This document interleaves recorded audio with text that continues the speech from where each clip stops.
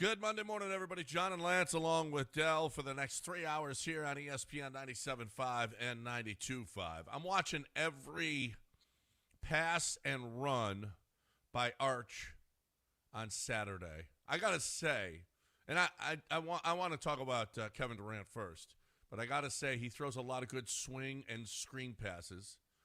Other than that, there aren't a lot of great throws, but there's not even a lot of good throws. No, I know. He misses some easy He's pretty much throws. a bad quarterback whose last name happens to be Manning. The line's not any good It's either. really time to – yeah, they're mutually exclusive. Yeah. It's really time to talk about. The offensive line is one of the worst that Texas has had in a long time. Arch Manning is a bad quarterback. There's not really a lot. If his name wasn't Manning, we wouldn't give a second thought. The backup would be him. I saw it said best by someone on Twitter, just said they're being held hostage to the Manning name. Yeah. That's all it is. Yeah. Sark is hostage to the Manning name, or a backup would be him. But but he does throw a nice swing pass. Well, the swing passes are good. If you want to run a swing pass offense, that's not bad. Well, okay. Longhorn Scott was fighting it too. Arch is actually really good. It's just the offensive line. If it wasn't for the offensive line, this guy probably would be on the Heisman talk. He misses too many easy throws. Easy throws that you just got to make. Throws that basic average starters like the goal is just to be an average quarterback and an average college quarterback. Forget the pros, just an average college quarterback. Is it just his first year of playing, and we got to? He's got to get. He's got to learn how to throw the football. Well, he's got to get another. No, he's got to get another chance. No, that's not really it. He can get fast for him. He can get better, but come on now. Maybe it'll speed up next year. Yeah, sure, whatever. Maybe the throws will be more accurate. Look at Carson Beck. Look at how great he is. Yeah, Carson Beck's really on a heater right now. Heater right now. Uh-huh. He is having a good year. Carson Beck was a multi-year starter. He was after the other night. No, I said he was having a good year. He was having a good year. Yeah, he was. But you know what? Carson Beck was better after another year, another place. Maybe Arch goes somewhere else, and maybe Arch is better next year. Well, I don't know if I think some Longhorn fans were hoping Arch goes someplace else. If I'm a Longhorn fan, or if I'm Sark, I'm not sure I want him back next year. Well, you know what? We'll do this. How about later today we do a national, which we'll start at regional. We'll do a national Quinn Ewers apology segment where if you were irrationally hard, if you look back and you say, you know what, I was probably too hard on Quinn Ewers, we're going to give you a chance to call and say that. So we'll give you an open forum. I know Longhorn fans don't like to admit that, but you can say I was, in hindsight, a little bit hard on Quinn Ewers. It's as hard as Mike McDaniel was on him yesterday after he came in for his first 3 snaps. McDaniel just ignored him coming off the field. Well, I wouldn't worry about Mike McDaniel too long. That's not even your head. That's not even your head coach. You don't need his approval. Yeah, if you're Quinn Ewers, you're like, what does Chris Greer think? My GM, I don't care about Mike. Well, I'm not sure how long he's going to be there either. Well, for the rest of the year. Yeah, right. For the rest of the year, I don't think Mike McDaniel will be, but we'll see. Yeah. No, I don't think Mike McDaniel makes it out today. I don't think the Giants' backup kicker. I don't think he'll. I don't think he'll make it to next week. I don't think Mike McDaniel makes it very long. I don't know. There's a lot for us to cover, but you see, we started with Arch because it was one of the worst. It was one of the, as a Longhorn friend of mine said, it was the most embarrassing win he's been a part of as a fan in 30 years. Well, I've got counters to that. Okay. I've got counters. I want to hear what it sounds like when you lose 2 yards in overtime, the other team gains 24.5 yards, and you pull out the W. I want to hear how, and you have 172 yards of total offense and 8 first downs in regulation. You got 8 first downs. Now the other team had 3. The other team had 377 and 25. So this is that. But if they'd called more swing passes, I think everything would have gotten fixed. And that's on Sark. That's on Sark. We got to do what we do. We got to put our guys in a position to win. We got to do what our guys do well. Yeah. Okay, and that's swing passes. Yep. We got to do more of that. Kevin Durant is the lead for us in this Monday because that was the biggest Houston story that there is. Other than the Cougs pulling out a 31-28 win. Nicely done, Cougs. Or the Cougs losing in a secret scrimmage game yesterday. Did you see that? Basketball team got beat Good. by Ole Miss. Well, guess what? Good. I mean, you don't think that's something? Oh, are you kidding? Coach loves that. Not good for the players. No, good. It is great. They lost a couple of games early last year and ended up number 2 in the country. Well, this is obviously not it's one of their secret little scrimmages that they have. They had one. I remember they had them back-to-back years against the Longhorns. Well, it shows the guys where they need to be, and if they're not there, then coach will get them there. But it wasn't secret because College Basketball Report put it out there that Ole Miss whipped them pretty good. Good. I think it was won by Coach, 7 or something like that. Because if they get too high on their horse, guess what? Coach is going to have to bring them down. Now he's got to build them up. I love that. So Kevin Durant signs and I'm pretty sure this is about what I said he'd sign for, $45 a year. And he took less. He left. No, he took 2 years, 90. I know he took way less. I know, no. That's what I said. He was going to take he less. Took 30 less. Now I don't know if win a championship. I don't know if the offer was ever going to be $60 million. You know what I mean? We don't know what the negotiations were. I don't want to speculate on that. All I know is he took $45 per year, which opens up the door for them to do some more stuff. And he's being altruistic. Okay. And that's, he could have taken 120 or could have asked for 120.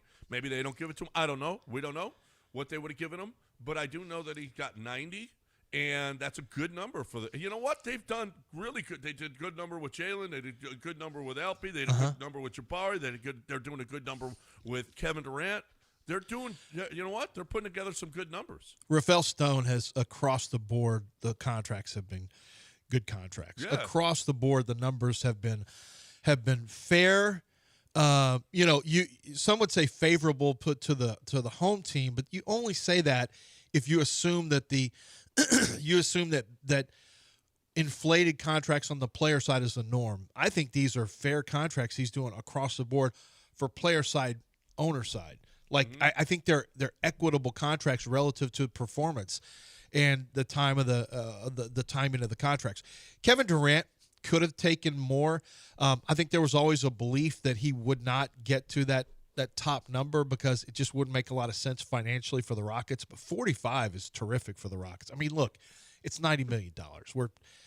I understand he won't spend this. I understand he won't spend 1 year of his money for the rest of his life. That's that's understandable. He's not going to even spend that for the rest of his life. But relative to the cap and what the Rockets now can get a deal done with Tari Eason if they want to. You may say, well, why would they do that? He's had injury concerns. He wants to play more. Maybe he doesn't want to stay. But if you have a chance to lock down a core of Tari, Jabari, Alperin, Kevin Durant for 3 years, Amen Thompson, like you're literally locking in a core. You got the ability. This is rare in NBA. In the NBA, to lock in your core for a minimum of 3 years together is rare. It's rare. It's Golden State. Yeah, it is. It really is. And you forgot Reed Shepard. Okay. In that core. I'm just going to kind of. Well, you did forget him. See how that goes. Well, let's go. I can't put you in a core until I see you play. Well, don't worry. He's core. He's going to be core. Okay? I know that. I know he's. Yeah, I've heard. Well, I just want to see if he plays this year. Third overall picks never bust in the NBA. So no, never, never. So I just don't know. I don't know what you're thinking, but I don't think he's a bust. That was when we see that number and the 90 million. It's like yes, and I think you're right. It's 90 million, and none of us will make 90 million. Everybody listening to the show today. It'll be hard for everybody to have made altogether making $90 million. But, But it's a good number. It's a really good number, and the Rockets do it again with taking. I mean, everybody wants to be here, taking hometown discounts. Okay, there's no question. Like LP, he could have been put. He could have put you up against the wall and say, no, I'm not signing anything. He could go Fromber on you. He could go Garrett Cole on you. He could go, no. I'm waiting. I'm Kyle Tucker. They're I'm smart. Waiting. They did it early. Now, there's a huge advantage in the NBA. There's a huge advantage because you can negotiate early, but you also have when you do get paid from your hometown team, when your contract's at the end, you can max it out at a much higher number. So there's big advantages, but the Rockets did it early, and they got a number. Had they waited a year, it probably goes up. That's why if you're going to do this stuff, you do it earlier rather than later. And and they did. They've done that with everybody. They've done that with all of them. Let's do it early. Let's get this done. Let's give you a fair number, and guys are taking it as opposed. Well, there's no Scott Boras in basketball, which is a good thing. Yeah, too. I mean, there's cap numbers. So Scott would be like, "Well, I'm not going to waste my time in this sport." There's a cap. But there's also I can make $60 million a year. There's only one guy in baseball doing that. So I mean, there's a few guys going to be that are going to be above, or just right at Shohei Ohtani. I mean, there's guys you can make some money now in the NBA. Oh yeah, you can. But Scott Boras is not. Scott Boras has no interest unless there's an uncapped. He's just a baseball guy. Yeah. Yep. And that's good. I mean, you don't have anybody saying, no, you have to get the free agency. You have to get – no, you don't. You don't have to get the free agency. Your team can pay you. And in these cases, the Rockets are actually paying less than max, which is unbelievable, But we also had some great football games yesterday. Man, I mean, highly underrated was that Packers-Cardinals game.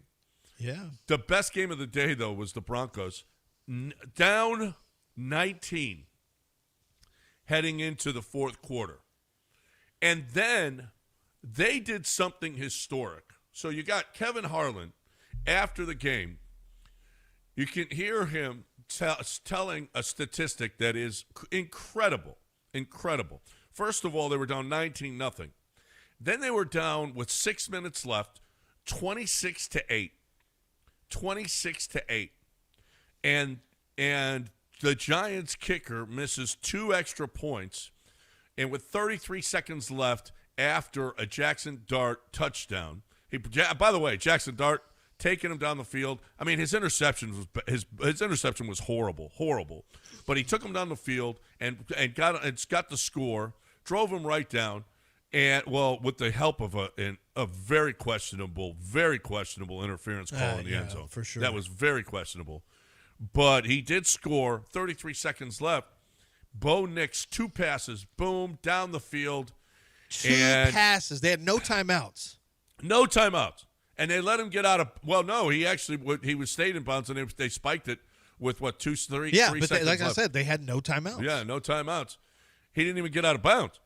So they kicked the field goal, win the game, and here is Kevin Harlan. So improbable, NFL teams had won 1,602 consecutive games when leading by 18 points in the final 6 minutes of the game. We've had 3 lead changes in the final minute 51. And 2 extra point misses by a young kicker for the Giants. The game-winning 39-yard field goal by Lutz. And Denver scores 33 points in the fourth quarter. 33 points in the fourth, the most ever by a Bronco team in history. And they only had 8 with 6 minutes left. Yeah. That was – I thought, okay, that's a really bad interception, Jackson Dart, but there's no way they can still come – and sure enough, everything fell their way, except the interference call, and listen, you would think if you're going to be down 18 with 6 minutes left, that the other team can't possibly score again. Otherwise, it's over. One more score, it's over. Yeah. And they had a touchdown and still lost the game. Yeah. Apparently, Brian Daboll broke a chair in the locker room after the game, and somebody said, "Oh, it's a mess in there." I was like, "No." He should have broke a chair. He should have broken the whole to everything he saw. He should have broken. Yeah. That I'm going to tell you this. The Giants are a problem with Jackson Dart. Oh, look, he's got some limitations on certain throws at times for tight windows, but if you look at his touchdowns, they're all going to tight ends and running backs. Like, he's staying inside. He can't do that forever. But also his top player's gone. Malik Neighbors is gone. So, yeah. And they don't have great wide receivers. So everything goes to but Theo Wandale's Johnson. making some plays. Wandale had a nice game. Who's that? Wandale. Yeah, no, and he's a slot receiver. So everything's going to the slots, the tight ends, the running backs. It's all very – I think down the road there's going to be a little more of a challenge for him. But, man, is he playing great. He has all the – he's suited for New York. He is not. It's not too big for him at all. He's got tremendous fortitude. He's got the swagger it takes to compete in New York with that fan base and that media. I am going to be wrong on him because he is a guy who it is not too big for him at all. At all. And he makes plays. Like, he makes plays on the move. His mobility is terrific. But Bo Nix, it was a really interesting game for quarterbacks because Bo Nix is a young guy who, it was kind of was a bit of an afterthought behind Jaden Daniels and Caleb Williams and Drake May. Bo Nix is going to end up being number 1 or 2 out of that class. We'll see. I mean, Jaden Daniels, things aren't as easy for Jaden Daniels this year. Hey. Now, Terry McLaurin is, not being healthy has hurt him, but and I didn't think it would be. It is not. It's not as easy for Jaden Daniels this year. No, it is for Dak Prescott, but not Jaden Daniels. No, Jaden Daniels. He got hurt yesterday too with a hamstring. Uh-huh. But what are you talking about? The Giants have Daniel Bellinger and Theo Johnson catching at wide touchdowns. receiver. They both caught touchdowns. It's what they do. That Theo Johnson, quarter, that's his third quarter. That's his third or fourth touchdown from Jackson Dart. Like, he throws the tight ends. That's what he does. That quarterback draft looks pretty good. The way Drake May is playing, holy crap! It looks really good. Jaden Daniels, Bo Nix, Drake May, and Caleb Williams looks really good. Those 4. I mean, we were worried about not that draft, but I'll tell you this Jackson Dart is is helping this Cam Ward yesterday. Holy crap! He had New England. It was too much for him, and we knew that. We talked about it during the week. Mike Vrabel going back there Coach of the Year. had something to do there. Yeah. He wanted to do something to him, do something ugly to that team, and he did. That was ugly. That was ugly. He did something ugly to them for sure. He did. And you know what's ugly as well is your property taxes. And Ownwell makes it look pretty again. Ownwell, property taxes, they're showing up this month. When you see that property tax bill in your mailbox, okay, it'll hurt, but you know what? You can save money with Ownwell. Time to set yourself up for massive savings next year with Ownwell, okay? You can save. If you don't fight this thing, it just compounds because I didn't fight it this year, and boom, my property taxes are way more than they should be. Well, you know what it's going to do next year? It's going to go up again. It's going to go up from there. And maybe it shouldn't even be to that place in 2 years because the government always screws you. 86% of the time, Ownwell wins. 86% of the time, the government is wrong. Last year, 60,000 Houston homeowners switched to Ownwell, received on average better reductions than similar agents. Over $1,100 on average for Ownwell customers. Don't try to do this yourself. You don't know. Stop overpaying. Start saving with Ownwell. Sign up 3 minutes at ownwell.com/Texas. That's OWNWELL.com/Texas.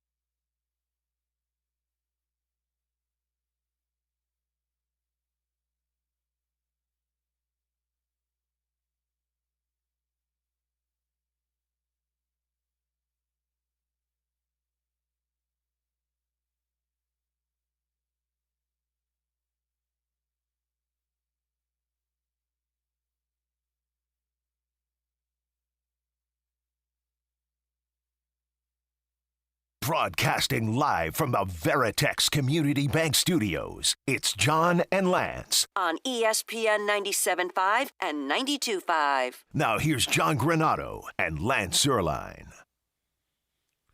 All right, welcome back here on ESPN 97.5 and 92.5. John and Lance along with Dell. Hey, we didn't even mention we got a Game 7 tonight. Game 7 tonight, along with our Texans. Our Texans will be, that Game 7 will be probably in about 7th or 8th inning by the time the Texans kick off. But last night Toronto wins Game 6 to send it to Game 7. It just would be so sweet to get Seattle right to the brink of the World Series they've never been in. Then just yanked out from under. Yanked out. Let's go. This Toronto team can hit now. This is fun. This is it's a good series. You know, we gotta reference this. The greatest game maybe in the history of baseball. Yeah. Certainly in the history of the postseason. It is something to behold. Truly something you see on a video game. Shohei Ohtani has a 10-pitch, strikes out the side with 10 pitches. All right, that's pretty good. Almost the perfect inning. Then he hits a home run as a leadoff hitter. So he gets off the field after striking out 3 with 10 pitches. He gets off the field, goes and puts his batting gloves and his helmet on, grabs his bat, takes a few swings in a batter in the on deck circle while the pitcher finishes warming up. Then hits a home run. Then he ends up completing 6 innings, gives up 2 hits, strikes out 10. Then he hits another home run. Then he hits another home run. He had 3 home runs, struck out 10 in 6. I want to say it was 6. He didn't go beyond 6, did he? Gave up 2 hits. He had more home runs than hits allowed. 2 hits, no runs, 10 strikeouts, 3 home runs. It is being called maybe not only the best baseball game ever, maybe the greatest individual performance in a sport. It's, you just jump up and say, yes, it automatically is. We'd have to think about it. It's going to be hard to find something. Like, first of all, it's so rare for a player ever to do that in the history of baseball. You have to go back to Babe Ruth. So, you're going back 100 years to go find this. And then Babe Ruth, I doubt, did what Ohtani did. So, it's probably the best individual in baseball, for sure. No, he didn't do what Ohtani did. No, it's just there's no way he did. No. That is just what he did the other night was now, that's what this is what generational looks like. Whatever. So when Caleb Williams is throwing passes, stop saying generational. When Arch is coming into a season, you're like, Arch Manning's going to be generational. Stop saying generational. Stop using the term. It's Jordan, it's LeBron, it's Tiger, it's Ohtani. That's what generational means. Of a generation, a guy who stands out above all else. Stop using generational for every single player you see that happens to be good. This is what it looks like. Shohei Ohtani. You won't see another one for the rest of your life, frankly. You're not going to see another Ohtani. You can die. You will not see another Ohtani. And he's huge. And he's like larger than life physically, too. Yeah. That was the performance for the ages. Yep, that's generational. I didn't watch any of it. I didn't care to. I would just, football's on. Yeah, I had football too, but still, I heard it was good. I saw the stats. The stats were cool. Yeah. I saw it on ESPN. I saw it. It was great. It was great what they did.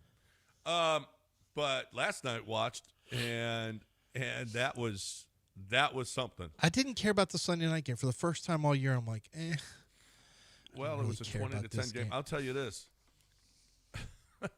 Listen, it's fantasy talk, but Eddie Pinheiro has been the best pickup ever because that's all San Francisco does is kick field goals. Yeah. That's all they do. They can't score. They don't score touchdowns. I love that team. Okay, so to the Texans, we got a huge game. I know it's going to sound like hyperbole, but I think when it's all said and done, if you lose today, your season's over. I think if you go 2-4, if you look at the way the playoffs are aligned, there's going to be a team that gets out of the North, obviously a division winner. You're going to have the Bills and the Patriots make it out of that division. It's 1-13 between the Jets and the Dolphins. Those two teams are atrocious. So every game they play, that's a W. So those two teams are going to make it. You're going to have the Colts are going to win the division. If you lose today, it's basically this division's a wrap. And then you have three teams. You have three teams in the West that are all, the Chargers right now look like the least of the Chargers are the worst of those three teams. But you got the Chiefs and you got and Chiefs are looking good with Rashee Rice back. The Chiefs have really kicked it into gear. And then the Broncos are just they're really tough good, to beat. They're tough to beat. No, the Broncos are good. So I think you start adding up the playoff spots, and you're going to run out of spots if you lose this game. Well, right. Well, you could be that other team. You could be that other team. Well, you got to get some wins somewhere. We've seen teams. We saw the Rams start really slow last year, and their defense got them back in it, and they made the playoffs. It just is what it is. But they won that division, though, right? Yes, they won the division. It came down to the last day, didn't it? Yeah, you won the division. There ain't gonna be no winning the division if you. Yeah, that doesn't matter though. The Texans are not winning the division though. They're not. Well, that's what I'm saying. You're gonna need a lot of help. You will not control your own destiny if you lose them. They're not. Yeah, that's probably true. You got a tough. It's scheduled. You don't have an easy one. I mean, you have now. It turns into you have to beat Buffalo. You must beat Buffalo just in case you have. A tiebreaker situation. Here's where I believe in this team. Defense. That's where you know what good teams have. Good teams play really good defense, and they keep you in games. And then the offense has to just come around, and the offense has come around the last couple of games. I don't think it was great that they had the bye last week. I just don't think it was great. So but because it slowed them down a little bit. Listen. This ain't gonna be the Colts are a good football team. That's the best offense in the NFL right now. The NFL, and it's manned by Daniel Jones. Daniel Jones. How about that? All right, let's talk Texans and more football on the other side. If you get in, you're more than welcome to get in. We also got what did you learn this weekend in one sentence coming up in about 17 minutes. So we're going to do that as well. But right now we're talking about Chastain Ford. I'm talking about, it's starting to work week, okay? Do you need another truck? Do you need something that's customized perfect for your business? It doesn't have to be a pickup. It can be any kind of box truck. Whatever it is, whatever kind of truck that you need for your business, delivery business, doesn't matter. Doesn't matter. They are going to customize that vehicle perfect for you. There's really, since they're the number one commercial dealer, Ford dealer in the city of Houston, and there's nothing that they haven't seen or haven't done.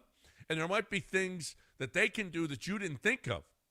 So use their expertise, but the most important thing is they're going to do it how you want it.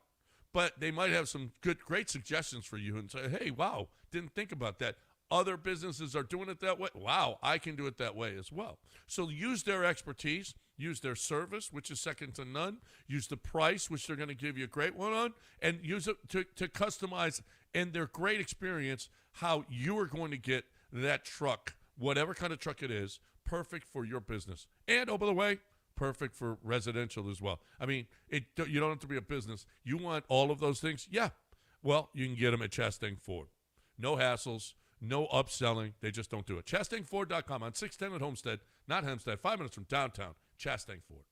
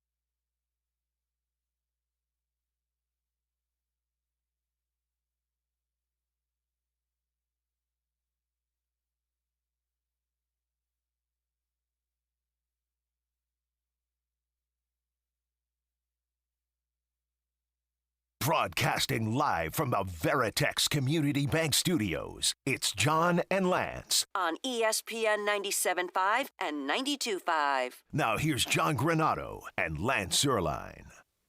All right, welcome back here on ESPN 97.5 and 92.5. Coach Willie Fritz joins us tomorrow. What a win. Nice win. Especially with Texas Tech losing at Arizona State. How about that? Tech loses.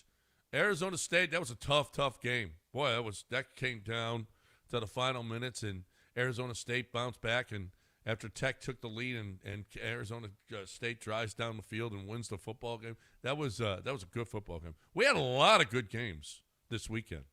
A lot of good football to watch. That was fun. That was good times. Texas, not so much. Okay. Real quick. How about this? So Colin Simmons and Michael Taft were interviewed after the game. And they're two defensive players for the Longhorns. Colin Simmons, Sark, in his interview, you'll hear the guy asking the question, saying, this is a defensive football team. Well, Colin Simmons was having none of that. None of that. Colin Simmons said, what? Now what now? Now what now about this defensive football team? Here's Colin Simmons and the question that was asked of him. Sark was saying the identity of this team right now is defense and special teams. Say that again? Sark is saying the identity of y'all's team is defense and special teams. And offense. Sark didn't say that. So when he says defense, what does that mean to you when he says that's the identity of this team? I think he meant to say defense, special teams, and offense. We're a team. We're a whole team. So, I mean, it ain't just defense and special teams. It's defense, special teams, and offense. We got the offensive back. We got offense back. Offense got our back. Special teams got both our backs. I like that. Good leadership. That is good leadership. That's really good. And then Michael Sark Taft. just can't. He just can't fake it. Sark's like, I can't fake it anymore. No, it's defensive. I mean, look, Niblett, the punt returner, saved the entire game. Oh my God! If he doesn't so have his good. game, if he doesn't have his game, the Longhorns lose. Period. Oh my God! Is he good? Yeah, he was. How do killer. you kick to him? How do you kick to him if you're Kentucky? I don't know. Holy crap! That was that won the game for him. Niblett won the game, and then Michael Taft. Afterwards, he had this to say. He had this to say, and just a reminder to all of you out there that aren't in the SEC. These questions seem a little bit negative, I'm not going to lie, guys, to the offense. And I'll say this. It's freaking hard to win in the SEC. Go ask Georgia when they won the national championship what they did against Kentucky last year when, they won the SEC championship. What they do against Kentucky last year. It's hard to win the SEC. So we freaking won. Let's put some smiles on our face. We won, and the show goes on, and we're dancing, and at the end of the day, we control our destiny. So we're going to keep on pushing, and we're going to do it with a smile on our face, and there's going to be corrections, and I trust in my guys. I trust in my coaches, and I'm freaking excited. So I want y'all to put some. Texas is back, folks. I want y'all to put some smiles on your faces talking to the media. What are you doing? Right. What are you talking about, that's dude? right. It's freaking hard.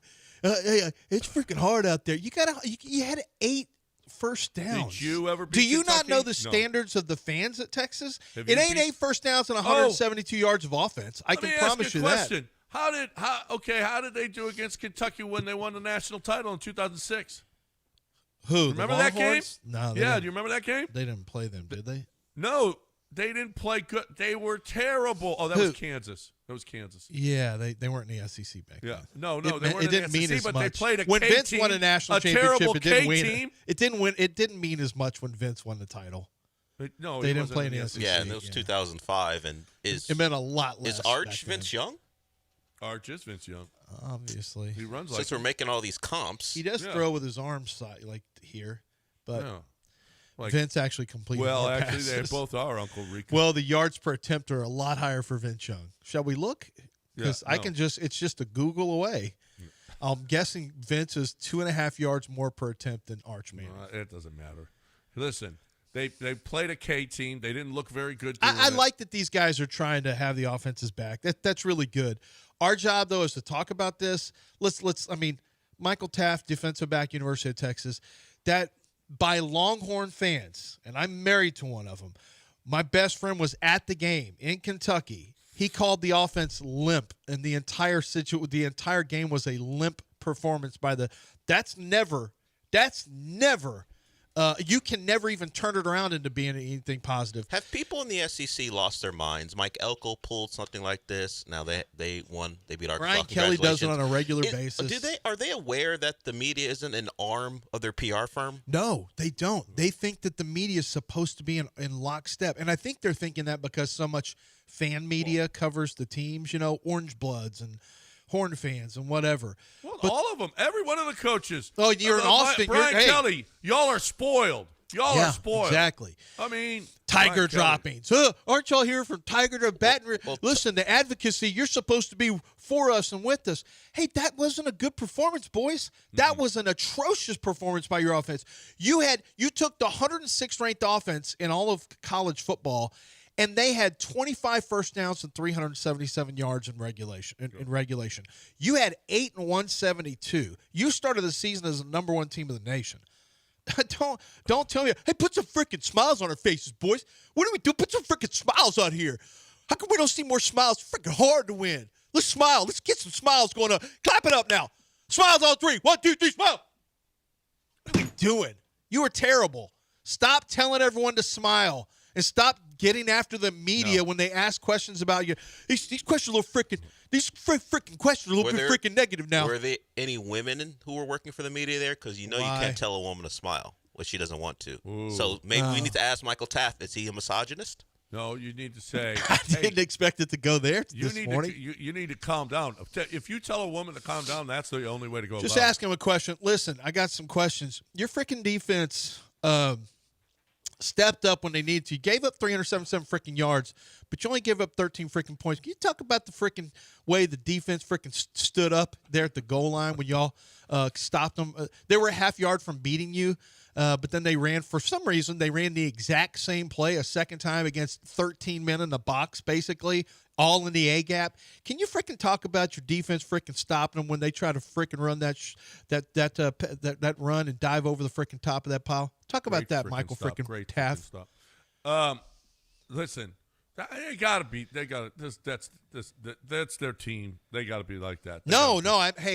I'm all for them. I don't mind the players. The media for not smiling is the dumbest thing I've ever seen. Well, he's a player. I don't mind that. It's the coaches that are. Well, that's even worse when it's coaches. Yeah, no, it's way worse when it's coaches. Way worse. And every one of them.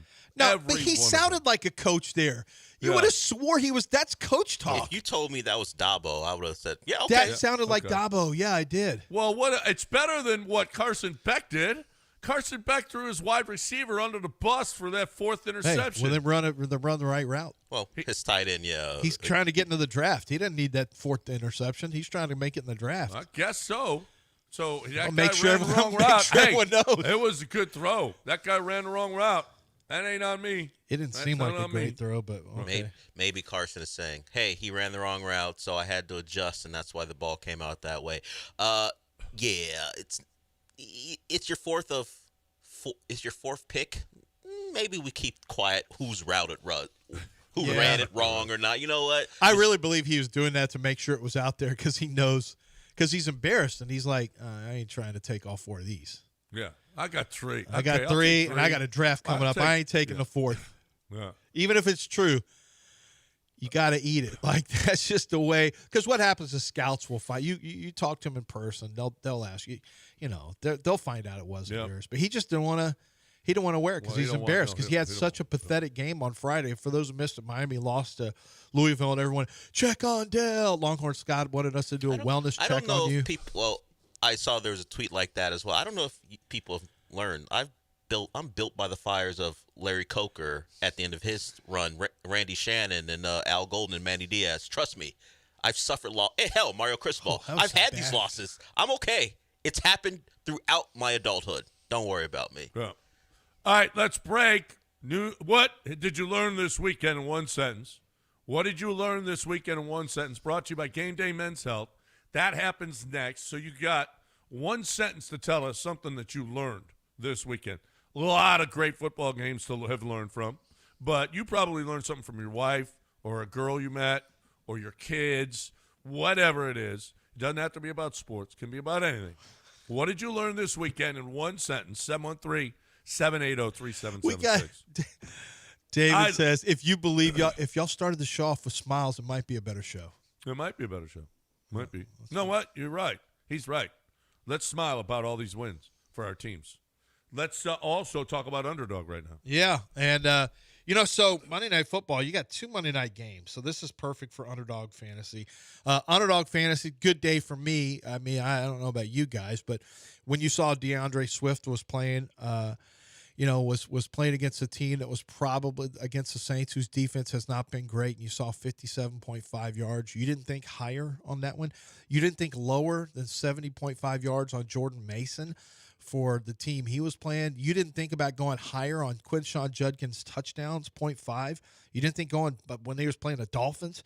Listen, if you're watching the games and you kind of know which teams are bad or good defensively, that gives you a big advantage for the higher or lower with your statistics. And that's what Underdog is all about. You download the app, you use promo code Lance on your first deposit.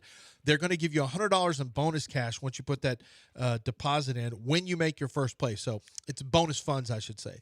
So you got a big hook up there. I mean, it's Monday Night Football going on right now. So Monday Night Football tonight, you've got 2 different games going on. The Texans are playing Seattle. That's one of them, and the Tampa Bay and Detroit. So there's going to be a lot of stats to choose for a lot of players that you've seen play a lot of football. So make your choices right now at Underdog Fantasy. The more picks you choose that win, the higher your payout is. You can win 500 times your original play. Don't miss out on it. Play along with the games you're watching anyway with Underdog Fantasy.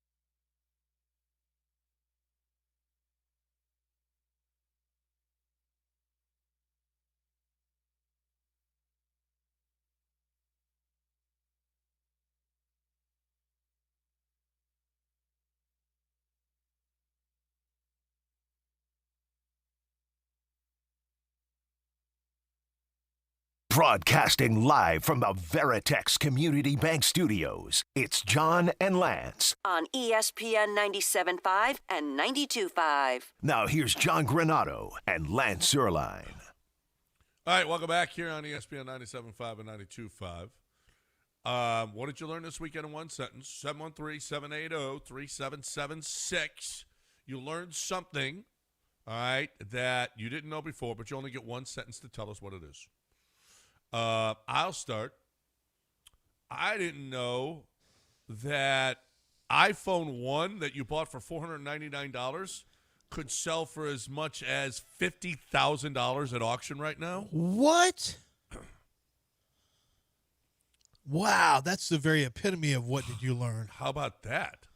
So if you got one, an old one in your drawer, what? Go look through your junk drawer, Lance.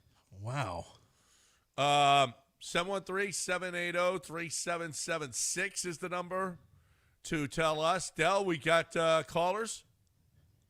Yeah, Lance, did you learn anything before we move I'm always bad at this. He always chimes in if he does. Yeah, well, that's I the can't think problem. of I don't want him to chime in. I can't think of it off the top of my Well, head. here, okay. All right. I guess we'll be way to ready for prepare. it. I Way to learned prepare. that basically deer.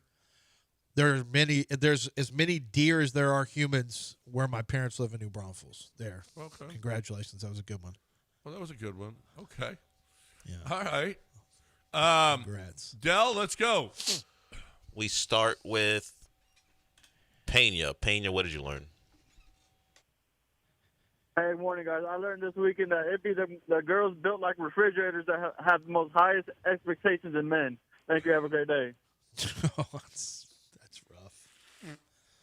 Girls built like refrigerators. They expect more from you? Well, maybe they're looking for another Maybe they man to need match their size so they can crank out another Quentin Nelson. I don't think that's what he's saying. I think he's saying, girl, you shouldn't be looking for a high-quality man. Look at you, I think is what he's saying. Wow. Yeah, but that's terrible. How about let's please the big girls too? Well, I don't know. I think he'd be fine pleasing what you're suggesting. I think all the other asks are what he doesn't want to be a Girls part wanna of. Be pleased too. Well, maybe too much so. Let's move to, well, at least according to Pena, let's move to, well, one of two Keith. So if your name is Keith, just answer. Go, Keith. I learned this weekend that top 10 ranked and 6-1 Vanderbilt football will host college game day for only the second time ever. I learned that they're better. You know what? They were on college game day when they played Alabama, though. This is the second game of the year that frickin' Vanderbilt's featured in college game day. Yeah. Who do they have next? Is it Missouri? Yeah. Is that the best? Missouri squeezed out a win against Auburn. That's the only reason that game is happening. The first time LSU has lost to Vanderbilt since 1990. 1990. That's the first time LSU. They were an underdog, and they lost the game. Brian, I'll tell you this, Brian Kelly ain't long. I know he's got a lot of money on that contract, but he ain't long for this LSU world. Who's next, Del? We go to the other Keith. Keith, what'd you learn? Hey guys, one thing I learned this week is Josh Pate has hair. I was not aware of that. Yeah, he does have hair. He just keeps it real close, but he doesn't keep it at a 0. He's more like a 1. So yeah, that's an interest. That's one of those things you go, I don't know Josh Pate I had didn't hair. even know that. That's Yeah. cool. Yeah. Well, he wasn't born like a hairless Siamese cat. He does have hair. Yeah, he just doesn't grow it out for, well, there's obvious reasons there. But let's go to Julian. Julian, what did you learn? George Kittle is easily the most important 49er when it comes to the run game. Bang, bang. Oh, you got to cut off before you He didn't get the rest of it out because it's ridiculous. No one cares about that slogan. Let's move to, really, no one cares. Let's move to Mark. Mark, what'd you learn? The Dodgers are still the best team in baseball, and Shohei Ohtani is unreal. Yeah, it's true. Well, Dodgers were a big about- favorite this year. So, Del, do you want to play that Mookie Betts thing? What Mookie Betts thing? I put it in there. It's disgusting. It's disgusting what Mookie Betts had to say. We'll play it after. But I wanted to puke when I heard this. Who's next, though? Tom, what'd you learn? Morning, gentlemen. I learned that the fastest way to have your girl ask to see your phone is to let it slip that you saved her hot single friend's phone number in it. Why would you let that slip? Seems like a unforced error.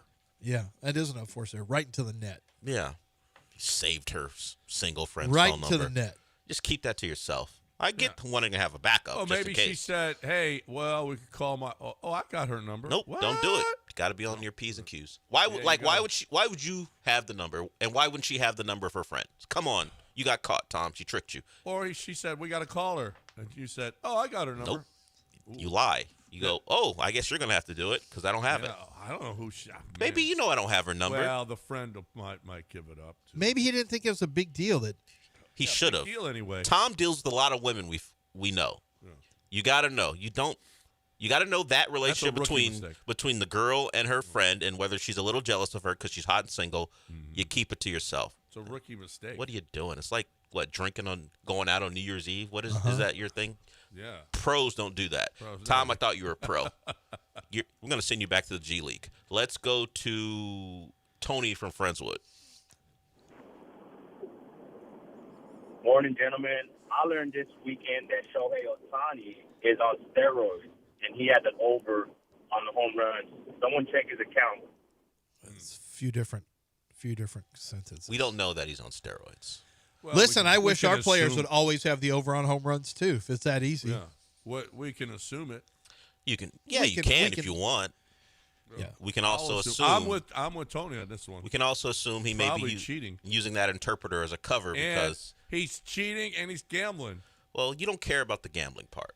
No, I don't care. No. I don't care about the cheating either. I think he's using that interpreter as a cover because I've seen him chat up Cameron Brink before, and he didn't need an interpreter then. So let's just be clear.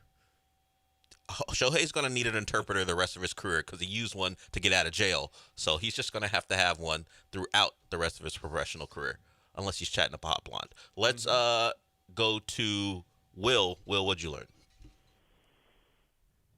Yeah, well, as a Dodgers fan, Shohei Ohtani just retaught us that he's the greatest baseball player alive. No steroids needed, Tony. A lot of Dodger content.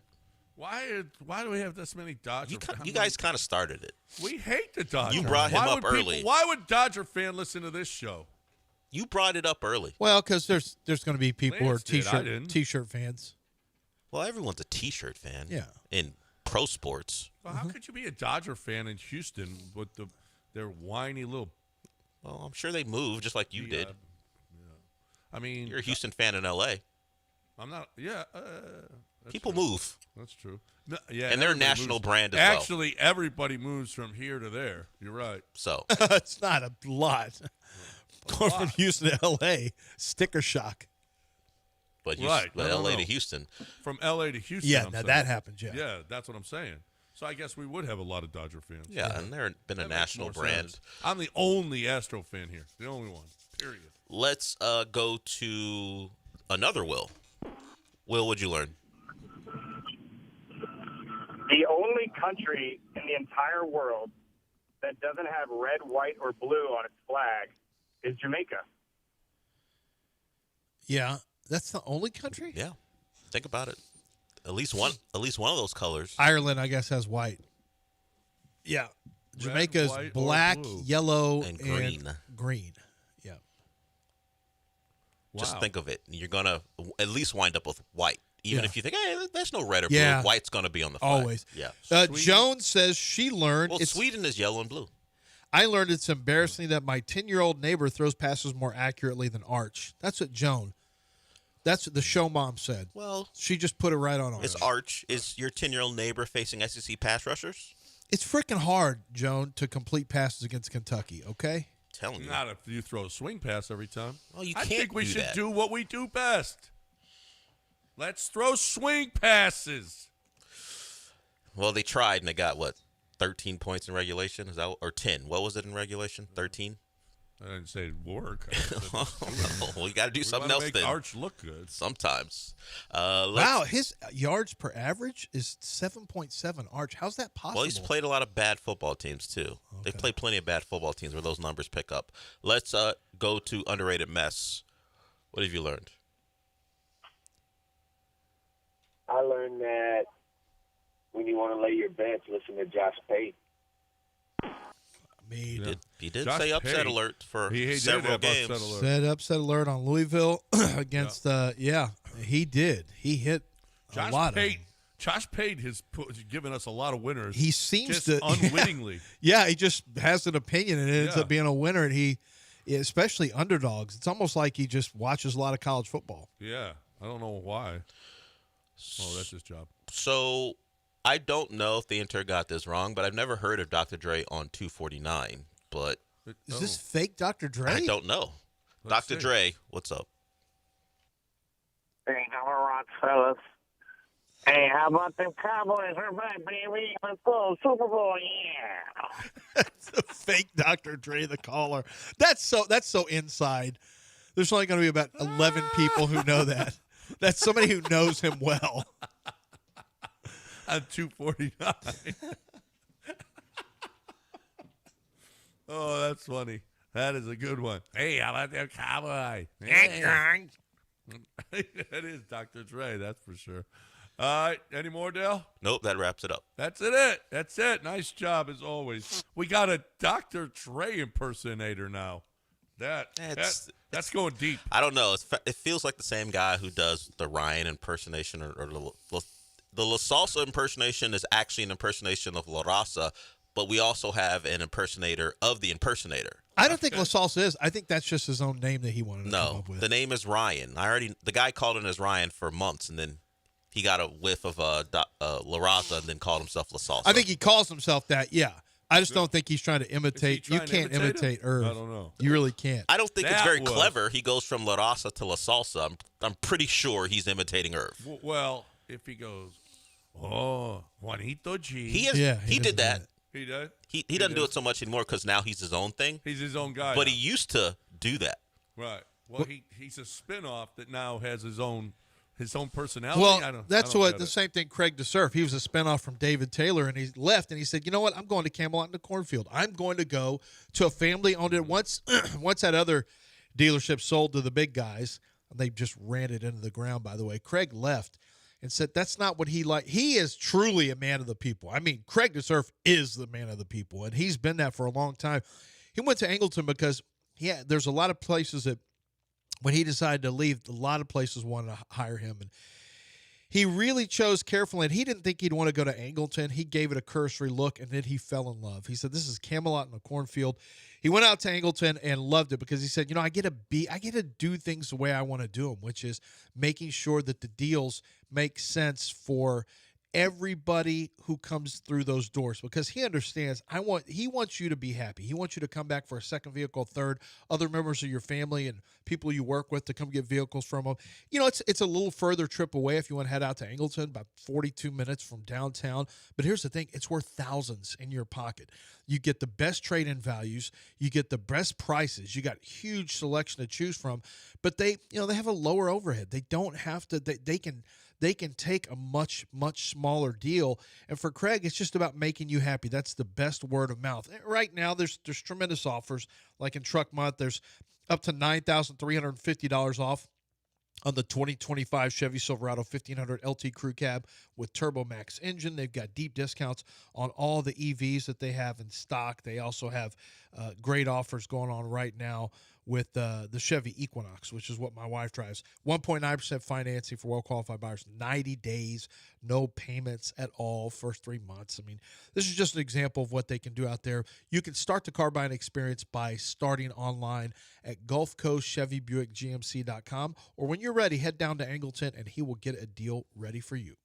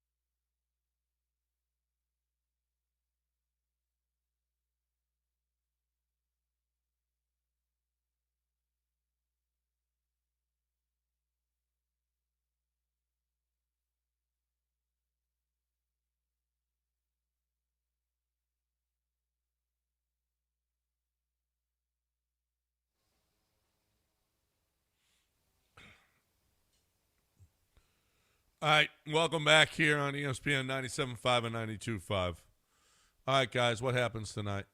What happens with our Texans tonight? I think the Texans win. You do? Yeah, I think they go in there. I like that they've had an extra week to prepare. I think it's important for a young coordinator like Nick Caley who, I think he's learning every single week. I think last week was a good sign. Offensively, they're getting on track a little bit.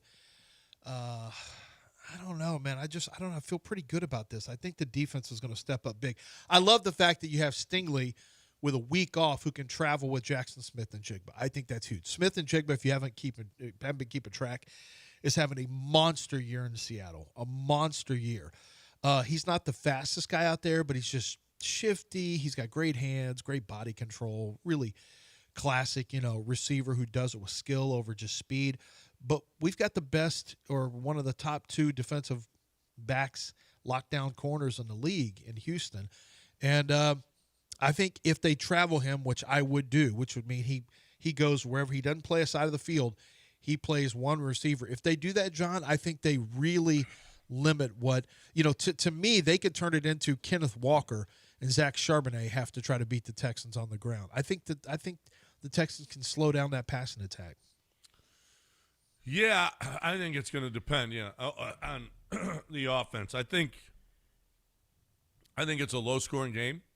I do. I think the Texans defense can get to Sam Darnold. I think they will get to Sam Darnold.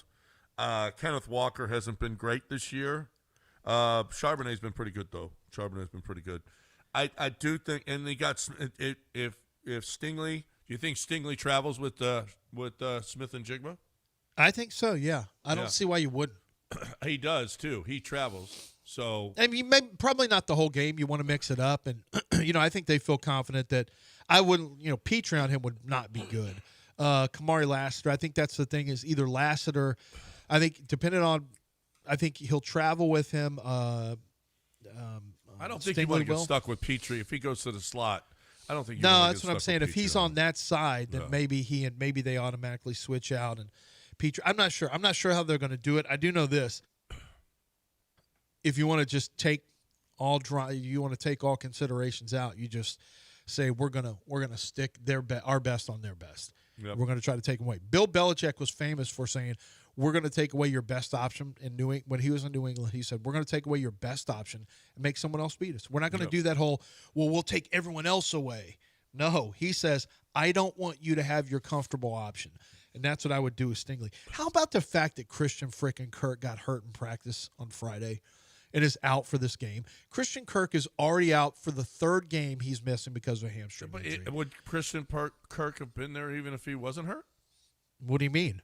I mean, he might be a healthy scratch. Christian Kirk? No, he wouldn't. Oh, Christian Kirk. I'm thinking of Christian Harris. Yeah. Oh, yeah. No, Christian Kirk's hurt again. We talked about it when he came over, how you have to tamper any excitement about the name Christian Kirk because he's always hurt. And guess what? On brand. Hurt again. 3 games. This is going to be his 3rd game he's missed with hamstring injuries. The first 2 games of the year, and now he got hurt in a practice on Friday. Yeah. I mean, he's turned into a waste of a pickup. Because he's always hurt. This is who he is. He's been hurt the last couple of years in Jacksonville. He's hurt this year, and it's soft tissue. That's a nightmare because soft tissue, he re-aggravated a soft tissue issue. Well, I mean, this is going to be an issue for the rest of the year now. Yeah. Second hamstring. It is what? Well, I mean, you knew that when you signed him, though. I mean, you had to. You did. You sign injured guys, they're probably going to be injured. They're going to be injured, yeah, and he's going to be injured again. I don't think it's a huge. I mean, he's done some things, but I mean, he does attract some attention, which is nice. Let me tell you, if you don't think it's a big thing, which I'm not sure it is either, you really probably overpaid for an insurance policy. Now, this is you signed him before you drafted 2 wide receivers, and Xavier Hutchinson is playing better than expected. I would agree with you. I don't know that you have to have him. It also speaks to the fact that that's kind of a who cares pickup. You're just throwing money away. Yeah. Big deal anyway. Big deal anyway. Yeah. I think it's a low scoring game, and I just can't. Can we trust the Texans in 1-score games? Honestly, because you could 2 years ago. I don't know if you can. I don't know anymore. If their 3 losses are all stupid, bad mistakes at the end of the game. They're just bad mistakes at the end of games. And so far, we haven't seen them be able to come up with a one-score win.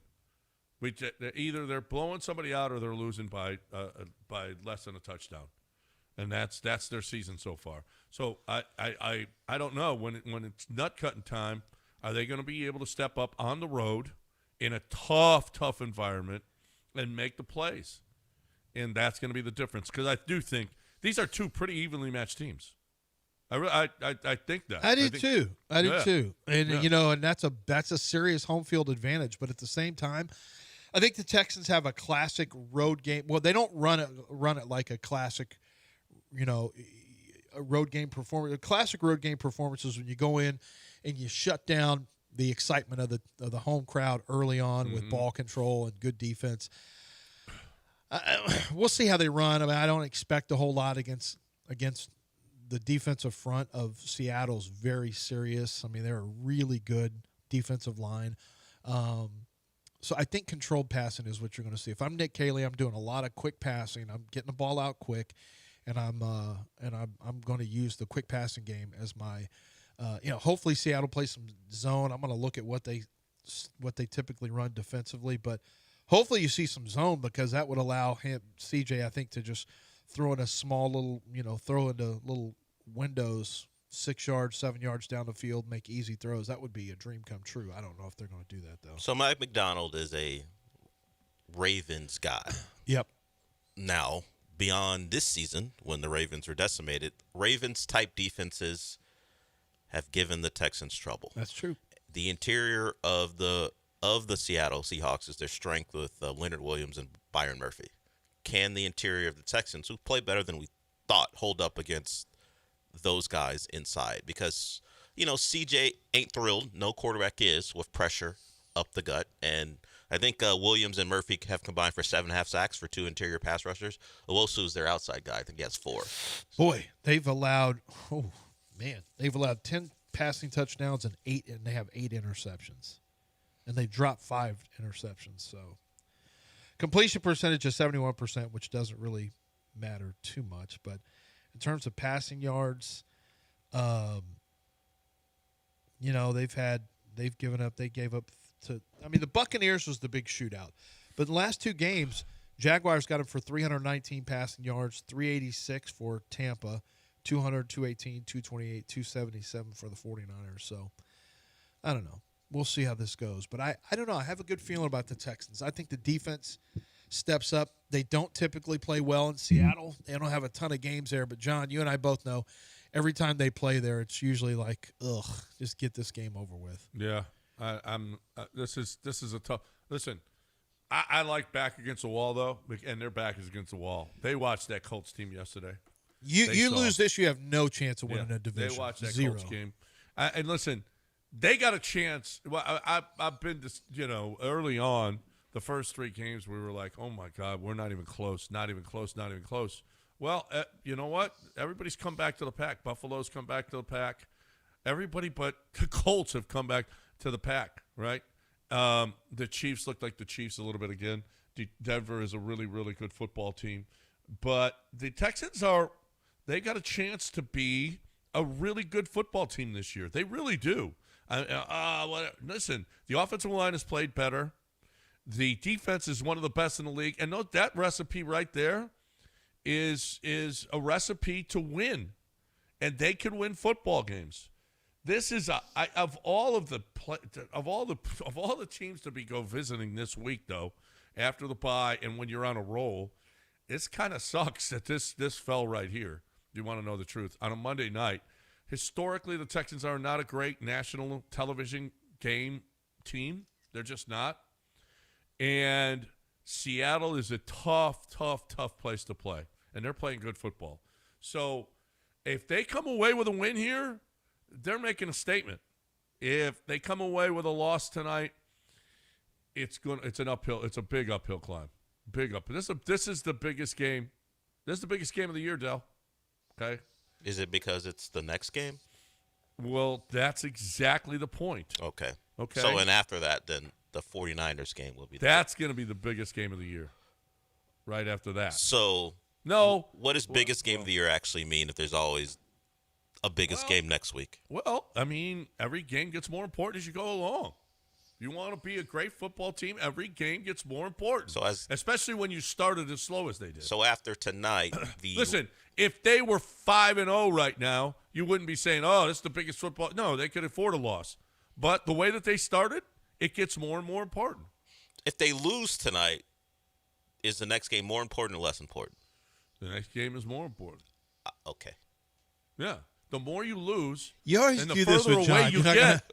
At what point? He has At what point with wins and losses do the games not grow in importance? Every game is the biggest game. What if you're when you start now? Again, if you started 5-0, this would not be the biggest game. Okay. But when you lose, they get more and more important because you run out of your. But how many games do you have to lose? Well, here's the thing: if you lose this, then the next game's the biggest game. If you win this, the next game's the biggest game. So when 3-3, so they're how all many- increasingly bigger. So how many consecutive wins or losses turn the next game in a game that doesn't matter very much? 7. Well, okay, got it. Yeah, I just need a number. So I can expect the when next you 7 get games. comfortable, then they're not as important. So I can expect the next 7 games to be the biggest game of the year, correct? You're damn right. And maybe even more depending on the results of those games. Right. Well, Got if they it. go unbeaten, no. If they go unbeaten, Got it. then yeah. Well. I just want to make sure because I feel like biggest game of the year loses its importance if we say it every week. Well, get ready because it's important. This is big. This is. Big. I am not saying this game isn't big. It may determine whether you're a real playoff contender or not. I just didn't know how big it is, but now I've got an explanation. I just can't believe that Daniel Jones and the Colts have the best offense in football. Well, but Ballard has built it around. He's concentrated on the weapons, and he's had no quarterbacks to activate. But Tyler Warren he spent a lot of money and draft picks on his offensive line. Got it right. They're a good offensive line. You have Michael Pittman. They re-up Pittman. He's a good wide receiver. They got Alex Pierce back, who's a vertical threat, who's turned it into a better receiver than just vertical threat. Yep. Josh Downs is out there. Jonathan Taylor's back to being the best running back in football. And then you got A.D. Mitchell has about disappeared. Yeah, he's disappeared since his mistakes. And then Tyler Warren has just really been important, a really important. But but they got a good play caller too. Shane Steichen. On any given snap, I'm not sure what play it's going to be. Well, let's talk about that on the other side because he's not alone. Look at the teams that are good right now. Look at the play calling on the teams that are good. We'll do that on the other side. And you know what? It's all about the team that you put together, the team that you build. And listen, you can't afford – you might have to cut somebody because they're not team people. The Texans did it. I mean, you just have to cut people that aren't along for the ride, that aren't bored with the way that you want to do things as a business. And that's tough. Do it right. Make sure that you're doing it right. Make sure that you cross all of your T's and dot your I's with HR&P. Let the HR department at HR&P take care of all of those needs that you have. And you have needs when you're talking about you got to know that you're doing it right. If you don't do it right, then you're going to have a problem with the EEOC. You got lawsuits against you, unfair labor practices, whatever it is. You don't need that in your life. You need people that know how to do it, that have expertise in the HR business. You don't. You don't have that. You don't have that in the payroll department. You don't have that in the HR department. You don't have that when it comes to taxes. You don't have that when it comes to 401ks. You don't have it. You're selling your widgets. Let HR&P do all of the rest of the stuff, the admin stuff that you don't do. HRP.net. Call them and just get an evaluation of your business and get an estimate on what it's going to cost. 281-880-6525 or hrp.net.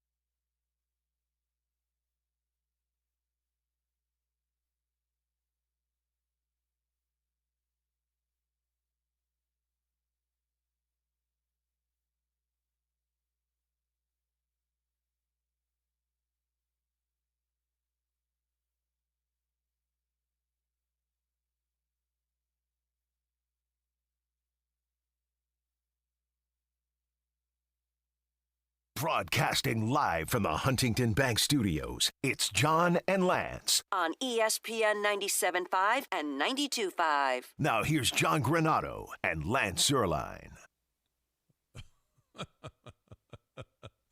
You don't follow not Lance Zierlein. I learned that Lance once did a stint in the pen, but he went by the name of Popeye.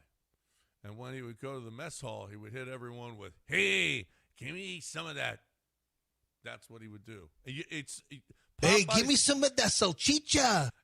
Popeye's face morphed into your face. He didn't do that in the mess hall. He did that in the mess hall. No, he didn't. Yeah. No, he didn't do that in the mess hall. It's when they left. He yeah. goes, "Give me some of that chon-chon." That's what he said. It's chon-chon. Oh. Yeah. Learn your blood in, blood out history. This is pathetic. No, and the other guy. He did. Apparently, he did salchicha because he didn't, and he didn't do it in the mess hall. He did it when they got back to the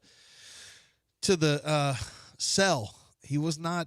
That was not in the mess hall. In the mess hall, he goes when he tried to give his pork chop to the metal. He goes, "I don't want his pork chop. I want his life." That's what he said. Well, you wanted. Come on down here, sunshine. Look at a ray of sunshine down at the end of the line. Come on down here. And then I can't say the rest of what Al said. It was very derogatory. Did he say that he wanted that salchicha? No, he said, we don't have no tortillas here for you. Now move along. And then he used a lot of slurs, Al did. Steve learned that Christian Kirk is so fragile he even gets hurt on bye weeks. He does. Hurt on a bye week. I mean, to be fair, it's a practice week. Well, it's not a bye week. Right. You got leading up to the game. Yeah. 713-780-3776. You got any thoughts? The lead story from the weekend is Kevin Durant taking $45 million a year for 2 years. I mean, wait, how about that we're like, oh, my God, what a great guy. He took $90 million over 2 years. What a great altruistic move. You know what? He saved the team because he only took $90 million. That's what it's come to, but it's a fact. And another good contract for our Rockets. That will help them down the road, help them to sign Amen. And, possibly we'll see, but they got a lot of money guaranteed to guys over the next few years. We'll see Tari. I mean, at what point does this team have to – they did give up Jalen, but they got Kevin Durant in exchange. So it's not like, not like the Astros are just, we lost Garrett Cole, we lost Springer, we lost Charlie, we lost Correa, we lost Tucker, we lost – no. They're replacing Jalen Green with Kevin Durant. And Dillon Brooks. And, right, you lost Dillon Brooks as well, right? Dillon was your best three-point shooter last year. I'm hoping that's not going to be the case, that you'll shoot better than Dillon Brooks did last. I hope that's going to be the case. I would think with Kevin Durant, right? I would think Jabari, okay. Your three-point shooting leaders this coming season. What do you mean by that? Make percentage? Yeah. Kevin Durant 1. Yeah. I'd say Jabari 2. And we're not really, you know what? Could be Reed 2 if he plays to his potential. Could be Reed 1 if he plays to his potential. Okay, but you got to combine number of and percentage. Well, then you don't think Reed's playing all that much? I think there's a chance Reed is not playing all that much. Well, I guess we shouldn't be talking about him being the third pick then, should we? No, he still was the third pick, regardless. Well, we can't talk about him as a core player. Stromile Swift was the second pick. And he isn't a core player. If you can't even show up in enough necessary three-point makes, then you're not a core player. Well, no one said he's a core player. Well, early in the day. Well, I said that unless you're joking. Oh, okay. Yeah. Well, I mean, you do expect a third pick. Jabari Smith is a third pick. You do expect a third pick to be a core player. I expected it when they drafted him. I don't expect it anymore. I mean, I don't think you can expect it. I would hope, and I'll love it if he is, but I'm not. Are you expecting it? I don't know. Honestly, I don't know what to expect from Reed Shepherd. I really don't. I'm not expecting him to be a nothing. No, I think Reed Shepherd is a tremendous shooter. I think, getting into rhythm, finding his rhythm, figuring out how to get his shots off in the NBA. I think he's learning. He didn't play enough last year. The fact is, Reed Shepherd didn't get enough playing time to know what he needs to know about the league. Okay, if Reed Shepherd averages 12 and 5. Oh, great year. See, I mean, that he's a rookie now, basically to me. That would be a core player. That would be a core player. Yeah, well, absolutely. core player is not one you easily replace, and I think he could be replaced at 12 and 5. It depends on how he gets player means them, you make contributions. I don't care about replacing him. It means you're a contributor. Not to me. Everyone's a contributor. Contributor on a winner. No, not everybody's a contributor. Yeah, look at the Astros. Their core players. Reed wasn't a contributor. Contributor last year. Marwin Gonzalez was a contributor. He was not a core player. No. Core means to me the ones you move forward and build around. And Reed Shepherd's not in that group yet. I mean, the Rockets will tell you he is. But he hasn't done anything to prove it yet. Was our point. He could still bust. We don't know. I'm certainly not predicting he's going to bust, but he could bust. He could. I think this will be a good season for him. I think he's going to have some. I don't think it's always going to be clean. I think it's going to be a little bumpy at times for him. So what? Okay, back to 3-pointers. This is no longer a big 3-point shooting team, is it? I mean, what do you expect? How many makes by Kevin Durant this year? Dell, per game, how many makes? Oh, threes for him? Yeah. I don't know offhand what his average is. That would inform my opinion. I don't think the 3-point shooting will go away, but as far as he's concerned, I don't know. Maybe he takes 6 per game, knocks down 2.5. I don't know what that breaks down as percentage-wise. But I think Jabari's going to be a guy who they lean on to take those looks. I know. Who else? That's what I'm saying. This is no longer because Jalen was shooting threes last year. Jabari was shooting threes last year. I mean, if I go by what I've seen in the preseason, while I don't think he'll jack up 5 to 6 per game, I think you'll see Ahmed's usage go up, and you can take that for what it is, and maybe that makes you uncomfortable, some people. But I think he'll get to 3 per game or so. Right. And how many for Jabari? Jabari could be a guy who's shooting 8 per because of just how this offense will be built. He will try to take advantage of mismatches when he's got smaller guys on him. We saw a little bit of that in the preseason. But I think Jabari's going to be a high-volume 3-point shooter this year. I do, too. I think Jabari's going to. I do, too. Well, high volume is relative. We're all going to be okay with that, right? Wait. You think he could shoot 8 threes a game, Jabari? Well, who else are they coming from? Yeah, that's what I'm saying. With no Fred, with no Jalen. Yeah. Reed Shepherd may be on the floor, may not be. That's a lot, though. There may be because Kevin Durant averages. How many makes 3-point makes does he average a game in his career? Do you have that number in front of you? I do. Okay. I don't know. I'm guessing 4.5. 2 per game. Per game. What is it more recently? What is it over the last 2 out 5 of years? 5. He averages 5 shots and 2 makes. Oh yeah, no, he doesn't heavily rely on threes. No, but is he going to have to more now? No, just go. Why would you shoot more threes? Just shoot what you're good at. Don't change your game just because Fred's not here. That'd be the worst thing in the world. I want him to do what he's good at, and I'd rather him make threes at a high percentage. I mean, the key to the Rockets is not getting up a bunch of threes with guys who shouldn't shoot them. It's efficiency. So that's right. So what I'm saying is, are they going? I don't know that they're going to be. I don't think they are. I think they're going to be. Ahmed's not taking them. No Fred. No Jalen. Yeah, they're going to be on the lower end. Jabari will take them. Jabari will take threes, but he didn't. I don't think. Let me see. Yeah, Jabari averages about 5 per game in his career. 5 per game. Both of them average about 5. Yeah. And Jabari through the preseason now, of course. He's not playing full minutes. He played 3 of the 4, I believe, preseason games. In one, he shot 10. The other, he shot I think 2 and 5. 4 and 5 as far as attempts. So that's about 25 minutes of game time. He's getting up those. I think you could see his usage, or at least his shots, go up there. Maybe 8's too much. Maybe it's in the 6.5 range or so, just to get up some more. He averages 11 shots a game right now. I wouldn't mind if Jabari takes more. I don't think. Yeah, I don't mind that as long as he makes them.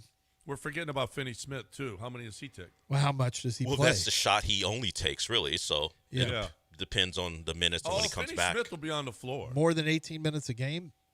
Tari's playing. He's going to play. You're right, but more than 18 minutes a game. I think that's a pretty good number. Probably a pretty good number. Jabari averages 30. I think it's an interesting conversation. I think it's a little bit of a. I don't really care how many threes they get up. I'm not playing Maury ball here. We're just going to run numbers and math. But I just want them to get not makes. being. Listen, although he may ask, because if the ball goes through the high post with Alpe, he may ask Kevin Durant to be on the wing a lot more and just catch and shoot. That may be, and if not, it's on the other side to Jabari. And if not, Amen drives to the hole. I mean, it could. He may say, "Hey, Kevin Durant, you know what? We're going to need you to hit some more threes." So last year, John, the Rockets are 21st in the league in three-point attempts per game. Yeah. They're 21st. So it's not even like, I don't think that changes much. May even go down. This is not a team relying upon three-pointers, so I wouldn't get too caught up in how many threes are they going to shoot. Well, who's going to shoot more threes? And Who Kevin cares? They were Durant- 21st. And Kevin Durant's got the best mid-range. And game in the league. they were 21st, exactly. And they were 21st in make percentage too. That's not who they are anymore. Those days are over. Right. Frankly, thankfully. Now I wanted to make them at a higher percentage. I like to see this team getting to the top 10% of makes, and I think that's possible with Kevin Durant. I think it's possible with Reed Shepherd playing. I think it's possible with Jabari Smith having easier looks. I think it's possible with Alperin shooting more, maybe at a more confident clip. It's all about make percentage to me. It's not about how many they get up. That's not who this team is. They're not. Right. Now, if Fred were here, don't worry. But think about that. But even with Fred, They were 21st with Fred. And Fred isn't afraid to get – and Jalen. And they're not afraid to get up about 10 in a game. That's not a problem for them. Jabari put up 5 a game. Yeah. I mean – and they were 21st. Right. That's crazy. All right, 713-780-3776. If you want to get in here, you're more than welcome. I know that Zadig Jewelers wants to get in here. Zadig Jewelers. What a great spot to go. Really, anytime you need a great gift. But I'm telling you, if you've got a birthday coming up, if you've got an anniversary coming up, diamond engagement rings, that's a lock. They've got you on lock over there. You already know 1801 Post Oak Boulevard. But when it comes to really having a great gift, even a push gift, right? These are gifts that guys are getting for their wives who have or partners who have babies, and it's just thank you for thank you for your service. 9 months carrying the baby around, the difficulties of not just labor and childbirth, but also just I've had 5 kids, but my wife did it. But I understand how tough that can be. There's a lot that goes into it, and it's a rough go. So you want to give a gift? That's a perfect place to stop. Or rather, I should say, to start the process, Zadig Jewelers. They've got fine jewelry available for you. They've got the top names and brands that, if you've never heard of it, she has. Rings, bracelet, necklaces, earrings. You've got different types of diamonds that you can get, whether it's for earrings or for diamond pendants. You've got tennis bracelets. Whatever the gift is that you want to really tell your wife thank you, or whether it's for a birthday, an anniversary, or like I said, for a push gift, I promise you Zadig Jewelers and the people who work there, they're going to find the perfect gift for you, really for her, but you're going to benefit. 1801 Post Oak Boulevard. For over 4 decades, they are the jeweler of Houston. It's Zadig Jewelers.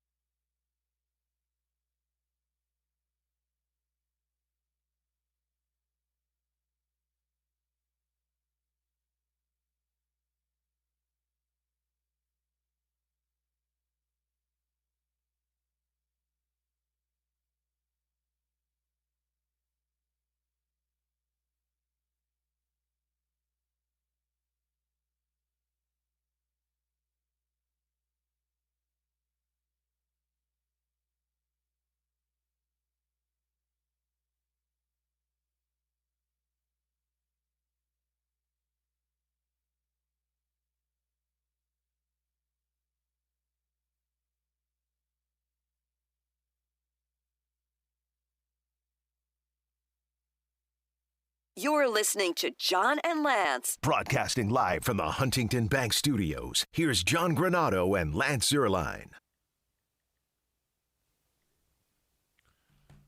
All right, welcome back here on ESPN 97.5 and 92.5. Do you believe this? Orange Bloods. This can't. It has to be. It might be real. I don't know.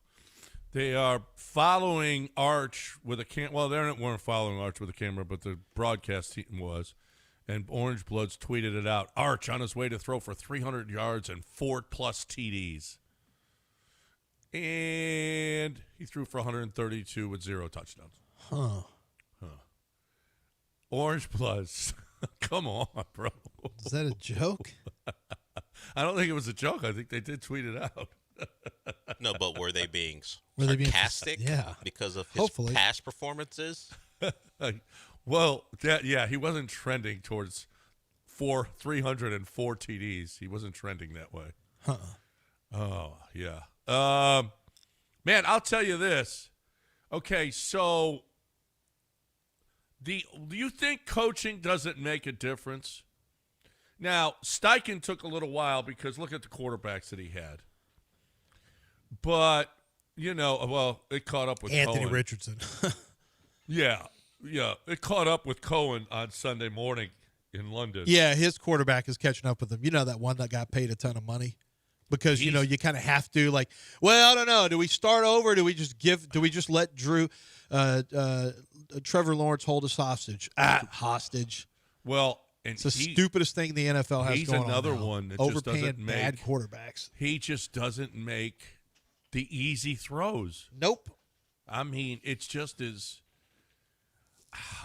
you know who else didn't look good? Justin Herbert did not look good yesterday. I mean, he threw the pick that he threw in the end zone. That was. Now you're seeing some great play though.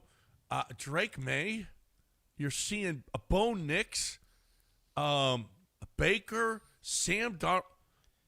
Boy, this doesn't look great for Gary and Israel, does it? No.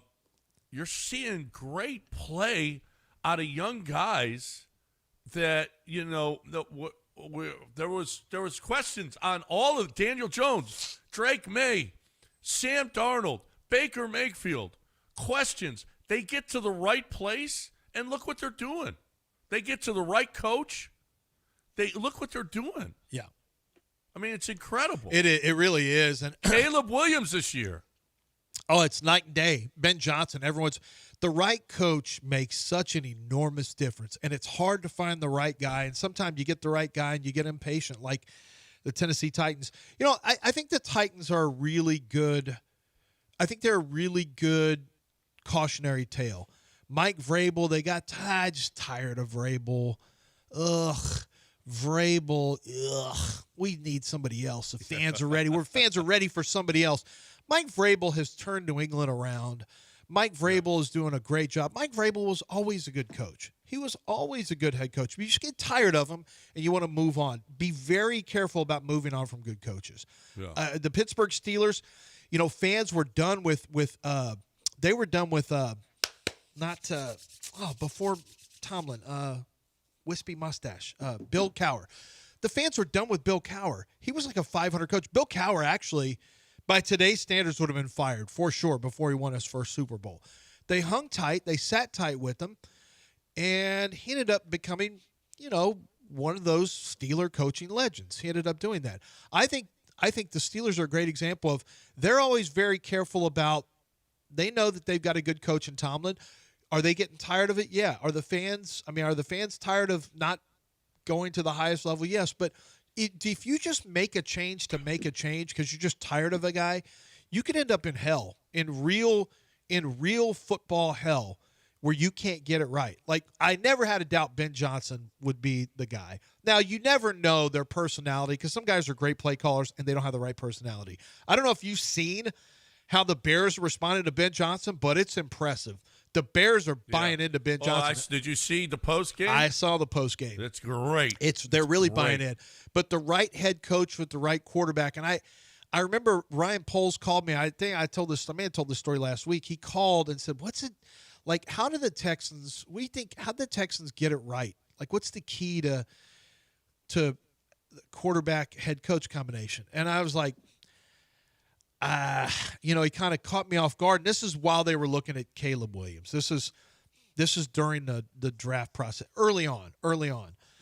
And, I'm giving whatever answer. But that's a rookie season for C.J. Stroud. That's D'Amico's rookie season. Everything was flowers and roses. My answer now would probably be a little bit different. But I think the real key to getting it right is I think you have to have the right guy in the room with the quarterback. I don't know if it's head coach, quarterback. I mean, a few weeks ago, we talked about watching Tom Brady. He says, we're ranking all these quarterbacks. Well, let's rank the offensive coordinator and the head coach. Let's rank. I never see offensive coordinator being ranked. Right. Because that's the guy that's in his ear that can help him be a professional quarterback. So what do we think of Josh McDaniels' coaching career now? I think he's always been a really good offensive mind and quarterback coach. The personality rubs people the wrong way. As with most Belichick guys, he gets people pissed off. But he's a pretty good coach. Yeah. I mean, look at what they're doing. Yeah. So is Mike McDaniel, Dell, is he going to be a good coordinator? And is he going to be like McDaniels? Good coordinator, not a head coach. If that's the case, it would be for different reasons. I don't know. There was a division in Miami as far as who to blame. Now they've all coalesced around both McDaniel and Greer. Then you throw the quarterback in as well. It felt like if they're going to be a parting of the ways, maybe McDaniel would stay because his offense had performed. Now they stunk yesterday, so that's out the window too. I think he could be a guy who is a coordinator, and some guys are just that. I mean, as I said, until yesterday, the offense was still even performing without without Tyreek Hill. So he's still got that. I'm sure it would be highly sought after to do that. For different reasons, just guys are best suited for a coordinator spot. Yeah, I think McDaniel, his personality.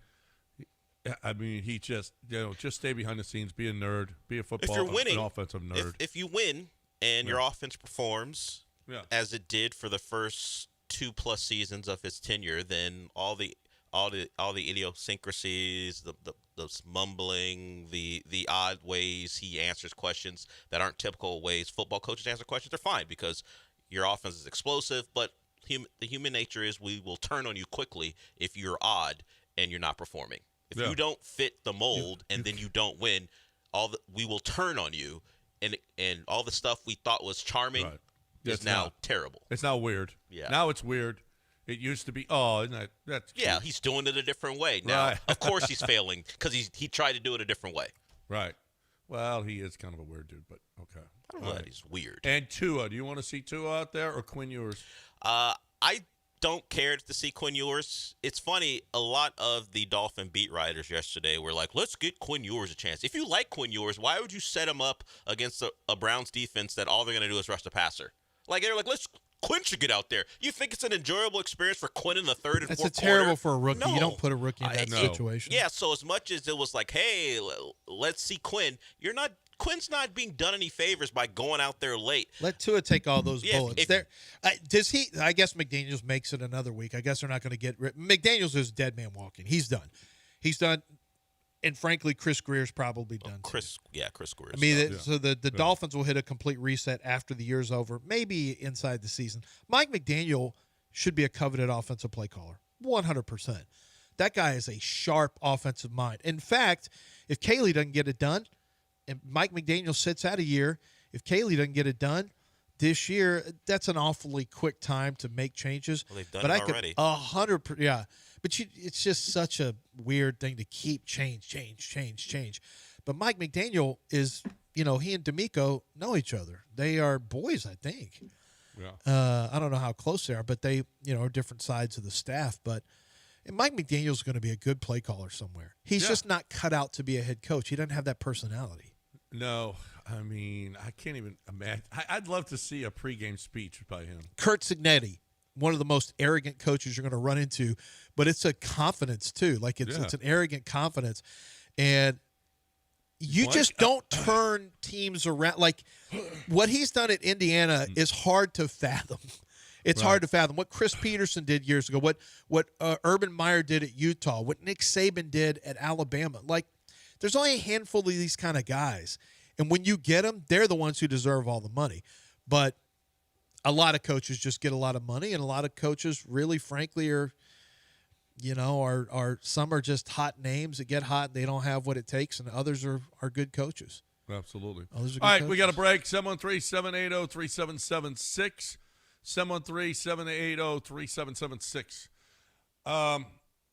You're thinking about buying a house. And you don't even have to be buying a house. You're thinking about buying a house. Call Kent Jones because he can help you. Okay, how much do I need down? How much can I afford? How big a house can I afford? When should I lock in? He's got all of the advice that he could possibly have for you. So you can call Kent and he'll put you down and, hey, here's stuff. I can call you when I think it's a great time for you, when you get your money together, and listen, or what are your different, okay, tell me about yourself. Are you a vet? Do you have that? Whatever it is, he can find loans for you that will be better, where you can get huge discounts. The government's giving away this, or there are all kinds of ways. There are all kinds of hacks in this thing. And Kent Jones has done this for 30 years. He knows all the hacks. You say, well, I can't afford a house. Maybe you can afford a house. You don't know. You don't know. Okay? Kent Jones knows. You don't know. Kent Jones does. Dream Rate is your ultimate mortgage hookup. So no matter where you are in the stage of buying, even if you're close to it right now, Kent Jones could save you money on your closing next week because he knows all the hacks and all of the things that he can help you with. So if you are even thinking about buying a house, 713-520-5626, 713-520-LOAN or 975loans.com.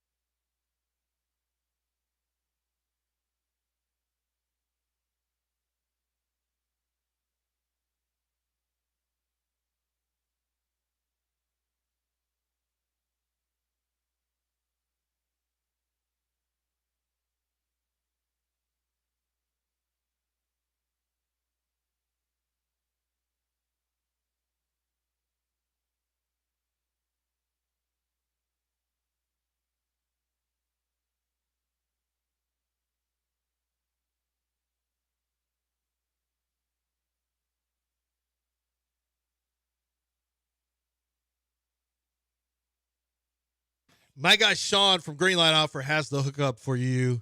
You know Sean. We could even get you if your tenants are in the house and they're not paying their rent. He's like, he gets fired up. He gets fired up, but for good reason. I was fired up after speaking with him and looking forward to grabbing lunch with him. He just got back in town. He lives here in Houston. It's a locally owned company. He does business. Houston is his business. And if you can hear my voice, he can buy your home for you. If you are in the middle of a divorce, you need to sell this thing quickly. They've got closing 7 to 10 days on average. Just 7 to 10 days. You can get closed and you can get cash in hand. If you are relocating, let them, and you say, man, we're relocating, or maybe I'm selling my home. We have tenants living in it. When I'm done, I want to I need to get them out of there, and I just want to sell the home. I don't want to have to redo it, get everything fixed up so I can sell it. I'm done being a landlord. That's where Green Light Offer stops in. Relocations, divorces, inheritance, or maybe you just have a home that you say, look, man, I just haven't taken care of the home much. I don't want to have to do anything. I want to sell it. I want to make sure it gets to the market and sold. Greenlight Offer handles everything for you. They make it so easy. You get cash, and you really don't have to do much of anything. They will walk you through the entire process. All you have to do is go to the website, greenlightoffer.com. That's greenlightoffer.com, and let them go to work for you. It's 832-819-5000. You can ask for Sean directly, and he will walk you through the process and get you started and get money in your pockets very quickly. 832-819-5000. That's greenlightoffer.com.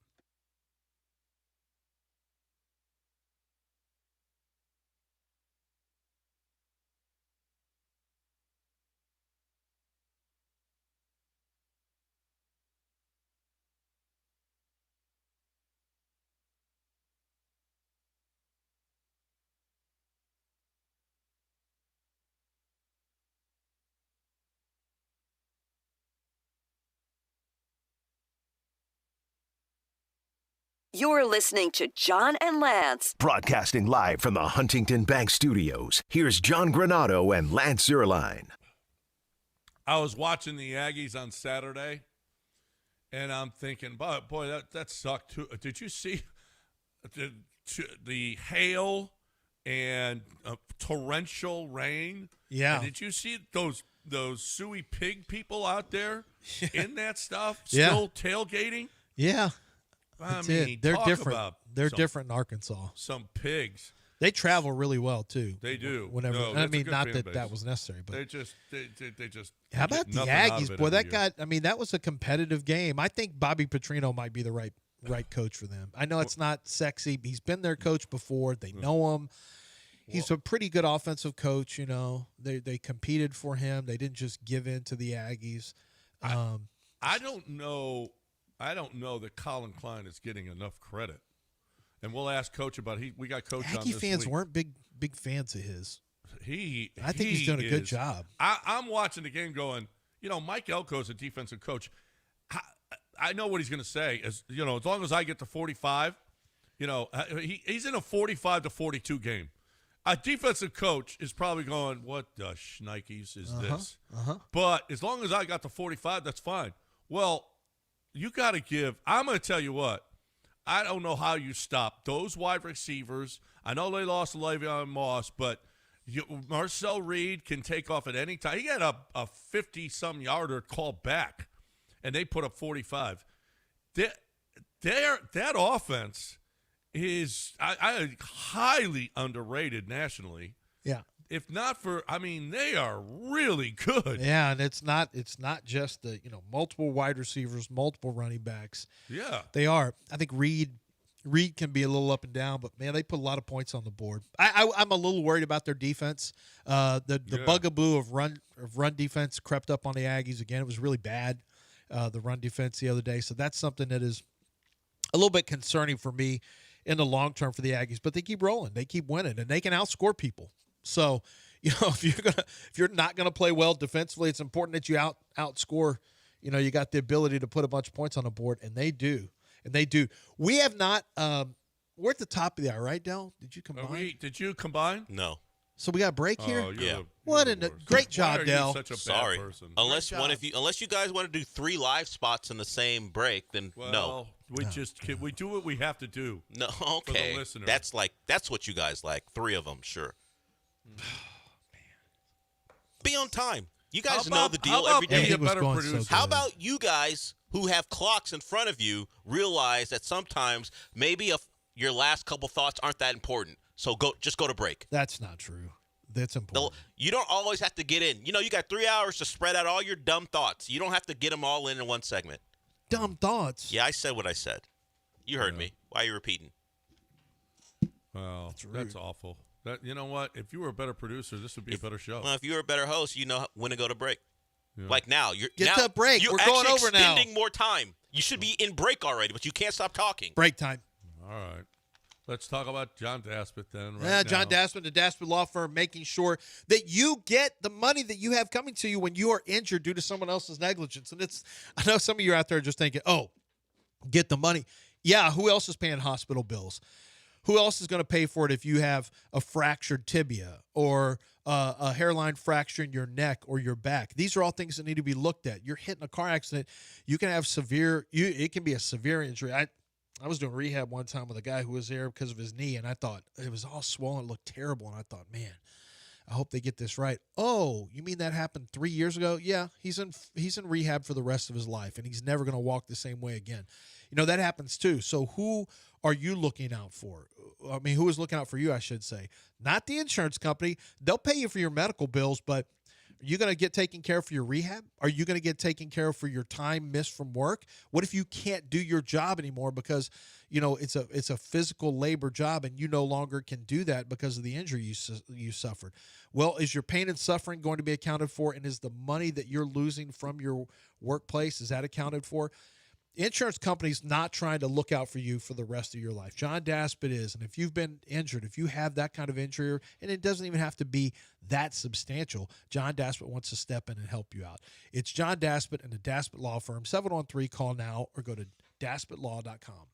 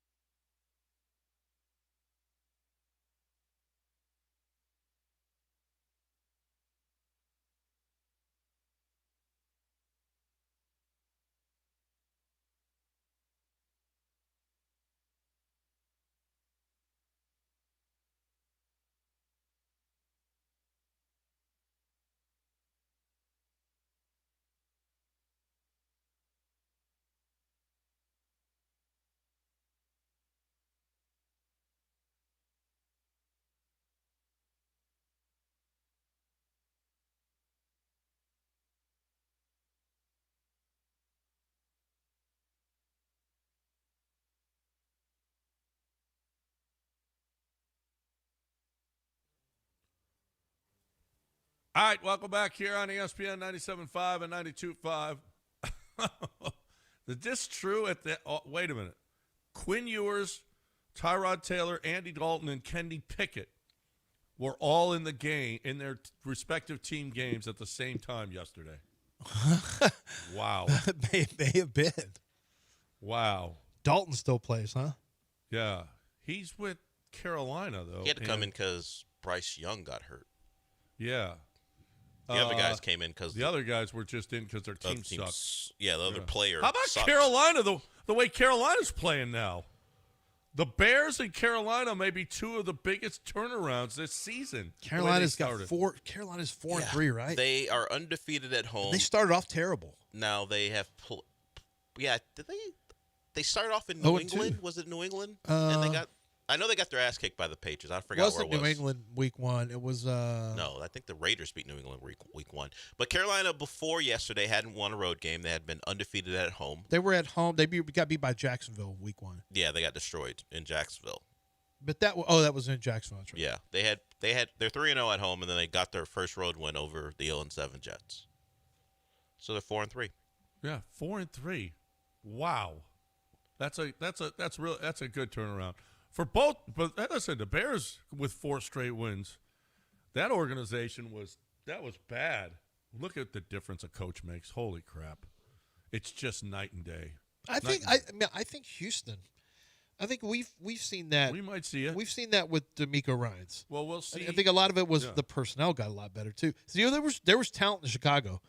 Chicago had some players.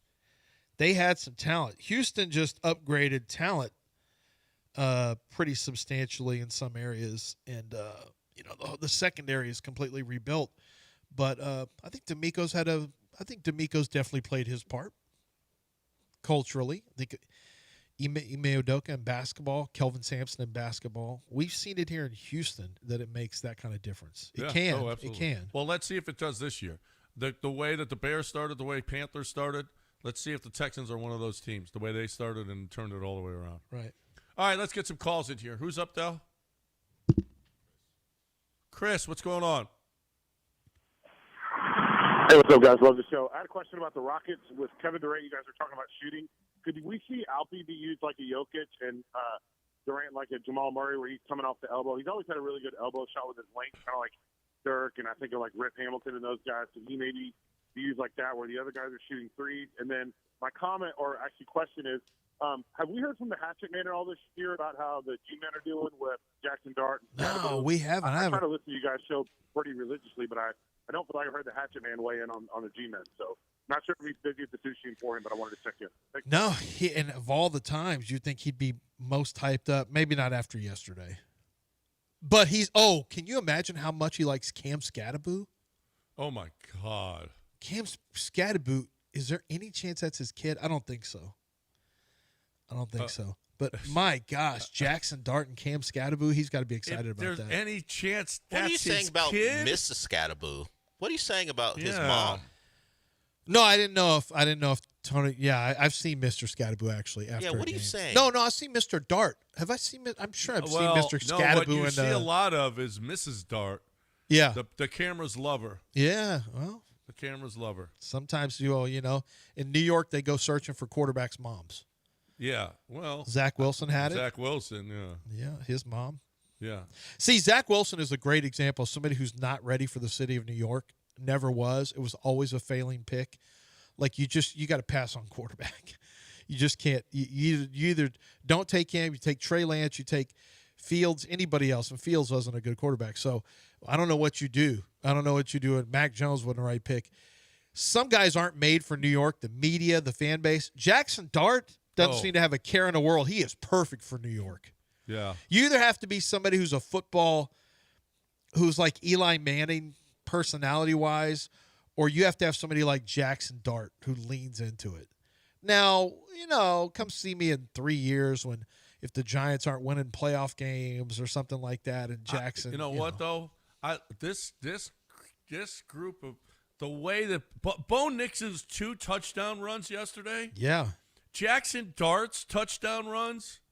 I mean, it's different, man. But mobility at the quarterback position is almost a must. Listen, are we going to see that more out of CJ now? Because we've seen it the last couple of weeks. I hope so. It's a big part of it. I hope he's watching all of these young guys out there and going, maybe I do need Look, that. I don't want CJ just to pull it at the first sign of problems, but he's not really wired like that anyway, so I'm not worried. If when the pressure, if anything opens up straight ahead, if they don't maintain their rush lane integrity and defense is in man-to-man, just take off. Go get us some yards and slide. You're good. Just get some yards and slide. Extend the play. Extend the quarterbacks who extend, who can run for 27 yards a game, 28 yards a game. It's a good thing, CJ. It's a good thing. You force the defense to be a little bit more accountable, and you also extend drives with your legs. And he gets into, by the way, he gets into games whenever he gets on the move. When he's running a little bit, he seems to just be a better quarterback. Yeah. I can't explain it, but he is. He is. He is. Especially when he makes a big it seems to, well, whenever he makes a big play, now all of a sudden CJ just gets lit. You know, he lights up. He plays so much better. But his big runs help tremendously. And I think his confidence too. Well, all right, who's next, Del? Yeah. Chuck. What's going on, Chuck? Hey, what's going on, guys? This is a little different question for college football. I'm a huge Notre Dame fan. Is Jordan Love and Jeremiah Love and that Price kid, are they really as good as they look against USC? Yes, they are. Oh, my God. Or am I just imagining it? I mean, that Price, oh, my God. He'd be I think Price is better. I think Price is better than Love. Every other team in the country, he'd easily, be RB1. Easily. Is that now 3 kick returns for touchdowns this year, Del? I know it's 2 for sure, but I think it might be 3. Price he had another kick return for a touchdown. He's a monster. And Love is considered the number 1 running back in the nation. So, yeah that is – well, Mike Elko early in the year told us it's the best running back combination he's ever coached against. And he coached against Sony Michel and Nick Chubb. And that was they were big time coming out of Georgia. Yep. Oh no, their prices. Holy crap! I mean, who would you rather have returning a kick, him or Niblet? Price. Price probably. Yeah. And Niblet's unbelievable. What is his name? Jadarian Price. No one knows. Yeah, I think it's Jadarian. It is Jadarian Price. Yeah, it's easily found here in Google. Jadarian Price. So his return, let me give you his return stats this year. His returning, he's got 2 touchdowns this year, kick returns for touchdowns, 3 for his career. He's had a total of 18 kick returns in his entire college career, John, 3 for touchdowns. 3 for touchdowns. He had one against the Aggies. His average kick return is, well, it doesn't, for some reason it does not say that here on it doesn't have his average, but I'll find it. He's been just really, really impressive over there. Jadarian Price and Love. Price is from Texas, Denison, Texas. He's averaging 6.7 yards a carry. But they are loaded up. They're really good. That combination, holy crap. I don't know how you ever throw. Do you see the bad throw Carr threw? I mean, he's running around. Oh, he does some of the dumbest stuff. Oh, my God. He's a freshman. He's going to be pretty good, but he still's in dumb throw mode. By the way, so last week, because we won't talk college football tomorrow. We got a ton of Texans after tomorrow. But so Alabama beat Tennessee, so they're going to move up. But you had some big losses. Number 2, Miami lost at home against Louisville. You had number 10 LSU getting beat by number 17 Vanderbilt. You had Indiana rolled against Michigan State as expected. You had Texas Tech losing at Arizona State, which I thought that was going to be a tough one for Texas Tech. Kenny Dillingham's a really good coach too. Ole Miss, who was cruising. Ole Miss's offense looked unstoppable. And I'm like, Kirby, man, what is happening to your defense? Kirby did it again. He pulled a game out of his ass last week against Auburn in the 4th quarter. He did it in the second half against Tennessee and Joey Aguilar when they were losing and Tennessee looked like they were going to handle them. And then they took over in the second half. And then in the 4th quarter, they outscored Ole Miss 17-0. Ole Miss was scoring on every single possession. They were getting touchdowns. Then 0. Yeah. Hey, Gunner looks pretty good. Gunner Stockton had 5 touchdowns. Gunner looks pretty good. Yeah, but Gunner you had know who? Get this. After losing to a team that just lost to Stanford to start the season, Alabama, they're in the top 17 teams in the country have 14 losses. 28.5% of them have come to Alabama. Nearly 30% of the top 17 losses in the country have come to one team, and that's Alabama. Alabama just might be, after that debacle against Florida State, who sucks. Florida State sucks. Alabama is, and well, the Aggies are undefeated, But Alabama, nobody's playing better than Alabama. Nobody. They just dismantled Tennessee. They just kicked their ass. Now, let's ask the question. Of all the teams in the top 25, no one has more than 2 losses. Does Alabama have the worst loss of any team in the top 25?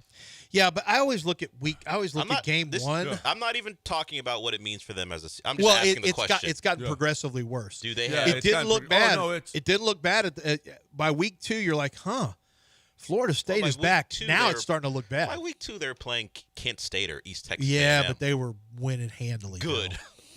They still haven't won an ACC game since early of last year, September 24. I'm just going through, like, Missouri has a loss, but it wasn't a bad one, and they're they lost to Alabama. To your point, John, of all the teams Alabama's beaten. It is funny how that team on that day was the worst they could possibly be. On any given Saturday, considering who they played. That's the phrase, Dale. Any given Saturday. That's not the phrase. Who did Virginia? What are you saying? The top 25? Yeah. Who did Virginia lose? Virginia lost to an NC State team who is currently 4-3. So it rivals it, but NC State didn't lose to Stanford. It is a. You're going to look back at the end of the year like, what the hell happened? That's just game one. Ty Simpson hadn't had a start. Now you look at Ty Simpson; he's a legitimate Heisman Trophy. It wasn't candidate. just Ty Simpson. People were talking about that defense, the lack of stunk. effort, the loafing. You're right. Well, Nick Saban they weren't cut physical. These guys. That's true. Well, I'll tell you this: you got bullied. I'll tell you this: Signetti Signetti should be number 1, but Kalen DeBoer might be the second best candidate for Coach of the Year. Ooh, I'm putting Mike Elko up they're there, beating Elko, but they're beating. I mean, they've got 4 wins against top 17 teams. 4. Joy McGuire would have been at the top of the food chain if they hadn't lost that game, and that was a tough loss. Texas Tech fell to 14 when losing at Arizona State. Man, that was a tough one. That was a really tough one. I think Clark Lee's doing a hell of a job at Vanderbilt. He's going to get a. that too. I mean, they've lost and one. it's usually teams that are unexpected. Yeah, I mean, Clark. But what about Brent Key at Georgia Tech? Let's not forget about Brent Key. Brent Key at Georgia Tech. Now, their schedule isn't tough, but they're up in the top 10 right now. But Signetti, to me, you lost your quarterback. Well, I mean, they said this team was even better than last year, and they're right. Sark's got to be mentioned. What? Stop. Okay. No, but listen, he's going to be passed by because it's Alabama, but nobody has a better wins than Alabama. Let me tell you something. Mike Elko. And it's not even close. If Texas A&M could keep scoring, Mike Elko is going to be in the mix. Tony Elliott at Virginia. Like if Virginia at 6-1 keeps winning games, and their schedule would suggest they should, Virginia very well could be, if I'm looking at it. They may be an underdog at Duke, but Virginia, Tony Elliott, he could be 11-1. Okay, so far they've beaten Coastal, they've beaten William and Mary, Stanford, Stanford, Stop it. Florida State, Louisville, and Washington. Wait, they beat Louisville? Yes. You just So they're the ones that So you just pointed out how a guy who wasn't expected to be good could win it. If Tony Elliott's in the top 10, even by virtue of how bad the schedule is, and gets to 11-1, he will be seriously considered. Because who thought anything about Virginia coming into this year? He'll be considered. He'll be a finalist for the Clark Bear Lee Bryant, at Vanderbilt. But you can't win it with that schedule. Clark Lee at Vanderbilt. If Vanderbilt beats Missouri this week, because if this is Vanderbilt at nobody. 10. Nobody. Louisville's in the top 20. They Stop. beat them. This is ACC. This is your ACC Alabama's bias. won 4 top 17 games. ACC bias give is it leaking to the in. Alabama coach. So what? They were a national title contender. Alabama's good. Congratulations. Everyone thought they were going to be good. Virginia played Alabama, they beat 22 The point only underdogs. reason this is a thing because they lost to Florida State. Alabama was a lot of people's favorite to win the SEC. The only reason we're talking about the remarkable job that Kalen DeBoer did is because they lost early. Do you remember? If they didn't lose to Florida State, this wouldn't be a conversation. Can I ask you something? Do y'all remember when John Mateer was a Heisman Trophy front runner? He's got 7 touchdowns and 6 interceptions this year. Well, he had how many against 3? Texas? I mean, 3. All right, we got a break. But that record was broken by Dell's quarterback. We have to talk about underdog right now. That's your quarterback. And you know what? And if you have higher on interceptions for certain quarterbacks, well, maybe that'll pay off for you. You know, they do have college football stats. Matter of fact, I heard one. Was it Colby Young? Is that the wide receiver from Georgia? Good wide receiver. And I heard on the broadcast they were talking. They said, the offense coordinator told us they want to target him 10 times per game. Ooh, I'm going to stash that away for the next week. Why don't you do that? Take that information you're hearing on broadcasts. You know, when you're watching your game, say, man, I got to remember this defense cannot stop the run. Good. Keep that in your mind whenever you're watching college or pro football, because you can use that the next week in Underdog Fantasy, because what you're doing is you're taking players and you look at their statistics, and if you see a stat where you go, ooh, he's not going to do that well, you go lower. If you say, oh, he's going to do way better than that, you go higher. It's that simple. It's that simple. You have basketball coming up. I'll tell you about basketball tomorrow. But for right now, with football, 2 Monday Night Football games, you guys know the Texans pretty well. So you might want to just take a look at Texan stats and go higher or lower. And then you have to have one player from another team. So let's just say you do 2 from the Texans, 1 from Seattle. Boom, you're locked in. You're watching that. But you say, that's not enough. I got to do 1 for Detroit and for Tampa as well. Do that one as well. It pays real money. You can even have flex options, which means you can lose and still get paid. So let's say you pick 4 players where you go higher or lower on stats and only 3 of them hit, you can still win money. But you can't win if you don't play. So download the app, Underdog Fantasy. Use promo code Lance. On your first deposit, you need to add Lance on your promo code. And then what they're going to do is when you spend your first $5, they're going to put $100 of bonus funds and entries into your account for you to use as you see fit. This is a great chance for you to make money legally in the state of Texas with your sports knowledge. It's Underdog Fantasy. Use promo code Lance.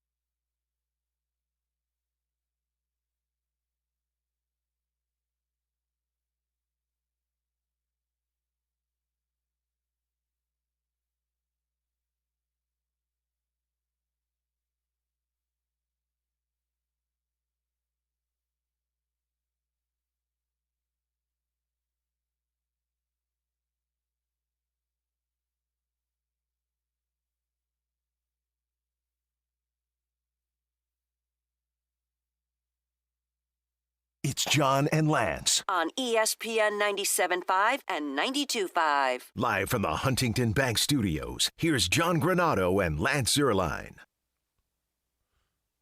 Welcome back here on ESPN 97.5 and 92.5. 713-780-3776 is the number you want to get in here. Anything that you want to – man, we had some great football this weekend. That was a really good football weekend. Really good football weekend. There were a lot of great games. And then there was Texas. And, well, I don't want to – I just feel sorry. I mean, they had, 5 straight second-half 3-and-outs? 5 straight? It was brutal. It was brutal. It's one of the worst offensive performances I've seen a Texas team have ever. I mean, especially in relation to the team they're facing. Now, Kentucky's not a slappy team defensively. They're not good offensively, but that quarterback just kind of got some confidence. He got out of the pocket, got some confidence. They controlled the game at a 2-1 clip. Kentucky controlled the game at 66% time of possession. They had 25 first downs. But they were chopping up little short passes, so their first downs were only, they were gaining 10, 11, and 12 yards over 4 plays to get the first down. So it's not like they were hitting explosive plays. When you look at it and you say, man, how did they only manage 13 points? They only managed 13 points against Texas. Like, despite giving up 25 first downs, they weren't hitting explosive plays on Texas. But getting back to the real crux of the issue, I really want to know how a team like Texas has an offensive line that is this below average. It doesn't make sense. In this day and age of portal, you're giving a bunch of money to Arch Manning. You're giving a bunch of money to receivers. You're giving a bunch of money to running back. You better make sure that you have good offensive linemen. You're in the state of Texas. There's a lot of offensive line prospects in the state of Texas. You have phenomenal facilities. You have more money than just about any team, maybe any organization. Well, we'll call them organizations. It's not school. They're pro organizations now. How in the world do you not portal in better players? And I know they're not portaling in players. They want to grow their own. That was terrible. You should not have an offensive line. They're not. They look like a soft unit physically. They are the build is soft. The physicality and mentality is soft on the run game. It should never be this bad. The pass protection's not good. And even if the pass protection was good, Arch Manning is rushing everything. He's not a naturally accurate quarterback. He's a run-first quarterback. Sark doesn't call plays for those kind of quarterbacks. Sark, you earn your money and change what you're doing. You've got to change your offense. You have got to – if you're going to be held hostage by the Manning name and you're not going to turn to the backup to see if he can do any better, you better flip your offense to be more run heavy from your quarterback. You better be getting 10 to 11 carries for your quarterback. They did some of it. I had an NFL scout tell me, what is it going to mean for Sark when teams start recruiting against him, saying, boy, look what he did. Quinn Ewers is the highest recruited quarterback ever. He's a 7th rounder. And then this is what they did with Arch Manning. Woo. Right. Boy, don't go to Texas for quarterback development. I said, do you think that's going to be successful? He goes, you never know. Now? Are they wrong? Well, I said, is that really going to – will that really work in recruiting? Yeah. He goes, it only takes 1 or 2 quarterbacks for it to work on. Yep. I mean, you're not getting a top – I mean, it's not wrong. It's not wrong right now. No, and I think Sark has done well with quarterbacks. I think he's been a good play caller. I think Sark is screwed because he doesn't know how to call plays for this kind of quarterback. Right. And he also, frankly, has his hands tied because his offensive line can't hold up. So who would be what's the program developing quarterbacks year after year? LSU would be one, I guess. They put guys in the top 10 of the draft. Joe to Jay, now there's some space in between, and he's a transfer. So I get what you're saying. Oh, Sark. But who is consistently doing it? Well, you have to have the right players. But at least do it once. You can't take 5 stars and turn them into 3 stars. Sark will tell you what I did with past quarterbacks at Bama and all other places. No. I'd make the argument for Sark. I don't know that that's a fair – I don't know it's a fair characterization. But what I'm saying is I was told they're going to use that into saying these are these 5 stars that he's turning into 3 stars. I hope we'll check your resume, sir. When you make that claim, I hope your background's clean. Because he better have a quarter. Yeah, he better have. Who are the guys who you have on your list? You have a quarterback. Fernando. Okay. Fernando Gomez or whatever. Mendoza. Fernando Mendoza. Gomez. Holy crap. Yeah. Dell, I couldn't open it, but let's do. On the other side, let's do Texans, Seattle prop bets. Let's do that on the other side. Before we get to that. Over all of them across the board for the Texans. Before we get to that, Billy Napier was fired. A buddy of mine who has ties to the program said he was fired during the week, told this was going to be his last game. Oh, really? Regardless of win or lose. Huh. Evidently, they won, and They got won. fired. Yeah, but, man, that's Mississippi Well, Miss State's State. not terrible this year. They No, beat they're Arizona not. State. Yeah. No, they're not terrible, but it's still he was done. They told him, "You're done after this game." Well, he was on the field taking pictures with his family, so He knew it. That sounds correct. That he knew. He knew it. He was getting hugs from his players. Yeah, the program they probably all knew. Yeah, they probably all knew. And I guess this is kind of a new thing where you're firing coaches in season, but I guess the thought is, man, we got a portal window that's in January now that shuts down recruiting. I guess I kind of understand it. Yeah. Yeah, well, if you're behind his back looking for coaches, now they don't have to do it behind his back. They can say, "Hey, we're open." My dad was so pissed about, I was with my parents this weekend. He's so pissed about the James Franklin thing. He said there was a conversation 3 weeks ago or 4 weeks ago. He said just a month ago, in the middle of a game, we were talking about if Penn State was going to have a chance to win a national championship. He goes, 3 weeks later, he's fired. He said, I've never seen anything like that. Well, they lost again this week. I know. They had a lead, but that's not on James Franklin now. No, that's not. Well, it's on the team that he put together. Well, the quarterback's hurt. It absolutely is on the team he put together. Backup quarterback. Well, the backup quarterbacks, and there's a lot of factors. You're on the road. James Franklin, I'm not blaming James Franklin for losses from here on out. It's not his. He's done. But, I think Josh Pate made a really good point about Hugh Freeze. Hugh Freeze is out there going, well, our culture here is – well, what? This is your team. This is but Josh Pate also said put the whole thing together, and James Franklin put this whole thing together. Josh Pate, don't put words in his mouth because he said he thought that was dumb for them to fire James Franklin. No. But he was anti. But listen, this is his organization. This is James Franklin's organization. They have 4 losses now. Well, yeah, but once you get fired, you're done. No, it's still the team you put together. Doesn't matter. Just in James Franklin's, he's done. He's out of here. Why are we throwing dirt on him because they blew a lead in the fourth quarter? It's not going to go on his record, but a team that was supposed to contend for a national championship now has 4 losses. Well, because Penn State is a disappointment. Drew Aller was a disappointment, too. And who was in charge of Penn State? But, John, it doesn't matter. They blew a lead. They had a big lead against Iowa and blew it. That's not on James Franklin. That's on in-game coaching. Drew Aller didn't play. Drew Aller was a massive disappointment this year. Yeah. Oh, yeah. Well, but you know what? The whole thing is his.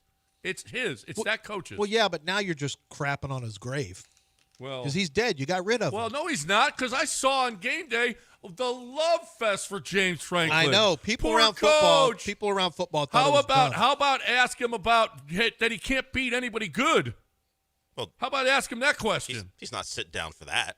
He's not sitting down for that on game day. He's not coming there for that. I'm not having what that. are some of the questions going to be? We're going to ask why you can't beat top teams. Ohio I'm State. not coming in. Yeah, I'm just not going to show up. I don't need that. I just got fired. Oh, my God. Oh, Coach, you got so screwed. I'm surprised Pat McAfee How about didn't beating say, a good team? Coach, what are you going to do with this $49.7 million? What are you going? That's what I want to know. What are you going to do with that money? How are you going to live? Yeah. How are you going to live now? Oh, my God. Coach, there's a lot of haters who are glad you lost. You got fired. Tell me what you're going to do with $49.7 million. Like, oh, here we go. All right. Tell me how you don't have to worry about beating a top 5 team ever again. Well, he'll get a job and have to worry about that again. Well, but the next if he wants team one. will have to. But oh, Jeff, he'll have, well, maybe he'll have But to you know worry who about does it. beat top 10 teams? Jeff Brom in Louisville. Jeff Brom is a top 10 beater. That's what he does. Yeah. So does Kalen DeBoer. But you don't want to give him any credit.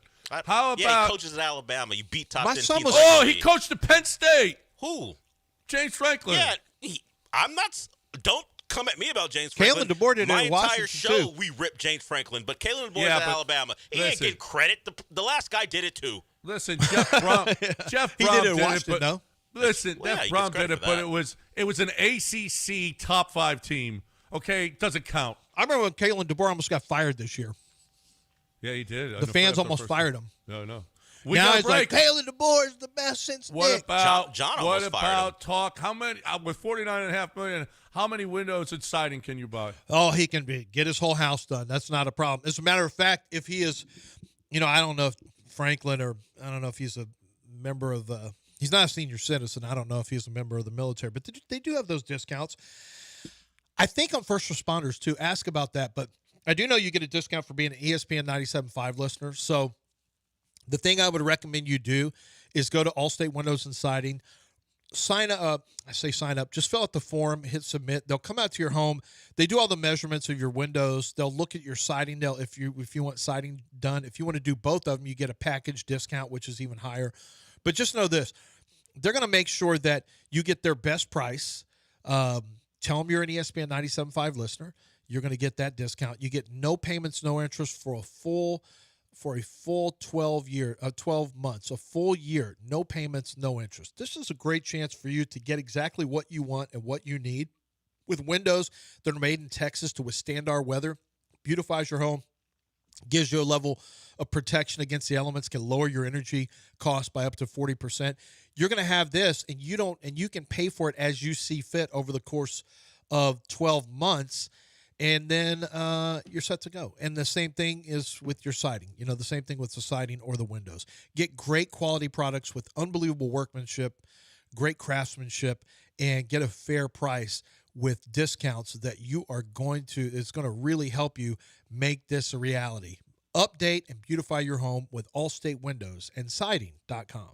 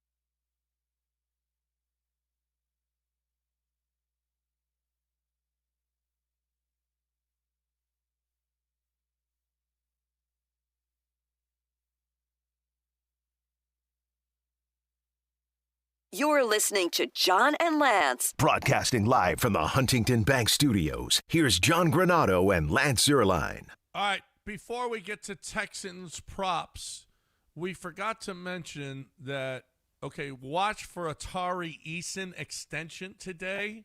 They got to do it before 5 o'clock or he will become a restricted free agent after next season. It's got to be done before 5 o'clock today, but it is expected to be done. They have $25 million under the second apron threshold. But he ain't going to get $25 million, but he is going to get, right now, Durant 45, Alpe's 35. Fred VanVleet has a player option for next year at $25 million. If he opts out of that, that's a bad person because he's getting paid for this whole year without playing. I'm not saying he's a bad person, but I'm just saying. Jabari Smith, 23, Dorian Finney, 13, Adams, 13, Amen, 12, Reed Shepard, 11, Clint Capella, 7. And then Tari would be, I don't know what kind of extension he's going to get. What do you think? I have honestly, I have absolutely no idea. Yeah. What do you do with a guy who may not play back-to-backs, has some injury history, but is tremendous when he plays for you? Yeah, you give him money, but if you're Tari Eason, what's to say that you – like, why do you want to stay in Houston if you're Tari Eason? I know it's an easy answer. He wants to win. A chance to win, but Tari Eason wants to win, and he wants to be a starring role. Yeah, but you also could end up like Cam Whitmore in Washington. Maybe he wants to get paid. Yeah, but maybe he wants to play 32 minutes a game because it's not going to happen here. Yeah, but it's hard to believe in a guy, though, that gets injured as much. No, I'm with you. I just wonder if the Rockets' view of Tari and what Tari wants for Tari, they may not align because we've already seen his mom has said things publicly about it's political behind the scenes. But like she's made some comments that are a little bit concerning in terms of history. I know we're sitting here thinking, oh, they got money to pay Tari. They make him well, who's to say Tari is going to want to stay somewhere where he's never going to play more than 20-some-odd minutes a game? Yeah. Tari may want to be a starting five, a member of the starting five, and I'm not sure that's what he's best with what the Rockets have. He is a tremendous. No, there's a market for him. Value. Yeah, there is a market for him, and for the Rockets, you would love to have him as a sixth man. He's a phenomenal sixth man. Well, the Rockets' longtime tormentor dealt with that this offseason. Jonathan Kuminga and the Warriors. He saw his role as something else. They don't particularly see him in a role that he wants. And because of the way they play, they need probably more of a connector than a bucket getter. And he thinks he has the potential to be a star. So this stretched out all offseason where, hey, if you're not going to give me the money I want, then I'm not signing any deal below what my value is. So they wound up giving him a deal that allows for him to get out of it. I think after this season, it's a 2-year deal instead of a long-term deal for him. I think it comes with a club option. Yeah, club option. So they may use his contract as a trade piece as opposed to really committing to him, and he probably doesn't want to be there either. So I don't think we're getting there with Tari. If the reports are true, he's going to sign a deal relatively long-term. The question is he making $20 million? Because what does Jabari get? Average 25? Is that what he got per year? I think it is. So if he's coming in somewhere under that, it would kind of fly in the face of what he has said this right before the season started. He's talked about expanded role, how he jokingly said, maybe a play run for me per half. So if he signs a deal that locks him in, did they give him assurances that that's going to happen? Or is he 5-year, 122? Yeah, so just under $25 million a year. Or is he going to go, hey, I'm taking the money and running? I don't think it's a lock. Tari stays because there's going to be a lot of good teams that want Tari Eason and the Rockets. I don't know how you can value him higher than Jabari Smith and Tari Eason. If somebody says, "Well, we'll give you $29 million and we'll put you in the starting lineup," well, they don't have the option of negotiating with him. I guess they could always tell his agent, but if he's signing a deal. He's restricted next year, too. So if he's signing a deal that is reported that he's going to sign, they've come to some resolution about his role. And if they're locked in, that's awesome. To me, I would do everything I can to lock in Tari Eason because Kevin Durant has made it a possibility. Durant is doing what he said he would do, which is he is trying to win a championship at the end of his year. And I give him so much credit because you hear this talk from NBA players, and then they get praised for taking $4 million less than they could have had, maybe $5 million. Kevin Durant left $15 million. Now, it's not to say the Rockets would have paid him or been able to pay him, but obviously Kevin Durant is not fussing. He just said, because Kevin Durant got paid $15 million per year less than his max. So, I'm not saying he's altruistic at $45 million. But it is a big deal. It is a big deal. It allows the Rockets a better chance to win at a high level. It's a really big deal when your top player is taking $30 million less than the max over 2 years. That's a really big deal in today's NBA. Yep. All right. When we come back, we'll do the odds. We got a break. News of the That's weird? more important than news of the weird. Oh, okay. More important. Way more important. We got Texans on tonight in the biggest game Yeah, of the year. Dell, this is huge for us. Yeah, Losing, Dell. you're out of the playoffs. Is that so? Well, it feels like it. Yeah. This is the biggest game of the year, and you want to talk about stupid stuff, weird stuff? Oh, a boy was in the middle of a soccer match, and bees stung him on his privates. Would you like bees to sting your privates, Dell? But that's not my story. That's what he would say. So I don't know why you're coming at But me. this is what you're trying to bring to the show, I Dell. simply asked a question. That's all. It didn't mean I prefer. I just asked, and you guys are taking it too far. I don't want my Asked private and stung. answered. Asked. I don't know. And Might answered, feel good. You never know. counselor. No private stinging. Okay. Except, how about this? ChatGPT soon could sext you. I don't want that. Okay. Do Well, you want well, ChatGPT? just wait a minute. Just hold on a second, Dell. It can also make images. So let's hear this out. I don't want to fall into a parasocial romantic relationship with AI. I don't want any of that. Parasocial. That is a new word. That's a new word. That's a new phrase. I've never heard that before. I haven't But either. I've heard of HRP, HRP.net. It is what we do here, and I hope you do it at your business. I want you to do it at your business. I want your business to be better. I want your business to be as good as it can possibly be, and HRP helps you do that. They're partners with you. They partner in your business because if you don't succeed, they don't succeed. If you don't succeed, your business doesn't succeed, isn't as good as it can possibly be, make as much money for you as possibly can, and that's what HRP does. HRP cuts your costs. They actually cut your costs. Not it costs me to do payroll. It costs me to do HR. It costs me to do taxes. It costs me to have their advice on 401ks and insurance policies. No, what they do is they cut your costs on all that stuff. Okay, so you win. You get their expertise, right? It's something you're not good at, and you get their expertise, and you get and it costs you less to do it. I mean, that's a win-win. Win-win for you. So if you have a business, you're spending too much, you don't like your admin company, you're trying to do it yourself, HRP. HRP.net. You ask any of our clients, any of their clients, or the people that give testimonies here on the show, and they'll tell you, HRP.net. 281-880-6525 or HRP.net.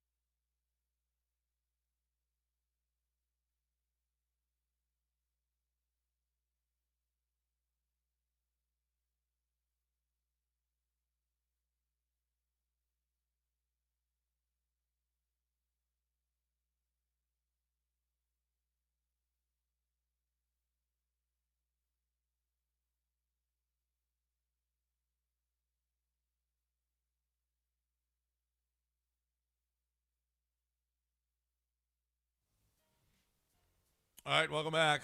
All right, Dell, we got the biggest game of the year tonight. Texans at Seattle. Oh, I thought you meant Tampa, Detroit. Tampa, Detroit doesn't matter. I don't know why that game is even on it's tonight. a good game. It's a pretty good game. Doesn't even matter. It is a big game. No. Could decide number 1 seed in the NFC. That's not important. What's important is what happens in the wild card race in the AFC. I'm going to have to see what Sabrina Carpenter did on Saturday. She did her thing. I saw. Same. She is. Oh, she's got some nasty to her. A buddy of mine. Just being real, Del. What's wrong with you? I'm just being real. I'm seeing her little dance in front. Like, what are we doing here? Who is Sabrina? What? She's about 4'8". Yeah, she's a little She's person. a little person who's not a little person. No, but just small. So, okay, so a buddy asked me, he said, what if the Mariners lose to Toronto before that? Does that take a lot of steam out of the crowd in Seattle? I don't know. How about Seattle's 2 games tonight? We've had those situations before. Yes, we have. Where we've had games, and I don't think it's the same people. Like, no, I don't think it's going to take any steam out of no, I don't Seahawks think fans. it takes. No. It'll be interesting to see. You know, I mean, listen, you don't get to the ALCS. As a matter of fact, they never get to the ALCS and Game 7 to go to the World Series. So there's distraction there for that fan base tonight. There's no question. I'm more concerned about whether Sam Darnold cares if Seattle comes through or not. Like if he's mentally soft because the Mariners don't win, I would be more concerned about that. What does Tyreek Woolen think of the Mariners' chances tonight? If he cares about that and they lose, great. But if not, just go out there and play the Seahawks. What do you want to look at, John? Prop bets? Is that what we're doing here? Yeah. Okay, so these are labeled best prop bets. You can take that for what it is. Kaimi Fairbairn, 2+ field goals made, -112. Over. Over. That's what we do. Yeah. And let me change it up. Longest field goal, 51.5. Over. Yeah. Over. Did you see the guy that was bagging groceries that kicked a 61-yarder yesterday? Yes. Did you see Brandon Aubrey's the first player in NFL history to have 5 kicks of 60-plus yards? It's like not a big deal. Product of the MLS. And he Brandon could Aubrey. listen. Oh, that's Brandon Aubrey could kick a 70-yarder. Yes. Yeah. And he's going to. He's going to. Yeah. That thing didn't even scare the crossbar. It was up the net. I'm like, are you kidding me? So backing Kaimi Fairbairn's +2 field goals made is that Seattle's defense ranks 7th in limiting red zone TDs, and of course you know the Texans not great in scoring touchdowns when not playing the Titans or the Ravens. Right. Woody Marks +3 receptions, +119. I'm gonna go under that. What is it? Woody Marks 3+ receptions, +119. He has to get 4 catches. That seems a little high. Yeah, I don't know about 4 catches, especially when he's splitting time. I don't know about 4 catches. I'm going to go under. We got Kenneth Walker, anytime TD, +165. I'm going to say no. I like a Kenneth Walker touchdown, yeah. Okay. I mean, because he's an up-the-middle guy. The Texans are weaker up the middle. I'm going to go yes. Yeah, I didn't start him in fantasy, so he should score. I didn't start need to. Travis Hunter yesterday. Don't worry, I'm going to have the highest points in our league, John, by far. Yeah. I played Chris Solis. So far this year, there's been 7 weeks. He's faced the highest score 5 of the 7 weeks. Really? Oh yeah, he said you're going to have your highest score. 6 of my players had their highest score all year. Dude, I'm playing Tony Prock. He has 26 points right now. Ooh, that's low. You think? He's got 24.9. How about that? What's next, Del? We go to Jackson Smith and Jigba, over 84.5 receiving yards, -111. Oh. Man, T.Y. and Jigba? I'll say yes, even though I think that he could catch Derek Stingley today. And Sting doesn't usually give up those kind of games, but who knows? Texans maybe don't travel Sting on them. So I'll say yes. This could turn into a game where the Texans have to prove themselves against a run, you know. I just don't know if Seattle's got that kind of commitment to the run game. Seattle has not run it great this year. speaking of run, Nick Chubb, under 37.5 rushing yards, minus 120. Yeah. Well, I mean that's a low number. He's got 2 off-tackle 25-yard touchdowns this year. Yeah, but one of them was against Tampa. I mean, the other one, it was almost identical, and they said, "Oh, did they give that up for?" No, Tampa was the one we were questioning. The Ravens, yeah, though, but they he's just not stink. even. Is he even with that? Is he even averaging 4 yards a carry? I don't know that. I mean, and he's facing a defensive front that's going to be pretty tough. 2 big timers in the middle. He's averaging 4.3 yards a carry. Yeah, 4.3. He had 9 carries. Let's see. Against Ravens, he did have 11 for 61. Against the Titans, against the 2 bad teams, Titans, he had 47 yards on 13 carries. I don't think the Texans are going to do a ton of running. I think they're going to throw it. And I think they're going to look at it and say, why are we going to bang our heads up against, this defensive line? Let's just test their secondary, who, by the way, is healthy. Reek Woolen's back, fully healthy. Witherspoon's back, and Julian Love is back. So they had 3 starters missing last week from their secondary. They're all back. So it'll get a little trickier this week. And our final one, the Texans are second in the NFL in EPA per pass, allowing just 175.2 yards passing per game. So EPA in the passing game per game. Sam Darnold, under 235.5 passing yards, minus 112. I'm going under. It's really going to depend on if the Texans can control the clock. Did we re-sign C.J. Gardner-Johnson? No. Okay, then they won't have any big plays. Okay, yeah. No big plays. Sam Darnold's only gone under once, and that was in their blowout win over the Saints, where he didn't need to do much, only threw the ball 18 times. So obviously that is a nod to the Texans' defense. I think a lot of it's really going to depend on the Texans' offense. But then again, I mean, a lot of what Sam Darnold does is throw bombs. Well, you know what? If you're think like the offense coordinator over there. Do we really want to take a lot of chances throwing it against a secondary that is known for taking the ball away, or do you want to run the ball because you watch Tampa run it really successfully against do you want to take some shots at I don't know. And if Stingley guards Jackson Smith and Jigba, they may just say, "Look, let's try to run the ball here." Well, they're a heavy play action team. I would say watch. Kubiak is Clint Kubiak's the offense. I would say watch their tight ends. Yeah. What's his name? Is it Barner? I think he's caught 4 touchdowns this year already. And that's a problem against for those Texans linebackers. That's biting on the run. I would say watch that. D'Amico talked about it last week about how they get their explosives because of the eyes in the backfield and how they run play action. So you're going to get a heavy dose. And the Texans are known as a team that takes the ball away, only they don't do it all that much? No, not this year so much. Yeah. Unless you're playing Cooper Rush. They had a good day against Cooper Rush. Yeah. I mean, that's about it.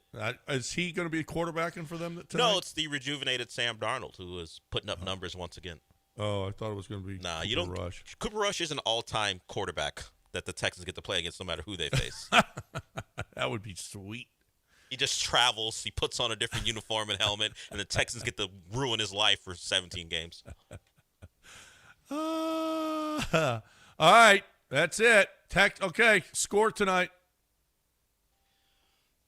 I think it's going to be a little lower scoring. We'll go 20. Yeah. I'm going to go 4 field goals, 12. You know what? 19-16. I like it. Who's winning? Texans. I already told you. You did? Yeah, you said that. Yeah, I did. He said that. At the beginning of the show. Yeah. I just feel like this is a Texans win. I felt the Bengals, and I think the power of Joe Flacco is going to rest in C.J. Stroud's arm. How does that happen? Well, only not a bunch of touchdowns, just a bunch of field goals. But C.J.'s going to do what he does, march you down the field for a 51-yard field goal. That's not marching you down the field. It's kind of when, you can return a kickoff to the 38-yard line. That helps. And then 2 first downs, and then you kick a 56-yarder. Do we know what the weather's like? That's what we do. Have we checked on the weather since probably you're making really score nice. predictions? It's probably really nice. Yeah. Seattle in mid-October to late October. It'll just be cloudy. I think we'll be fine. It'll be fine. No rain, light rain, partly cloudy. It'll be fine. Weather will be fine. You just want to keep on talking so that we. John, what's the score since you asked Lance? I'm gonna say I like 22-19 Texans. A lot of positivity for a team who has only played well against awful teams. I think I got 2-9 in the pool, so that's what I'm going with. Yeah, I got 2-9. We're ignoring a lot of Texans primetime history. Which we kind of are. We kind of are. They're 8-16 in primetime games. What about on the road in primetime? A disaster. Yeah, we really are fading. I mean, history is not on our side. That's okay. None of those teams are on the field tonight. Well, yeah, the team that played Tampa. Well, other than that, okay, none of those teams. The one opportunity they had to throw that back in our face, they didn't. So we've seen that was this early in the season before they got really good. Remember? Yeah, really good, huh? We'll see. Yeah. Congratulations. Who's got the largest point differential the last 2 games? Texans. Thank you. It's good for them. Yep, that's what I'm talking about. All right, we're done.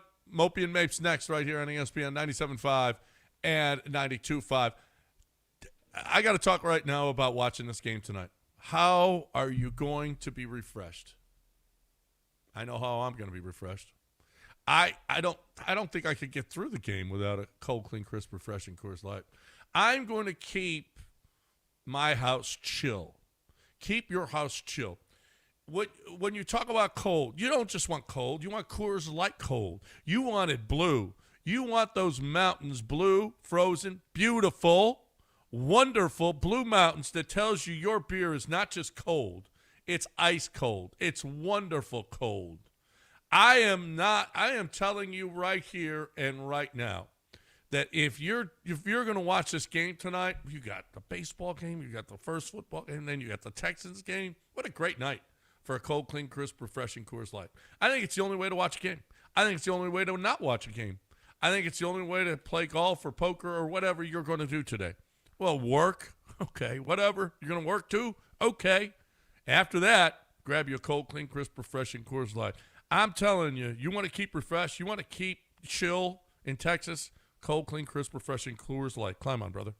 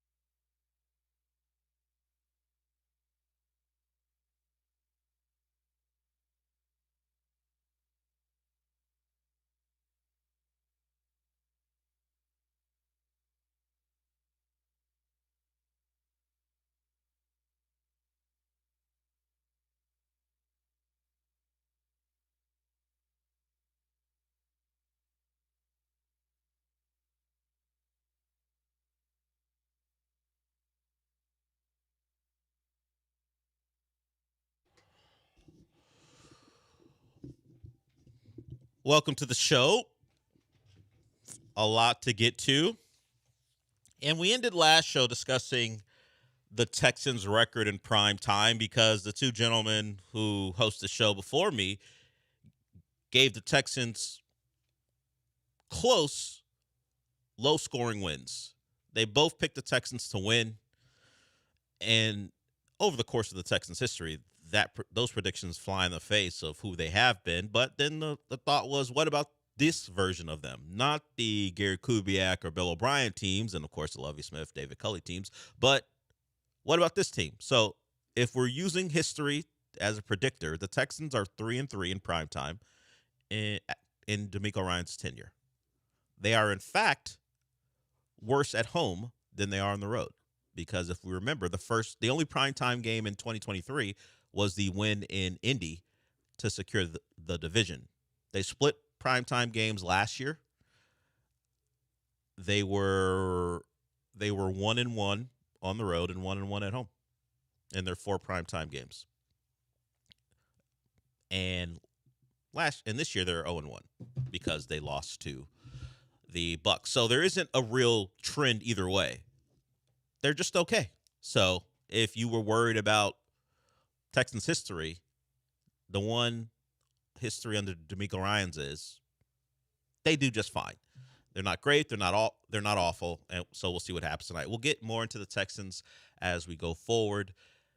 It is, I don't want to call it season defining because I push back on the biggest game of the season stuff because the next game will be just the biggest game because you can't go to 2-5 if you're 2-4 and you really want to get above 500 now that you're playing well if they do win it. So we'll exclude that from the conversation. It's just a game that needs to be won because of the early start to your season. So we'll talk about that. But the actual news that happened over the weekend, because the Texans, Seattle, it's not news until they play. But Kevin Durant is signing or has signed the extension with the Rockets. He'll be here for several years, and that was always his want. He wanted to be here. He maneuvered the pieces to make sure he was here when a trade for him seemed imminent, and he signs a deal below market value. I think that felt like always to be the case, that he was going to come in under what he could make at the max, but he's getting a lot of flowers for it. I mean, the flowery language from Shams when he retweeted his own tweet with the quote and then told everyone what Kevin Durant could make and what he's actually making. But let's hear from Shams here. Kevin Durant back, 2-year, $90 million extension. It leaves room for a potential move later that we'll discuss after the sound. But Shams was on SportsCenter, and when he was asked about Kevin Durant signing the extension, here's what he said.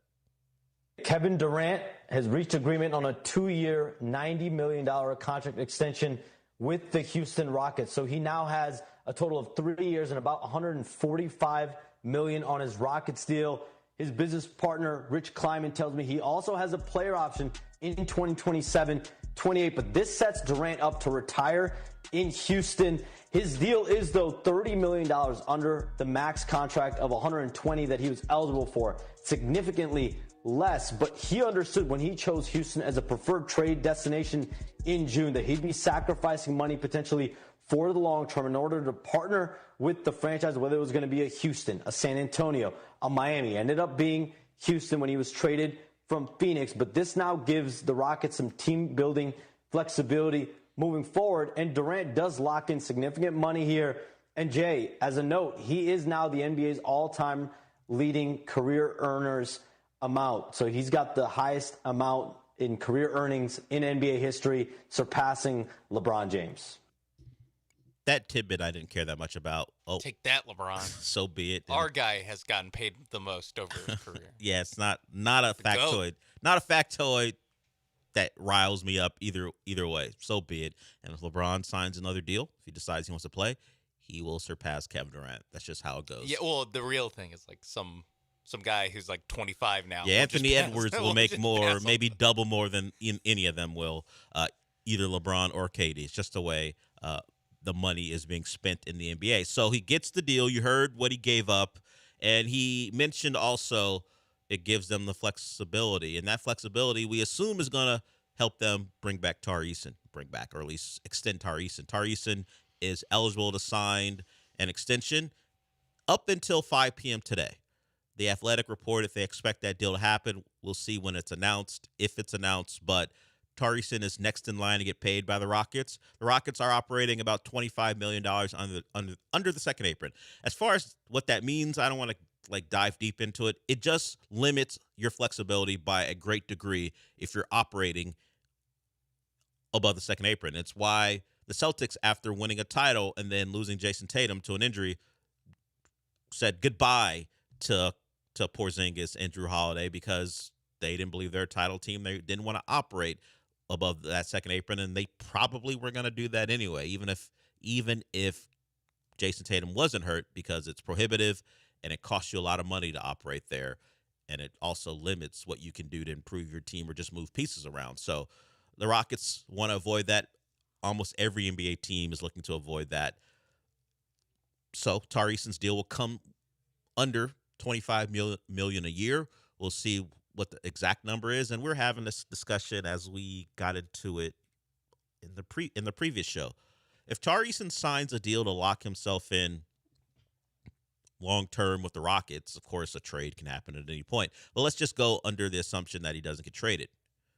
It does kind of fly in the face of what he has talked about without proof of concept. He wants more opportunities, minutes, shots. He joked about perhaps getting one play run for him every half. He would like more of that. He has talked about it a couple times. I don't know that the Rockets are giving assurances about how they're going to use Tari Eason when he is slated to once again, sure, be one of their top bench guys, but be another bench guy. So if he locks in because, well, most people don't turn down the type of money he's in line to sign for, particularly with his injury history. And, well, as an NBA player, he hasn't probably proven as much as most guys who are going to get a deal of his stature, particularly when we talk about the Rockets. The Rockets like to negotiate. They just don't give as much as they can. But even his contemporaries like Jabari, you would say Jabari has proven himself as an NBA player, mostly just because of availability. We know what they paid to Jalen before they traded him. So does Tari sign a deal in the $20 million range per year? I'm just throwing out a number. Don't know what it'll be. When he has stated that he'd like an opportunity to grow as a player. If it's 4 years, $80 million, or as just a random number thrown out there, I don't know that you turn it down, even if it means you're still part of a franchise who won't guarantee you the type of usage you want. It's just a tough thing to do for a player. Do you enter restricted free agency after this offseason and just allow he would, if he doesn't sign an extension, which is expected, if he goes into this year, plays it out, does he want to deal with what the Cam Thomas, Jonathan Kuminga, Josh Giddey thing that happened this past offseason where their teams weren't really locked in on giving them everything they wanted? So there were discussions about whether you're going to be a restricted free agent, whether you're going to play on the qualifying offer for a year and then enter free agency. Kuminga decided, I'll take the deal with the thought that you're eventually going to trade me and we'll do a short-term deal. Cam Thomas is playing on the qualifying offer. He's going to enter restricted free agency. So there are different ways to go about it. We'll see what happens here, but it looks like Tari's going to get himself a deal. I just wonder where he's going to come in at, considering what he wants. But $80 million plus or whatever it'll be, it's hard to turn down. And I'm just saying, if it's only like a 4-year deal, who knows what it'll actually be. The Rockets have gotten those guys to sign 5-year deals at money that's comfortable for the team and has allowed them to make other moves. Tari's just next in line. And they've done a good job keeping who they want and trading off who they would like when they're trying to acquire someone like Kevin Durant. So it's just the next step in what Rafael Stone is doing. And then once this transaction is out of the way, then we're all in on the season, and we got a game tomorrow. So we got a couple good nights ahead of us. We got Texans, Seahawks, and then we got Rockets, Thunder. Yeah, two big days for Houston sports. The biggest game of both teams' season on Monday and Tuesday night. Sure. It's the biggest game of the season. Sure. Biggest game of the Rocket season for sure. It's the first, so yes, it is the biggest. Ruin ring night. Is it? Yeah, that could be the goal.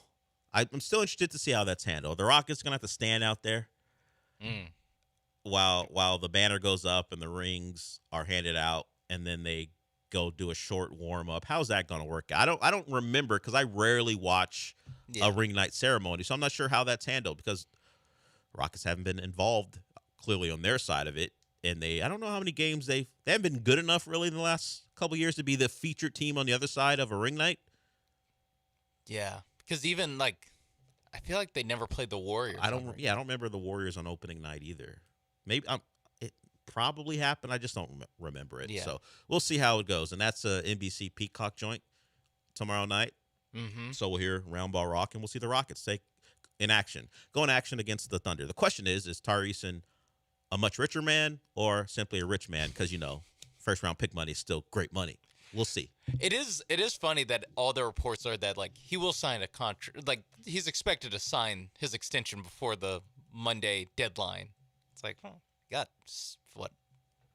The end of the day to do it? Yeah, what are we waiting on? Yeah. Why didn't it happen when the Blazers guys signed theirs? Sign it. Then what are we waiting? Yeah, the Blazers guys signed there. What are we waiting on? Why don't we just get this done? Yeah. Why wasn't it done on Saturday? Yeah. Tumani Kamara could sign his deal. Why can't you, Tari Eason? Maybe he's still negotiating on the role he's going to have when he signs his extension. What can you promise me 3 years out, huh? What can you do? I like this. He's a college recruit of can you promise me my number? Can I get? These are things that are important when you're 17 years old. Can I get playtime? Yeah. Am I? Are you going to redshirt me? Yeah. Am I going to get playing time? Am I going to redshirt? Can you tell me who the O-line recruits are going to be that are going to protect me for the next 3 years? Because I don't want to get harassed like a certain Arch Manning over the course of my playing career, which is not something Texas thought would be the case. Hey, we talk football on Tuesdays. All right, we talk college football on Tuesday.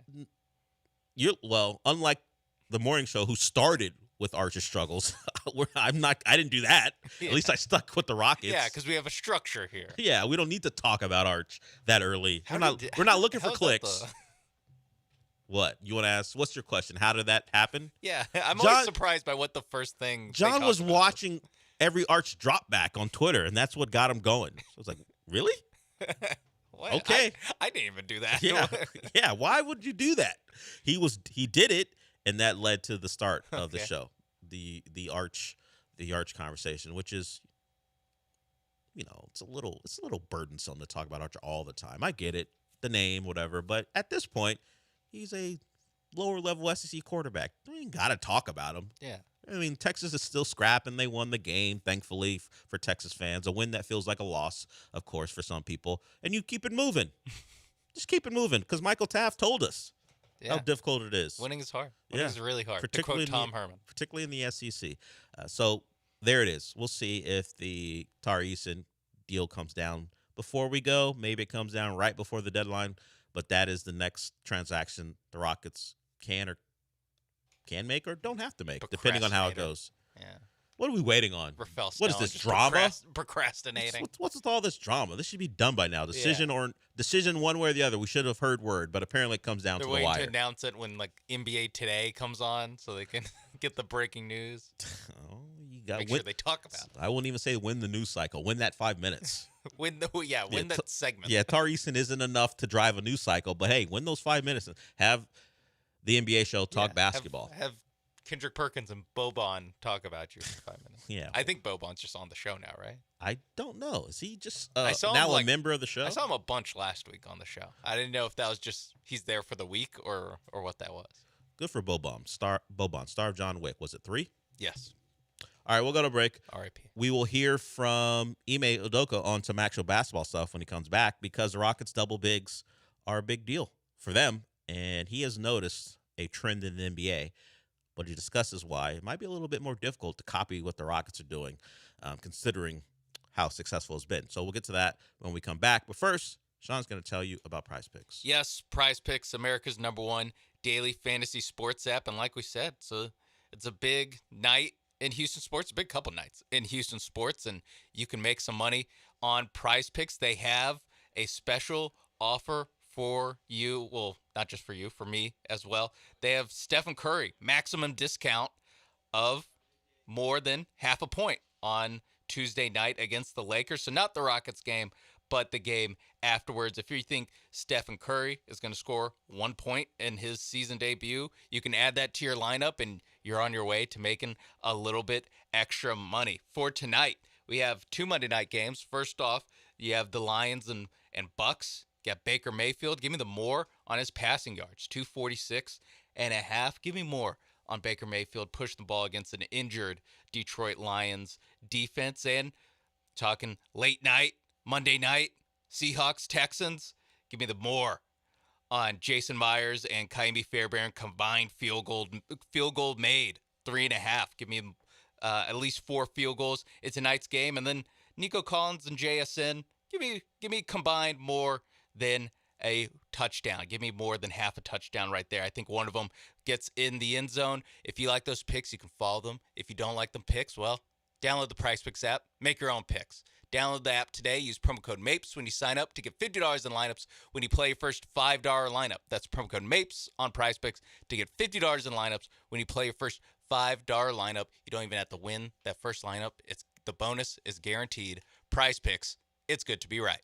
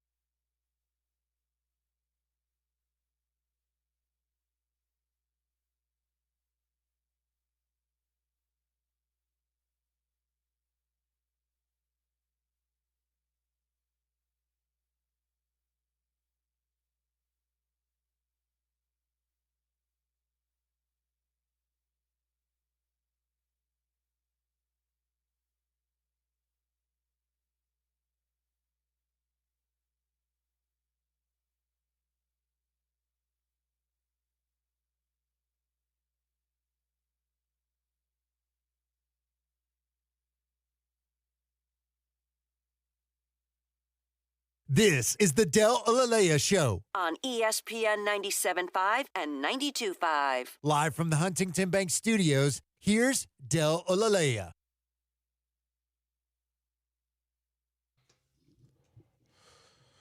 So as you might have been able to tell, starting right around 8, there's a new sponsor, although not really new. They just changed their name to the studio. So I'm thrilled to see how Michael handles it, particularly that long one where you play if I'm out doing something. I don't remember the pieces of that. Maybe he didn't make another one, or maybe he can put two things together where he doesn't have to do very much. But yeah, we got a new. You can hear Huntington is the new sponsor for the studio. So if you're hearing a little different thing and you don't know what it is, that's what it is. It started at 8:00, so Michael had to keep something available for 7 to 8. That was Veritex, and then right at 8:00, we could make the switch. So that's what's going on here. And speaking of nuts and bolts, there's something going on between some of our hosts and our social media account, the ESPN 975 Twitter account. Oh. Apparently, there's some trend, and the account is using photos of us looking tired or maybe overwhelmed in studio. Credit to the social team for finding a picture of Jeremy in studio. That must have been difficult, particularly to find one where he's looking. Had to go through the old files. Yeah, particularly one. They actually had to find one where he's looking a little down. So it's Joe, myself, Lance, and Jeremy all looking a little perturbed or down. And it's tell us it's only Tuesday without telling us it's only Tuesday. We're hanging in there barely, and as I said, it's all pictures of us looking a little disheveled or a little tired. And everything says it's been a long week. It's Tuesday. Of course, the problem with all that is It's Monday. It's Monday. Yeah. So because a picture was used that made us not look at our very best, there have been comments by everyone except for me because I don't care. I'll just make my comments here about it. Like Jeremy has seen it, John has seen it, Lance has seen it. I don't know if Joe has seen it, but that's a Sam creation. And I don't think she's in the office. Maybe it was a time tweet and she just got the wrong date. But either way, unforced error by our social team. Enough so that everyone who saw it, at least as a host, made note of it. Jeremy was first, as you might imagine, consistently on social media, at least on Twitter. All right, let's get to Ime Udoka, who may or may not spend very much time on social media. We know he is the coach of the Houston Rockets, and the Rockets didn't necessarily unveil this, but the double big has been something that they have used to great effect since Steven Adams has been available to do it. And they broke it out again to start a game. I'm still not quite sure who their starting five is. I guess it's going to be matchup dependent. Like, for example, tomorrow, I would not be surprised if they start double big, where we thought Reed Shepard was the quote-unquote fifth starter. We will see tomorrow night in Oklahoma City. But Ime has noticed other teams trying to be like them, and he has some thoughts about it. Here's Ime Udoka on the double big trend. Oh, yes, we noticed it. I think even before we started doing it, when Steven was able to play those minutes, there are more, I think, double lineups than you think in the league in general. I think everybody talks about stretch shoot, stretch fours, stretch fives, but we didn't have a problem at doing that because of some of the lineups that were able to do that. And it's copycat league, honestly. Someone sees something that works and they probably try to employ the same thing. And so that more zone, we prepped for that, knowing how effective it was for us. And everybody's trying to be like us. They can't really do it like us, but take a look at it, I guess. I would say he makes a lot of valid points, particularly the one where there are multiple lineups across the league where you're going to have two big guys, but the difference would be you don't have two bigs where neither one of them is considered a stretch 5 or 4. We know Milwaukee did it for years, but Brook Lopez changed the way he played the game completely. He became a stretch 5 as opposed to earlier in his career when he was a down on the block 5. Of course, Giannis being the 4 in that scenario. So I don't know many scenarios where you don't look at the two bigs and go, okay, one of those guys is a bit of a threat from the perimeter. Like, look, even in Memphis, when Zach Edey's healthy, they'll go double big, but Jaren Jackson Jr. is a guy who is willing and able to shoot from distance. So what the Rockets do is pretty unique. Alpe has added to his game, but I'm still don't expect him even on low volume to be like a 37% shooter from three. It's just not what he is right now. It's one of those things where it's like you see a couple clips of him doing it in summer, the Eurobasket and in preseason, and it's just like, hey, it looks good. Looks like he's taking them. We'll see when. I mean, there's an 82 game season. Like, we'll get the sample size. We'll get enough. Yeah, I don't need to jump on this early. Yeah. So the Rockets appear to have a giant advantage there with the numbers that come Everyone's out. Trying to be like us. They hate us because they aim us. And they can't be like us. No, they're not like us. Yeah. I'd even say. In fact, not like us. The Thunder have a pretty good double big lineup themselves. Not like us, though. Well, yeah, because Chet's game ain't Steven Adams' game. You're correct. It's a little different. You're correct. You're correct on that. So maybe we'll see double big versus double big to start off. And look, the starting stuff is fun to talk about, but we know that the minutes played and the closing minutes, particularly in close games, are what's going to matter. Now, if the double big is something that can't be handled and it removes close games from the equation, great. But I don't know that down the stretch, if we're going to see Steven Adams and Şengün, and once again, matchup dependent, but in a game where you're going to see guys run pick and roll late, because that seems like the only thing that gets done late in games is pick and roll to get yourself a matchup advantage. Like, for example, tomorrow night. Late, the Rockets have played a great game, and it's close, back and forth game. Do I think that the Thunder will use Steven Adams and pick and roll and maybe get him isolated on Shea?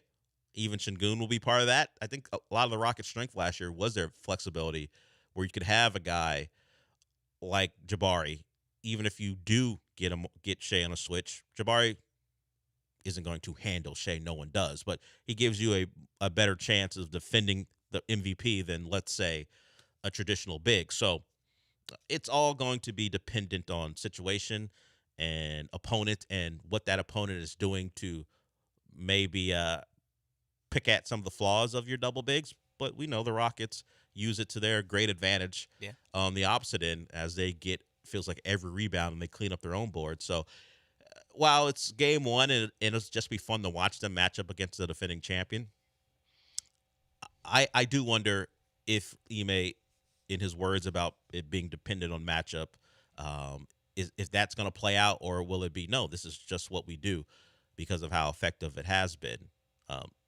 when we kind of brought it to the forefront last year. So Rockets Thunder tomorrow.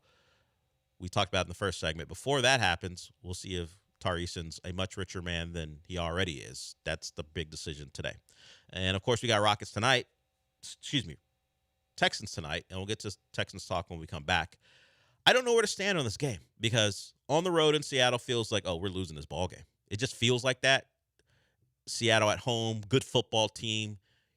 This team in the Texans has found a way to lose against good football teams this year. Like, credit them. They played the Rams, who are at the top of their division, well. They played the Bucks, who are at the top of their division, to almost a standstill. They were 1 4th and long stop away from winning that game. And, of course, the Jags have devolved into being the Jags again.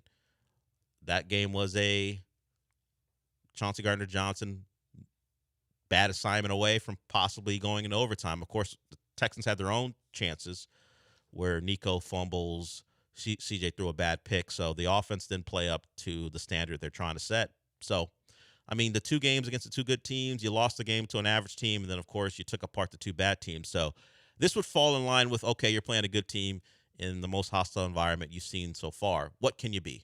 What can you do? So we'll talk more about that when we come back. If you want to get in on the show, the number is 713-780-3776. We'll take you up till noon. We will be back.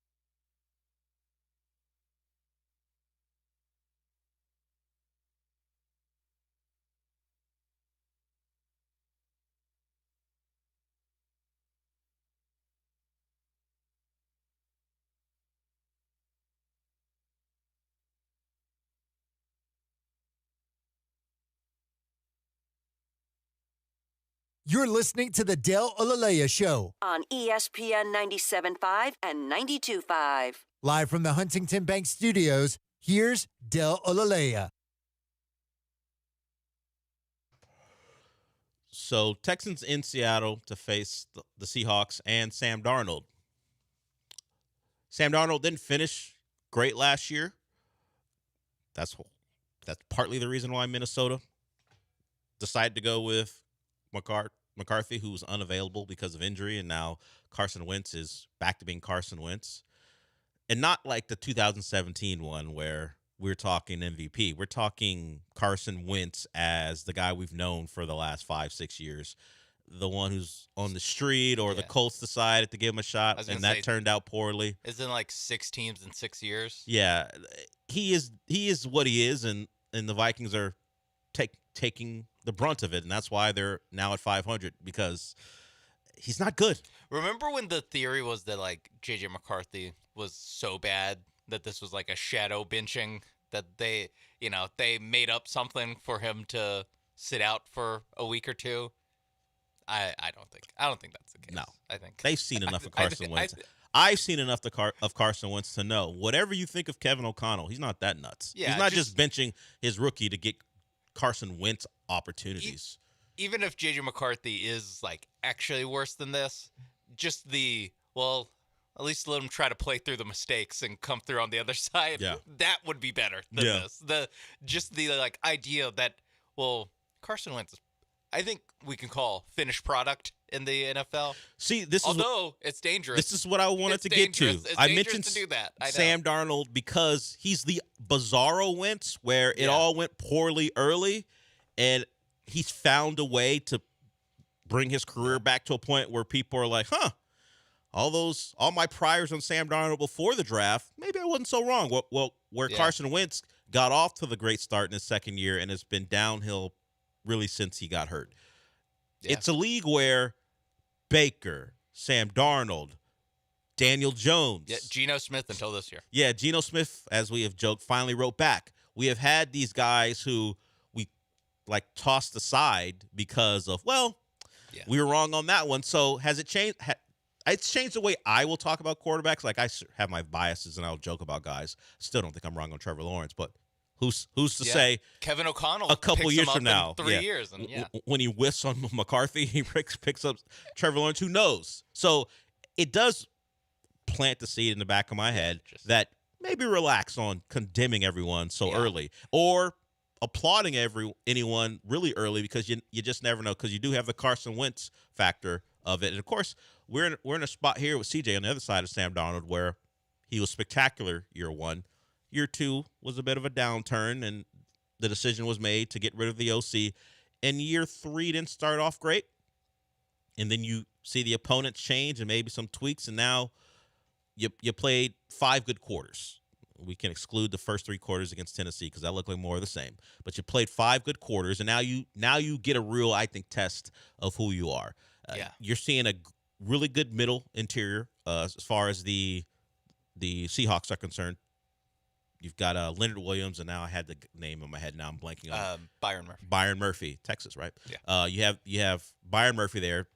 A couple of their top guys in sacks. Owosu is their outside pass rusher. So you got some dudes there. They're healthier in their secondary, healthier than they were when they gave up a lot of yards, but no real points. I think they gave up 12 to the Jags, but they're getting healthier in the secondary. So you will face their best, and you'll face a crowd that, I don't know, depending on what's happening in Toronto, may be more enthused or less enthused. That was the theory Maybe they'll be earlier. on their phone. I don't know how that's going to work out. I think the 12th man will be fine no matter what's going on in Toronto, as it could be a great day for the city of Seattle, sports-wise, or a terrible one. Oh! I have a sports radio question. Okay. A sports radio hypothetical. All right. I'm assuming, this is to an audience of Astros/Texans fans. Sure.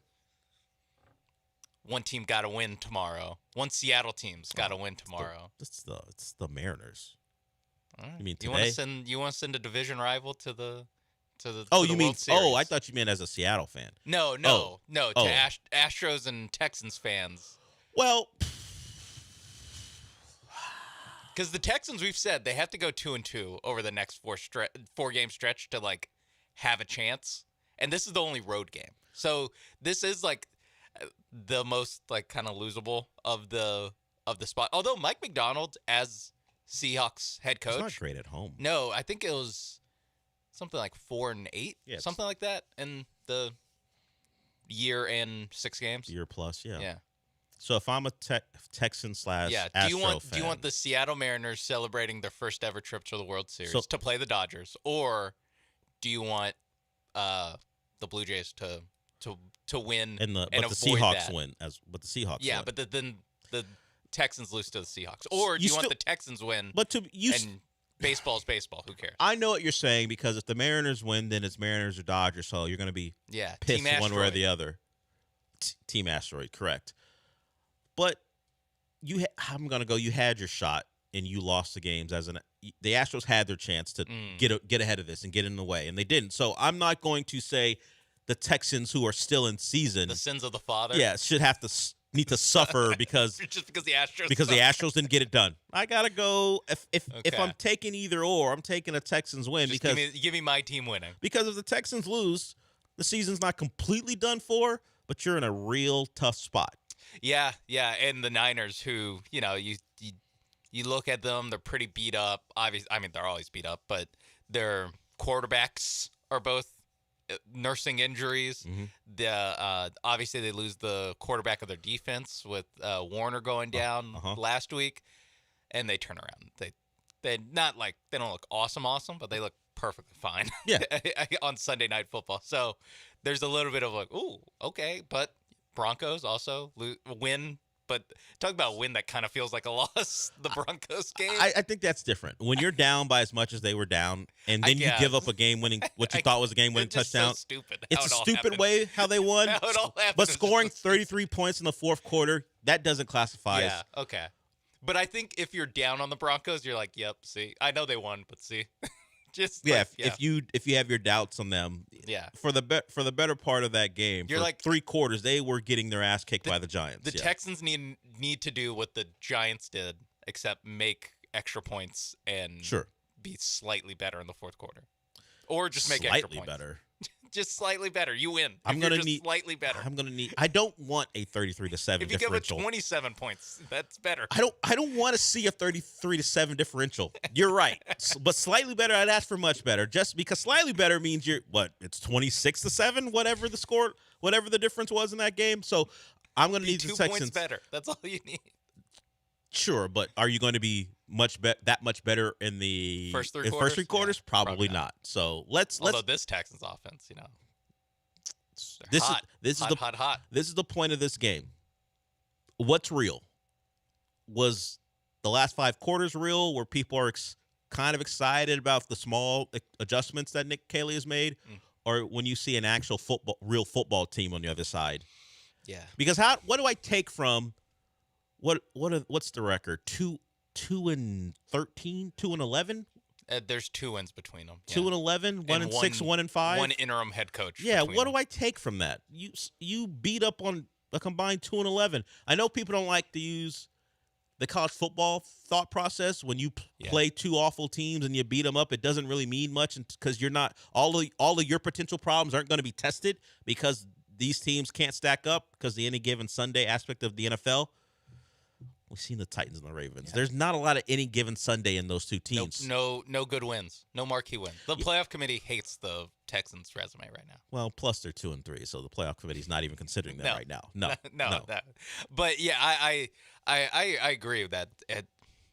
It's because it was the fourth quarter of the Titans game where it looked like they unlocked things, and it was the entire Ravens game where they looked like they're playing on rookie mode. And then they just went away for a week. Yeah. So it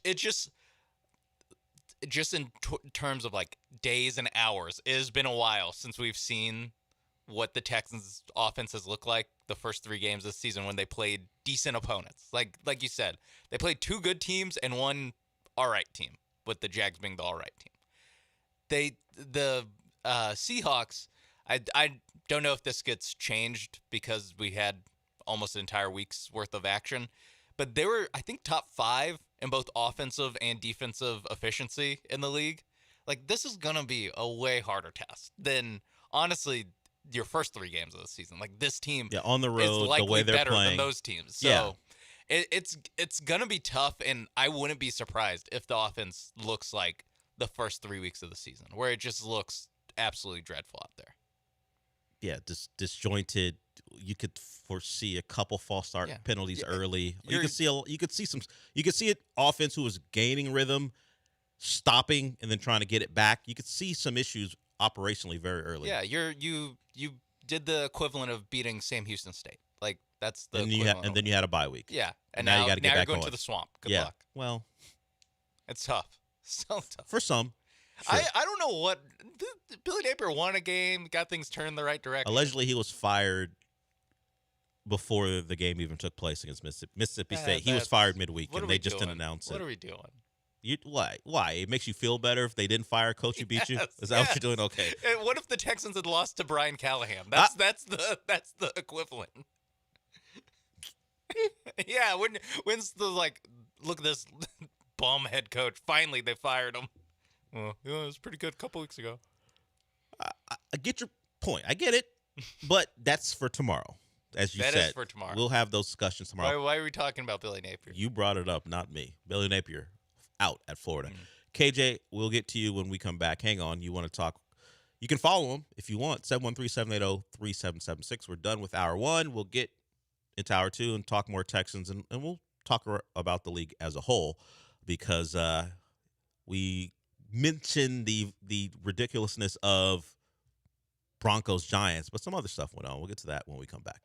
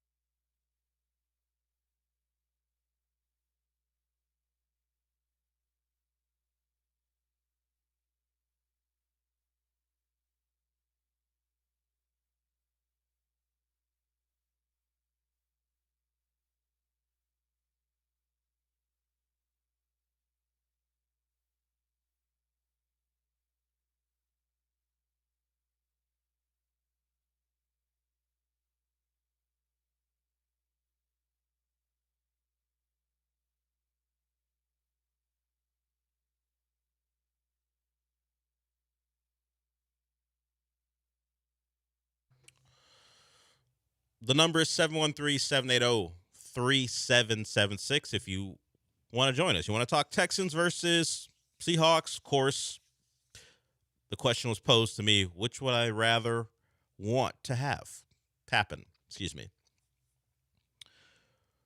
Blue Jays beating the Mariners and keeping the Mariners out of the World Series, but that's combined with the Texans loss. Yeah, this really is like, how much of a hater are you? Yeah. Or the very thought of the Mariners making the World Series is enough for you to root against your Texans. What do you want to happen? That was posed to me. Red pill, blue pill. I say the Astros had their chance. I'm not going to wish a loss on the Texans because the Astros couldn't get it done. They couldn't live with their failure. Where does that lead you? Back to this sports radio hypothetical. Back to Rocket season. Yeah, tomorrow night. Tomorrow night. That's what you should be excited about. But let's Thunder win? Nope. They're basically a Seattle team, really, if you think about it. It's true, but it's the first game of the regular season, and it's 1 of 82. And the Rockets lose tomorrow, which is expected. They're not favored. I think they'll be fine. The Texans lose. It's not over. Less fine. But Less fine. it ain't great. Yeah. All right, let's get to KJ. What's up, KJ? What's up, gents? How y'all doing today? Hope your weekend was well. I know your team losing, but I know how you take it now. So, Pause. I didn't think about that, Sean. That OKC is Seattle. So I'll take that loss tomorrow night because it's 1 of 82. Mm-hmm. And then to the Blue Jays, which is Astros, Houston Astros, Canada, and Texans win tonight. So that He's looking for that parlay. There we go. Yeah. There we go. That's the art of the deal right there. Yeah, let OKC win tomorrow. That's that won't hurt. They lost the Charlotte game one last year when they was up by 20. So what's the big deal? It's true. He makes a good point. I got two things. Right. I got two things I got to hit. Kind of. All right. The Texans. I said Texans, but I was thinking about that insane game yesterday with the Giants and the Broncos. So I know a guy. I'm gonna go through this as quickly as I can, Dale. I know a guy who's in this pool where you get a random team every week, and the team has to hit 33 points. Right? Well, no team has hit exactly 33. No team has hit 33 for 4 weeks. Right? Watching this game, obviously you've seen what happened with the Giants, and that basically cost him the 33 points, which was probably $2,275 in there. I don't know why I know the exact number. I just do. So Can I ask you a question? I'm glad the Giants lost that game. What did he feel? Because if the field goal kicker doesn't miss the extra point by the Giants, did he feel like he got a reprieve? Because they were about to hit 33 until the kicker missed. I just want to know the emotions of that guy because he got lucky. He picked up and but the luck. So this is the key. You don't really until you basically. It ain't even. You mean the first kick he missed, or the second one when they went up to take the lead, and then the guy misses the extra point. What was the final score of that game? Infuriating. Yeah, I imagine. Yeah. 32-33. Yeah. So this not only did it cost that person the 33 points, but it also made somebody else win instead. Now, because even if Denver goes and ties the game at 33. If it's 33-33, it goes to overtime. Somebody's not going to have 33 at the end, likely. But regardless, if it goes to a tie, they split the money. That's a fair deal. You split, hey, you're not mad. Missing the extra point makes me hate kickers for the rest of my life. I'm just going to say that. For that guy. Okay. Anyway, now, yesterday, one of my little side gigs of many, I referee college basketball, and I've been refereeing basketball since 2001. So I had the privilege, and I hadn't did this since Chris Paul was here. I had the privilege of going over and refereeing the Rockets' last team scrimmage where they wanted referees there yesterday morning. So there's nothing groundbreaking to give you as far as, because they didn't really run anything like, that you say, oh, well, here we go, and they were only running half-court sets. I'm only going to give you the vibe of the team, right? I did this when James Harden was there for probably 5 or 6, 7 times. Absolutely never interacted with James Harden at one time. He never smiled. He really was kind of cantankerous and kind of, a butthole with his teammates in the sense of, hey, do this, do this. This team is totally different. So, give you a quick story and I'll let you go, or you let me go. So, walk in, and my other co-official name is Kevin also. So, he walked in, he told us that, man, Durant be on my butt the whole time, blah, blah, blah. So, we walk in, Durant said, oh, bleep, I got to deal with y'all one more time, huh? So, I walked up to him. I said, hey, man. And he kind of laughed, and I said, hey, man, your name Kevin, my name Kevin, his name Kevin. Let's stick together. He started, he kind of laughed, walked off, and as he's walking off, I said, hey, brother, I seen you, what you got this morning. Congratulations. He looked at me and said, thank you, man. I appreciate that. Again, I never interacted with – James Harden never spoke to anybody. This whole vibe of this team is serious, but not intense like if we don't win every single game. You can tell and go also with Udoka, meaning I would think that I guess the vibe that he had, they listened to him. I seen him smile, which we rarely see that during the game. The interactions, everything was just a very positive situation. And unfortunately, I was talking to them, and Şengün got me and dunked on me and told me, hey, man, don't stand on the basket. I'm going to dunk on you every time. I was just like, well, ain't this something? Anyway, man, just giving you a couple of little things. That's what I learned this weekend, but that's way more than one sentence. That's Kevin Joseph. Appreciate it. Good friend of mine. I was thinking that as a Kevin Durant deal was announced, the vibes for the Rockets right now immaculate. Oh, the vibes are incredible. immaculate. Did you see what Amin Thompson said after the deal? They were asking him about the Kevin Durant deal after practice, and they mentioned that he gave up whatever he gave up. Was it $15 a year, basically? And so $30 million that he gave up, and he just goes, man, what a great guy. Yeah. Just like, man, generous guy. Yeah, generous guy. Yeah, kind of a generous guy. So, yeah, and then he also said we need to sign it expeditiously, and that's because he had like a word of the day to work in. And he had to work it in. He had to work in expeditiously to his media availability, and he did it. So, yeah, it does feel like they're like an interesting, like, they were good last year. They're a young team. They think they're going to be better. Obviously, they get Kevin Durant. So, like, it is like, it's a little bit of, I guess, security that's like, hey, we know that we're a good team without the, like you said, like KJ said, the, like, title or bust, blade hanging over your head of like, man, if we don't win this, like, Kevin McHale, beat it. Yeah. If we don't win this, Chris Paul, beat it. Dwight Howard, beat, like, it's less like, oh my God, we have to beat the Warriors, Yeah, they're in a good spot where, sure, the expectations have risen internally and the expectations on the outside are up there too, but they aren't built in a way where it's a ticking clock. Yeah, it's not like season on the brink. Like, yeah. We'll see if/when Tari gets his extension, but it's like basically the entire core is locked up for 2 more years after this one. So it is something where I guess not Amin Thompson technically, but come on. That's a deal that's going to happen whenever they can. But it's not something where it's like, whoa, got it. This is our one shot, our one opportunity.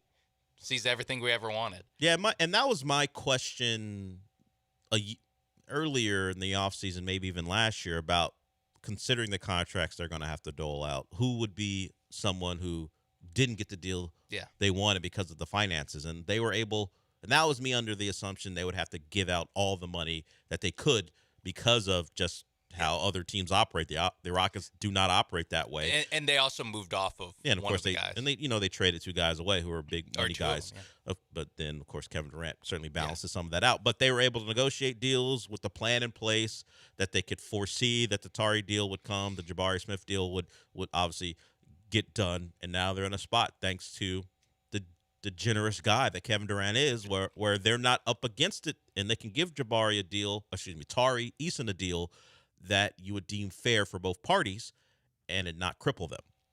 They've done a great job. Like you said in the first segment, what is it, 25 under the second apron, next year's second apron right now?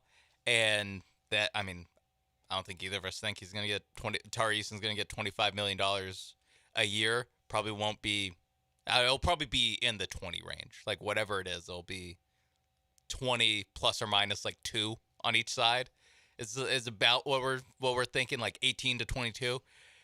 They'll have wiggle room. They somehow they did it where they have this wiggle room under the second apron where like you said, they can bring back this team if they want. I assume just like any year there'll be tweaks along the edges of whatever they need, but it doesn't feel like they are going to make the like reactionary Fred VanVleet's down, we need to make the trade for point guard X. Like it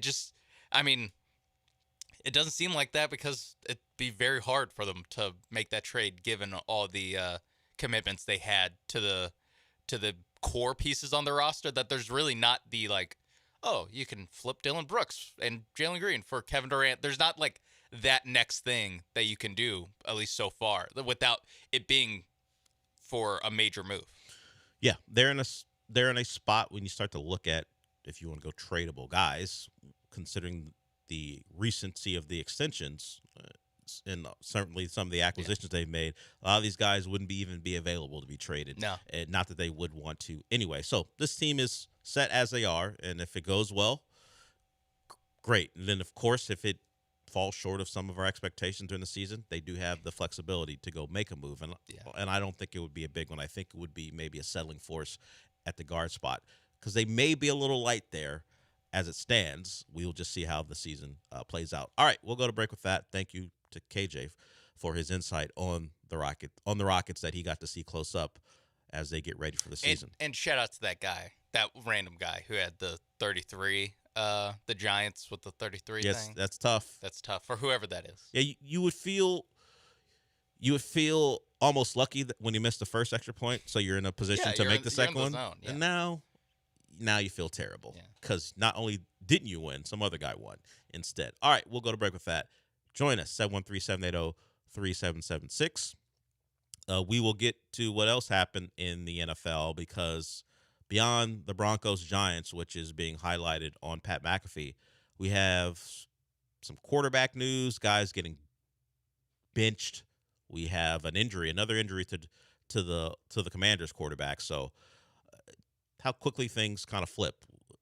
The NFC East was about certainly the Eagles and the Commanders, and the question was about, man, Dak's getting paid a lot of money, and the Cowboys aren't very good.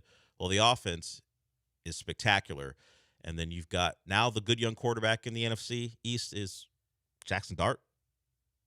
I still have my doubts. We had a conversation about that last week, but the Giants are definitely interesting, as was proven by what we saw yesterday. So we'll get into what happened in the NFL when we come back.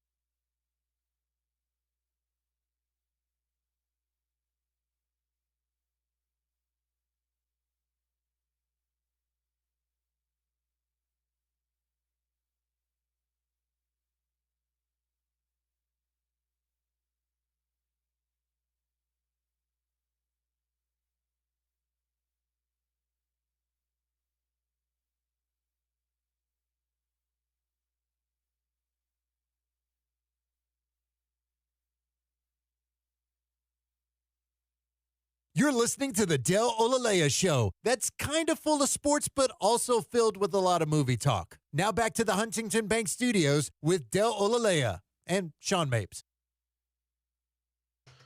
So what else happened in the league? The Cowboys keep scoring. They are one of two teams to break the 200-point barrier. Now, some of it has to do with the fact that neither they or the Colts have had a bye. Detroit's like at 191, so they certainly would be over it too, but they've had a bye. So the Cowboys had an average defense. Where would they be? They've scored 40-plus twice and only won one of the games. They were, remember, the tie at 40-40. Undefeated. Undefeated in games where they score 40 points, unfortunately for them. Not It's undefeated, not 2-0. perfect and 2-0. So, and the stinker is the one in Chicago. I don't know where that came from because that's the only time their offense didn't look good. Look, against the Eagles to start the season, before the weather delay, they got it going. Both offenses did, and then once they came back from the weather delay, no one could score points. They lost that one 24-21, but they light up the Commanders. And in that one, Jane Daniels gets hurt. He's going to have an MRI on that hamstring. He had to leave the game. So Commanders at 3-4, one of the picks that people thought could make some noise.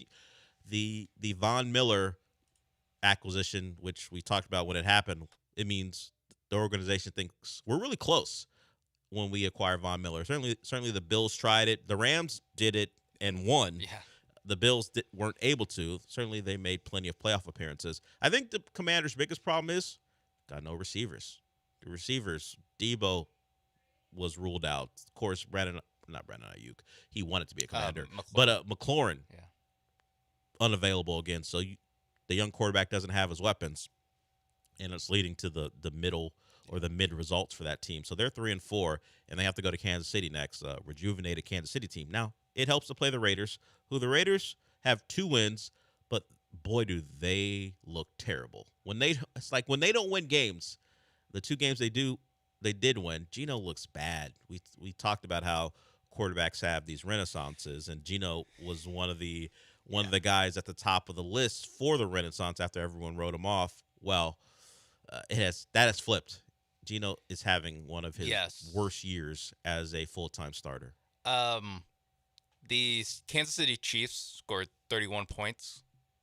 The Raiders had 30 total plays. They snapped the ball 30 times. 30 times. And they lost by 31. Getting outscored. But we're talking about your plays to the opponent's points is rough. They had 3 first downs all game. Obviously, if you only have 30 total plays, you're not moving the ball very much. No. The Chiefs had 30 first downs. The Chiefs had as many plays that went for first downs than the Raiders had plays, period. The Raiders had less than 100 total yards. You know, the Jets got crushed because of their, minus passing yards? Mm-hmm. Clearly, this isn't as bad, but I have not seen that graphic of Raiders have less first downs than the Chiefs have points.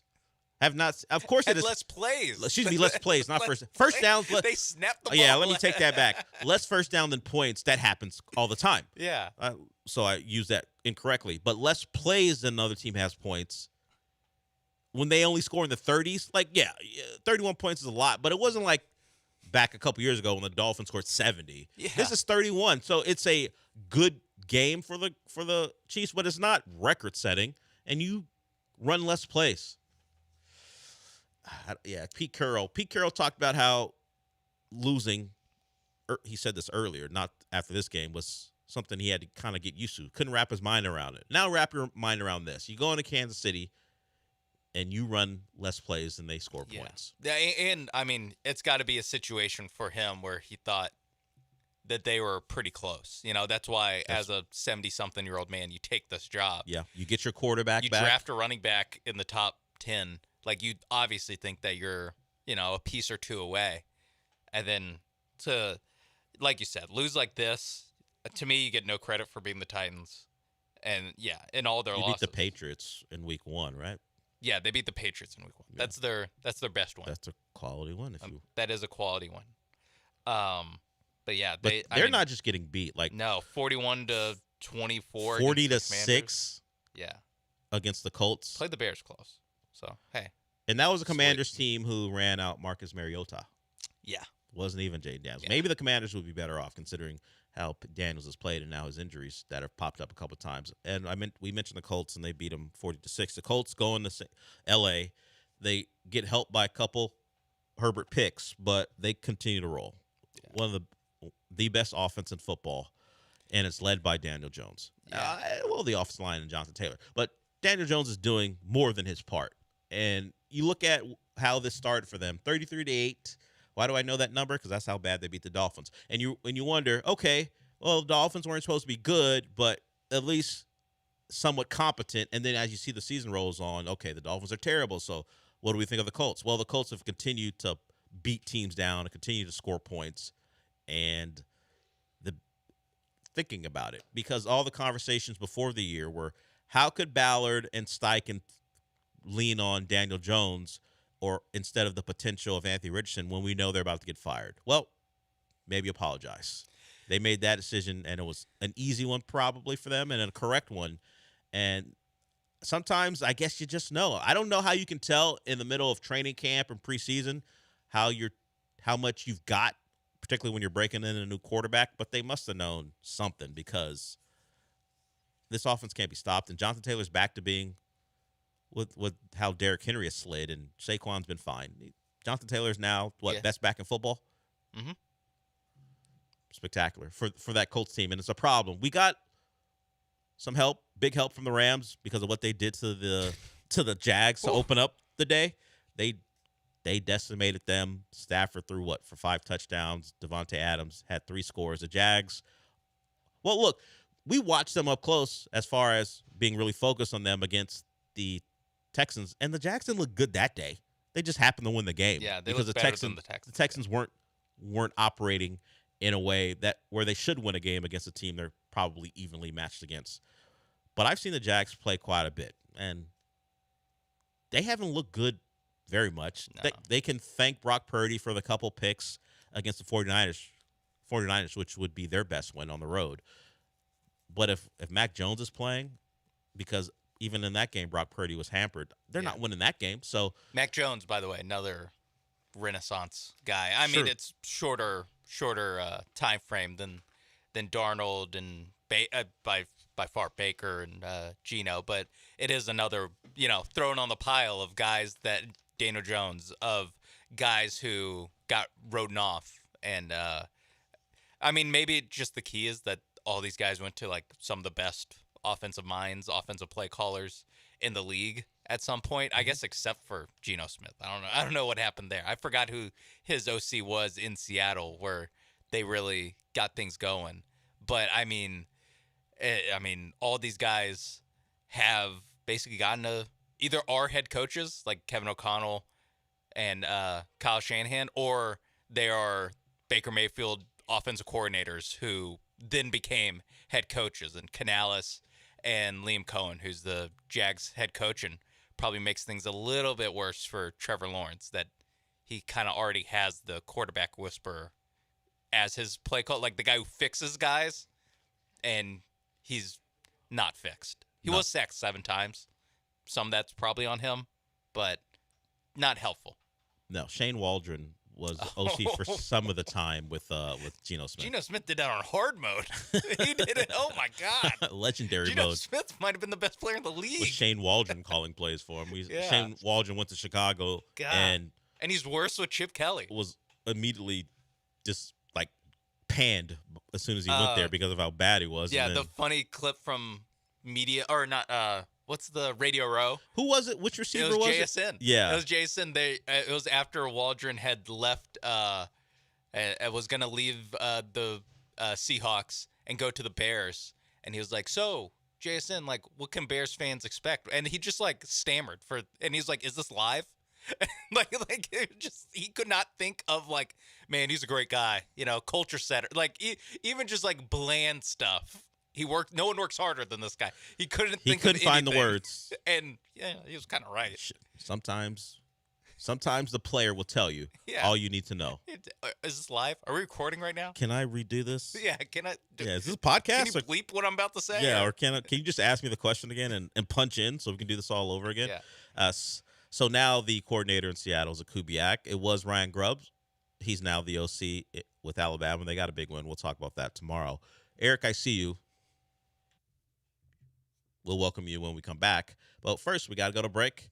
But before we do that, I want to talk to you about a great place to get a car, and that's Monument Chevrolet. Go to the website, monumentchevrolet.com, and check out all they have to offer. It is Truck Month. They've extended it into the month of October. So if you're looking for a truck at a great price, the one place you should go is Monument Chevrolet. Check out this 2025 Chevy Silverado 1500. They got deals on it right now that you can take a look at, and maybe the Silverado 1500 isn't the truck for you. They've got other vehicles in stock at great prices. So it's pretty simple. Whether you're looking for the Silverado or maybe an EV vehicle is really what you're looking for, or it could be the Trax, because they have a wide range of vehicles for you to take a look at. The website, you find the car at monumentchevrolet.com, and then you head on out there to Pasadena off of Beltway 8 and 225, and then meet the great people. The great people will get you into that car. And that's really part of what they are. It's not just the vehicles. It is the people that match the quality of those vehicles, and they make the car buying process something that you're going to find simple, and they're going to work with you to get you into the best car possible. So it could be a truck. It could be an EV. It doesn't matter. Go to Monument Chevrolet and find the right people and the right car for you. That's monumentchevrolet.com. They're in Pasadena off of Beltway 8 and 225. And as always, Chevrolet. Together, let's drive.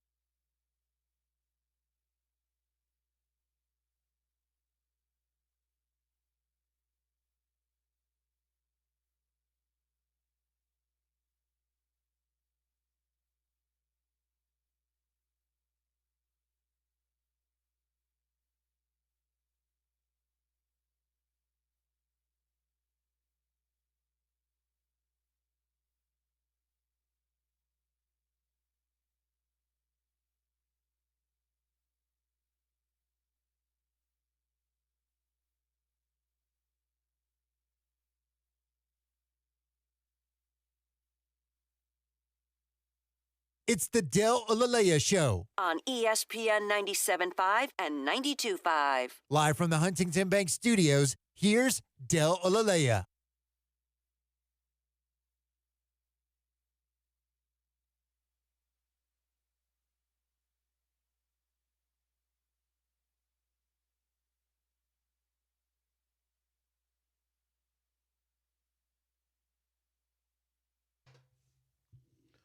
All right, let's get to Eric here.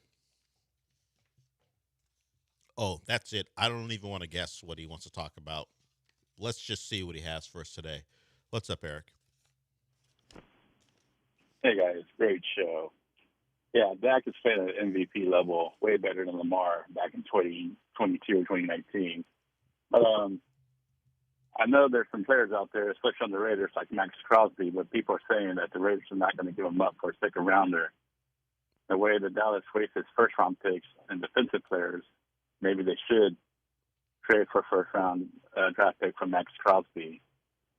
And also, Dell, Toxic Avengers all on streaming. It's a great movie. The haters just an anus. Not anus, 8 ounce. Bye. It's actually an important clarification when Eric's calling. Yeah. I'm glad he did clarify. Most of the time, it's what you think you heard. Yes, but I'm glad you cleaned that up. Yeah. Dak is playing great. He is, and it probably shouldn't be the case, but he's reminding people that's a pretty good quarterback in Dallas, despite all the nonsense that comes with being a Cowboy. What is the few? Because normally to win MVP, like you kind of have to be fewest wins. Yeah, you kind of have to be like 13, 12, 11 win range. And I don't know, because of that defense, I don't quite know if they can get there. Well, like, can they go 10-6-1? Well, think of the quarterbacks on the best teams. Daniel Jones doesn't have a narrative that would suggest no matter how good the Colts are, he's going to be looked at as a primary reason. It's like more likely that Jonathan Taylor would. Yeah. And it's a running back, so you might even wipe him off the board just because. Baker. I think Baker's probably I don't know if he's I think Mahomes is the actual betting favorite right now.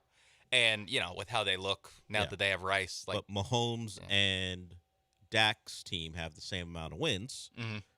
Problem is that Chiefs defense You better expect to be better than the Cowboys. So how much better would Dak have to be to go 10, as you say, 6-1? Is that like the record that they have to get? I would think he would at least need to get to double digits, be a playoff team, and you can tell that because of how bad the defense is, his play would have them at 14 and whatever, 14-3 as opposed to 10-6 if their defense played better. You would be able to say Dak's playing at a level, this offense is playing at a level where they would have 1 seed capabilities if not for how bad the defense is. It has to be like that where where he's in shootouts and sometimes he loses, sometimes he wins. If you're going to be 10-6 and 1. Are we forgetting a MVP candidate like besides Mahomes, Baker, and Dak? Is there like another?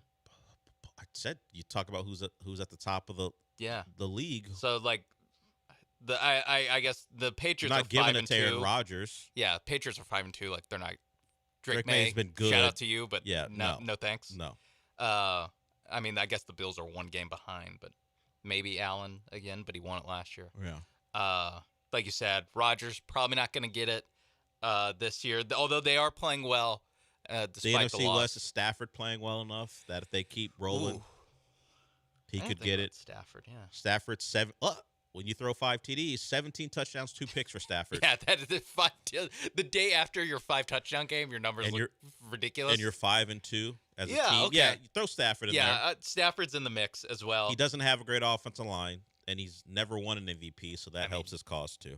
I mean, they're 5-2. The Niners are 5-2. They've had 2 quarterbacks play. They've both been variation of pretty good to all right to meh. Don't look now. Seattle Seahawks with a win tonight would be 5-2. Yeah. Is anyone looking to vote Sam Darnold as an MVP? I feel like Jason's too good that it's a little bit like Mac Jones and Devontae Smith for the Heisman in 2020, where it's like everyone at a certain point looks at themselves and goes, let's just give this to the receiver.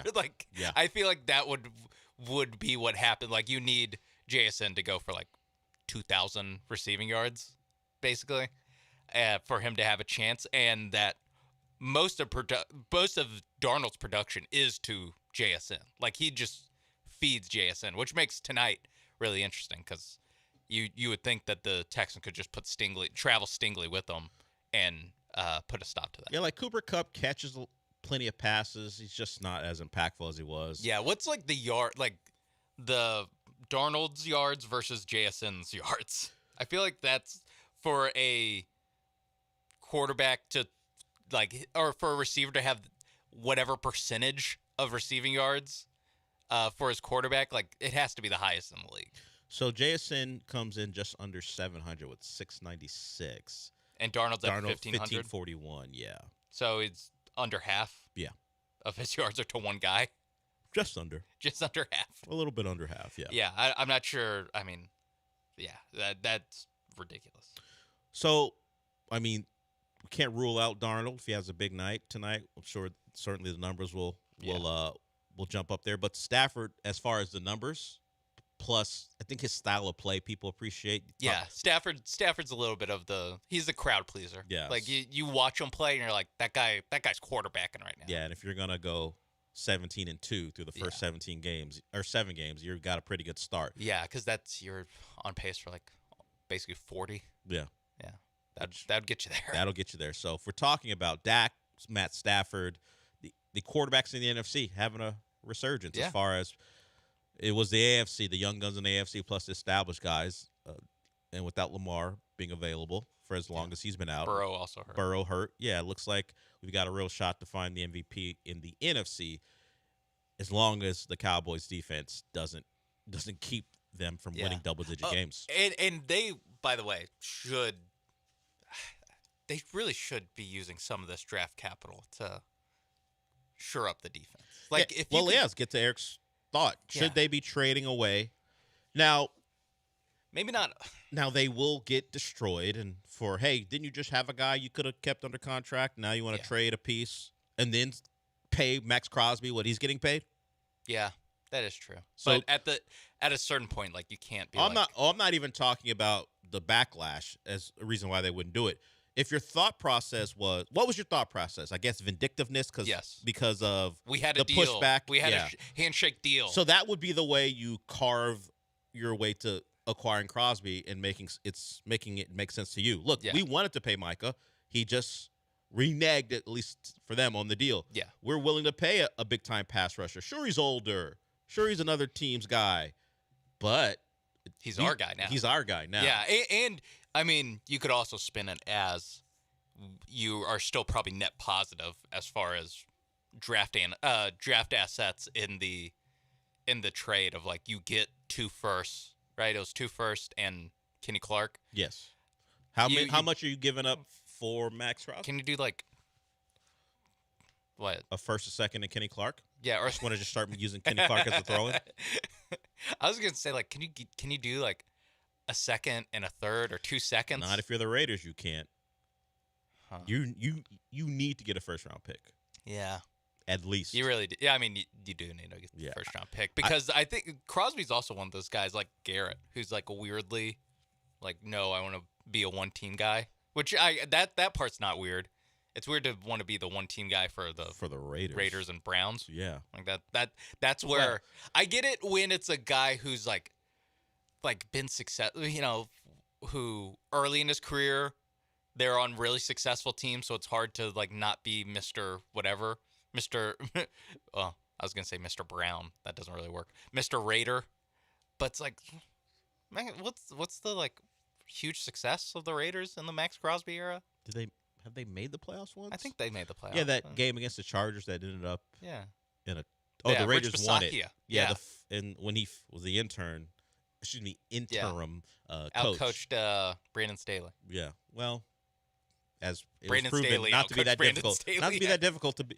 Just allow Brandon Staley to coach, and and he'll do it just himself. Stand back. Let him think about it. Yeah, that was the game that if they tied, they'd both be in. It's also the game that gave people all the warm feelings in their special places about Justin Herbert. They had already loved him, but because he completed a lot of fourth downs. Yeah, it was the most like where you can make the case that like his coach effed this up for him. Yeah, and apparently that's just going to be the case the rest of his career. I don't know if they're going to be able to get off the Harbaugh's holding Herbert back stuff. I don't know if you're going to be able to do that. Unfortunately, I think Harbaugh has a good enough track record. Yeah, I think at some point it will. Now it's the injuries. Come down on Herbert and the offensive line that's been banged up. So he is the biggest what-if quarterback in football, and that continues. Yeah. Now that Daniel One Jones, more year of it, basically. Now that Daniel Jones can go into his building and get a win, so that the Chargers got off to a great start. Needed the win last week against the Dolphins, and they just barely got it. And they come home and get smacked 3-3. around by the Colts. Yeah. All right, we'll go to break with that. You want to follow up Eric's suggestion with one of your own? Yeah. Did we miss an MVP candidate? Yeah, maybe we had. Certainly possible. 713-780-3776. We got one more segment after this. But first, I want to tell you about Aqueduct Plumbing Company. Plumbing, some people think they can do it. And you know what? If you can, more power to you. But don't make a big mistake. Don't turn a small problem into a big problem. It's pretty simple. If you got an issue, whether it be a leak or something major where you might need repiping done, you simply go to Aqueduct Plumbing Company and they'll take care of you. I'm not going to make the jokes about Billy Brown that the morning show would, but I'm just going to tell you, no matter what the problem is, they can help you. They have this handy drop-down menu for all their services, so it could be, like I said, a giant job, like a repipe. Maybe a water heater needs to be replaced or looked at. You have a tankless water heater, they can take care of that for you too, from drain cleaning to water filters, or maybe something like some new construction or a remodel. Aqueduct Plumbing Company is there for you to handle that job. Just go to the website, check out that drop-down menu at aqueductplumbingcompany.com, and maybe you know there's an issue, you don't know how much it'll cost, you can get a free price quote from Aqueduct Plumbing Company. Just call them, 281-488-6238. They're there for all your plumbing concerns and needs. It's Aqueduct Plumbing Company. Just go to aqueductplumbingcompany.com. That's aqueductplumbingcompany.com.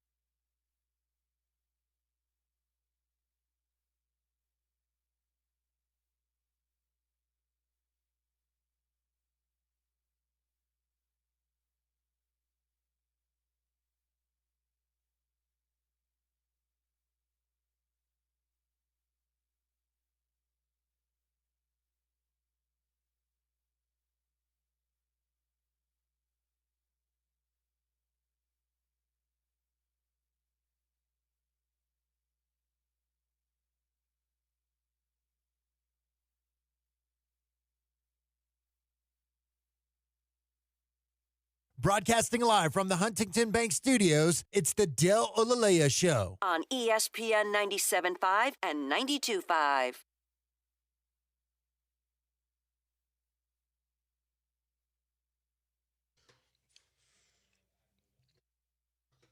So Russell Westbrook joins one of the most anonymous franchises in pro sports and thinks he can just say anything. If you missed it, this comes from The Athletic and Yaron Weitzman. Hope I got his first name right. In referencing LeBron James, Russell Westbrook said, "I hate that fake S. I just can't do it." And it goes to the frayed relationship those two had when they were in the Lakers. Remember Summer League, where they're both sitting in the same arena, but they wouldn't sit next to each other? That became a story. And that was like when they're on the same team. Still. Yeah, I mean, they're on the same team. And that was not after he got traded. No. That was on the same team. They're still on the same team, and they wouldn't sit next to each other.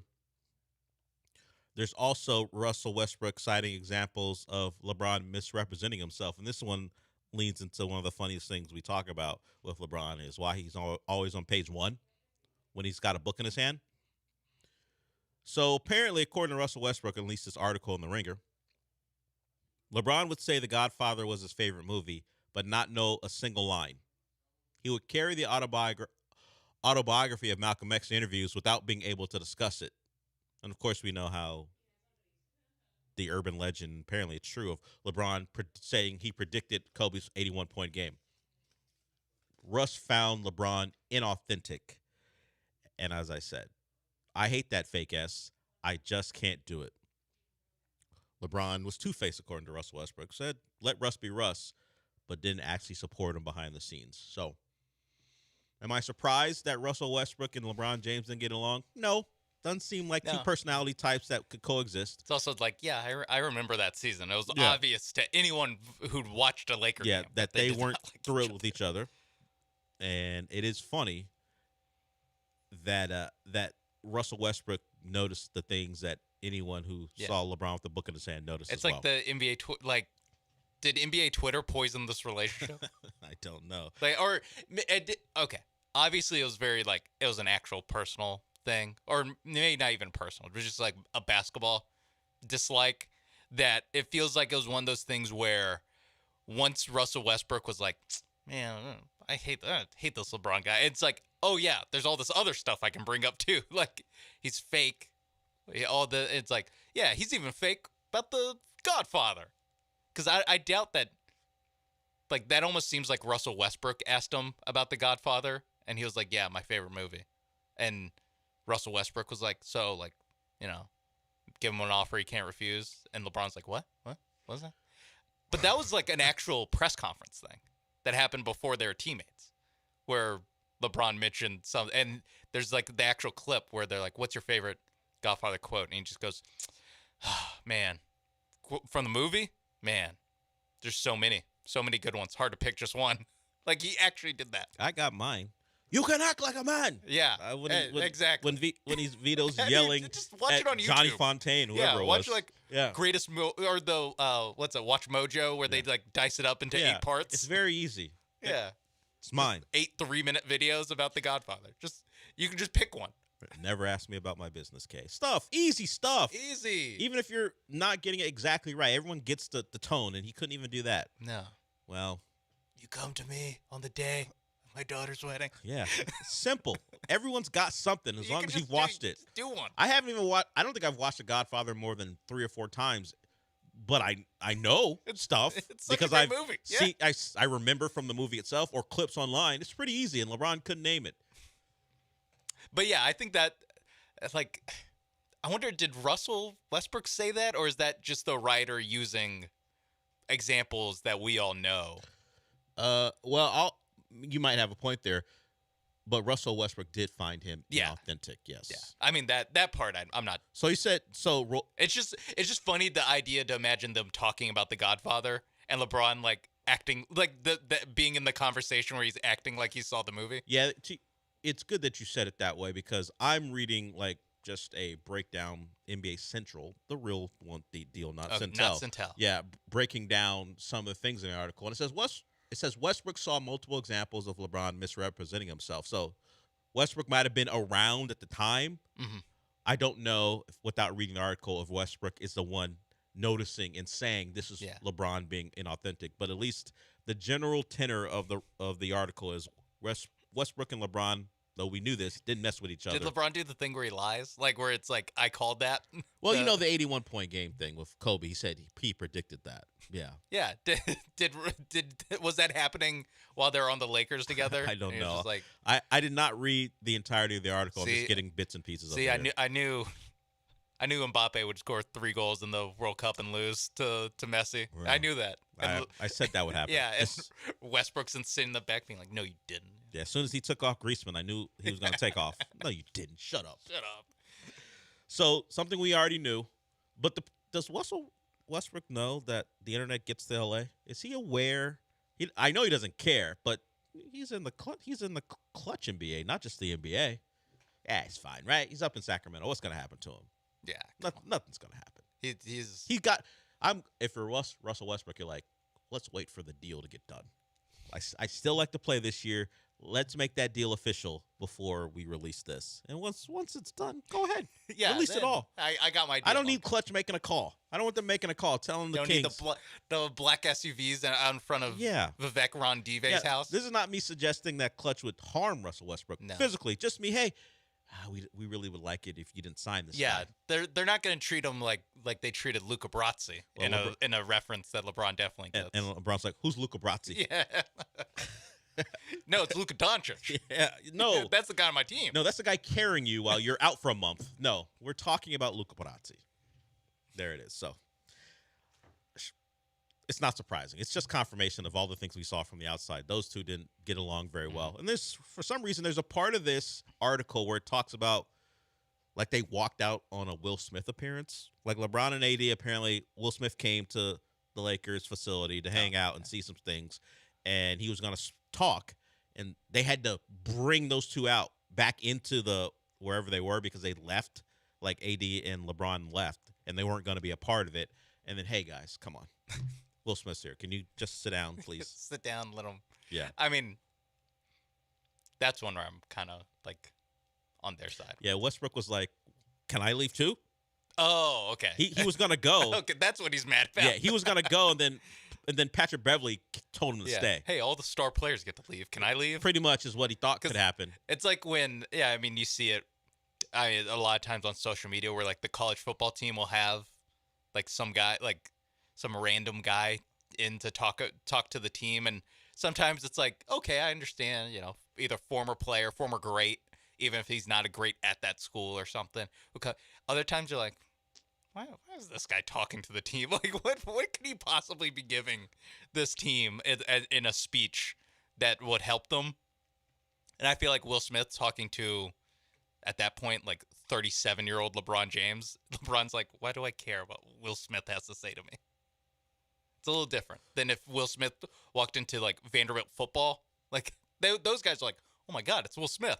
But, if you're AD and LeBron, you're like, AD has no business walking AD's out. like, I got to go film the practical joke with the impractical joke. I might side with you. Maybe LeBron can walk out. AD ain't got no business walking out. So can Westbrook walk out? Well, Westbrook wanted to because the other guys were leaving. Like Pelinka and Darvin Ham, who's the coach at the time, went to go get Will Smith to bring him in, and LeBron was like, I'm out of here. Like the teacher left, and I'm leaving. Yeah. And AD was like, I'm following him too. So Westbrook was like, can we all go? And Patrick Beverley, of all people, was the guy who had the common sense. Now we got to stay. Come on. He made Pursuit of Happiness. It wasn't that. Oh. He said those two can do whatever they want because they want a title here. We can't. Damn. Yeah. And Russell Westbrook wasn't having it. All part of the issues with the Lakers and his time there. Look, the Lakers media crushed Westbrook on the way out, so I'm sure he's not fond of his time there at all. And that was him going back home. And he spent time with the Clippers as well. Now he's up in Sacramento, where him and Zachary Levine. I say Zachary Levine because that's now how he wants his name said, I think. At least that's what I saw. Him and DeRozan, is he still there? Or did he get moved? Yeah, no, okay. DeRozan's still there. Levine, Sabonis, and Russell Westbrook. Yeah, Schroeder. Imagine Malik Monk. Imagine they'll scratch and claw and get the 37 wins. Yeah, they seem like they have like 10 to 14 seed energy written all over them. Yeah, they'll try very hard. Yeah, maybe, that's what they'll be. And a team gets, they're going to be the 12 seed, and like two teams get decimated by injuries, and now they're in the play-in tournament. Sure. that kind of vibe. I appreciate this call, but we got to go. So if you want to bring us Godfather lines tomorrow, we welcome you, but we got to go because Rich Eisen is up next. Rich Eisen hates The Godfather. He feels like a guy who loves The Godfather. I'll ask him. He looks like a guy who would be upset by LeBron not knowing lines from The Godfather. He would try to go back and forth, and LeBron would have nothing for him. All right, we're done for the day. Since we're done for the day, what does that mean, Sean? Oh, he dope. By the way, if you don't know what that is, that's about a doll of LeBron that LeBron saw. Rich Eisen up next. We got Texans tonight against the Seahawks. Of course, we'll talk all about that tomorrow. We'll talk to you tomorrow.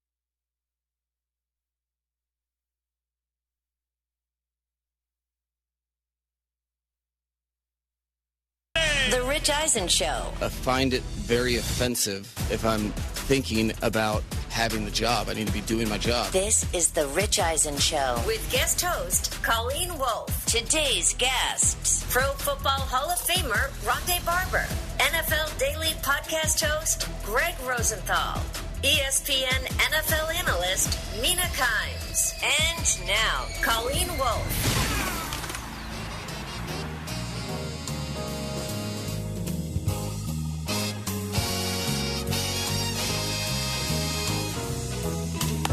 Welcome, everybody. Good morning, good afternoon, depending on where you're watching from. I'm Colleen Wolfe here on The Rich Eisen Show on this glorious Monday as we finish up Week 7 of the NFL season. You can watch us on Disney+, ESPN app. You can listen to us on ESPN Radio. This is all presented by Progressive Insurance. Also, I've been waiting my entire career to say this. You can give us a call at 844-204-RICH. This is very exciting as I sit here in the studio and I look at Chris Brockman. What up, Colleen? And Mike Del Tufo. Hi, Colleen. Good morning. And TJ Jefferson. Hello, Colleen. There's one thing we like to do around here at this time, and that's... Not about Dallas, is it? Oh, jeez. Yeah. That's the new one? Is that from the... Yes, he got the new one Ring today. of Honor ceremony? He wants the Ring of Honor ceremony. It's also, whenever we lose, we also get the Stephen A. Smith. Yeah, I'm not going to play it. It's even. It's even. Okay. All right. Well, congratulations on your big win. That was and Dak Prescott. It's great. Disrespectful sound. But we're all so happy for you, TJ. Why do non-playoff teams get a cool intro? I don't know. That's a great point. I guess if you're second overall in your conference, you should probably get a cool intro. And we did. We got we'll see. One, so, Listen. Yeah. Victory Monday for all of us. Hey, look at that. Bam, okay, bam, glass bam. half full.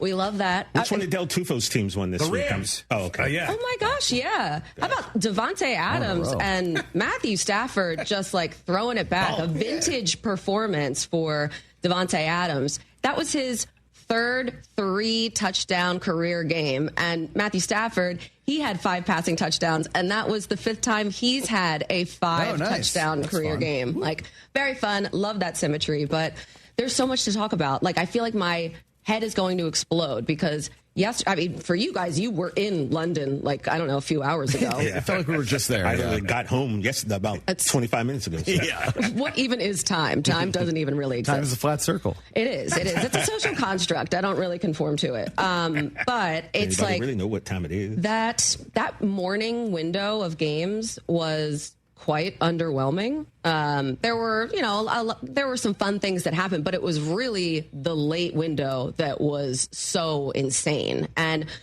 first of all, I think that may have been the craziest game I've ever seen in my life, at least the craziest fourth quarter I've ever seen in my life between the Broncos and the Giants.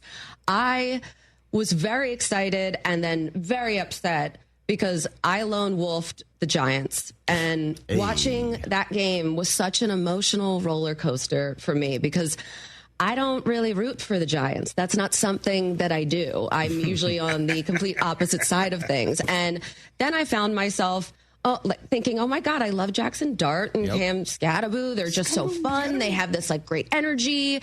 I feel like they should be playing with Jeremy Shockey vibes. Like this is a very throwback type of energy for this team. And just seeing what they did in that fourth quarter, the collapse by them and the Broncos. We're going to get into that. We're going to get into a lot of different things. But I think a few different takeaways just for me, how the Chiefs remain dominant, and that's a scary thing because they got through the rough patch at the beginning of the season here, and now they have their guys back, Xavier Worthy, Rashee Rice, and they dominated with a 31-0 win over the Raiders. Then you have so many teams that had really, really good winning streaks coming into this game and that they extended them in Week 7. Broncos, Patriots, Bears, they each won their 4th straight game. And then the Niners, wow. How about Christian McCaffrey in the game? George Kittle, where was he? I mean, I know that he said that he was coming back in Week 7. Did he mean Week 8? I know TJ, he's scheduled to do No Contest Wrestling later. Yes. Did he sleep through the game in anticipation of doing your pod with you and Shay? He really loves to run block, the opinions guys. shared by Chris Brockman are his alone and have nothing to do with The opinions shared by Chris Brockman are those of everyone who started George Kittle in fantasy yesterday, hoping for double-digit points.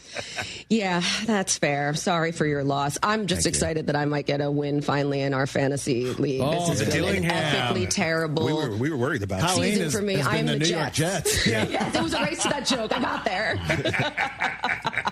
I mean, thank God. I was dreading coming in here being 0-7, but we're going to get on the board this week, and Congrats. I feel good about it. I know everyone really cares about my fantasy team. It's been a tough year. I drafted when I was on a flight with terrible Wi-Fi. So that is true. I know, but that didn't affect you taking Joe Burrow and A.J. Brown and guys who just forgot they were playing football this Also, season. as an Eagles fan, I offered you during the draft Jalen Hurts for Joe Burrow. And you know what she did, guys? She laughed at me.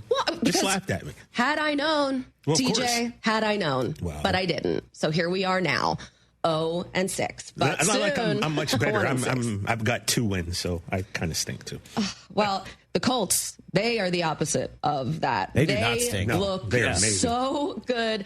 Best team in the league. Who saw this coming with Daniel Jones? That's another headline coming out of this week. And I think, too, just the fact that going into week 8, though, the NFC race is so tight.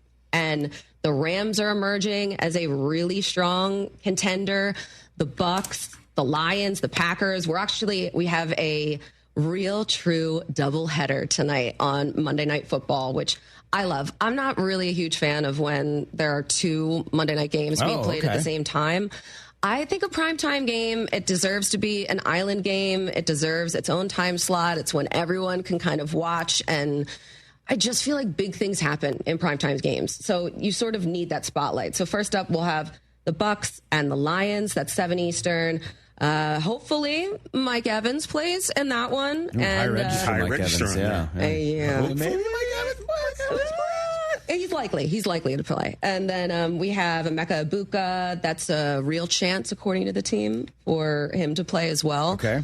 But I just want to see Baker Mayfield and Jared Goff go toe-to-toe. Because last year, that playoff game 2 years ago, I just feel like these two teams, they have something magical when they come together. So I am excited about that one. Also, Texans Seahawks, that's 10 Eastern. So I'm really sorry for everyone on the East Coast who has to work tomorrow, that if you are a fan of one of those teams, it's going to be a long Tuesday for you. But huge Seattle sports night, Game 7. Oh, my God, I know. ALCS. How about Blue that? Jays, Mariners, let's go. We're going to have Mina Kimes on. I cannot wait to talk to her. Seattle She is a zone. massive Mariners fan. I'm so happy that there's going to be a Game 7 for her sake, too. But that's tough because she's in Detroit for the Bucks-Lions game. Wow. And there's a Game 7 tonight. So that is a tough one. But let's get into what was the wildest fourth quarter I've seen in quite some time. The Broncos, 33-point fourth quarter. They looked hapless through those first 3 quarters. And then all of a sudden it was like, they work better under a deadline. Like this is like procrastination at its finest. It's like, wait, guys. Yeah, I kind of respect that. I'm like, you know what? Yeah, Just me too. conserve your energy for the fourth quarter. Why even bother playing those first 3 if you know that you're going to be able to have this comeback? I totally get this. One of my crowning achievements senior year of college had a whole semester to write a 30-page term paper about a political conspiracy. And I did the whole thing the night before it was due. I did nothing for the entire semester. Mm-hmm. And then, oh, shoot, that paper's due tomorrow. Yeah. That sounds familiar. All night in the computer lab, 30 pages, bam, B+, let's go. Oh, my Mr. God. Clutch. They call me Jerry West. And I feel like Bo Nix is kind of cultivating this personality and this reputation where for 3 quarters, he's just kind of, lollygags around like it's he's an extra in Bull Durham. And then all of a sudden it's go time in the fourth quarter. And it's fun if you have no vested interest in the team. It's cool when they win. Right. But man, it must be so stressful being a Broncos fan right now, playing these types of games. But there's something going on. Kids got moxie and a little magic going on there. And, we'll see. It's 4th straight win. And They're leading the division. Is that going to hold on as we see Kansas City come on like they have come on now, especially yesterday with Rashee Rice back? But we'll get to the Chargers, too, in a minute. They lost to the... I know. I think it was the uniforms. The uniforms, yeah. But Bo Nix, the fact that there were 3 touchdowns scored in like a span of 3 minutes, and then Bo Nix had to drive the length of the field still for a game-winning field goal. Let's hear from Bo Nix after the game. I was thinking about how I was going to answer questions if we got shut out. Not where you want to be, and at some point I knew we've done it before in the fourth quarter. We're going to, at some point we're going to go down and score. Now, maybe too late, we may not score enough, but at some point we're going to do it. We did it, got a good drive there at the end of the third, scored quickly in the fourth, and it's almost like once we scored and got the 2-point conversion, we knew how to play all of a sudden. So it was just, I don't have many answers, but, we just kept fighting. A drastic kind of difference from what we heard from Jackson Dart after the game. Oh, that poor guy. I know. Yeah. And honestly, for Bo Nix, I feel bad for him today, because if you heard what Sean Payton said after the game, he was like, it's going to be a tough Monday for everyone here, because yes, we won the game, but there's a lot to clean up. So I just feel like that's scary. That's a scary looks like thought. a young Anthony Michael Hall there. Yes. Huh? A little bit. Yeah, that's a good call. I was literally sitting there thinking, what are the top 5 things I think Bo Nix did if I didn't know he was a quarterback? Yeah, weird science situation. Okay. Like selling middle of the mall jewelry. I would have thought a salesman for sure. Yeah, like the middle of the mall, though, not like the anchors of the mall, like the middle of the mall jewelry. Yeah, he's in one of those. That's a little cheaper. Like piercing pagoda. There you go, something like that. Your insurance salesman, he looks like that for sure. Sponsored by Progressive. He likes it. No, I'm not going to say that one. Likes to talk to you about his Lord and Savior. He looks like anything but a. I don't know. Am I wrong on this? Traveling Bible salesman. Oh my God, DJ. We're going to get in trouble today. DJ. But the thing is, dude is quickly becoming a guy who I kind of seek out on Sunday to watch him play. I started at the end of last year. I remember telling you, I'm like, something about this Bo Nix kid, man. Yeah. And I like him. And I'm watching that game out of the corner of my eye yesterday, and I was like, oh, the game's over. And then I saw the comeback. I was like, wait a minute, is this the third quarter? Am I missing something? It's like, no, it is the fourth. When did you know, watching this, that the Broncos were going to win? When Jackson Dart threw that interception to Stranot. Yeah. That was the turning point. 10-point game at that point. Leaking water on the Giants' dramatic road win here, and then it's like, oh gosh, why did you do that? Like, I could see in his head, if I just lob it over him, like the tight end is right there, and I think we're going to get a first down and maybe more. Oh God, you threw it right to him. Why did you do that? I know. And then it's just, he's off to the races, and you feel like, because there was still, I don't know, how much time was it? 6 minutes or so in the game at that point? It felt like years. Like I lived so many lives during that fourth quarter. Like, but then when Jackson Dart reached over and dove in and broke the plane there, when he scored after that, I'm like, okay, well, yeah. Okay, we got it. We're back. All right, We're back. All right. It's gonna work. Miss extra point. Hey, that's gonna come back to hurt you. Oh, that poor guy. Yeah, that's that. Jude McAdamy. He must feel a certain way today. Am I not going to work here anymore? I think that was the moment I knew. But when the missed extra point? Then you kind of went, oh, okay. The writing was already on the wall at that point. Yeah, things are going Denver's way. They had 99 problems in that extra point wasn't one. Yeah, it just felt like the Giants were not going to be denied, though. No matter how many times they messed up, they just kept storming back and answering. And even in a game where there were 2 different tip drills, I mean, you had touchdowns right after the other off of tips. Yeah.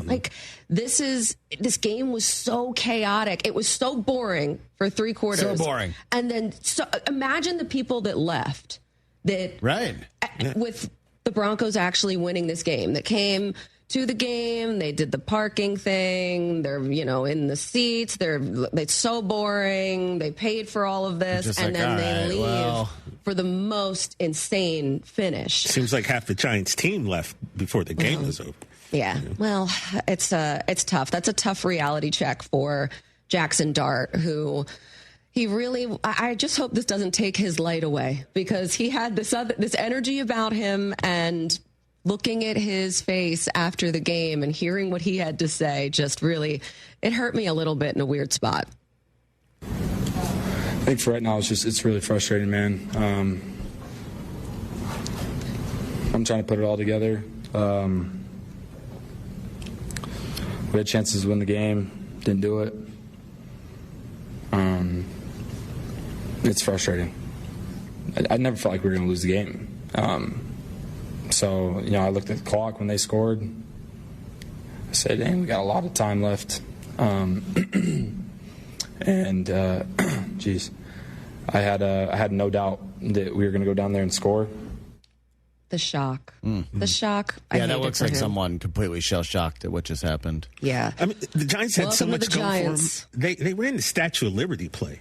Did you guys see that? Like, it was. I hadn't seen that since the Boise State game. They ran that play, and then the wheels just ultimately fell off. The vibes. That is a vibe shift for sure. Yeah. So the final 2 minutes, we saw 3 different lead changes, and then ultimately the Broncos were able to get that one together. So now they and the Chargers and the Chiefs are all trying to figure out where they are in this division. Of course, the Chiefs are coming on stronger, so we're going to get into a little bit about what's going on with the Chargers charging again, and of course, naturally, that'll lead to the Colts being so dominant and so good so far this season with Jonathan Taylor. My goodness. Yeah. But we have a very special someone that's going to join us on the other side. Pro Football Hall of Famer Rondé Barber ahead of the Bucs and the Lions game that's coming up next.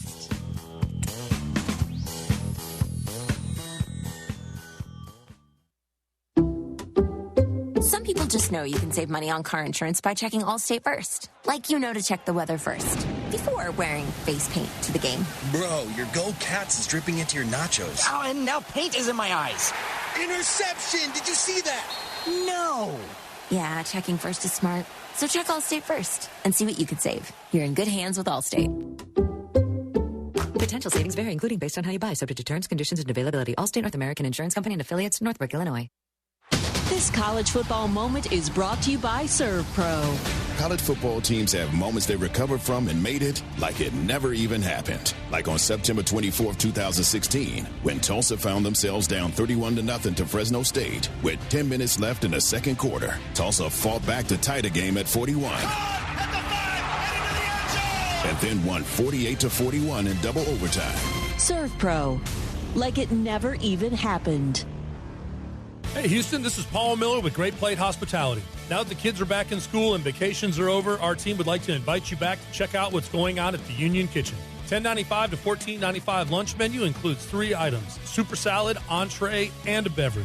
October 1st, new and updated brunch and all-day menus. We've also got a great happy hour Monday through Friday, 3 to 6:30. Half price on select appetizers, $5 glasses of wine, $15 bottles of wine, and great cocktail and beer specials. Check out one of our 5 locations today. Whether you're buying a home or you're refinancing, Kent Jones at Dream Rate Mortgage is the guy for you. He's done over 1,400 closings. He's been in it for 30 years. He knows all the hacks. He can save you thousands and thousands of dollars. He does it all the time. Dream Rate Mortgage is the way to go. Shop your loan. Kent Jones loves that. Dream Rate Mortgage, 975loans.com. That's 975loans.com. Dream Rate Mortgage, LLC, NMLS number 2482473. J. Ken Jones, NMLS number 356118. Equal housing lender. Suit up, Houston. At Suit Mart, we've got suit packages starting at just $199.99 for sizes up to 48. From slim fit to modern and classic fit, you'll find the style that matches your look. And if you need big and tall, we've got you covered with sizes up to 60 regular. Complete your outfit with our Italian-made socks. Just 3 pairs for $18. Plus, assorted pocket squares, 4 for $12. Style, fit, and value, all in one place. Suit Mart, Houston's destination for men's fashion. Visit any of our 3 locations today. You know what's built to handle whatever you throw at it? It's the 2025 GMC Sierra 1500 Elevation Crew Cab with a TurboMax engine. It does what the job demands. Lance Zerline here, and right now, well-qualified buyers can get this truck with 0% APR financing, plus thousands more in dealer savings. What? In this economy? Yes! Get your GMC truck where the pros get trucks and save thousands. That's Gulf Coast Chevy Buick GMC in Angleton, right there in Angleton, waiting for you. GMC, we are professional grade. Hey, it's Jeremy Branham. When you pour Higgins Boat rum, you're turning great rum into real support for heroes. 10% of every bottle, silver or reserve, goes to Camp Hope, funding PTSD recovery for veterans and their families. Camp Hope gives healing, connection, and a path forward to those who've sacrificed so much. Every sip makes a difference. Visit HigginsBoatRum.com to learn more and join me in raising a glass and raising spirits for those who served. Contact Tax Relief Helpers for details and restrictions. Attention, anyone that owes money to the IRS. Every day, your unpaid tax debt gets bigger and bigger from daily interest. The longer you wait, the more you will end up paying. If you owe $10,000 or more, now is the time to settle your debt before the IRS takes aggressive action, like taking your wages or property. A special toll-free number has been established so you can stop penalty fees, avoid liens, levies, or other hostile measures by the IRS. Call Tax Relief Helpers right now. I got behind on my taxes and owed $48,000. I called and they got my bill lowered to just $3,500. I owed $87,000 in taxes and it was scary. I got the amount I owed down to just $3,500. I saved $83,500. If you owe money to the IRS, don't wait another day. Your tax debt gets bigger and bigger from daily interest. Call right now before the IRS enforces liens, levies, or other aggressive measures. The call and consult are absolutely free. Call now. Call 800-984-2303. 800-984-2303. That's 800-984-2303. Hello, I'm Lisa Holland Nelson. And I'm Shavonna Robert-Schreiber. And we are so excited to be bringing you Culture Club HTX every Sunday morning from 8 to 9 on ESPN Radio 97.5 and 92.5. Our show is about sports, community, fashion, and of course business, and all the things that make Houston the heartbeat of Texas. Our community, that's our favorite, right? That's one of my most favorite. So every Sunday, 8 a.m., ESPN Radio 92.5 and 97.5. We can't wait for you to tune in. John Granado here with Robin Orlando from Houston Powder Coaters. Robin, what about bikes? Bring us your bike frames, your forks, your handles. We got you. So if you see a beautiful bike out there, chances are Houston Powder Coaters did that. We probably signed off on that. What do I need to do with trailers? We need you to bring us the bare bones of that trailer, and we will make it like new for you. We can even do welding repair if needed. How do you get an entire trailer to get Houston Powder Coaters? We have the largest ovens in the region. That's Oklahoma, Louisiana, Texas. So bring us your big trailers, and we have you covered. We talked before about boat parts. Tell me what's going on there. Summer's coming up. We like to be on the water here in the Houston area, so bring us your boat parts. We do have marine coating that will help protect it from all the elements that you have in the Gulf and all these lakes. One thing is anchors for sure. What else on a boat? Ton of railings, ladders, the T-tops. We do have accessories that you put around the edges of the boat. So if it's metal, we got you. Call Robin and get your stuff Houston Powder Coater. 281-676-3888 or HoustonPowderCoaters.com.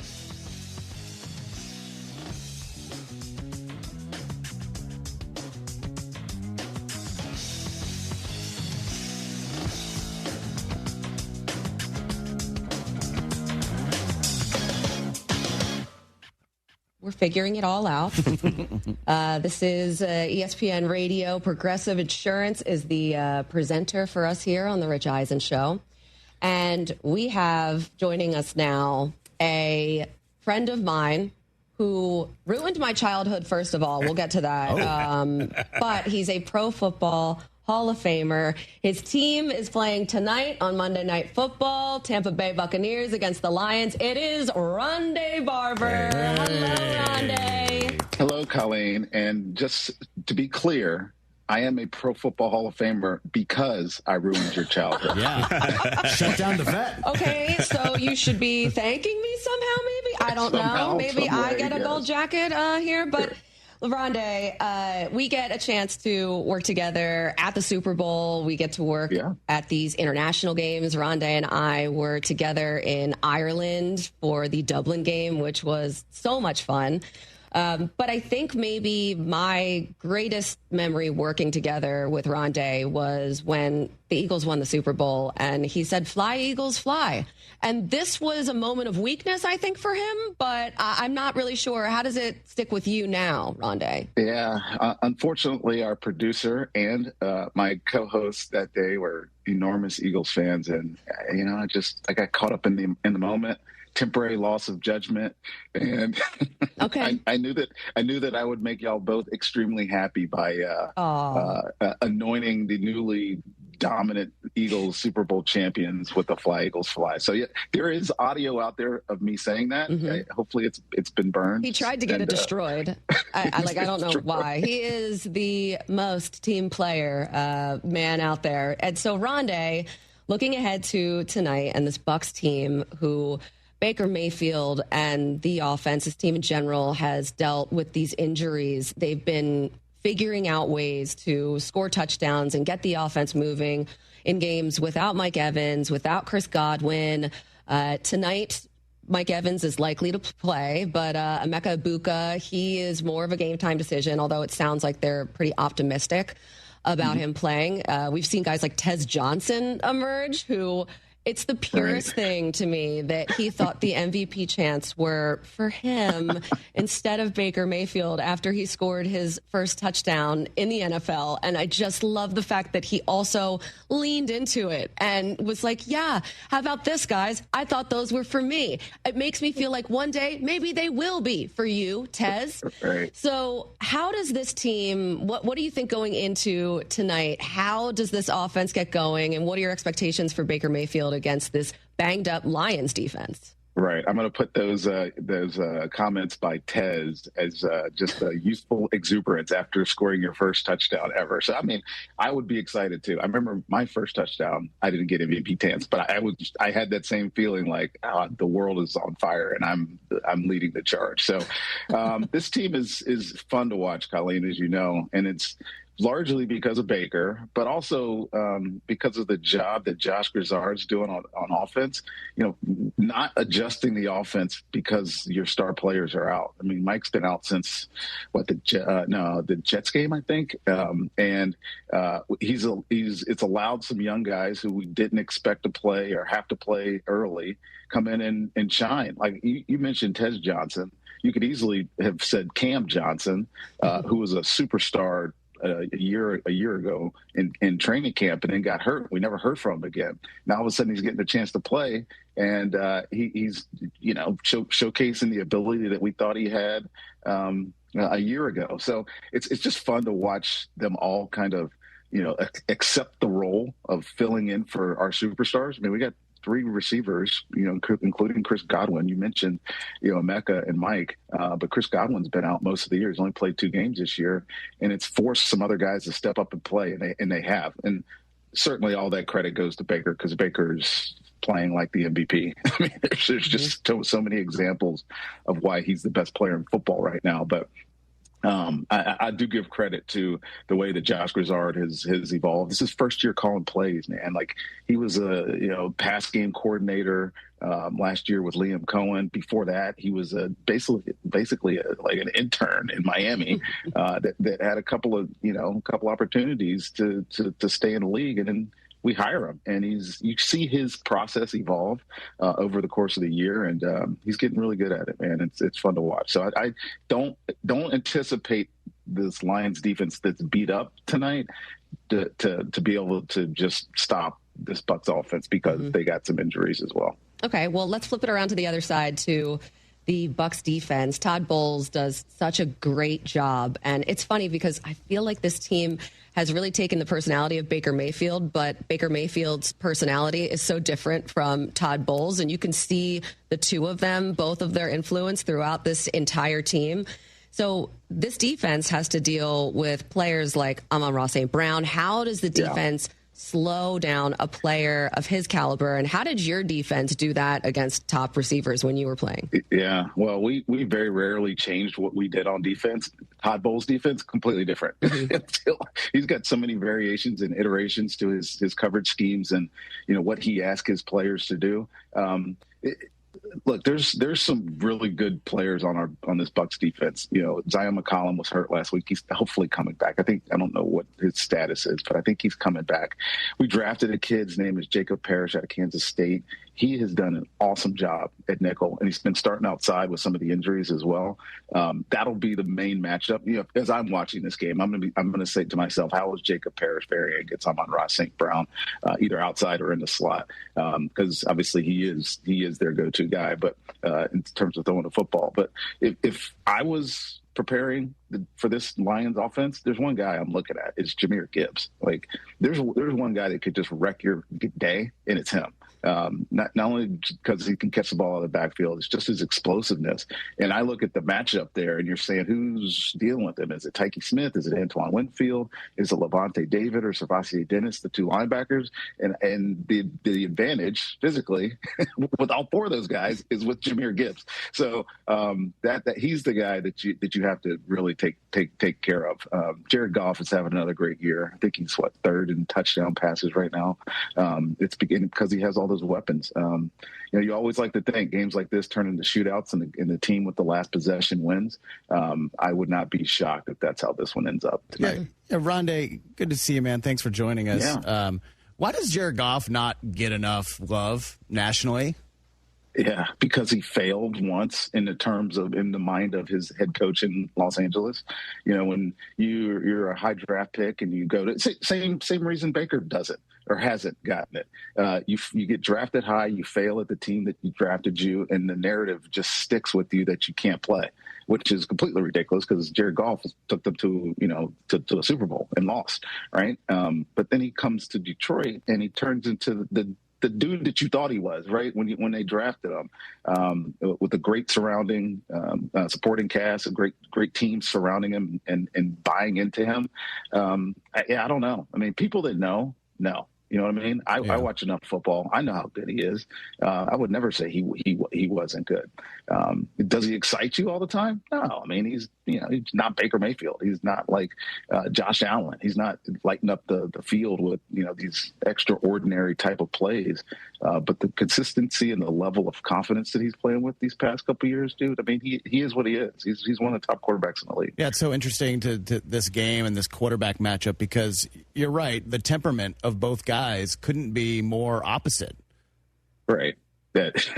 Baker's different. Colleen just mentioned, but the difference between Baker and Todd Bowles. Their temperaments are actually pretty similar. Todd's a tough dude, man. Like that quiet, calm demeanor that you get, that you see in the press conferences, where he's just kind of looks like he's completely uninterested, is like there's an undercurrent of like rage there that never comes out unless you're on the wrong side of it. But when you see it, you're like, oh, that's it. So Todd likes a team that's tough, has a tough mentality, can deal with anything. Adversity is like part of the growth process, and that's what Baker has brought.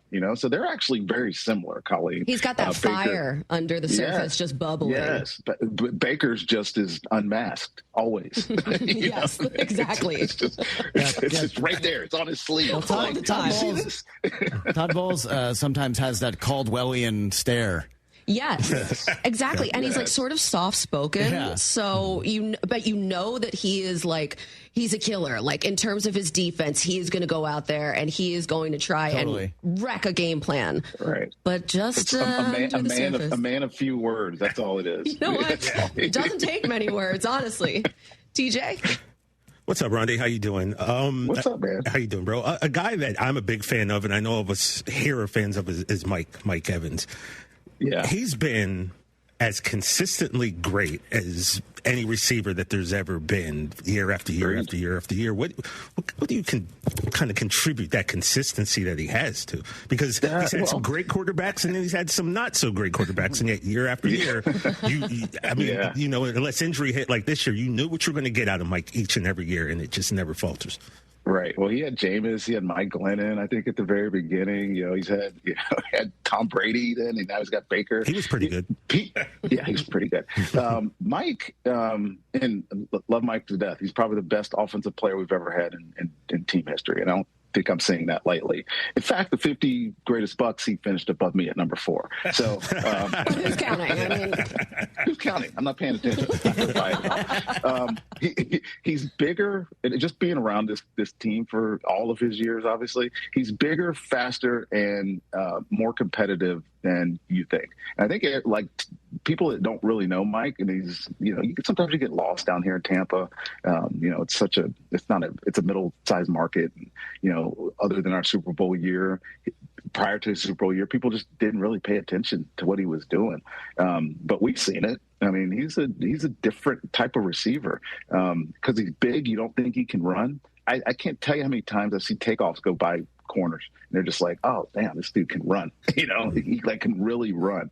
But I think what really separates him is his like willingness to play through anything. He's had this chronic hamstring deal. Like it's every year. Like usually we're in training camp and you're like, oh, there goes Mike's hamstring. He's going to miss a couple of days or a couple of weeks. And he always comes back from it. Like he's the type of guy that loves to power through his adversity, his own adversity. And I think we just forget sometimes how immensely talented you have to be to do that. And he just is. He's fun to watch, and he's a great ambassador in our community. So everybody loves him. He'll be fine. If he plays tonight, it'll be really good for this team, especially if Emeka doesn't play. Emeka's injury, by the way, last week, I was watching it on the film. I never saw it grab. So I never saw him reach for the back of his hamstring. So the fact that he might play probably means that it just got tight at some point, and they decide out of the abundance of caution that, this sensation shouldn't keep going. We should try to make sure he's available since we don't have any other receivers active. So hopefully they both get a chance to play. But Emeka and Mike Evans in the same lineup, that's tough to deal with for any defense, especially one that's missing 4 secondary players, I think, right? Yeah. Detroit tonight. When I think of Mike Evans, I just will never forget the victory lap that he basically took last year when he finally tied the record with Jerry Rice, 11th straight season with 1,000 yards receiving. And he was so excited, but he was just so fired up. And that was just such a cool moment. And I'll never forget the look on his face. So he's so consistent. He has been for so long, to TJ's point, and no matter who the quarterback is, Mike Evans has always been the one to show up. And now you got Egbuka, too. What? Come on. He's been so dominant this year. But in general, when the Bucs play the Lions, do you get a little nostalgic because of your past performance against them? And that game, what was it, 2008-ish, around then? Yes. Yes. There was, what year was it? I think it was 2008. I think you're right. I mean, obviously I played in the NFC Central before it became the North. So I came into the league playing against the Lions, Vikings, Packers. So I've got a lot of history. I played against Barry Sanders twice a year. That was fun. That was awesome. I'm sure. But yeah, there was a point in my career. Carl, I presume you're talking about the point in my career, Colleen, where it was almost towards the end, and then I had there was a thought that I was going to get replaced in Tampa by some younger corners, and I hadn't really done anything that year, and I was set to get benched that day prior to this game in Detroit. No way. And ultimately Monty decided not to do it. Let Rondé go out there and play. He's been doing this forever for us. Ended up with two interceptions and a touchdown. And I played 4 more years after that. And the thought of me not me being on the field was gone. That is okay. Wow. Talk about playing under pressure and with a deadline. We were talking earlier about the Broncos just saving themselves for the fourth quarter. Oh, God. This is your version of that. Oh, you want to bench me? Hold on a second. Wait, I got a little something for you. That is awesome. Oh my God, I love that. Yeah, that's part of my Hall of Fame story, Colleen. Yeah. Always really dealing is. with adversity. Yeah. What was it like going up against Barry Sanders? Oh, not good. What did that feel like? Right. I have they have these old posters that they had around the building back at Old One Buck. And it's me and Barry Sanders kind of in the hole. I'm kind of going up to tackle him. And I know for a fact, it looks like I probably would have got him on the ground, but I know for a fact that he ran right by me. But it's a really cool, it's like kind of like that. Like I'm like almost touching him, and it's like, oh, did you tackle Barry right here? No, I didn't even get close to him. It's like just the air behind him. Fortunately for me, I only played against him 1 year because in '97 when I got drafted, I didn't play much, but in '98 I played both times we played Detroit, and he retired the next year. So I didn't have to deal with them much, but the few times that I did was not always great. A real treat. Yes. Yeah. That's what you call a treat. Well, it has been a real treat watching Baker Mayfield do the things that he's done with this team and really kind of turn the narrative around about himself in the league. Because I think about how people thought about him when he was with the Browns, and he was not living up to his expectations because of the situation that he was in. And then when he and Sam Darnold were with the Panthers, and he signs this 1-year deal with Tampa Bay and then absolutely goes out and just destroys it and does in a perfect way, in a great way. Like, he kills it out there. And I agree. I think that he's become such a likable character in the NFL, and that was not where his reputation was in the beginning of his career. And I think this is a league where it's really hard to change the narrative of when you come into this league, it's usually that first impression. To our point, talking about Daniel Jones and Sam Darnold and Jared Goff, like, you are judged on how you first come into this league, and then it's really difficult to come back from that. But Baker Mayfield has done it, and I just think that is such a testament to his work ethic and just the fact that he's always playing with this chip on his shoulder, Rondé. I got a great story for you about this. So same thing about Baker. I had the same opinion, and partly it was true, right? Baker was in number 1 pick of the draft. Like, you can't discount the fact that the league just made him the number 1 pick in the draft with Cleveland when he was drafted by Cleveland. But I had the same opinion of Baker, and he was probably immature, right? He probably did some things wrong, or that he would rather do over. But he's matured since he's got to Tampa, right? He's married now. Him and Emily have kids, and he is this guy that really has great balance in his life now. But I remember the year Jason Light signed him. I was going out to Tahoe to play in American Century, right? And Jason called me. He's like, "Hey, you might see Baker out there. Tell him how, try to get to know him a little bit, say hello," right? As fate would have it, we get paired together one day, okay? And I'm out there with my buddy Nick. He's my caddy, that all the time caddy here in Tampa. I take him out there, and he goes, "Oh my God, are we playing with Baker Mayfield?" And I'm like, "Yeah, we're playing with Baker." He goes, "I can't stand Baker Mayfield." I'm like, "Oh, Nick, you're gonna find out today. We're gonna be with him for 5 hours, dude." Oh my God! By the end of that round, I'm gonna make a long story really short. By the end of that round, Nick goes, "I love Baker Mayfield." Adorable.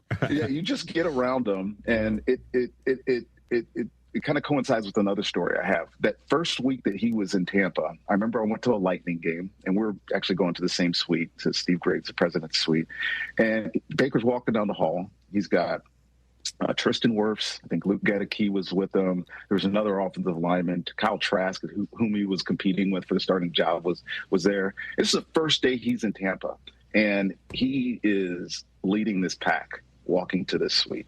It's just, he has this natural charisma and leadership ability about him that everybody buys into. So you say, how do you change the narrative about yourself? You do it by doing. You don't do it by talking or hoping that it materializes into something you want. You go out and get out in front of it and be a captain, represent what the C really means. And he, in every single way, he's done that here in Tampa. I mean, we talk about this now getting recognition, but he's been doing this for 3 years. Mm-hmm. The last year was a career year for him in terms of yards and touchdowns, and obviously threw a lot of interceptions, but he's got one this year. He's cleaned up the things that he wanted to work on this year. And now it's starting to look like, man, this is the guy that was the number 1 pick in the draft all those years ago. So I'm happy for him, man. I love the dude. I was standing on the sideline before the game last week. he's got that headbutt thing, and I kind of gave him a little low five, and I said, "Don't you headbutt me, dude." He's just that guy, man. You just love the guy. He's fun to watch, and he's such a great competitor. He really he's been great for Tampa. He's cool. He's calm. He's confident. He has that swagger, and that just is contagious throughout the entire locker room. It's been really fun to watch. It's been awesome talking with you, Rondé. When I asked you if you would come by, I said that, the Eagles, this was before yesterday. I said the Eagles, they haven't been doing that great, so you can throw some punches at them if you want, like as part of the, come on the show, hang out. I'll just, as I say goodbye, I will hit you with a go Birds. Sorry, we didn't get to that. We ran out of time, and they also won. But also, go Bucks, and thank you for coming by today. Great to see you as always, my friend. Good to see you, Colleen. I'll see you again, bud. Rondé Barber, Pro Football Hall of Famer here on the Rich Eisen Show. A great day to call in, guys. Call us. Hey, it's Reese Davis. Let's be honest, you can't keep an eye on everything unless you've got Blink Outdoor 4 cameras. While you're focused on the game, Blink's keeping an eye on your home. With up to 2-year battery life and with Sync Module XR, you can cover more space without constant maintenance. No wires, no worries. Blink helps keep an eye on what matters most. Get Blink today at the Home Depot. How doers get more done.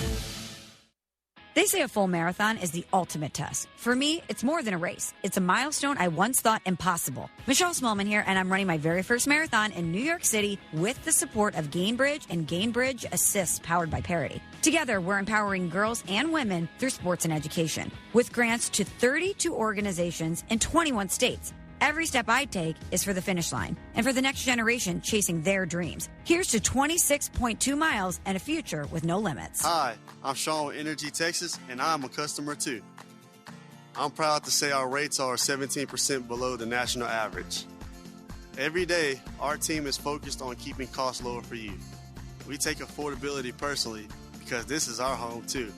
So we work harder and smarter to fight rising costs, while also improving reliability for years to come.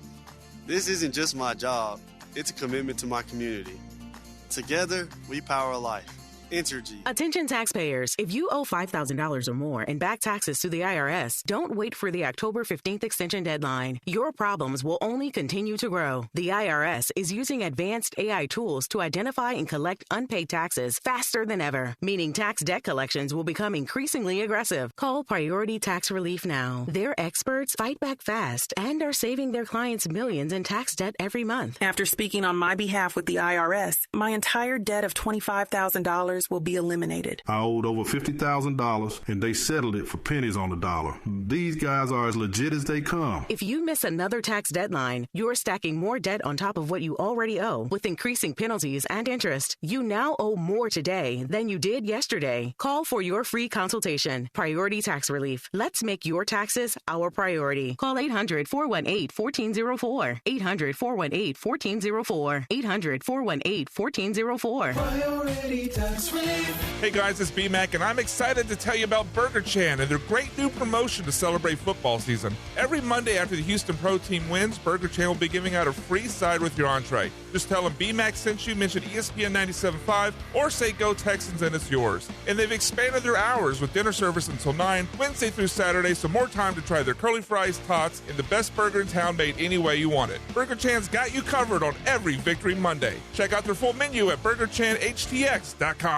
Great news! Monument Chevrolet has extended Truck Month. Take advantage of 2.9% financing for 72 months while you can. This is your chance to get the truck you deserve at a great price. Monument Chevrolet has been in business for 50 years. They're family owned and trusted by the community. If you're looking for a new truck, there's no better time and no better place than right now at Monument Chevrolet. MonumentChevrolet.com or visit the store at Beltway 8 and 225. Chevrolet, together, let's drive. What's up, guys? Sean Mapes here. Prize Picks is the best way to cash in on your Texans and Rockets this season. Make your picks in 60 seconds and turn your takes into cash all season long on Prize Picks. Prize Picks is the only app that offers stacks, meaning you can pick the same player up to 3 times in the same lineup. Want to pick more on Kevin Durant's points, rebounds, and three-pointers? Now you can pick them all in the same lineup only on Prize Picks. You can also follow other Prize Picks players directly on the app and copy their lineups in just one click. Whether it's a friend, a celebrity, or just someone whose picks you like, hit the follow button and check out every lineup they create in the all-new Feed tab on Prize Picks. Join the millions of users and sign up for America's #1 daily fantasy sports app. Download the Prize Picks app today and use promo code MAPES to get $50 in lineups after you play your first $5 lineup. That's promo code MAPES to get $50 in lineups after you play your first $5 lineup. Prize Picks. It's good to be right. Must be present in certain states. Visit prizepicks.com for restrictions and details. Hi, I'm Danny Clark, owner of Collectors Firearms. We're celebrating our 50th year in business, and we would like to invite you to come see our 12,000 guns in stock. Don't let the name fool you. We carry all the latest and greatest guns, in addition to the antiques and collectibles. We even have a tank right out front. Have you been putting off cleaning your guns? Bring them to us, and we will give you a basic cleaning free of charge while you wait. Come see us at Westheimer at Voss, CollectorsFirearms.com. That's CollectorsFirearms.com.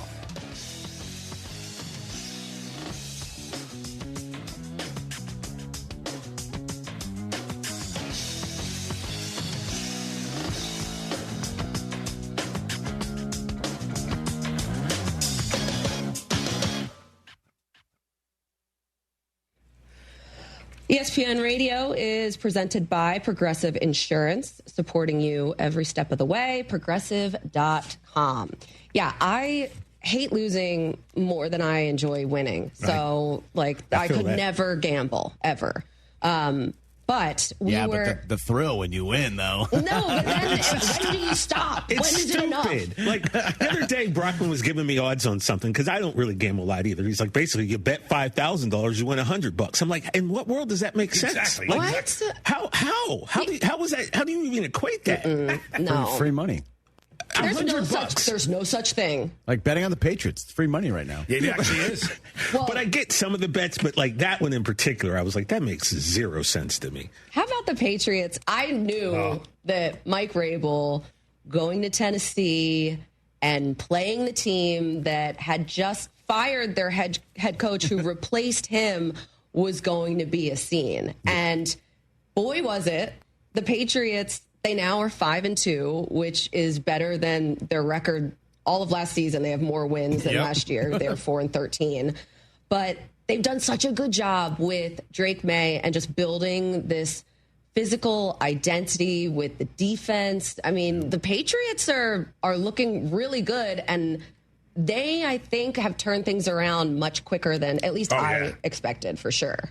Yeah, I think when you looked at the schedule ahead of time going into this year, you're like, all right, Mike Vrabel, new coach, that's automatically worth a couple of wins just because on how much of a disaster the Gerard Mayo era was, right? And you saw some glimpses from Drake May, but you're like, is he really going to take a year 2 leap? Josh McDaniels was able to have a lot of success with Mac Jones, so maybe that can correlate here with Drake, who has, a higher ceiling than Mac did a few years ago. Then you had a last place schedule. So, if things kind of broke your way, maybe you can get, 8 or 9 wins, and that was kind of on the optimistic viewpoint of it. I said 10-7 when we did the schedule, but I was kind of being overly homer. And now you're like, all right, how do we win less than 12? I don't see it. And it just happened a lot quicker than everyone thought, especially even the most probably ardent homers like me sometimes. And there's a belief now that this team can win a playoff game this year, and I don't think that's crazy. And now they're going to be buyers at the trade deadline for maybe a weapon or an edge rusher, and you're like, we're back. We never left, TJ. God. Oh, my God.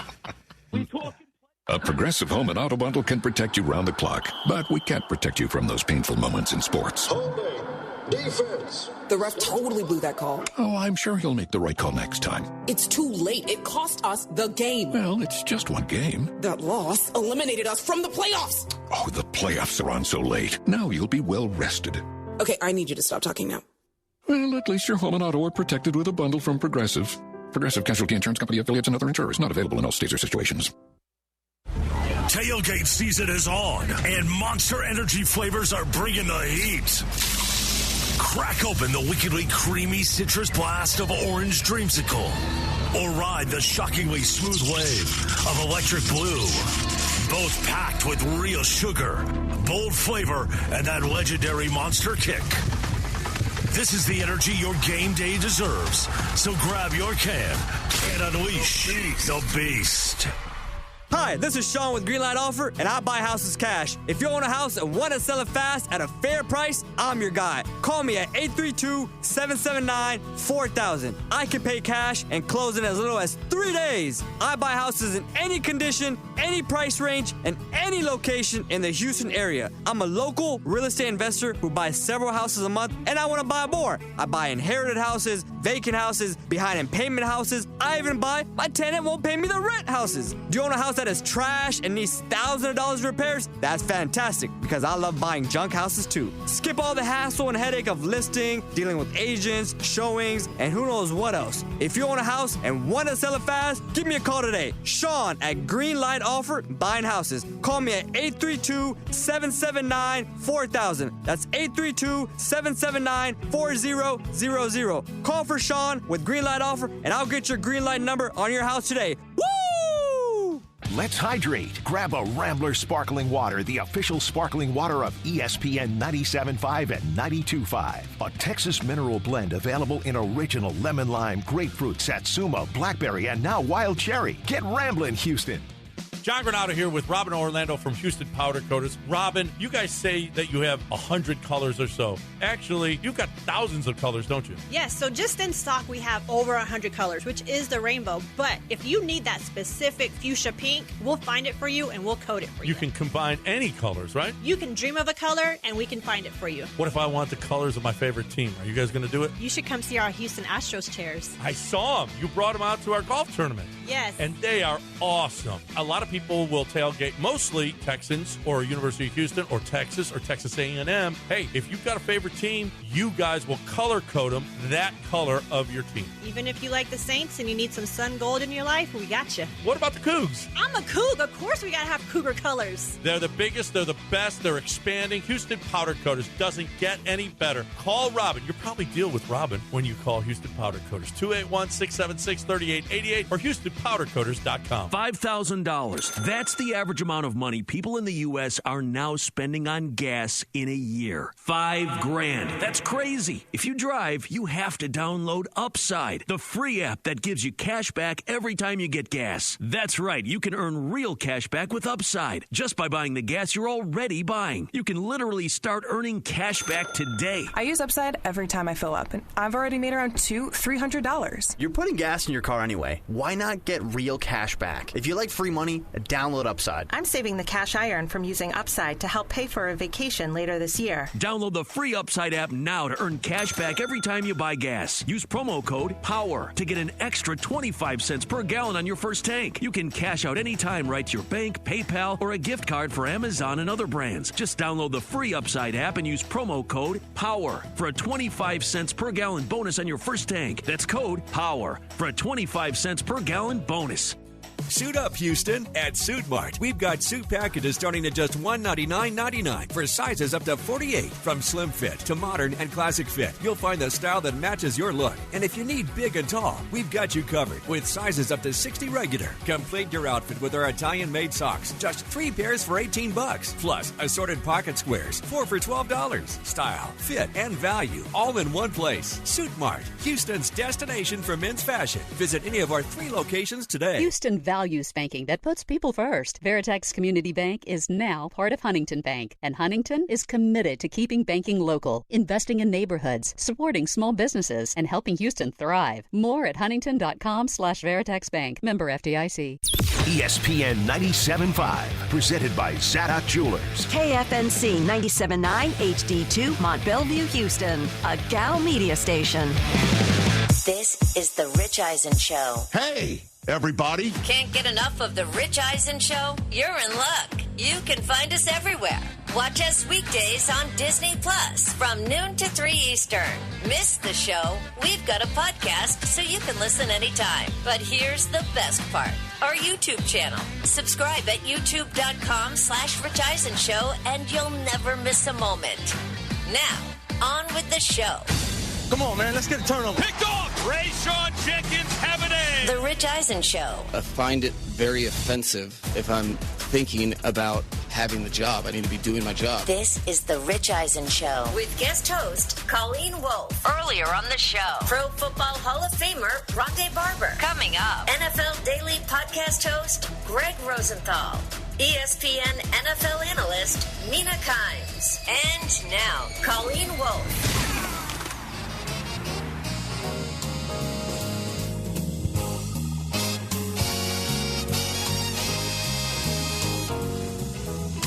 Welcome in, everybody. It's a very special Monday here on The Rich Eisen Show. I am not Rich Eisen. I'm Colleen Wolfe, and this has been super fun, gang. Yeah. I've never done a radio call-in show, even though we haven't taken a caller yet, but I would love to take a caller at one point Callers. I can say that I did that and feel that experience, because I started in sports talk radio. That was how I decided that I was going to even do this as a job. I didn't even know that that was like an option in life. So instead of becoming an art teacher, I walked into sports radio WIP in Philadelphia and said, yeah, no, this is for me. This is what I would like to do. I was going to ask you, what was the original plan? Art teacher? I was going to be an art teacher. Well, okay, so by the way, if you guys want to call in, it's 844-204-RICH. My medium is colored pencils. I like acrylic paints. I like pen and ink. I'll do some watercolor sometimes. Okay. But I really like to sketch. I'm a little sketchy anyway. But it was, for me, when I walked into that studio, this morning show was insane. They were so crazy, and they were just making fun of each other and laughing, and then making fun of all of the teams in Philly for losing. And I was like, this is so much fun. So what year was this? This was 2003. Okay. So it was like right around TO in the driveway doing sit-ups. And they would send me out and they would have me do the craziest things. So when TO was going through the contract dispute, they had me stand on 5th and Market in Philadelphia from 5 a.m. to 10 a.m. And I had a huge collection, like a clear kind of collection box. And I wore a sandwich board and had a Salvation Army bell and a bullhorn. You're taking donations for T.O. And I was getting donations for T.O. so he could feed his children. Yep. And people came by, and they actually were throwing their literal lunches in for him, somewhat like pens to sign a new contract. It was one of my favorite days in Philly. So it was such a great experience. And one of my favorite parts, though, was just sitting in the control room and hearing our producer, Joe Wechter, screen the phone calls coming in, and the characters that would call in. Oh, yeah. That was the show within the show. It was so good. How many times did you hear somebody get called a crumb bum? Only by our guy that would do all of the impressions for us. So Joe Conklin, he was the only one. No one actually kind of did that. Now a bum, my family calls people bums all the time.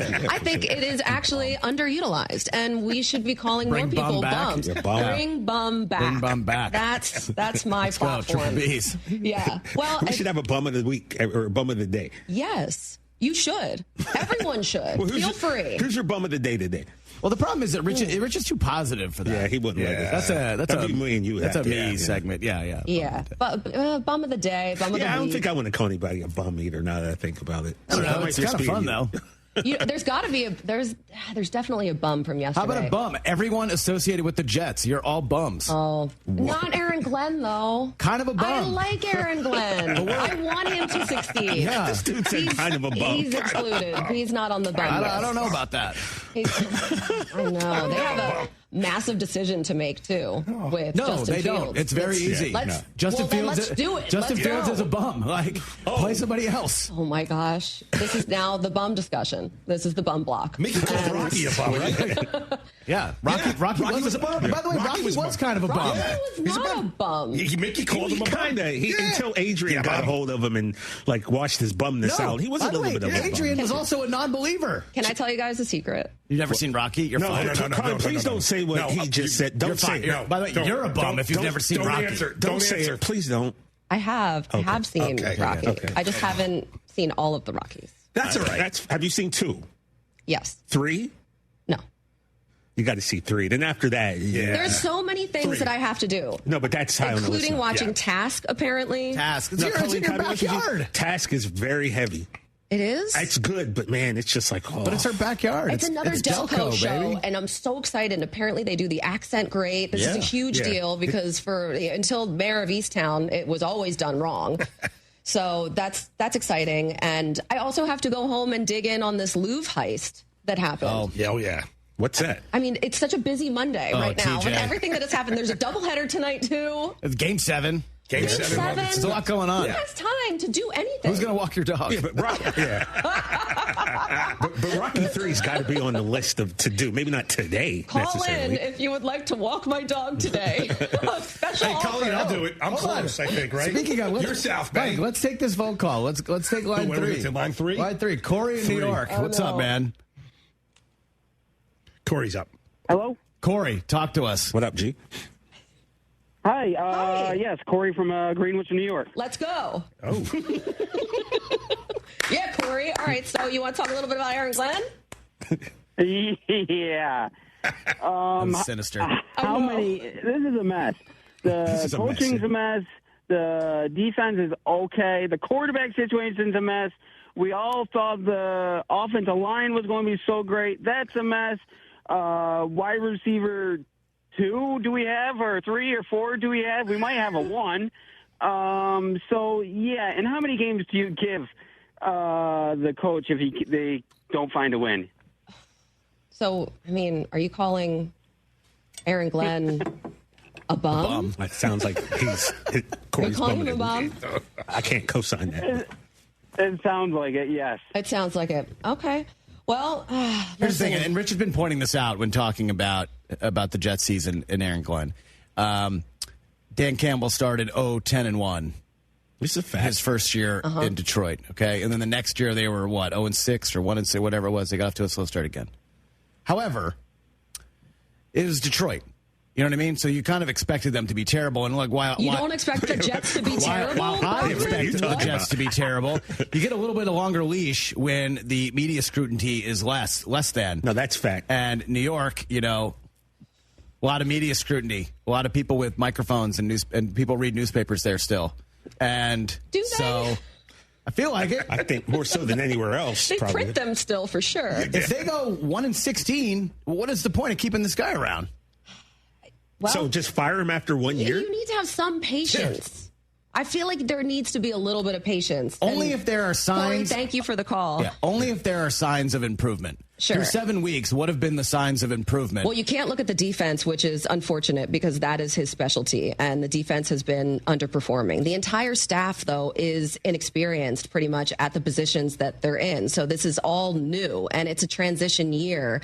I feel like you just kind of have to give them at least a few more games here, right?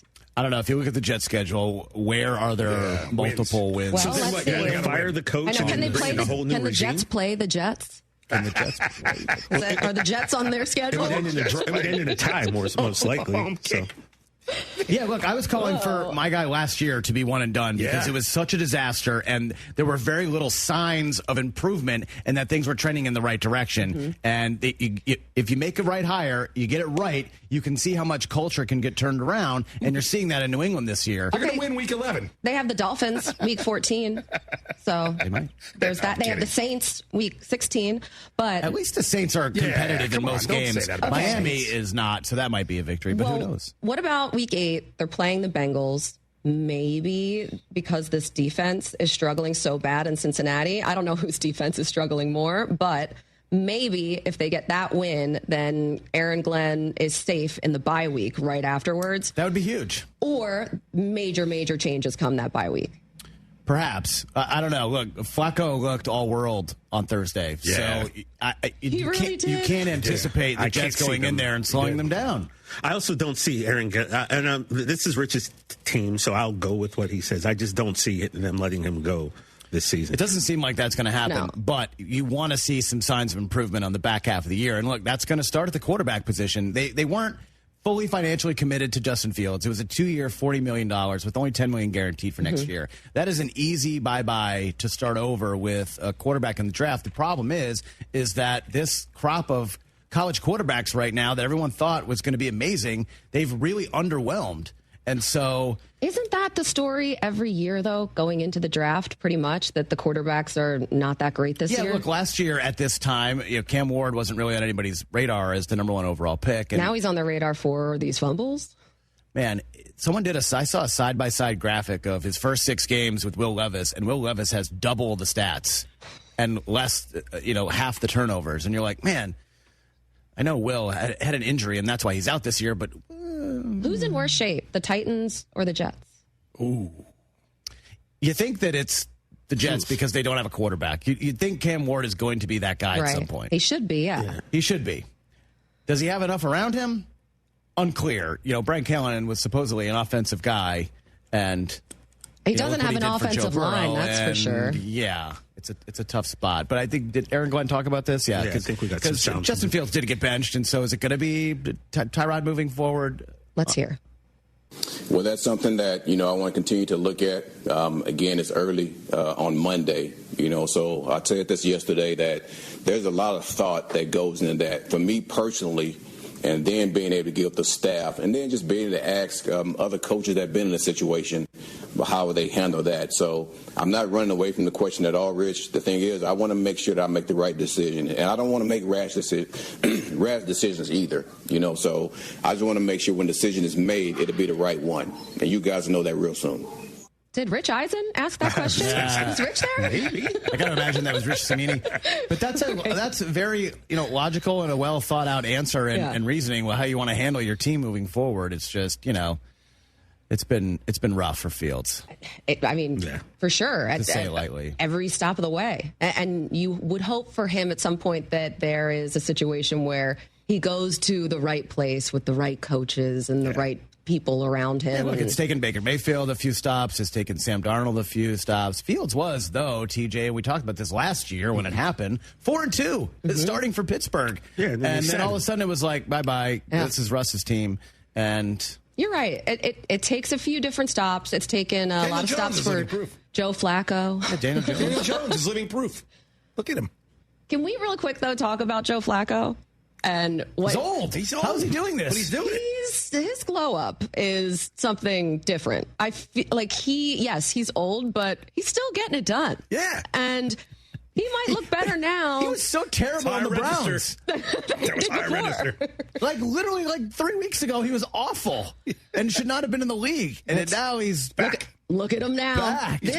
This league, it drives me crazy. Week to week, everything changes. And the stories, it's great. There's so much that happens in one day. On Sunday, it is like a barrage of action. Right. And for someone who has ADHD, it is like overstimulation to the max. Like, I am trying to figure out how many things I can look at once. But there's and then there's news happening, and people are getting injured. And it's just that it's a lot that happens. And then it's like the entire off season we spend talking about the same exact things. So I love this season, and I feel like there's more chaos now than there's ever been before in the NFL. Usually you have the clear front runners, which I guess you could say the Chiefs are coming back around to that. Yeah, but if the playoffs started today, the Chiefs aren't in the playoffs. But the playoffs don't start today. I get it, but that's where we're at right now.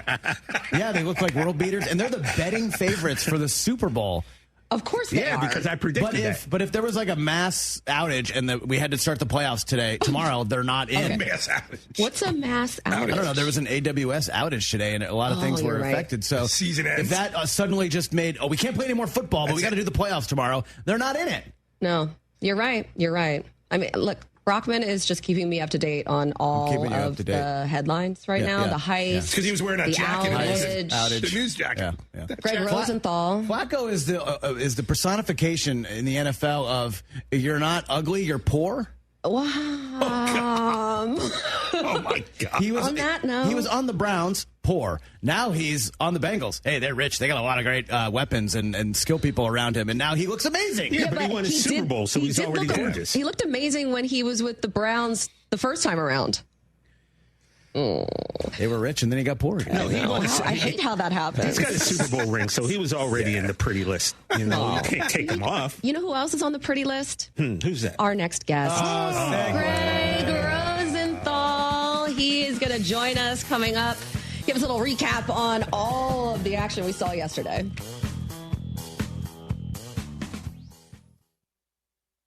Rich Eisen here. As you all know, I care deeply about pediatric cancer research and awareness. That's why I'm proud to talk about Hyundai Hope on Wheels. For over 27 years, every Hyundai sold has helped fund life-saving pediatric cancer research. Together with over 850 dealers nationwide, they've raised more than $277 million, supporting over 25,000 kids in their fight against cancer. At Hyundai, hope isn't optional. It comes standard. Visit HyundaiUSA.com and search Hyundai Hope on Wheels to learn more. Your fantasy roster is set, the smack talk is heating up, and this season, ESPN Bet is giving you more ways to ride with your squad. Introducing the ESPN Bet Fan Center, where you can instantly link and bet on your fantasy teams right in the ESPN Bet app. An enhanced sports betting experience only from ESPN Bet, the sportsbook for sports fans. Download the app and link your ESPN Bet and ESPN accounts to get started today. Must be 21 plus. Gambling problem? Call 1-800-GAMBLER. Terms and conditions apply. See app for details. Hey everyone, it's BMAC. Have you tried Old Humble Distilling Company yet? If not, you're missing out because their award-winning small batch Texas whiskeys are the real deal and unique to the Gulf Coast. You can grab a bottle at Specs, Total Wine, or fine retailers. Can't find it? Just ask for Old Humble Distilling Company by name. Better yet, swing by their tasting room in Humble, open Tuesday through Saturday from 3 to 9. Stop by after work because on Wednesdays they have happy hour, $8 cocktails until they close, and on Thursdays, trivia joins their lineup starting at 6:30. Try Old Humble Distilling Company because life's too short for factory whiskey. Hi, I'm Danny Clark, owner of Collector's Firearms. We're celebrating our 50th year in business, and we would like to invite you to come see our 12,000 guns in stock. Don't let the name fool you. We carry all the latest and greatest guns, in addition to the antiques and collectibles. We even have a tank right out front. Have you been putting off cleaning your guns? Bring them to us, and we will give you a basic cleaning free of charge while you wait. Come see us at Westheimer at Voss, CollectorsFirearms.com. That's CollectorsFirearms.com.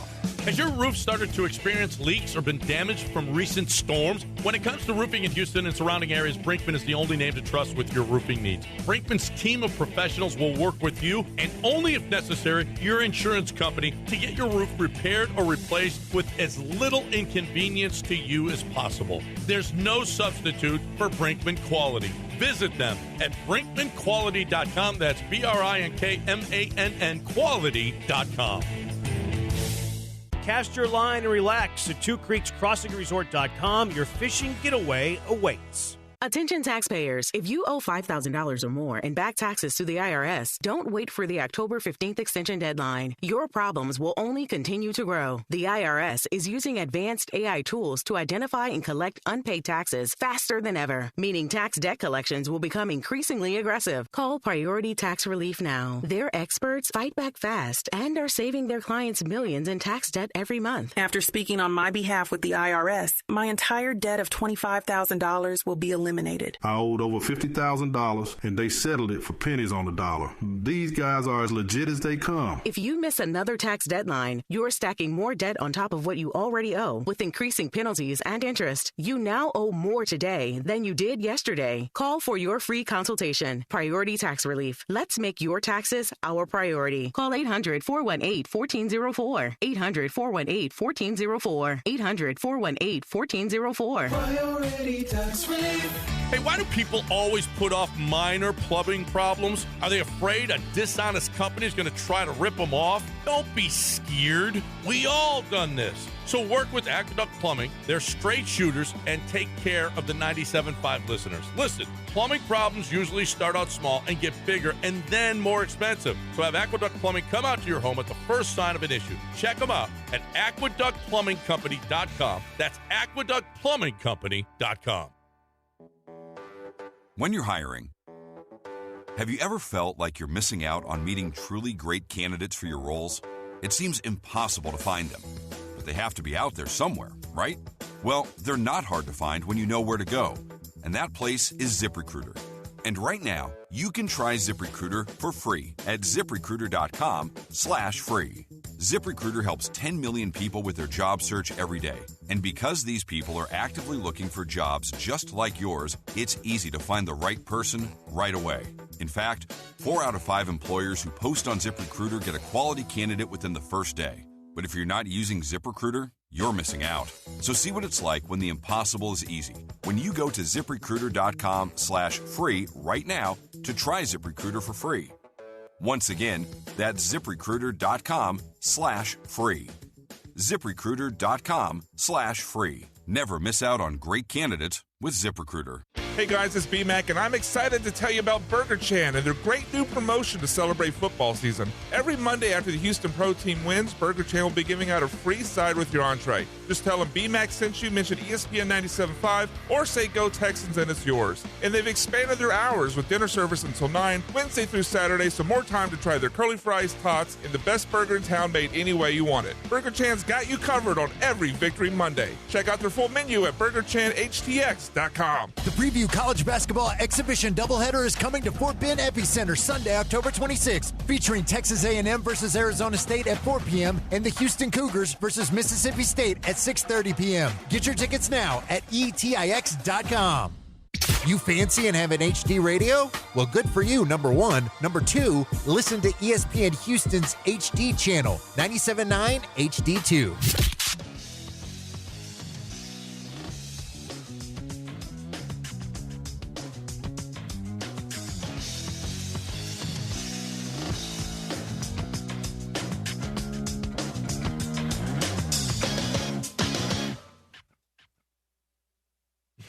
Welcome back to reality. It is Monday. Back to reality. Back to reality. We're trying to get you an Olympic ESPN gig. Radio, brought to you by Progressive Insurance. And yes, we are trying to get me on the Olympic coverage. That's what the point of today is. Also, to talk to our friend Greg Rosenthal about all of the craziness that happened yesterday, Week 7. Rosie and I work together at NFL Network. We do his great pod, NFL Daily. And Rosie and I have known each other for 12 years now. So it's like we've grown up together. Rosie, I just want to start this off by asking you, I want to let all of the people watching and listening right now know that Greg was in a band called Delaware when he was growing up. And I'm just wondering the status of you finding any of the tapes. Are they out there? Do you have any updates? You're going to start there. They might be in my closet right now. They have not been released. Good. If you're comfortable enough asking me that, I just want to know, are you showing up for NFL Daily tomorrow? Well, that's up to the NFL. Okay. Yeah, so we have lots to talk about, but we're going to talk about some of those other things later. Let's talk about what happened with these games yesterday. And I know you're Patriots. We were just talking about the Patriots and Drake May and what a turnaround it's been. How impressed have you been with watching the development of May and just this team in general with Mike Rabel? Because it's such a different vibe now with him compared to years and years and years of Belichick. Yeah, I feel like Drake May's season right now is like a perfect game that you don't want to talk to anybody about in the clubhouse. Like, I could not have been more high on Drake May coming into the draft before the Patriots even took him. I thought he was my favorite prospect maybe since Andrew Luck, and I don't think people are watching, and it's fair to point out they have played one of the easiest schedules in the league, and it's going to stay one of the easiest schedules in the league. But what he is doing right now, like if you flipped his second year and first year, there'd be no question who the best quarterback from that draft class is. Like, he's one of the best quarterbacks in the NFL, full stop right now. He is. Speaking of quarterbacks in the NFL, we have many questions about Justin Fields, who we covered a little earlier, and Tua Tagovailoa. What should happen? What is the future for both of these quarterbacks? And should there be some type of move made by the organization, whether or not a benching or what? It's interesting when, our colleague Ian Rappaport put out there that no changes are expected right now with the Miami Dolphins.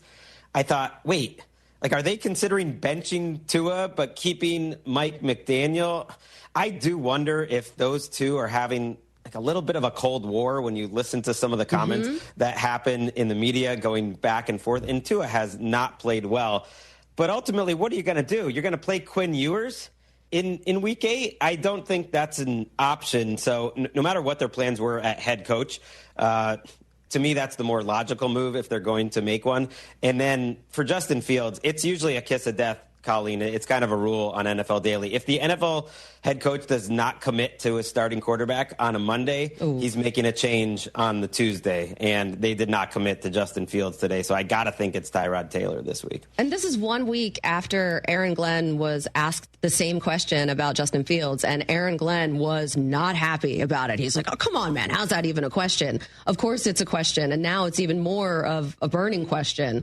But yesterday's games, we saw just some wild finishes, especially in the afternoon. Where were you when the Giants and Broncos switched leads 75 different times? Well, I was sitting at my desk at NFL Network. You know exactly where I was, getting ready for the Sunday recap show. And it was tricky because I was watching that Cardinals-Packers game more closely, which was an incredible football game, and it's almost just got overshadowed by everything that happened with Denver and New York. But the moment that Jackson Dart threw that interception, I was like, oh, this is really going to happen, isn't it? And I think all Giants fans got that like pit in their stomach, and they watched their defense like not make any changes. I totally get all the Shane Bowen hate today because you're rushing 3 and you're dropping 8 and you're giving Bo Nix all that time at the end of that game, which I absolutely hate. It's the exact same thing that happened against the Cowboys for the Giants, and it happened. But you got to give Bo Nix a little bit of credit. There was like Tebow aspects to both of these games, both of these quarterbacks in the game, like the lucky touchdown that Jackson Dart got. Like sometimes the way he plays reminds me a little bit of TiVo, but 3 quarters of absolutely atrocious quarterback play by Bo Nix, and then 33 points or whatever it was in 31 points in the fourth quarter. That was some Tim Tebow magic there by Bo Nix. It was. Theo Johnson is playing a big role somehow. I can't believe he caught that deflection, first of all, and that wasn't I don't even know how many touchdowns he has this year, but it is just, I was talking about Jackson Dart after the game and his face on the sideline, like the reality setting in for him that they did not win that game. And I wonder how that affects them going forward, because it just felt like they had that spark and they really did believe in themselves. And it's like, we talked so many times this year about how the young players and Cam Scatterbo and Jackson Dart come in here and they're not jaded yet. They're not beaten down by the losses and the media in New York. And I just wonder if, like, when that starts to seep in, at what point, because it will. Yeah, I like that you're trying to play this thing straight. Like you're not enjoying the fact that Jackson Dart woke up this morning and I hate it for them so much. Most people have like their welcome to the NFL moment on the field. He actually had his when he looked at the New York Daily News cover, or was it the Post, where it just says worst loss ever. And who's on the schedule this week, Colleen? Second time in 3 weeks? No, I know. You're Philadelphia Eagles. Yeah, I know. So it's tough. That's a tough one for them. We're looking at their full schedule here.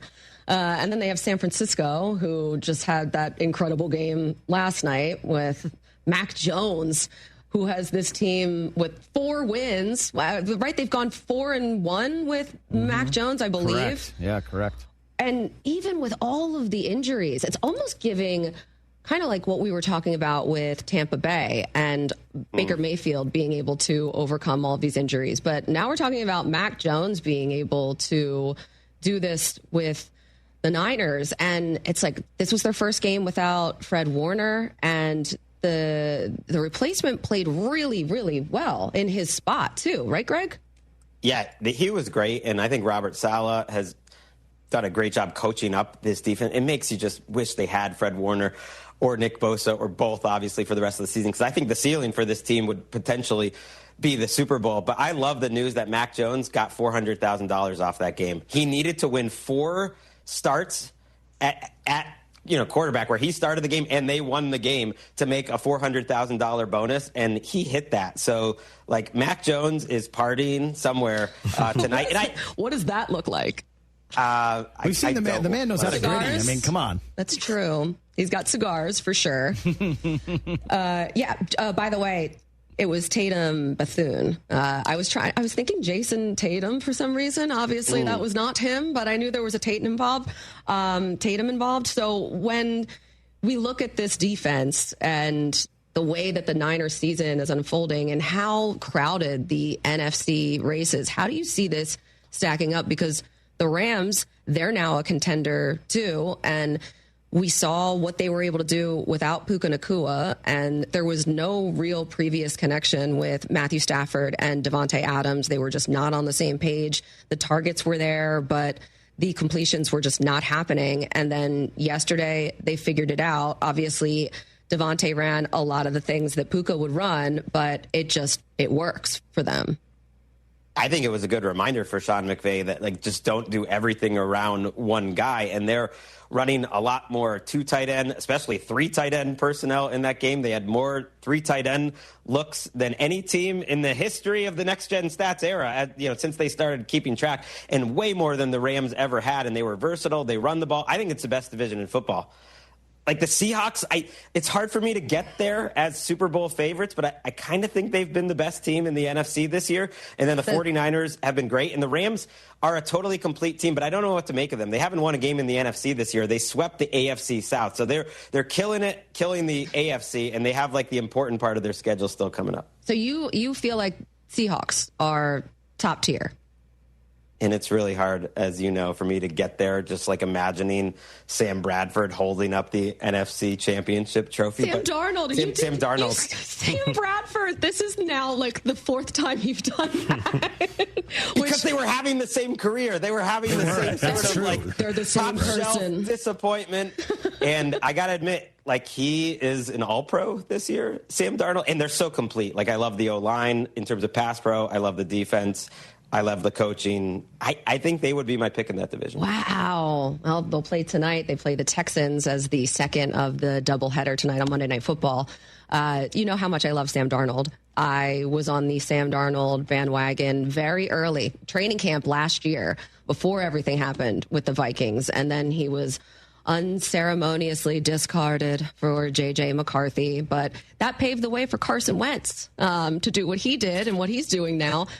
We got the full Carson Wentz experience yesterday. The first half of him just throwing away these balls and terrible interceptions. The one to Makuba was awful. That was just like very classic Wentz.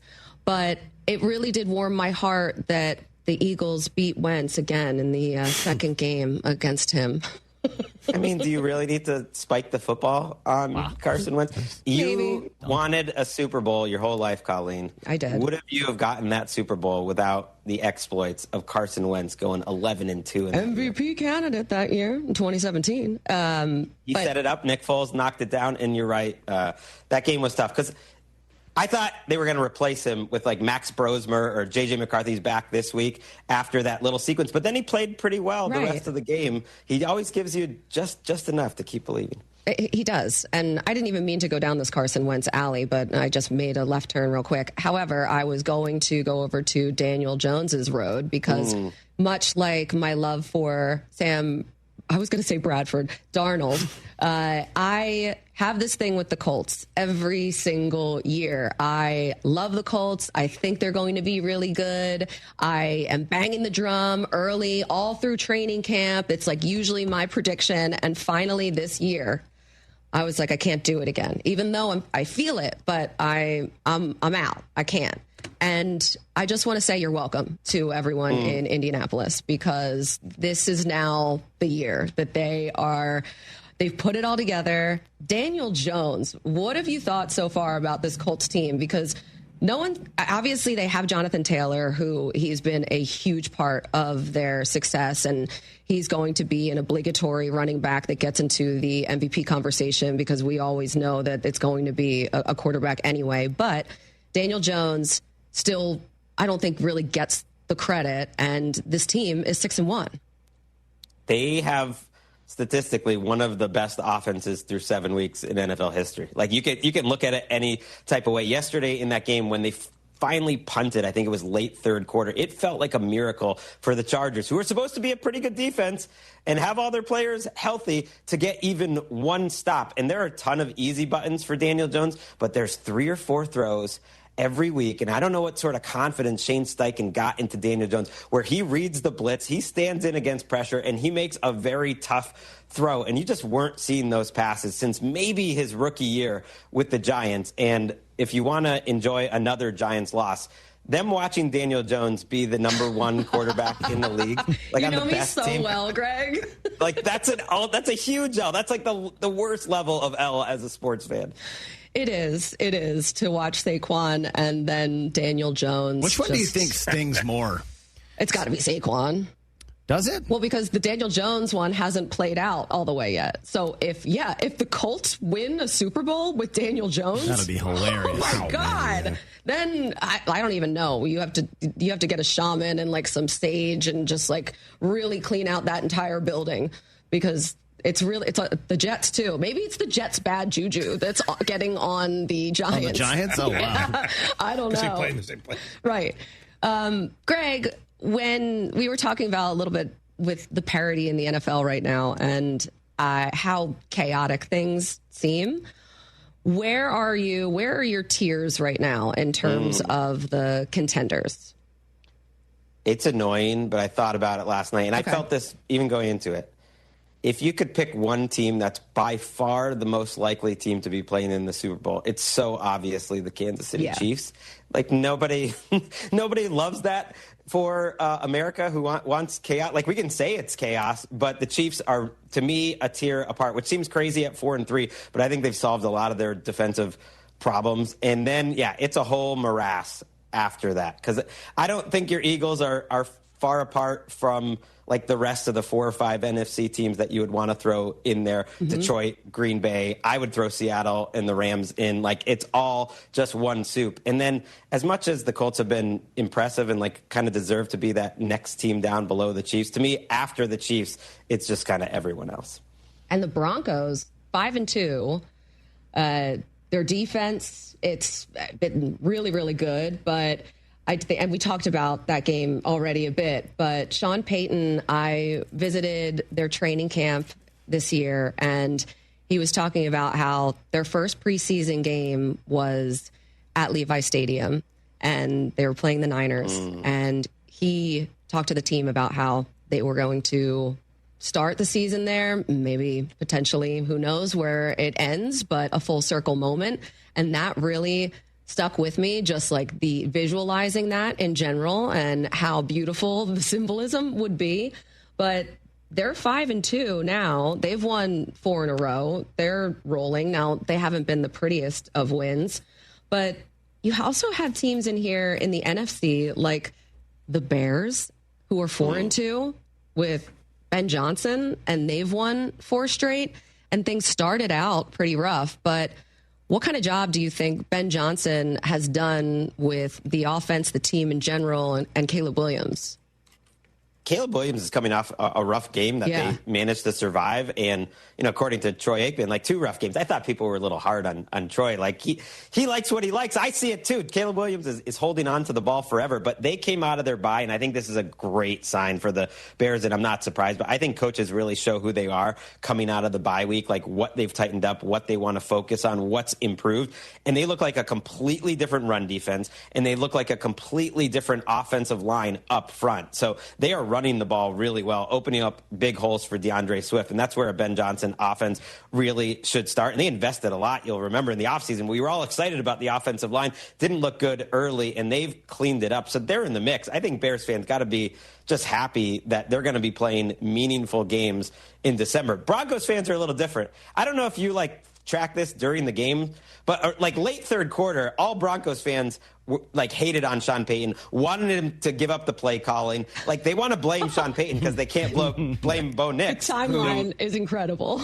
It really is amazing because you can't blame Bo Nix, but Bo Nix, if this was his rookie year, people would be like, is Bo Nix really worth being the 12th overall pick? It's been a shaky, weird year for Bo Nix. Yeah, but to your point, things completely changed by the end of that game. And it was like from one end of the spectrum to the other. And that is just the beauty of sports in general, how quickly these opinions can change and how quickly just everything, the narratives shift in this league. Because I think about teams like the Panthers, who now they've won 3 straight. And of course, you have to look at the schedule, and Bryce Young is out next week.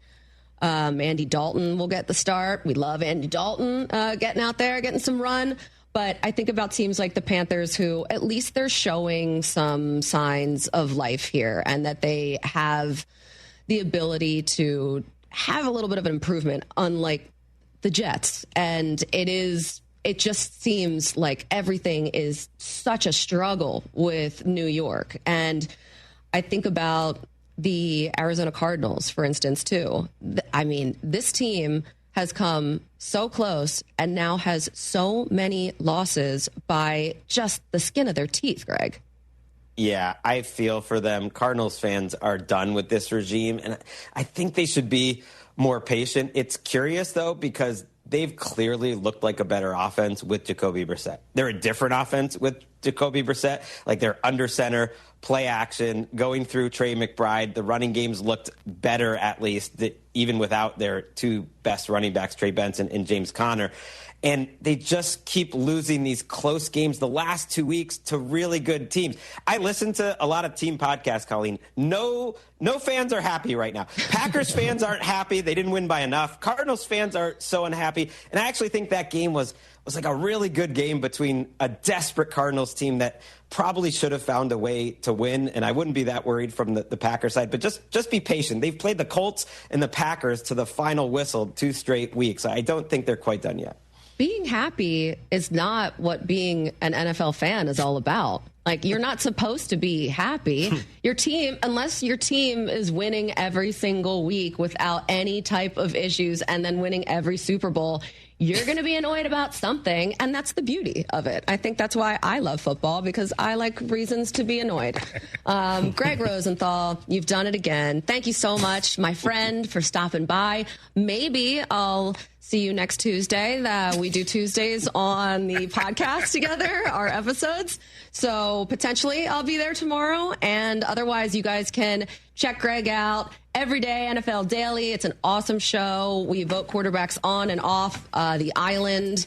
And also Game Day View, correct? Fridays? That is Fridays. Love you, Colleen, whether you're there tomorrow or not. Aw, love you back. Thank you, Greg. There he goes off to the podcast studio. And here we go, off into our break. We will be back right after this.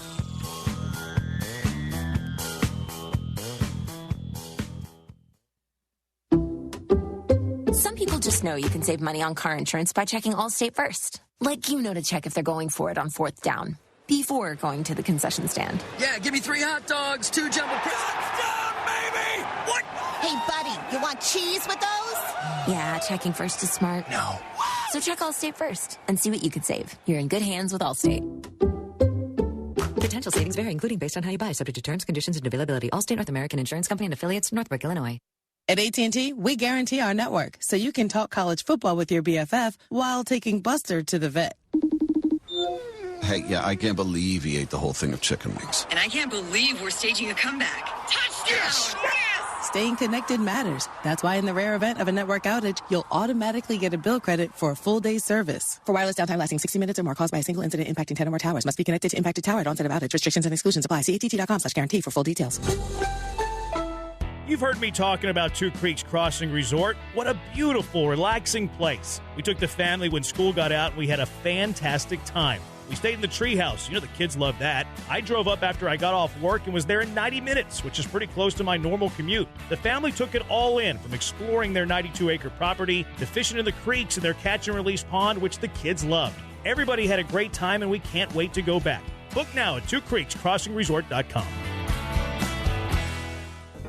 Come experience the all-new vibe at Trulux. Beautifully renovated and better than ever. Don't miss Stone Crab Mondays. Sweet, succulent, and sustainable. Our medium claws are buy one, get one half price all day. Unwind in our newly renovated bar for our half-off happy hour and try our bold $59 three-course menu with seasonal favorites. Power lunching? We've got you. 2 courses for only $36. Fast, fresh, and unforgettable. Come see and taste what's new at Trulux, Ocean's finest seafood and crab. Your table is waiting.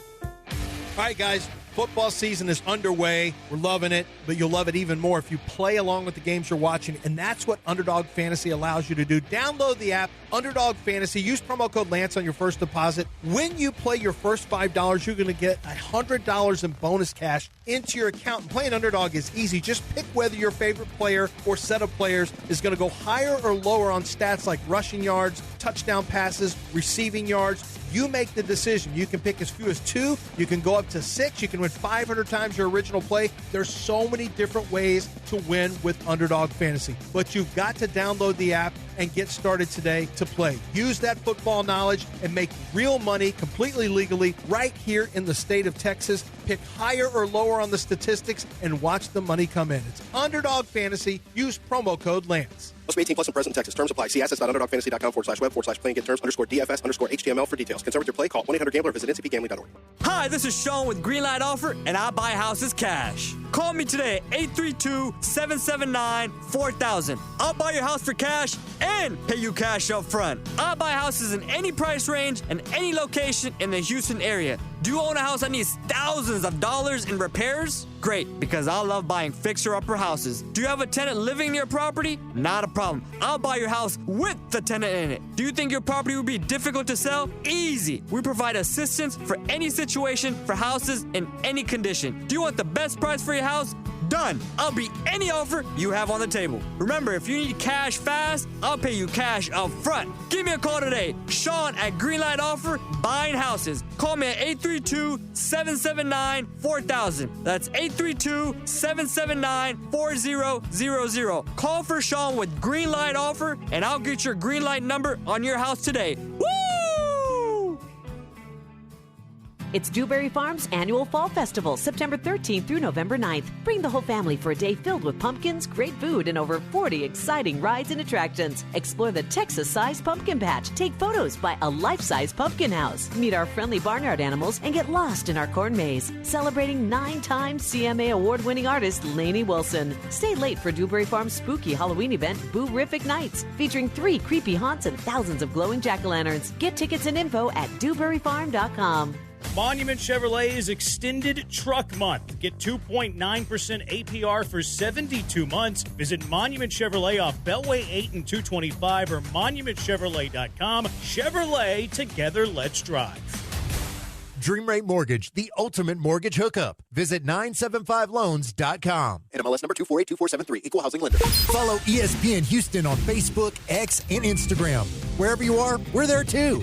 Not in like a creepy way. You know what? Just follow us on social media.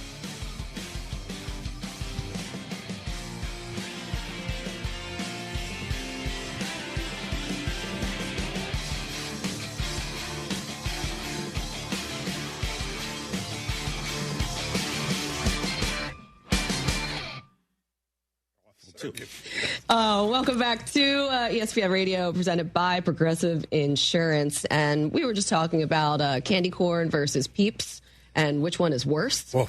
I don't know why they even subject us to this anymore. Who's eating these? Why? Maybe That's a great question. If you want to call us and let us know why, 844-204-RICH. Gang, we had some injuries yesterday at the quarterback position. We did. We should talk a little bit about those. I think we should. Jaden Daniels, Yikes. He suffered that hamstring injury during the loss to TJ's Cowboys. Sorry. He will undergo, your apology accepted. He'll undergo an MRI on Monday to determine the severity of that, but it happened during a strip sack in the third quarter. Dan Quinn, he hasn't provided any specific details, just stating only that Daniels will have that MRI.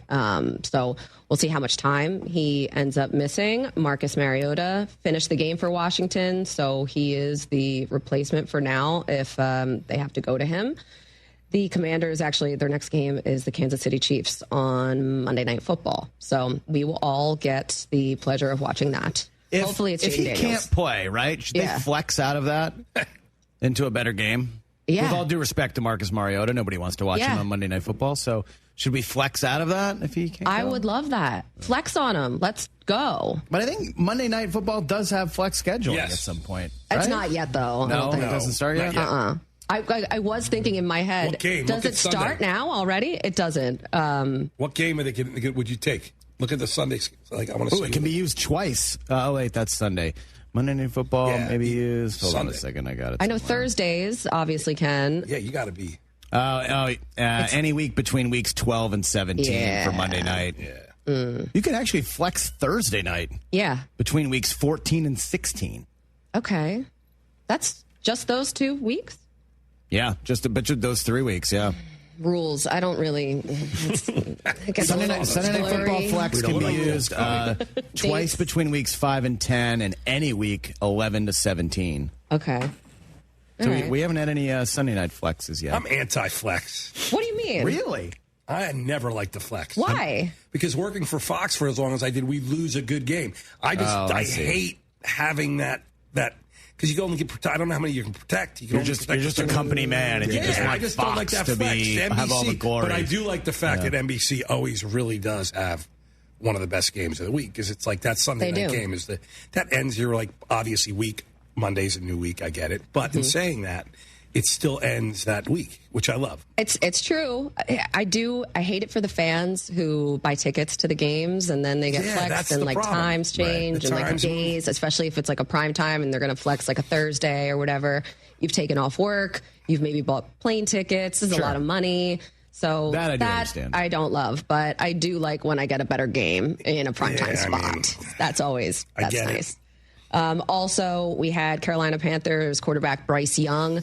He's expected to miss at least this game coming up against the Bills after suffering a high ankle sprain during Sunday's game against the Jets. So an MRI happened today, and so he twisted his right ankle. I don't know if you guys saw the play while he was being sacked in the third quarter. So it's something. I mean, high ankle sprain. That's a tough one. That's a tough one, yeah. And Andy Dalton will be out there as his replacement against the Bills. The Red Rifle is back. We needed him in our lives. Can I missed him. Talk about his hair. Elite hair. First team all hair. Yesterday, I caught a glimpse of Josh McCown on the sideline, just in the background, and I was like, oh my God, look at that Lego hair. It's so good. He has incredible hair as well. But it is like Lego hair in the best way possible. Yeah. And his kids have it too. It's like a gene that has been passed down. I really appreciate good hair in general. What? Someone wants to talk Peeps.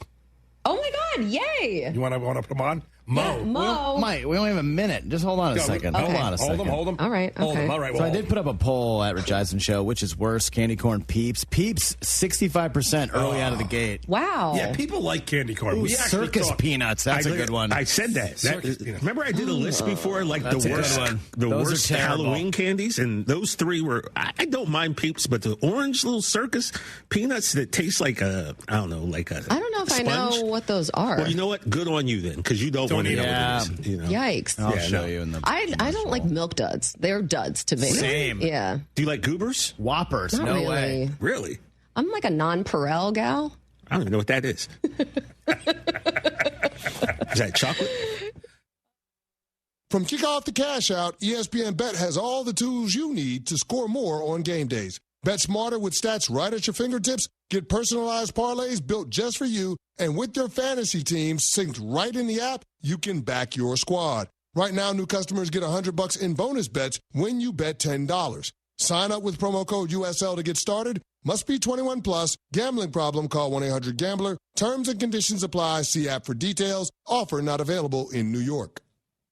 They say a full marathon is the ultimate test. For me, it's more than a race. It's a milestone I once thought impossible. Michelle Smallman here, and I'm running my very first marathon in New York City with the support of Gainbridge and Gainbridge Assist, powered by Parity. Together, we're empowering girls and women through sports and education. With grants to 32 organizations in 21 states, Every step I take is for the finish line and for the next generation chasing their dreams. Here's to 26.2 miles and a future with no limits. What's up, guys? Sean Mapes here. Prize Picks is the best way to cash in on your Texans and Rockets this season. Make your picks in 60 seconds and turn your takes into cash all season long on Prize Picks. Prize Picks is the only app that offers stacks, meaning you can pick the same player up to 3 times in the same lineup. Want to pick more on Kevin Durant's points, rebounds, and three-pointers? Now you can pick them all in the same lineup only on Prize Picks. You can also follow other Prize Picks players directly on the app and copy their lineups in just one click. Whether it's a friend, a celebrity, or just someone whose picks you like, hit the follow button and check out every lineup they create in the all-new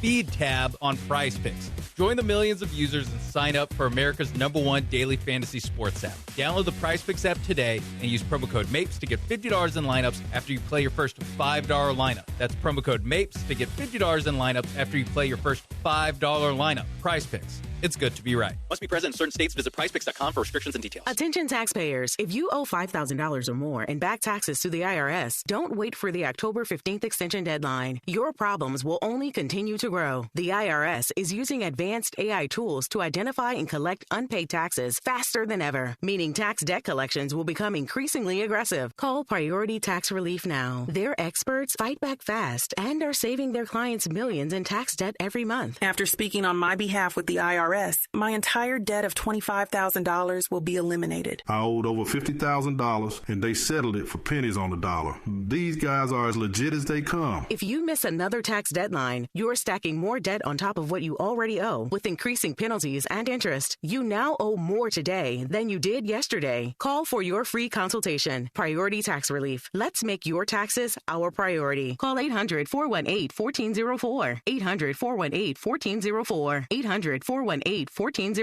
Priority Tax Relief. Finding great candidates to hire can be like, well, trying to find a needle in a haystack. Sure, you can post your job to some job board, but then all you can do is hope the right person comes along, which is why you should try ZipRecruiter for free at ZipRecruiter.com/free. ZipRecruiter doesn't depend on candidates finding you. Its powerful technology identifies people with the right experience and actively invites them to apply to your job. You get qualified candidates fast. So while other companies might deliver a lot of hay, ZipRecruiter finds you what you're looking for. The needle in the haystack. 4 out of 5 employers who post a job on ZipRecruiter get a quality candidate through the site within the first day. ZipRecruiter, the smartest way to hire. And right now, you can try ZipRecruiter for free. That's right, free. Just go to this exclusive web address, ZipRecruiter.com/free. That's ZipRecruiter.com/free. ZipRecruiter.com/free. Listen up. Are you experiencing ED, weight gain, and fatigue? Get a P-shot, Botox, and stem cells to improve your blood flow. Lose weight with GLP-1s like semaglutide. Improve your energy with low T pellets and peptide therapy. See Dr. Mitchell in the Woodlands. Visit ErectionCenter.com or call or text 972-355-3771. That's 972-355-3771. No more excuses. Start living your best life today. 972-355-3771. Catch every touchdown, tackle, and all of the gridiron action this season at J-Bar M. Rated one of Texas Monthly's top 25 barbecue joints. Savor J-Bar M's world-class Texas-style brisket, house-made sausage, and timeless barbecue. Enjoy buckets of beer for just $15 and $2 well drinks every Friday and Saturday. Houston's destination restaurant for classic Texas smokehouse and barbecue favorites is J-Bar M Barbecue, located at 2201 Leland. Visit jbarmbbq.com and follow on socials at jbarmbbq. Let's go! ESPN 97.5, presented by Zadok Jewelers. KFNC 97.9 HD2 Mont Bellevue, Houston, a Gal media station. This is the Rich Eisen Show. Hey, everybody. Can't get enough of the Rich Eisen Show? You're in luck. You can find us everywhere. Watch us weekdays on Disney Plus from noon to 3 Eastern. Miss the show? We've got a podcast so you can listen anytime. But here's the best part. Our YouTube channel. Subscribe at youtube.com/Rich Eisen Show and you'll never miss a moment. Now, on with the show. Come on, man. Let's get a turnover. Picked off. Rayshawn Jenkins have it in. The Rich Eisen Show. I find it very offensive if I'm thinking about having the job. I need to be doing my job. This is The Rich Eisen Show with guest host Colleen Wolfe. Earlier on the show, Pro Football Hall of Famer Rondé Barber, NFL Daily podcast host Greg Rosenthal. Coming up, ESPN NFL analyst Mina Kimes. And now, Colleen Wolfe.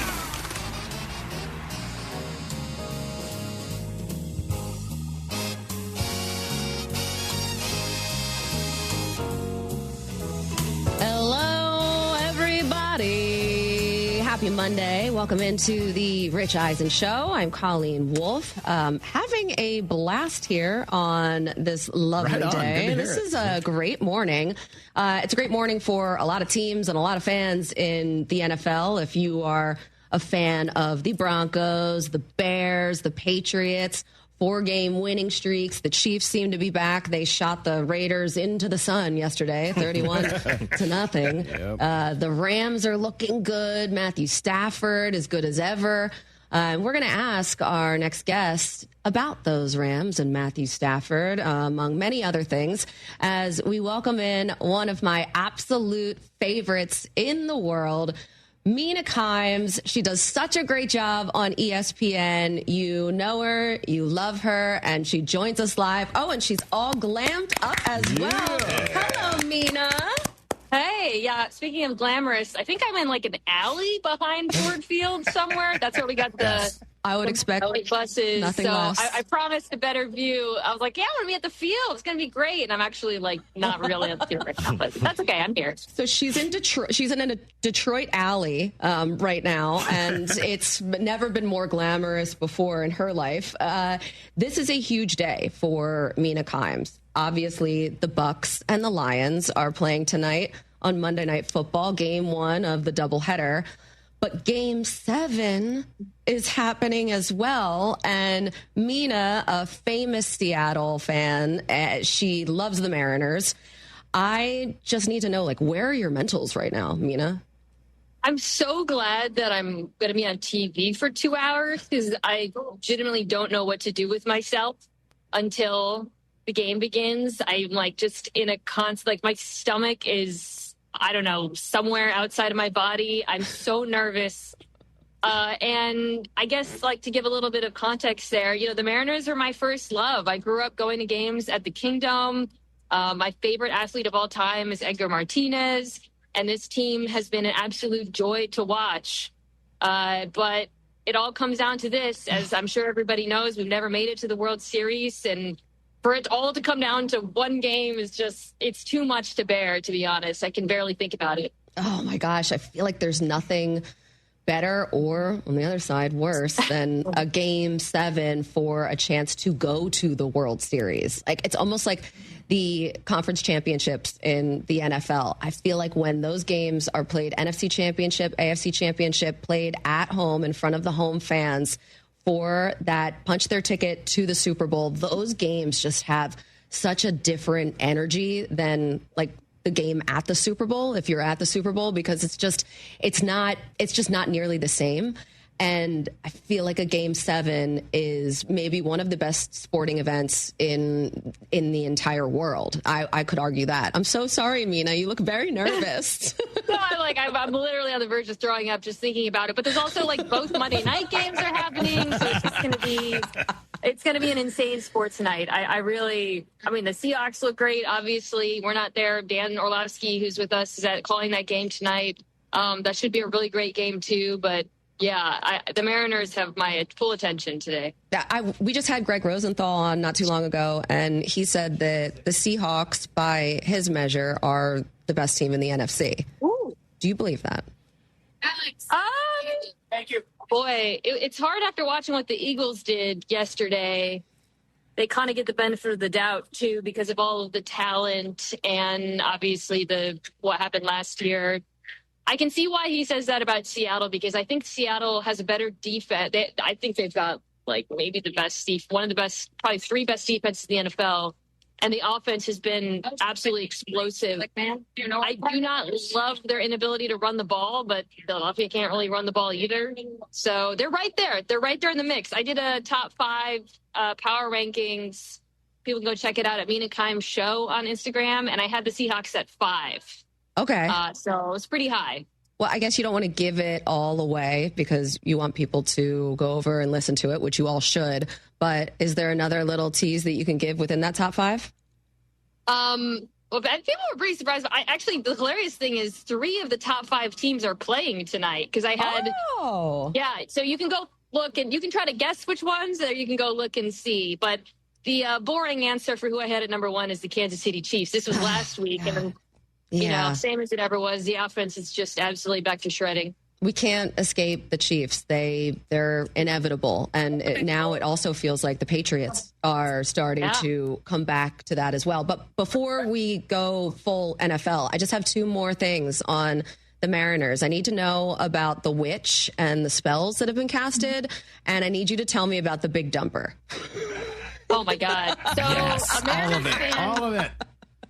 When we were losing, hired an Etsy witch. I'm sure you guys are aware of that phenomenon to basically fix the juju around the team. And then it completely worked, which is insane. Like the numbers before and after they found the witch are crazy. Mariners fans are really weird in a good way. It's complimentary. Like truly the fan base most likely to hire a witch. I don't know. And the big dumper should be the MVP of baseball. It's funny because part of the case, obviously the home runs and the clutch hitting is what stands out. But in the game 5, right, that they won, he made an insane double play, and it was just a reminder of like how much he also contributes, being like he's doing all this on top of being one of the best catchers in baseball too. It's why he's the MVP. But as far as the nickname, you guys know why. I mean, it's apparent every time he turns around, and he loves it. I interviewed him on my show, and he said he was a little nervous, a little apprehensive of the nickname at first, but he's leaned into it. You know what? You got to lean in. That's always the best advice with anything. Lean into it. It always makes it better. Mina, we talked about the Seattle Seahawks a little bit, but that division is now it's really good. And the Rams are emerging as this contender. What's your assessment of what Matthew Stafford was able to do yesterday without Puka and that connection with Devontae? Yeah, he was awesome. The connection with Devontae, particularly in the red zone, was really important because it's kind of been off all year long. And it just felt like, to me, watching them, their timing wasn't exactly right, but it finally clicked at the perfect time. I was also fascinated. The Rams, their second-round draft pick, Terrence Ferguson, who's a tight end, has barely played this year. But yesterday they got him on the field, and they got him on the field for the most snaps he's played all season long. He's not – I think the reason he hasn't played is his blocking ability, but they leaned into 13 personnel, so they got the other tight ends on the field, so they were able to split him out wide. He made a couple big plays. Sean McVay is really good at this, right? We already knew that. I think if I have a question about the Rams, it's probably the pass defense. So that's a team I would look to potentially be active at the deadline. I think they could use a quarterback. How do you see that division shaking out? Man, we know what the Cardinals are. Yeah, but at the top. I keep waiting for this Niners thing to fall off, and by the grace of Kyle Shanahan, it doesn't. And they have gotten a little bit healthier on offense, and the run game finally looked like itself. I think if I really had to guess right now, I would still probably go Rams, Seahawks, Niners, but it is extremely close between all 3 teams. All right, so you are in Detroit ahead of this Bucs-Lions game. What are you looking forward to tonight? Have you heard anything on Egbuka's status for the game? Yeah, that's massive, right? Egbuka, Mike Evans, I think is going to play, but we know that the Bucs have been so banged up in terms of their skill players. I think last week was pretty telling. Speaking of teams that leaned into multiple tight end usage, they went really heavy tight end. I actually think that's a good approach against this Lions defense because you saw the Chiefs go after them that way, basically drawing at their linebackers. I would look for Baker scrambling to be a big factor too. The Lions play a ton of man coverage, and Baker scrambles on 1 out of every 5 dropbacks against man coverage. Kind of blows my mind. So I have Detroit in this one, but I think there's things that the Bucs can do on offense to make it close.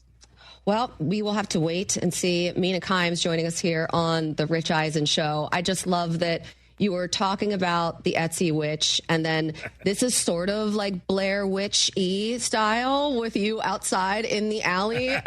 This is such an effort by you, and I thank you so much for coming on with us in the middle of your workday, in the middle of all of this madness. And I do want to just give a shout out to your husband's family in Philadelphia, because I know that they are real ones. They are. It's the funniest thing ever. That oh my God, that yeah. They ask about you first of all. How's Colleen? Like they look at the world through such a Philadelphia lens. So the first thing they do when they see me is, how's Colleen? When are we firing Kevin Patullo? They are truly like the most stereotypical Eagles fans, and I love them for it. But they're in a good mood, thank God, this week. Right. Okay. So where are you on the Eagles and the offense now that they were able to connect with Jalen Hurts and A.J. Brown? That's back. Hurts was extraordinary in this game. I mean, going back and watching Devontae Smith as a player, I was just going back watching some of his routes. They're just unbelievable. He's such a craftsman. But they still can't run the ball, which is a little concerning. I do think that the defense, they made some timely stops. You got some good performances from the stars, Carter, DeJean, et cetera. And Mitchell being back is huge. But I would really like to see this Eagles offense figure out how to run the ball so it's not too boom and bust in the pass game. All right. Well, Mina Kimes, I know that you are a busy, busy woman, so I thank you so much for stopping by the show. Good luck to your Mariners tonight. Yes. I am wishing you all of the best, and have a great show out there in Detroit. Thanks, guys. Go M's. Hey, Mina Kimes. I love Mina. It's so funny. You were asking her about, being on the other side. Oh, what's better than sports in a Game 7, right?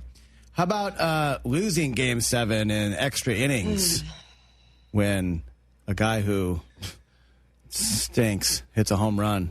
That's awesome. Talking about the Aaron Boone game. Yeah. It does stink. That's cool. That's why I'm a Dodgers fan now. At least he's made up for it by being arguably the worst manager in Major League Baseball. I agree. Oh, are you okay? No. I'm great. We get you something? I'm actually great because today's the anniversary of Game 7 in New York 2004. Mike, how'd that go? Not good. Why are you so angry today? Today? Today? Brockman is always angry. It was 48 hours in London. Great. I thought about the Boone game and it made me sad. And then I thought about Patriots are back. You Johnny Damon hitting a grand slam in the first inning. Yeah. Drake May, you're back. Yeah, we love Ben Affleck, Matt Damon. Yeah. Duncan. Getting back to Mina talking about your Eagles game. Did anyone notice? We haven't talked about how the Vikings tried to stop the brotherly shove. Did you? No, I admittedly watched zero of this game. There was a player. Yeah. His name's Tyler Batty. Mm-hmm. Yeah, he was an undrafted free agent, and he is a baddie. And he might be. That's up for you to decide. No, I mean, in the game, his play. 26-year-old free agent. It was his first time playing in an NFL game, and here's what they used him for: as a human sacrifice to try to stop this brotherly shove. Chris, they laid him down on the ground. Can you believe this? In front of the ball. It was like snot. You remember this, Mike? You remember this? It was like Snidely Whiplash when he used to tie girls to the railroad tracks. Like that's how he was laying there. Brian Flores. Yeah. What are we doing? He just had 2,000 pounds of manhood just like crush him underneath. But yeah, that was the first time he got into an NFL game, and he was sacrificed to try to stop the brotherly shove. Snaps for Batty. Oh, yeah, this is amazing. Did it work? No, Chris, it didn't. It worked in breaking his spine is what worked, because everybody landed on top of him. Mm-hmm. You know what is working? Did the Eagles illegally false start on this play? Well, they do every time. You know that. You know how that goes. Yeah. This just said, Colleen Wilson's Tyler is a baddie. More at 6. Listen, I did want to, TJ. Yes, ma'am. We should talk about the Cowboys. I've been waiting. And Dak Prescott is playing so well. And he was playing well before with CeeDee Lamb out. Then CeeDee Lamb returns, and George Pickens is still doing well, too. So it's like the two of them together on the field, they can figure it out. They can make it work. And Dak, it's just like, man, if only they had a game-changing generational talent on defense that they could those guys don't maybe turn things around on that side of the ball. Oh, I know of a guy. Yeah, him. He was with us, right? We had him. And then we let him go. Now he's no longer. And now how many? He had like 12 sacks yesterday. Mike's just going to play the hits. He had all the sacks yesterday. Yeah, so that's awesome. He's not the betting favorite for Defensive Player of the Year. Oh, great. Just awesome. Everything Good awesome. job, Jerry. Just wanted to let America's team know that. Marvelous. Marvelous, truly. Awesome. We heard from Dak Prescott afterwards on, what's working with this Cowboys offense. Yeah, it was great. It was great. It was explosive. It was fun. I mean, you saw the big plays. Saw some drives we put together. Our standard and expectations for ourselves is very high. And so we understand when we've got guys, the playmakers that we have, the offensive line, the love that we have for one another. And you see it in just the way the guys finish plays, guys cover the ball. And defense played very well tonight. When you do that, I think more of our games are going to look like this. That's my quarterback right there. Right there. Man. Although yesterday on X, I posted a picture of T.O. from his Tony Romo thing. Okay. And I just put Brandon Aubrey. That's my kicker, man. Wow. Because, man, what a leg on him. Man, he's amazing. Yes. Great gams on Brandon Aubrey. He does have great gams. They would say, yeah. Gams and bum. Those are two things we just need to bring back. Bumper. Well, we talked about the big dumper, and now we got this. I like calling people bums. But also, the thing with Dak is, we know, Chris, he puts up great numbers. His numbers are amazing. But in the playoffs, he becomes a bum. Yeah, wow, what a jerk. I wasn't going to say it like that. And he really doesn't become a bum, but that's how he gets judged, right? How far he can take a team in the playoffs, what he does in the playoffs. So, unfortunately, nothing he does in the regular season is going to matter to the haters. It's all about what happens in the postseason. So, look, Dak is awesome, man. He's top 5 in yards. He has a 16-3 touchdown interception ratio. That's great. He's on a pace for 40 and 6 picks, maybe. Yeah, but if they can't stop anyone, if they even make it, they're 3-1. Looked better yesterday against a team without Jaden Daniels in there, but. Jaden Daniels is in there calling most of the guys. I'm just saying. Don't be disrespectful now. Well, they didn't have Terry McLaurin. They didn't have Deebo Samuel. And then Jaden Daniels got hurt. So we didn't have Micah Parsons. Well, you're never going to have never will again. But Durant Bland. Oh, yeah, pick 6. I got a little hyped about that. I can't front. I'm sure. Everyone in my building kind of knew something was going on down in my apartment when that happened. Is that right? I mean, just that, yeah. We them boys. All right. Stop. Well, I am curious about your thoughts on Dak Prescott and where he is in. I want to talk MVP. Top 5 at some point, and maybe we save that.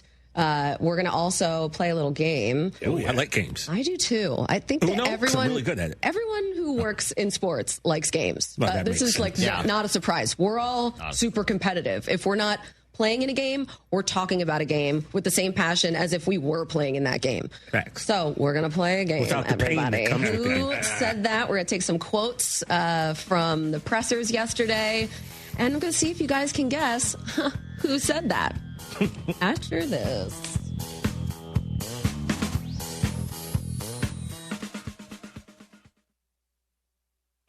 Okay, all signed up. Easy. Now let's run payroll. What the? Hey girl, I'm you with more gusto. Nice. Who's that? New social media manager, hired and onboarded with gusto. And spoiler, we're kind of famous now. Wait, we're famous? Oh, well, I'm famous. Payroll, benefits, and HR. Designed and built for small businesses. Choose a future with gusto. Hey, it's Kirk Herbstreit. On game day, great prep makes all the difference. Same goes for your pizza. That's why I go with Frigidaire Stone-Baked Pizza Oven. Fresh pizzas go from dough to done in just 2 minutes. Whether you're throwing a party or squeezing in dinner between plays, this oven delivers hot, crispy, restaurant-quality pizza right from your kitchen. Only from Frigidaire. Game-ready pizza. Get it today at the Home Depot. How doers get more done. Football season is in full swing, and Underdog is the best place to get in on all the action. You can make picks and win money right now in Texas. You already know that Underdog is my favorite app, and playing on Underdog is so easy. Just pick whether your favorite players would go higher or lower on stats like rushing yards, receptions, touchdowns, and more. Get your picks right, and you can win up to 5,000 times your cash. So much to play, so much fun to be had, and so much money to win. Whether it's Monday Night Football, Thursday Night Football, or the a full Sunday slate, Underdog is the place to be. Stroud, higher or lower on passing yards. You know ball, prove it with your picks on Underdog. Download the app today, sign up with promo code KILLERB to score $100 in bonus funds or entries when you play your first $5. That's promo code KILLERB, KILLERB. Underdog, make picks, win money. Must be 18 or older and present in Texas. Terms apply. See assets.underdogfantasy.com/web/play and get terms _DFS_.html for details. Concerned with your play, call 1-800-GAMBLER or visit ncpgambling.org. Hello, Houston. This is Paul Miller with Great Plate Hospitality. Believe it or not, the holidays are closer than you think. Got someone who's a little difficult to buy for? Well, who doesn't love great food? All of our locations of the Union Kitchen, Jack's Grill, Passerella, and Vine Memorial offer gift cards and will give you an extra $25 for every $100 you purchase. Don't forget, book your holiday party early. Our rooms and reservations are filling fast. Book before the end of October and the host gets a $100 gift card. Call your favorite restaurant today. Tell them Paul sent you. I just bought another house for cash. Sell me yours at greenlightoffer.com. Dream Rate Mortgage, the ultimate mortgage hookup. Visit 975loans.com. NMLS number 248247, equal housing lender. Contact Tax Relief Helpers for details and restrictions. Attention, anyone that owes money to the IRS. Every day, your unpaid tax debt gets bigger and bigger from daily interest. The longer you wait, the more you will end up paying. If you owe $10,000 or more, now is the time to settle your debt before the IRS takes aggressive action, like taking your wages or property. A special toll-free number has been established so you can stop penalty fees, avoid liens, levies, or other hostile measures by the IRS. Call Tax Relief Helpers right now. I got behind on my taxes and owed $48,000. I called and they got my bill lowered to just $3,500. I owed $87,000 in taxes and it was scary. I got the amount I owed down to just $3,500. I saved $83,500. If you owe money to the IRS, don't wait another day. Your tax debt gets bigger and bigger from daily interest. Call right now before the IRS enforces liens, levies, or other aggressive measures. The call and consult are absolutely free. Call now. Call 800-984-2303. 800-984-2303. That's 800-984-2303. This is a special alert to all Americans who own a vehicle with less than 200,000 miles with an auto warranty about to expire or with no warranty coverage at all. Due to a decline in the economy, CarShield is announcing a low-cost, month-to-month vehicle protection plan that is now available to the public to save any driver out-of-pocket expenses on future auto repairs. Call now to find out how you can pay almost nothing for covered auto repairs. Yes, you heard that correctly. Pay almost nothing for covered auto repairs. An open phone line has been established for all drivers to call for a free quick quote. Call 800-894-9190 now. Drivers who are covered will not have to pay for covered repairs again. This protection plan is at an all-time low. Additionally, drivers who activate this vehicle protection today will also receive free roadside assistance, free towing, and car rental options at no additional cost. Call us for your free quick quote today. 800-894-9190. That's 800-894-9190. What do you have to lose? Call 800-894-9190. Again, 800-894-9190. The Preview College Basketball Exhibition doubleheader is coming to Fort Bend Epicenter Sunday, October 26th, featuring Texas A&M versus Arizona State at 4 p.m. and the Houston Cougars versus Mississippi State at 6:30 p.m. Get your tickets now at etix.com. O'Reilly. Check engine, ABS, or maintenance light on? Take the guesswork out of your warning lights with O'Reilly Veriscan. The service is free and provides a report with solutions verified by ASE certified master technicians. And if you need help, we could recommend a shop for you. Ask for O'Reilly Veriscan today. O'Reilly Auto Parts.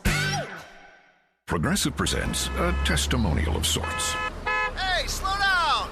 Oh, yeah? Well, you drive like my grandma. She's a very attentive and courteous driver who wears a seatbelt and always uses her turn signals. She's also a talented painter and has very low cholesterol. Not that that has anything to do with her drive. We just thought a more complete picture of who she is might be interesting. Anyway, have a nice day. Safe driver? Get Snapshot from Progressive and get a personalized rate based on how you drive. Progressive Casualty Insurance Company and affiliates. Snapshot not available in California or from all agents. Surcharge possible for unsafe driving. Do you have the ESPN Houston app? No? Then download it now in your app store.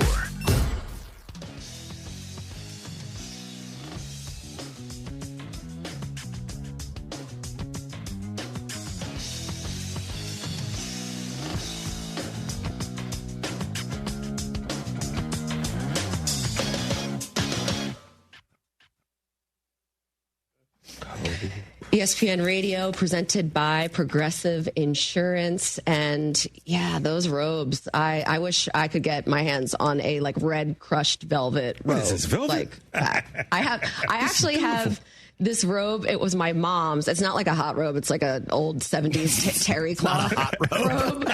But it's the exact color that the Chargers uniform was. Oh, gosh. And yellow? I used to look at this robe and be like, it's so awesome. It's like a Tarantino yellow. And I would always think of... Tarantino? Yes. Oh. I would always think of like Kill Bill, and I would think of like... he always has pops of yellow in all of his movies. He loves it.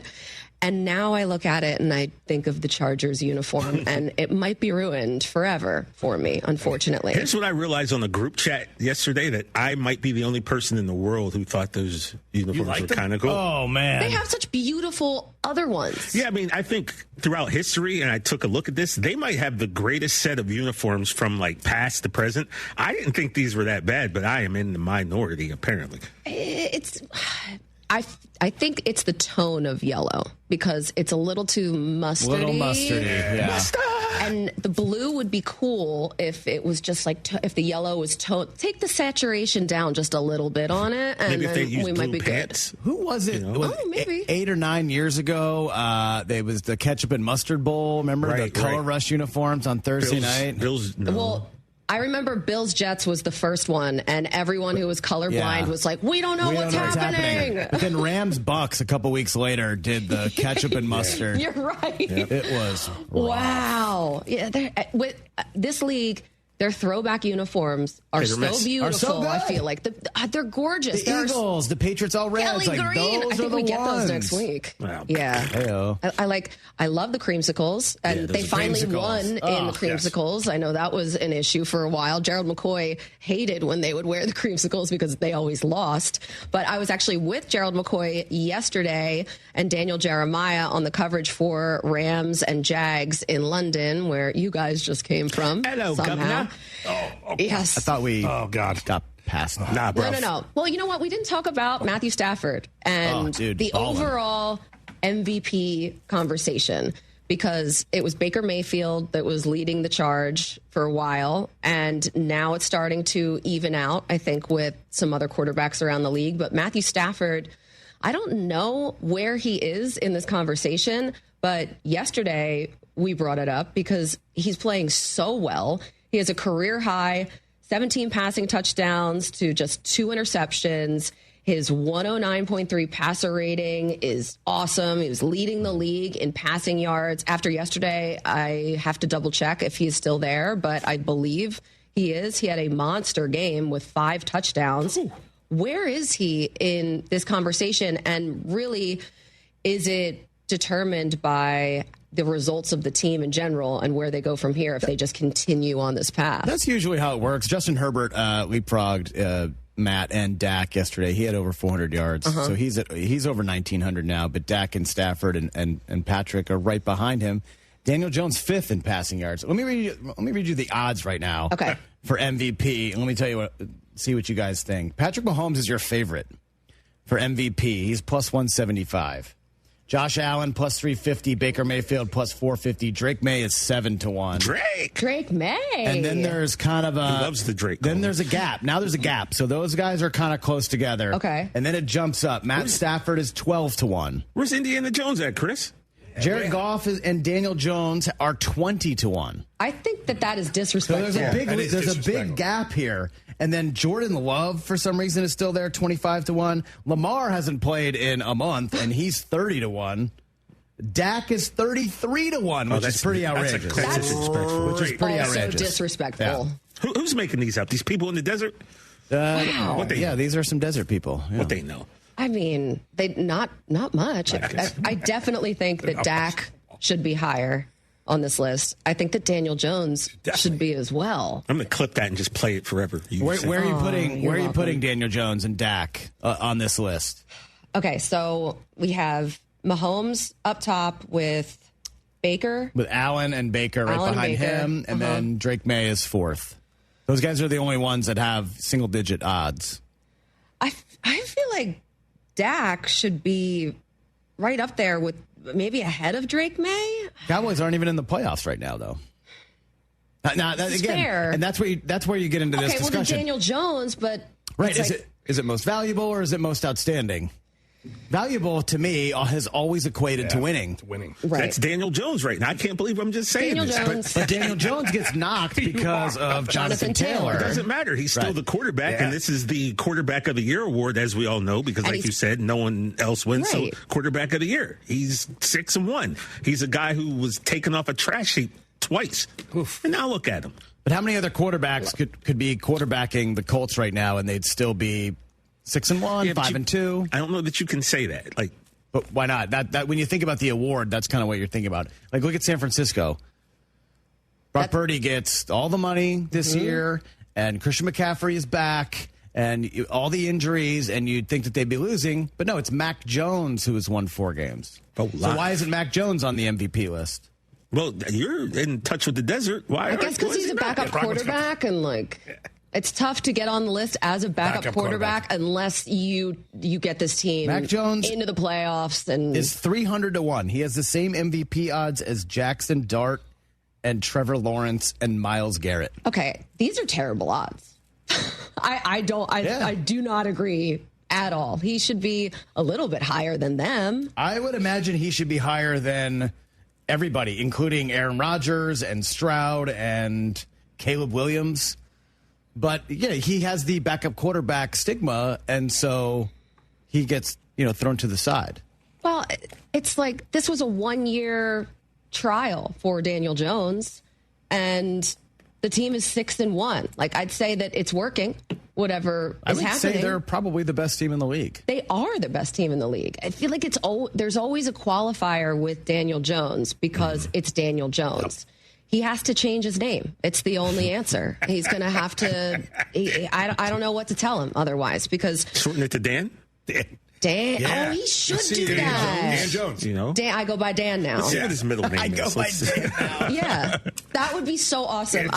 I was just talking about this in studio the other day because this many years later, I still cannot figure out if it's Mariota or Mariota because the pronunciations were drilled into our head to the point where it has now confused me, like a Tyrod Taylor, Tyrod Taylor. And Bijan changing his name every week. Well, Terrell and Terrell. Yeah. I can't do it. That was kind of the first one. He's like, no, I'm Terrell. Remember, it was Keenan McCardell or McCardle. Right. Yeah. Oh, there was someone on the Colts, a defender on the Colts, too, that did it. Lawson. He was Shaq Lawson, or changed it to Shaq Lawson. Right? Wasn't that what it was? No. Shaq, it was not Leonard. Shaq Lawson. It was. He became Shaq Leonard. Shaq Leonard. Yeah. I know. It's, you know what? It's tough. It's tough to remember names. Words are hard as well. So just in general. By the way, Daniel Jones' middle name is Steven. So does anyone go with Stevie Jones? Steve Jones? He can't be Stephen Jones. That's already taken. There already is a Stephen Jones. Yeah. Well, why don't we suggest Dan to him?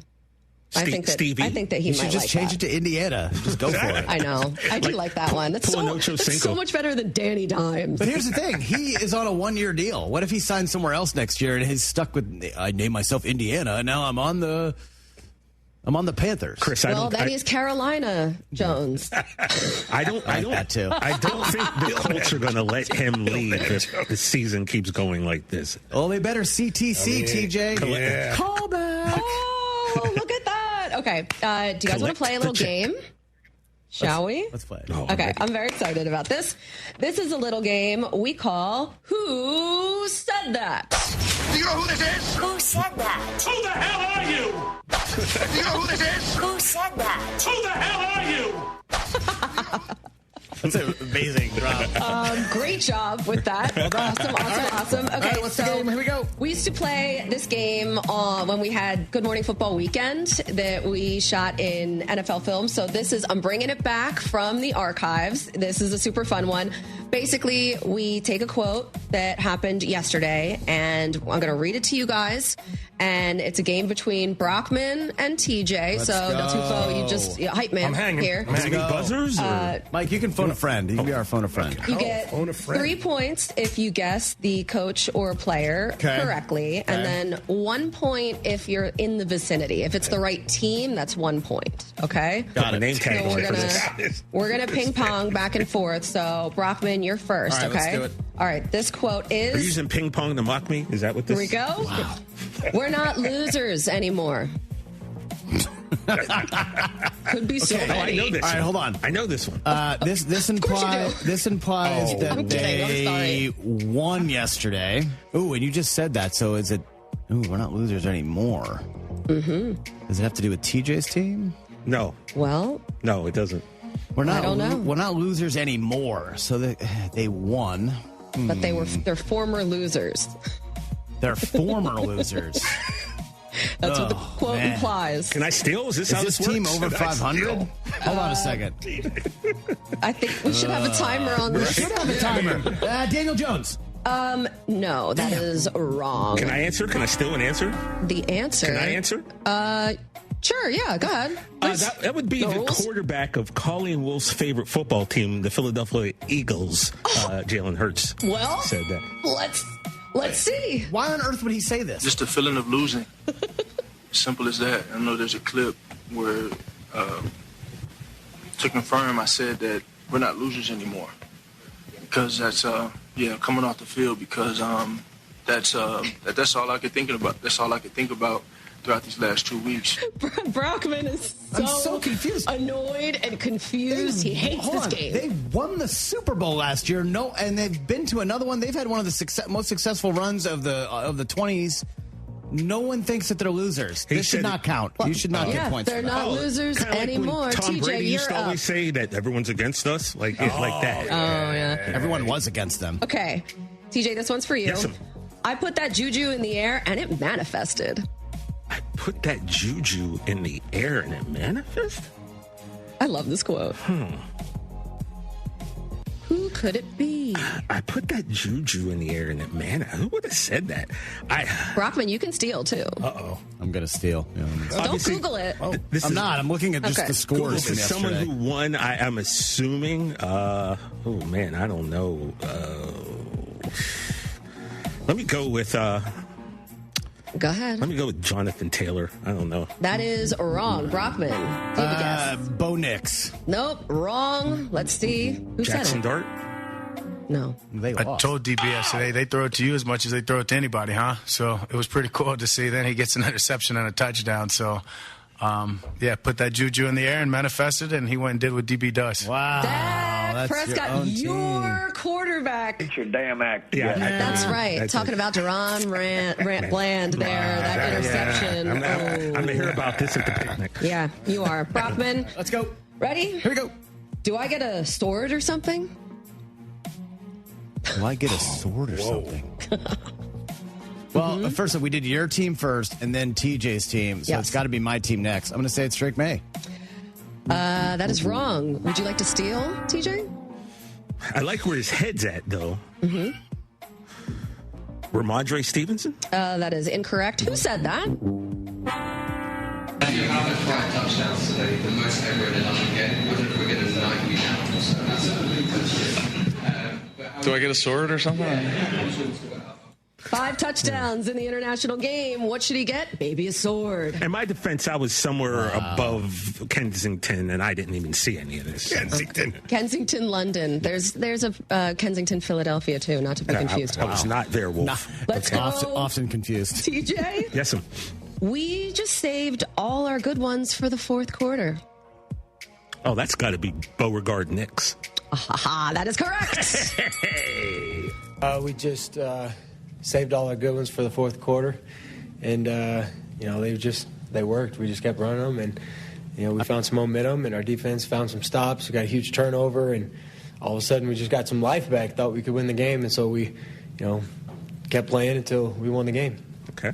That's usually what happens. You just keep playing until the game ends. But yeah they won. And I got some whole life insurance if you need a. Perfect. You want to buy a car? By my math, and I haven't really been paying attention to the math part because I usually don't. It's 6 zip TJ. Yikes! I need a bonus. Okay. Come back here. Come on. Yeah, maybe we do. This is like worth double or something. Yes. Oh, come on. The double one. Brockman, I should have had some sleeves on back then.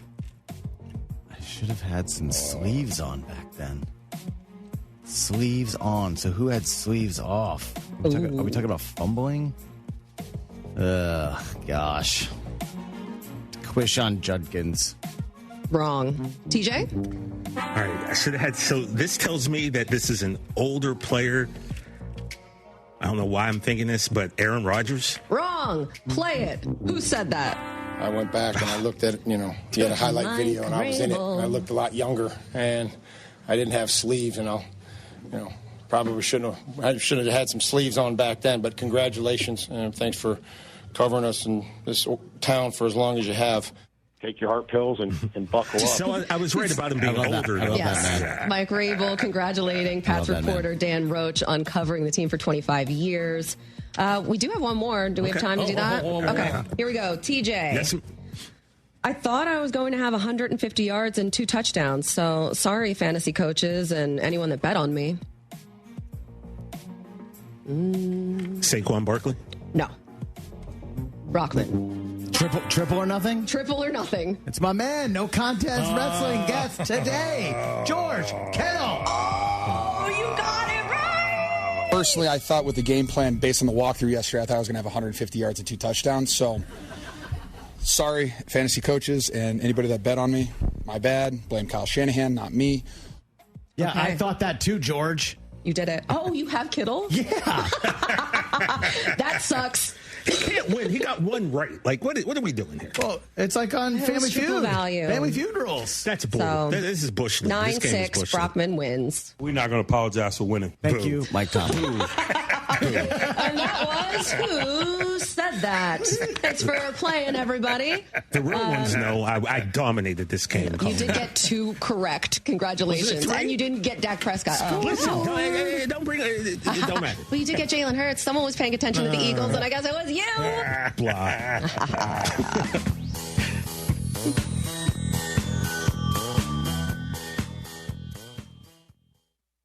DraftKings Sportsbook, an official sports betting partner of the NBA, is the place to bet on NBA stars this season. Download the DraftKings Sportsbook app and use promo code PARLAY. That's promo code PARLAY. Bet $5 and get 3 months of League Pass plus $300 in bonus bets if your bet wins. In partnership with DraftKings, the crown is yours. Gambling problem? Call 1-800-GAMBLER. In New York, call 877-8-HOPE-NY or text HOPE-NY 467-369. In Connecticut, help is available for problem gambling. Call 888-789-7777 or visit ccpg.org. Please play responsibly. On behalf of Boot Hill Casino and Resort in Kansas, pass-through of per-wager tax may apply in Illinois. 21 and over. Age and eligibility varies by jurisdiction. Void in Ontario. Restrictions apply. Bet must win to receive bonus bets which expire in 7 days. Minimum odds required. NBA League Pass auto renews until canceled. Additional terms at dkng.co/audio. Limited time offer. Hi, I'm Danny Clark, owner of Collectors Firearms. We're celebrating our 50th year in business, and we would like to invite you to come see our 12,000 guns in stock. Don't let the name fool you. We carry all the latest and greatest guns, in addition to the antiques and collectibles. We even have a tank right out front.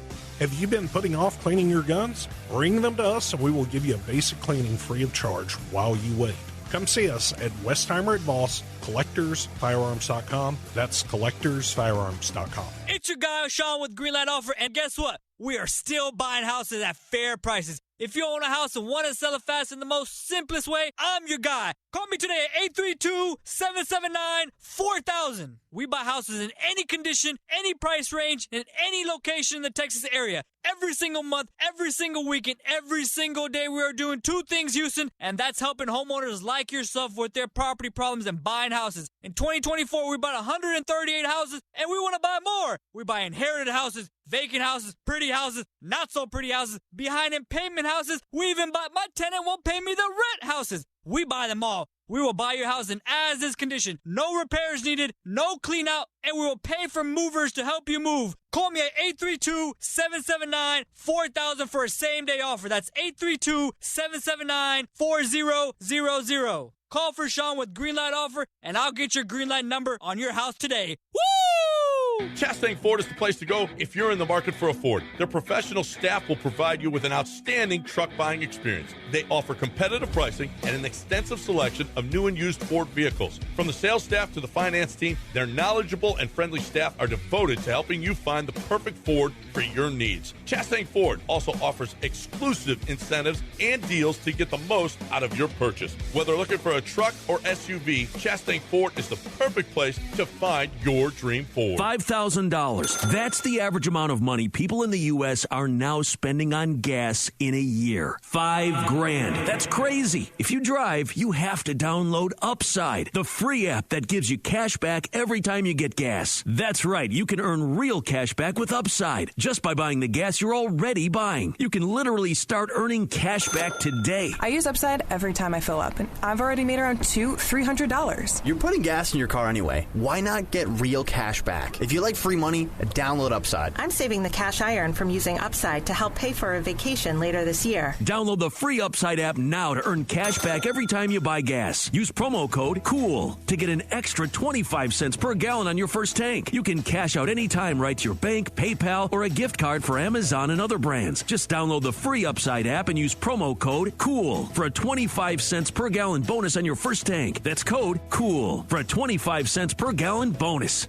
Attention taxpayers, if you owe $5,000 or more in back taxes to the IRS, don't wait for the October 15th extension deadline. Your problems will only continue to grow. The IRS is using advanced AI tools to identify and collect unpaid taxes faster than ever, meaning tax debt collections will become increasingly aggressive. Call Priority Tax Relief now. Their experts fight back fast and are saving their clients millions in tax debt every month. After speaking on my behalf with the IRS, my entire debt of $25,000 will be eliminated. I owed over $50,000 and they settled it for pennies on the dollar. These guys are as legit as they come. If you miss another tax deadline, you're stacking more debt on top of what you already owe with increasing penalties and interest. You now owe more today than you did yesterday. Call for your free consultation. Priority Tax Relief. Let's make your taxes our priority. Call 800-418-1404. 800-418-1404. 800-418-1404. Priority Tax Relief.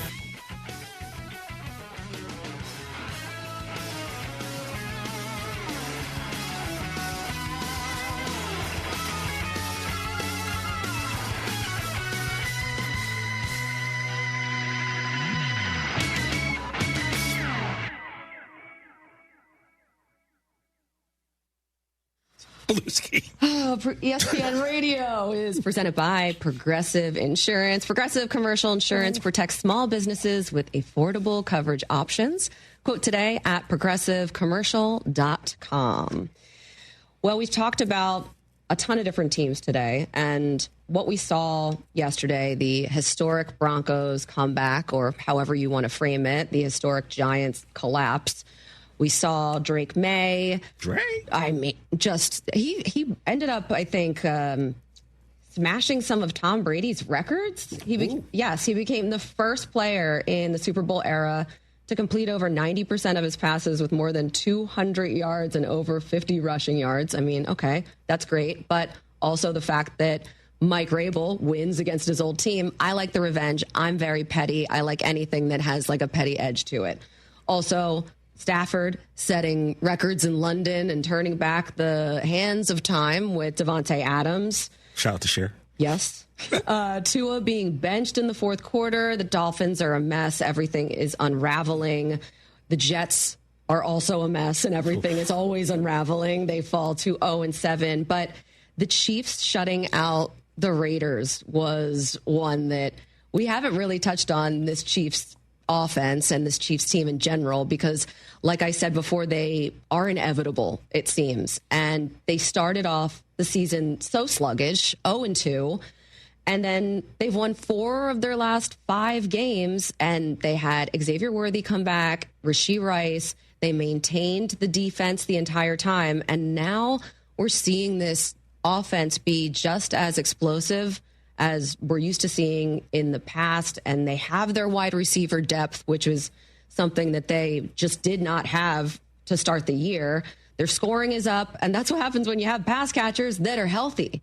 So where are you guys on the Chiefs? Is it like, yeah, this is no problem. They're going to do what they always do and figure it out? Yeah. It's annoying, right? I picked them at the beginning of the season to go to the Super Bowl and got absolutely destroyed online. And yet, I don't know. Good luck. Brockman said, what you say earlier about your division, if they hadn't gotten it by now, it's over because Drake May is going to take over. If you didn't get the Chiefs early, I don't know if you're going to get them late this year. I think people were getting them early, and they kind of looked like the same old Chiefs from the last couple of years in terms of the offensive side of the ball. In the last few seasons, they've only been a team that scored in the low 20s, and that's who they were. No explosive pass game. Nope. They were kind of no run game.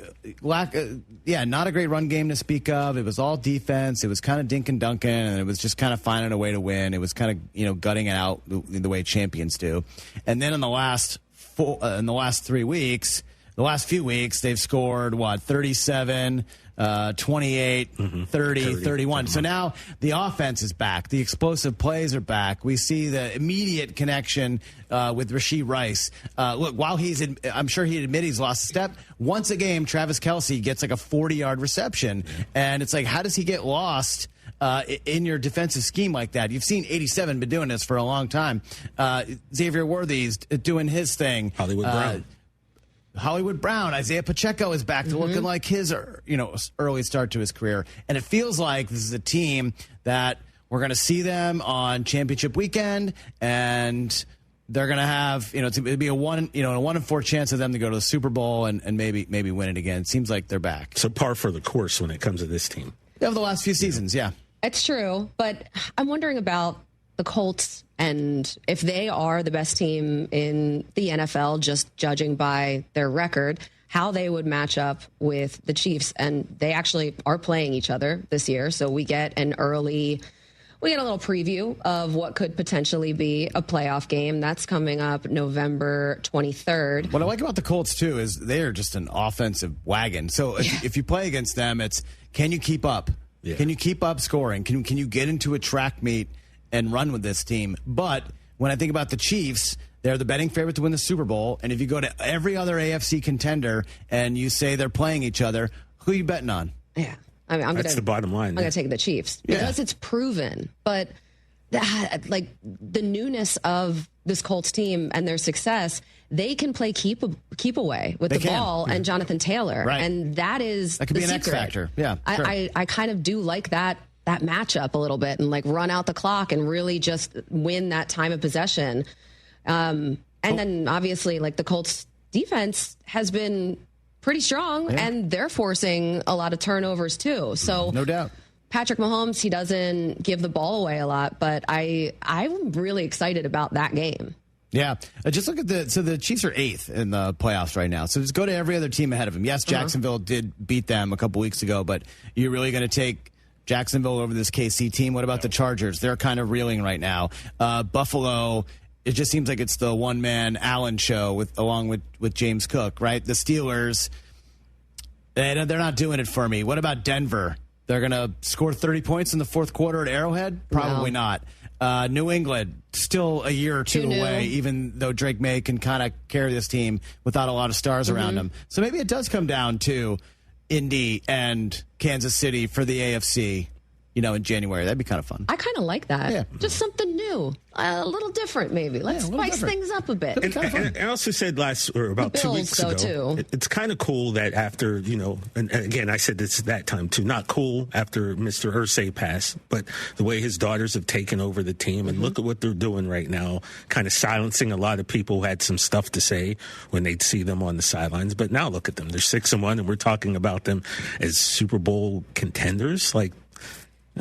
TJ knows his audience. He knows that I'm going to be like, yes, look at what is going on in Indy. Look at his daughters go. But it is true. Yeah. And the results speak for themselves. Yeah. So the Colts right now are a really fun watch. It is great. I wish every single team was able to play up to their potential, truly, because then it would just be way more interesting. It's nice that Kansas City, their offensive line, is protecting Patrick Mahomes a little bit better now as well. So if we are going to be dealing with Patrick Mahomes through the long haul of the season, then, I want a healthy one. All right. I want everyone to win as best they can. That's it, guys. This has been very fun. Awesome. Thanks for hanging out. That's it. We're done. Bye. Hey, fans! Welcome back to Fansville's Cheers and Tears. Oh. Okay, so everybody deals with losing, right? To a rival on a last-second field goal. Whatever, it's fine. I'm totally fine. But I cope with losing with an ice-cold Dr. Pepper. Those 23 flavors are so delicious. They totally wash away the pain of your college football team taking a big fat L. College football, it's a pepper thing. At AT&T, we guarantee our network so you can talk college football with your BFF while taking Buster to the vet. Hey, yeah, I can't believe he ate the whole thing of chicken wings. And I can't believe we're staging a comeback. Touchdown! Yes! Staying connected matters. That's why in the rare event of a network outage, you'll automatically get a bill credit for a full day's service. For wireless downtime lasting 60 minutes or more caused by a single incident impacting 10 or more towers, must be connected to impacted tower at onset of outage. Restrictions and exclusions apply. See att.com/guarantee for full details. You've heard me talking about Two Creeks Crossing Resort. What a beautiful, relaxing place. We took the family when school got out, and we had a fantastic time. We stayed in the treehouse. The kids love that. I drove up after I got off work and was there in 90 minutes, which is pretty close to my normal commute. The family took it all in, from exploring their 92-acre property to fishing in the creeks and their catch-and-release pond, which the kids loved. Everybody had a great time, and we can't wait to go back. Book now at twocreekscrossingresort.com. Catch every touchdown, tackle, and all of the gridiron action this season at J-Bar M. Rated one of Texas Monthly's top 25 barbecue joints. Savor J-Bar M's world-class Texas-style brisket, house-made sausage, and timeless barbecue. Enjoy buckets of beer for just $15 and $2 well drinks every Friday and Saturday. Houston's destination restaurant for classic Texas smokehouse and barbecue favorites is J-Bar M Barbecue, located at 2201 Leland. Visit jbarmbbq.com and follow on socials at jbarmbbq. O'Reilly. Check engine, ABS, or maintenance light on? Take the guesswork out of your warning lights with O'Reilly Veriscan. The service is free and provides a report with solutions verified by ASE certified master technicians. And if you need help, we could recommend a shop for you. Ask for O'Reilly Veriscan today. O'Reilly Auto Parts. Progressive presents a testimonial of sorts. Hey, slow down! Oh, yeah? Well, you drive like my grandma. She's a very attentive and courteous driver who wears a seatbelt and always uses her turn signals. She's also a talented painter and has very low cholesterol. Not that that has anything to do with her driving, just thought a more complete picture of who she is might be interesting. Anyway, have a nice day. Safe driver? Get Snapshot from Progressive and get a personalized rate based on how you drive. Progressive Casualty Insurance Company and affiliates. Snapshot not available in California or from all agents. Surcharge possible for unsafe driving. Suit up, Houston. At Suit Mart, we've got suit packages starting at just $199.99 for sizes up to 48. From slim fit to modern and classic fit, you'll find the style that matches your look. And if you need big and tall, we've got you covered with sizes up to 60 regular. Complete your outfit with our Italian-made socks. Just 3 pairs for $18. Plus, assorted pocket squares, 4 for $12. Style, fit, and value, all in one place. Suit Mart, Houston's destination for men's fashion. Visit any of our 3 locations today. Contact Tax Relief Helpers for details and restrictions. Attention, anyone that owes money to the IRS. Every day, your unpaid tax debt gets bigger and bigger from daily interest. The longer you wait, the more you will end up paying. If you owe $10,000 or more, now is the time to settle your debt before the IRS takes aggressive action, like taking your wages or property. A special toll-free number has been established so you can stop penalty fees, avoid liens, levies, or other hostile measures by the IRS. Call Tax Relief Helpers right now. I got behind on my taxes and owed $48,000. I called and they got my bill lowered to just $3,500. I owed $87,000 in taxes and it was scary. I got the amount I owed down to just $3,500. I saved $83,500. If you owe money to the IRS, don't wait another day. Your tax debt gets bigger and bigger from daily interest. Call right now before the IRS enforces liens, levies, or other aggressive measures. The call and consult are absolutely free. Call now. Call 800-984-2303. 800-984-2303. That's 800-984-2303. Hi, this is Harold Gunn. And this is Bill Olson. Texas Outdoor News is the longest running, most award-winning outdoor radio show in the state for a lot of good reasons. We bring you the latest news and information about hunting and fishing across our great state and beyond. And our guests are who's who from industry, government, and the field. Texas Outdoor News is brought to you by Ford Trucks and your best in Texas Ford dealers. Join us Saturday mornings at 6, Sunday at 7 on ESPN 97.5. Guess who? ESPN 97.5, brought to you by Zada Jewelers. KFNC 97.9, HD2, Mont Belvieu, Houston. Houston standing by, over. Jeremy and Joe starts now. On ESPN 97.5 and 92.5. Live from the Huntington Bank Studios, here's Jeremy Branham and Joe George. Hello, Houston. He is Joe. I am Jeremy. We're Jeremy and Joe. Brian's here as well. A Monday edition of the show. Plenty to get to today. Doubleheader of Monday Night Football. Are you going to be able to stay awake tonight? Yes. I stay up late every night. Yeah, you have bad sleep habits. I do. But also, it's typically my alone time in my life is late at night. The wife's asleep. I value sleep more than my alone time. Yeah. I'll sleep when I'm dead. If you don't get enough sleep, it's going to be sooner rather than later. That's true. But if it wasn't the Texans tonight, would I stay up for the Monday night game? Probably not. 9 o'clock's late. I would fall asleep to it. Yeah. That's what I would do. But no, I'm going to stay up. I got my coffee here. I got some caffeine ready at home. I'm ready to go for a little Monday night. It's a late kickoff, man. Yeah, but when do you stop drinking caffeine? Because then you're not going to be able to sleep at all. I usually try to stop whenever I get home at night. Okay. So around 7. Okay. I try to stop drinking caffeine because I'll drink the rest of whatever's left of my iced coffee. But lots to get to today. Some top college football. Rosie Karen running the preview of the college basketball, the exhibition coming up over at the Epicenter in Fort Bend on Sunday. He's going to join us, talk about that. Cougs are playing, so you know it's going to be great. Go Cougs. We'll talk about the Cougs and football. We talk about football, too. More firings in college basketball. Kevin Durant got paid. And the Houston Texans play a Monday Night Football game late in Seattle. Do you think the crowd in Seattle is going to be a little tame, at least early in that game, because they're playing a Game 7 for the first time in franchise history? Yeah, I would think that they would care more about what's happening there in the baseball game than in the football game. It's going to be a weird dynamic. Like, I wonder if we see, like maybe it's in a different city, obviously, different country, in fact. I wonder if we're going to see, like, crowd shots where people are like looking at their phones like a critical third down. Yeah, absolutely. Because when this happened for the Texans during the World Series and the Astros, the Texans were irrelevant, right? Like that was when Davis Mills was the quarterback against the Philadelphia Eagles on the night they played the Phillies. That sounds right. Well, 2022 was a tanking year, so sure. Yeah, they played the Eagles and the Phillies on the same night during the World Series. So the people there are going to care way more what's happening. And honestly, it might just be a late arriving crowd as well. Yeah, I do wonder about that. Because the game's at, 7 o'clock Central, the baseball game? So then you're talking about being in the 5th, 6th inning around kickoff time. So, yeah, I mean, if people are going to be glued to their phones, there might be loud cheers during the game happening when there's nothing happening on the field. Yeah, it's going to be... Like if there's a home run for the Mariners. It's going to be a pretty fascinating crowd dynamic for a Monday Night Football on So a I guess Sunday. we got to root for the Blue Jays not to blow out the Mariners right from the jump.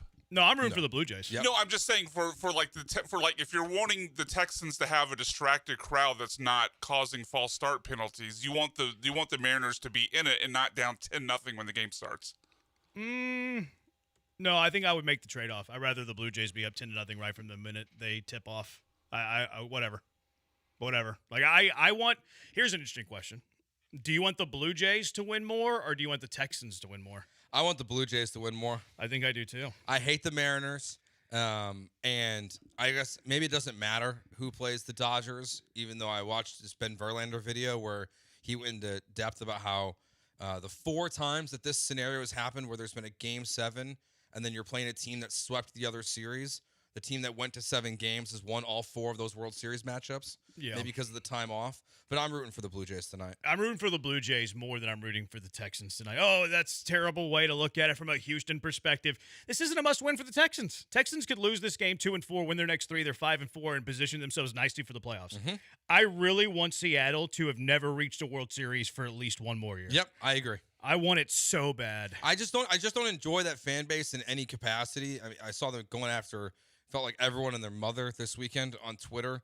So I'm very pro Blue Jays in this game. Brandon versus the city of Seattle, round Again. 2. It's happened second time. I haven't been doxxed this time, so well, that's good at least. It is a success. Although I'm doing numbers. I fight with Seattle. I do some numbers. Just throw this crap out there to get clicks, which is really the entire purpose. And Seattle falls for it every single time. Somebody's like, "When are you going to let this go?" Whenever you stop paying me attention. Yes, like that's whenever I will let it go. But enough about me. Lots going on in the NFL yesterday. Fun day in the NFL yesterday, starting in the AFC South. I saw, Colts won over the Chargers. Not really a surprise. Like, the Chargers have had a bunch of injuries. The Colts are a good football team. And I saw a lot of people tweeting after this game, okay, are you now taking the Colts seriously? Brothers, where have you been? But I think that goes back to the schedule. That's why people are asking now. Well, it's casuals then. Their schedules. No, they haven't beaten anybody. Watch them play football. I know, but I kind of said last week too, where I wasn't all the way in on the Colts just because of who they've played this year and where a lot of these teams are, where their seasons are headed at this point. But they dominated the Chargers in this one in pretty much every capacity. I don't even know who this Orlando Gadsden guy is. Well, you're a casual too, then. I guess I am. That guy, a rookie who's been tearing it up. He was incredible in this Joe, game. I mentioned to him last Tuesday in what are we calling it? Waiver Wire Tuesday? That was a long time ago. I mentioned his name on Tuesday. That was a long time ago. I said, look out for this Gadsden guy. He could go off. I should have been listening. He had a good game last week. Yeah, but 7 catches, 164 yards and a touchdown. I mean, it also helped that Herbert threw it 55 times. Yes. You're not going to get that game script very often. But you did get that game script, and that's what leads to how many targets did you say he had? He had 9 targets, 7 catches. Yeah. Yeah. I mean, Ladd McConkey had, 12, 15 targets? 15. Keenan Allen had 12 targets? 14. Yeah, so, it's insane. And then Quentin Johnston only had 6. Yeah, well, I mean, the bracket coverage, a lot of people don't like Quentin Johnston. They say he can't catch. He can catch this year. He had a good year last year. Yeah. His rookie year, he had the drop season. People were like, oh, this guy's a bust. And then everybody forgot about him last year. And then, he put together a good year. And then they drafted Trey Harris. And people were like, oh, that means that Quentin Johnston's being replaced. And then they signed Keenan Allen. And they were like, oh, that means Quentin Johnston being replaced. I do a lot of best balls. Do you know where Quentin Johnston was being drafted, the last week or two of the NFL season? Probably the 10th round? No, round 16. Oh, wow. You could get Quentin Johnston for free. It was ridiculous. But the Colts look very, very good. Jonathan Taylor's a freak. Mm-hmm. Tyler Warren is a freak. Mm-hmm. And then they have good pieces around them. And then you have a quarterback who's like this year's Sam Darnold. The Colts are good. The Colts are good, people. It's not the schedule. They're not beating up the sisters of the blind and the brothers of the deaf. No, the Colts are a good football team. And if you're just now realizing that, then A, you haven't watched the Colts, and B, you don't know ball. Yeah, Daniel Jones is just he's playing such a good level of football that I just didn't think he really had in him on a consistent basis. And even the stuff we've talked about throughout the year about the injury stuff, it feels like that's kind of going away. He's not really getting hit. He only was sacked 1 time in this game. They're protecting him well. And Jonathan Taylor is just making life easy for them. He's a freak, man. Yeah, he's a freak. Jonathan Taylor is, every single week, he's putting up good performances. Scale of 1 to 10, where are you on the Colts? In terms of Super Bowl contender or? Yeah, sure. What should be our bar? Because I ask this question a lot. I ask the question a lot, where are you on them? What should our bar be when it comes to that? Should it be Super Bowl? Should it be playoffs? I think for the Colts, at this point, they've surpassed the playoff question. Okay. They're going to be a playoff team. They're 6-1. If they don't make the playoffs this year, they would need a catastrophic season. Riley Leonard would have to be their quarterback for the remainder of the season, right? Super Bowl contender, a 6 still? See, I think we need to define just a baseline bar. I'm okay with the bar being a Super Bowl because, that's what you're trying to do, right? Ultimately, that's the goal, isn't it, to win it all? How about let's lower it that a little bit? How about AFC title contender? We're talking, we're trying to establish a bar for every team in the NFL. Whenever we're talking about where are you with this team, what is that question asking? Is it asking conference championship contender? You want to go there? Yeah, okay. I think so because 2 teams from the AFC make it, and there's an argument for probably 5 or 6 teams right now in the AFC that they could be one of the 2 teams representing the conference in the AFC Championship game this year. Okay. So that feels like a good bar. All right. So Colts you have at a 6. See, I have them at a 9. It's part of it is the quarterbacks while Daniel Jones is playing great, I want to see in the playoffs how does it look against the elite of the elite temes. All they're going to have to do is potentially beat one of them. You're right. Like, if they're going to – look, a long way to go, certainly. But if they're the top seed in the AFC, they're only going to have to beat one of those teams, and they're going to have to do it at home. So, like, I think you have – that's why I have them higher. That's why I have them higher than you do. That's fair. Look, I mean, even if you're like a 2 or 3 seed, you might only need to win against one of those teams. That you play the 7th seed in the AFC. That's one of those crappy wild card. You control them at home, and then depending on how it falls, you beat one of those quarterbacks, and you're in the conference title game. I'm pretty high on the Colts, though. I've been pretty bullish after seeing them play in the first week of the season. Yeah, I mean, the way it feels like it's going to play out right now, for me at least, is the Chargers are going to end up with the 7th seed. Is the way it feels like it's going to play out in the moment. So you're talking about whoever the 2 seed is. So like at this moment, it would be the Patriots. If that team opens with the Chargers, that's still Justin Herbert in the first round of the playoffs. Now, we saw what that was like for the Texans last year. It was not that challenging. But it's not an easy path with the 7 seed the way it's being positioned right now. Because no matter how you look at it, you're looking at Justin Herbert, Patrick Mahomes, Joe Burrow, C.J. Stroud. Those to me are the contenders for the quarterback you're going to be facing as the 7th seed. I do not include the Jacksonville Jaguars in that conversation. Chargers are pretty depleted now. They are. But they're going to get Joe Alt back soon. Control it, delete. And if you're going to add a running back, if there's going to be a running back trade, that feels like the team that makes it in the AFC. Yeah, I wonder how long they're thinking Hampton's gone. Obviously, it has to be a minimum of 3 more weeks because he was placed on the IR. Elsewhere in the division, Jags go overseas and get hammered. I think the little honeymoon of the Jags being good might be over. I agree. Rams killed them. Stafford threw for, 5 touchdowns? 5 touchdowns. And he threw for like less than 175 yards. I think it was 186. How do you do that? How do you throw for 5 touchdowns with that few of yards? It might be the fewest yards ever thrown with 5 touchdowns included. I think Jameis had one of those games like 3 years ago. It was like some weird game where he threw for $199 and 5 scores. It's insane. Yeah, he threw for 182 yards. 5.5 yards per completion is what he had. And he threw for 5 touchdowns. They only rushed for 89 yards, which means they had the ball in Jacksonville territory all the time. They barely had any yards on offense. I would be really curious, and my bad, I guess, for not doing the research on this. I'd be really curious to know the fewest yards ever thrown in a game that include 5 touchdowns. Because he's got to be in the top 5 in the history of the game. Yes. I would think. I mean, maybe back like in the day when they didn't throw a lot and they were just like getting at the 5-yard line and throwing touchdowns. But that seems far-fetched. I think I'm going to go on record saying this is a top 5 fewest yards thrown in a game while also throwing for 5 touchdowns. Yeah. But that was the difference yesterday. Stafford great, Trevor Lawrence bad. A lot of people were being critical of the Travis Hunter usage. It is. I have the number, by the way. What we got? You are bang on. He is number 5. Bang on.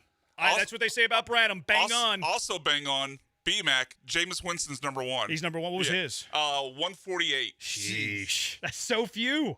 That's so few for so many. I got Matt Stafford at 6 here. That's pretty close. 5, 6. What's the difference? Are you including pre-merger? I'm looking at StatMuse. What are you looking at? StatMuse. What's the difference? I don't know. Lamar Jackson threw for 169 yards and 5 touchdowns. Well, passing touchdowns or these total touchdowns? Oh, this might be total. I put throw in there, so that you might be. I wonder if you're looking at total touchdowns and he's looking at passing touchdowns. I bet you that's what it is. Probably. That probably is the difference. But the names he's like this list is Eddie LeBaron. Oh yeah, he used to be my favorite player. Ray Buvid. I was hoping you'd have because I also have a who the bleep is that guy? I have a Frank Trapuka. Yeah. Jeez. I don't know who that is. So it's those 3 guys, Stafford and Jameis? Yeah.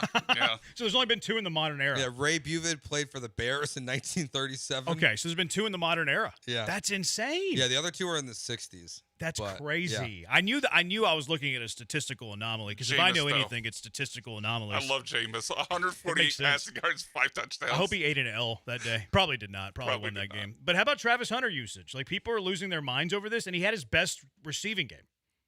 But about time, though. I think that's part of it. I think that's why people are losing their minds a little bit. But it feels like this is the wrong game to lose your mind over. Yeah. Well, part of it is he's clearly better than Brian Thomas Jr. No, he's not. Who can't in the moment. He's not better than Brian Thomas Jr. I'll give you a chance to take that back. He's got the yips, man. He's not better than Brian Thomas Jr. He can't catch. Joe. He can't catch a football. I'm not taking it back. He can't catch a football. I was right about Gino. You were right about Gino. Okay, in hindsight, you might have been right about Gino. He's better than Brian Thomas Jr. That is absurd. Brian Thomas Jr. can't catch a football. That's hurt. True. He is. I do think he's hurt. So yesterday's game, more Rams good or Jags bad? It's more. That's a good question. I'm gonna go more Jags bad. See, I think so too. What's the Rams bar? Super Bowl. Oh, Joe, we just established 7. a conference championship bar. You didn't give me a 1 to 10. You just said bar. 8. 8 I'm out of good. 10. I'm good with an 8. What about the Jags? 0. Yeah, I'm at a 0 with the Jags too. And then the final game in the AFC South yesterday, Pats hammered the Titans 31-13. Drake May good, Cam Ward bad. Really, Drake all I can May say about incredible. He's okay, incredible. He set the single game passing completion percentage in Patriots history. It's the Titans. It doesn't matter. He completed 91.3% of his passes. It's the Titans. I know.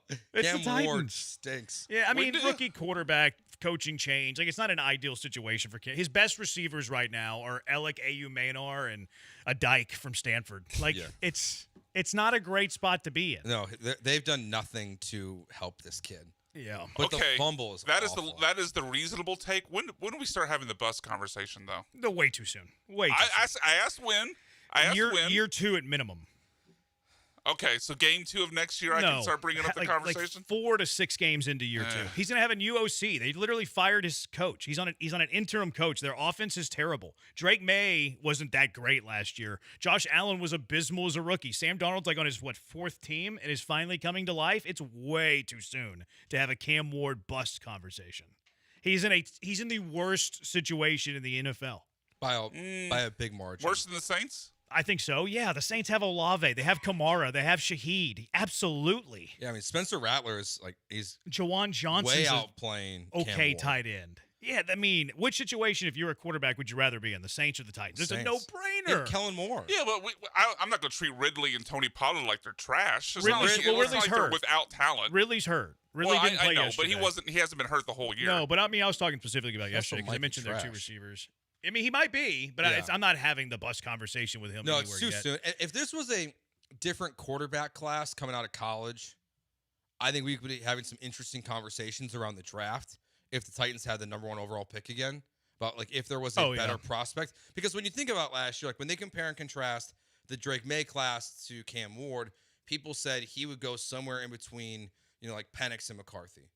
Like he was behind those top 3 guys very clearly when you compare the 2 classes. So if there was a top guy in this class, like maybe, and I don't know if we can fully rule it out. Like I don't want to have the bus conversation yet either. But if you end up having a new GM and new coach, and they for some reason love Dante Moore, let's say, could they pivot? Yeah, I think they could. No, I think they're going to collect talent. I think that's what they'll do. They desperately need it. All right, 713-780-3776. Pat's Bar. I'm at like a 5. Okay, yeah. I just hope they win the division plus 300. Yeah, I just don't think they have enough talent overall to really be a contender this year in the AFC. Yeah. They're building something really special already. But I think it's too early to put them in that they're going to go to the AFC title game conversation. I give them a 5. All right, 713-780-3776. Plenty to get to. Whenever we come back, we'll talk about the rest of the NFL. College football was great over the weekend. Bowl eligibility, baby. We're going bowling. Kevin Durant signed an extension. Ohtani did something that has never been seen before. So much to get to. Monday shows are fun. Rossi Karen will be joining us a little bit later to break down the preview coming up Sunday. Some good basketball coming up in Fort Bend. We'll talk about that as well. 713-780-3776. We're on TikTok at ESPN 975. Joe's at Joe George Radio. I'm at Jeremy J. Branham. We're on Twitter at ESPN 975. Joe's at George Radio. Brian's at Zach by BMAC. I'm at Jeremy Branham. We're also on YouTube at ESPN Houston. You can check us out there. Always a great alternative to check us out as you stream on the websites, wherever you website at. 713-780-3776. Who had the best win in the NFL yesterday? 713-780-3776. Jeremy and Joe, ESPN 97.5 and ESPN 92.5. We are in the midst of football season, and football season so much fun. It's awesome. It's so great. Full swing, and Underdog is the best place to get in on all the action all season long. You're in Texas. Texas, in my opinion, the best place to make picks and win money on Underdog. What's better? Can't name it. Playing an Underdog is so easy. Pick whether your favorite players will go higher or lower on stats like rushing yards, receptions, touchdowns, sacks, even field goals made if you're related to Emi or something. Also, on Underdog, you can pick teams. Get your picks right. You can win up to 5,000 times your cash, and you can play with as little as $1. Monday Night Football coming up tonight, and you have 2 games to choose from. That's why Underdog is so awesome. It's why football is so awesome. How about these quarterbacks? Let's take a look at them. Sam Darnold, higher or lower than 225.5 passing yards? What you think? C.J. Stroud, 227.5 passing yards. Higher or lower? What do you think? You know ball. Go prove it on Underdog. Download the app right now. Sign up with promo code KILLERB, and you're going to score $100 in bonus funds or bonus entries when you play your first $5. That's promo code KILLERB, KILLERB. Underdog. Make picks, win money. Must be 18 or older and present in Texas. Terms apply. See assets.underdogfantasy.com/web/play and get terms _DFS_.html for details. Concerned with your play, call 1-800-GAMBLER or visit ncpgambling.org. Do you have the ESPN Houston app? No? Then download it now in your app store. I'm worth more. I'm worth a little more. I'm worth a lot more. I completely agree. You are worth more, and your car's worth more, and we want to pay more at GiveMeTheVin.com for good cars, because they are worth more, and so are you. And remember, if I don't beat the price on a CarMax or a Carvana deal, I'll pay you $100. For top price, trust, and ease of transaction, GiveMeTheVin.com, America's best car buyer. Sell us your car. GiveMeTheVin.com. So easy you can do it in your underwear. It's Dewberry Farm's annual Fall Festival, September 13th through November 9th. Bring the whole family for a day filled with pumpkins, great food, and over 40 exciting rides and attractions. Explore the Texas-sized pumpkin patch. Take photos by a life-size pumpkin house. Meet our friendly barnyard animals and get lost in our corn maze. Celebrating 9-time CMA award-winning artist Lainey Wilson. Stay late for Dewberry Farm's spooky Halloween event, Boo-rific Nights, featuring 3 creepy haunts and thousands of glowing jack-o'-lanterns. Get tickets and info at DewberryFarm.com. Attention taxpayers, if you owe $5,000 or more and back taxes to the IRS, don't wait for the October 15th extension deadline. Your problems will only continue to grow. The IRS is using advanced AI tools to identify and collect unpaid taxes faster than ever, meaning tax debt collections will become increasingly aggressive. Call Priority Tax Relief now. Their experts fight back fast and are saving their clients millions in tax debt every month. After speaking on my behalf with the IRS, my entire debt of $25,000 will be eliminated. I owed over $50,000 and they settled it for pennies on the dollar. These guys are as legit as they come. If you miss another tax deadline, you're stacking more debt on top of what you already owe with increasing penalties and interest. You now owe more today than you did yesterday. Call for your free consultation. Priority Tax Relief. Let's make your taxes our priority. Call 800-418-1404. 800-418-1404. 800-418-1404. Priority Tax Relief. Sell your house in the most simplest way. Greenlightoffer.com.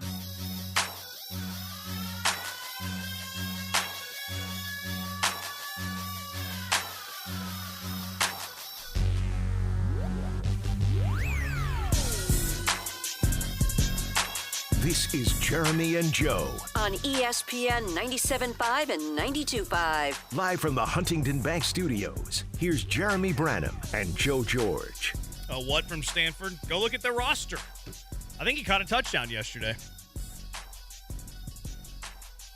He did. He did. 4 catches, 70 yards, and a touchdown. I forget how to say his first name.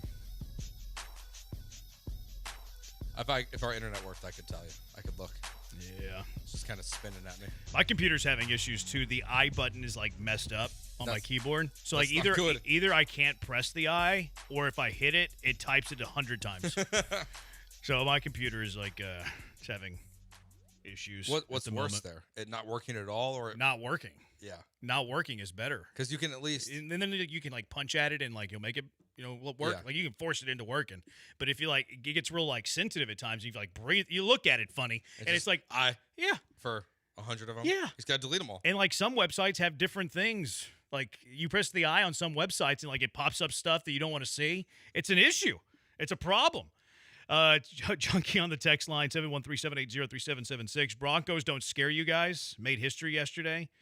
New Brees Peyton combo with Knicks. We'll get to the game in a moment, but do the Broncos scare you? No. Yeah, I'm not scared by the Broncos. Because Drew Brees and Sean Payton don't get down that much and have to score 30 points in the fourth quarter to win that football game. That was insane. Bryce Young looked like a bust, but he's played some darn good football lately. Give Ward some time. He got hurt yesterday, though. I'm still not a believer in Bryce.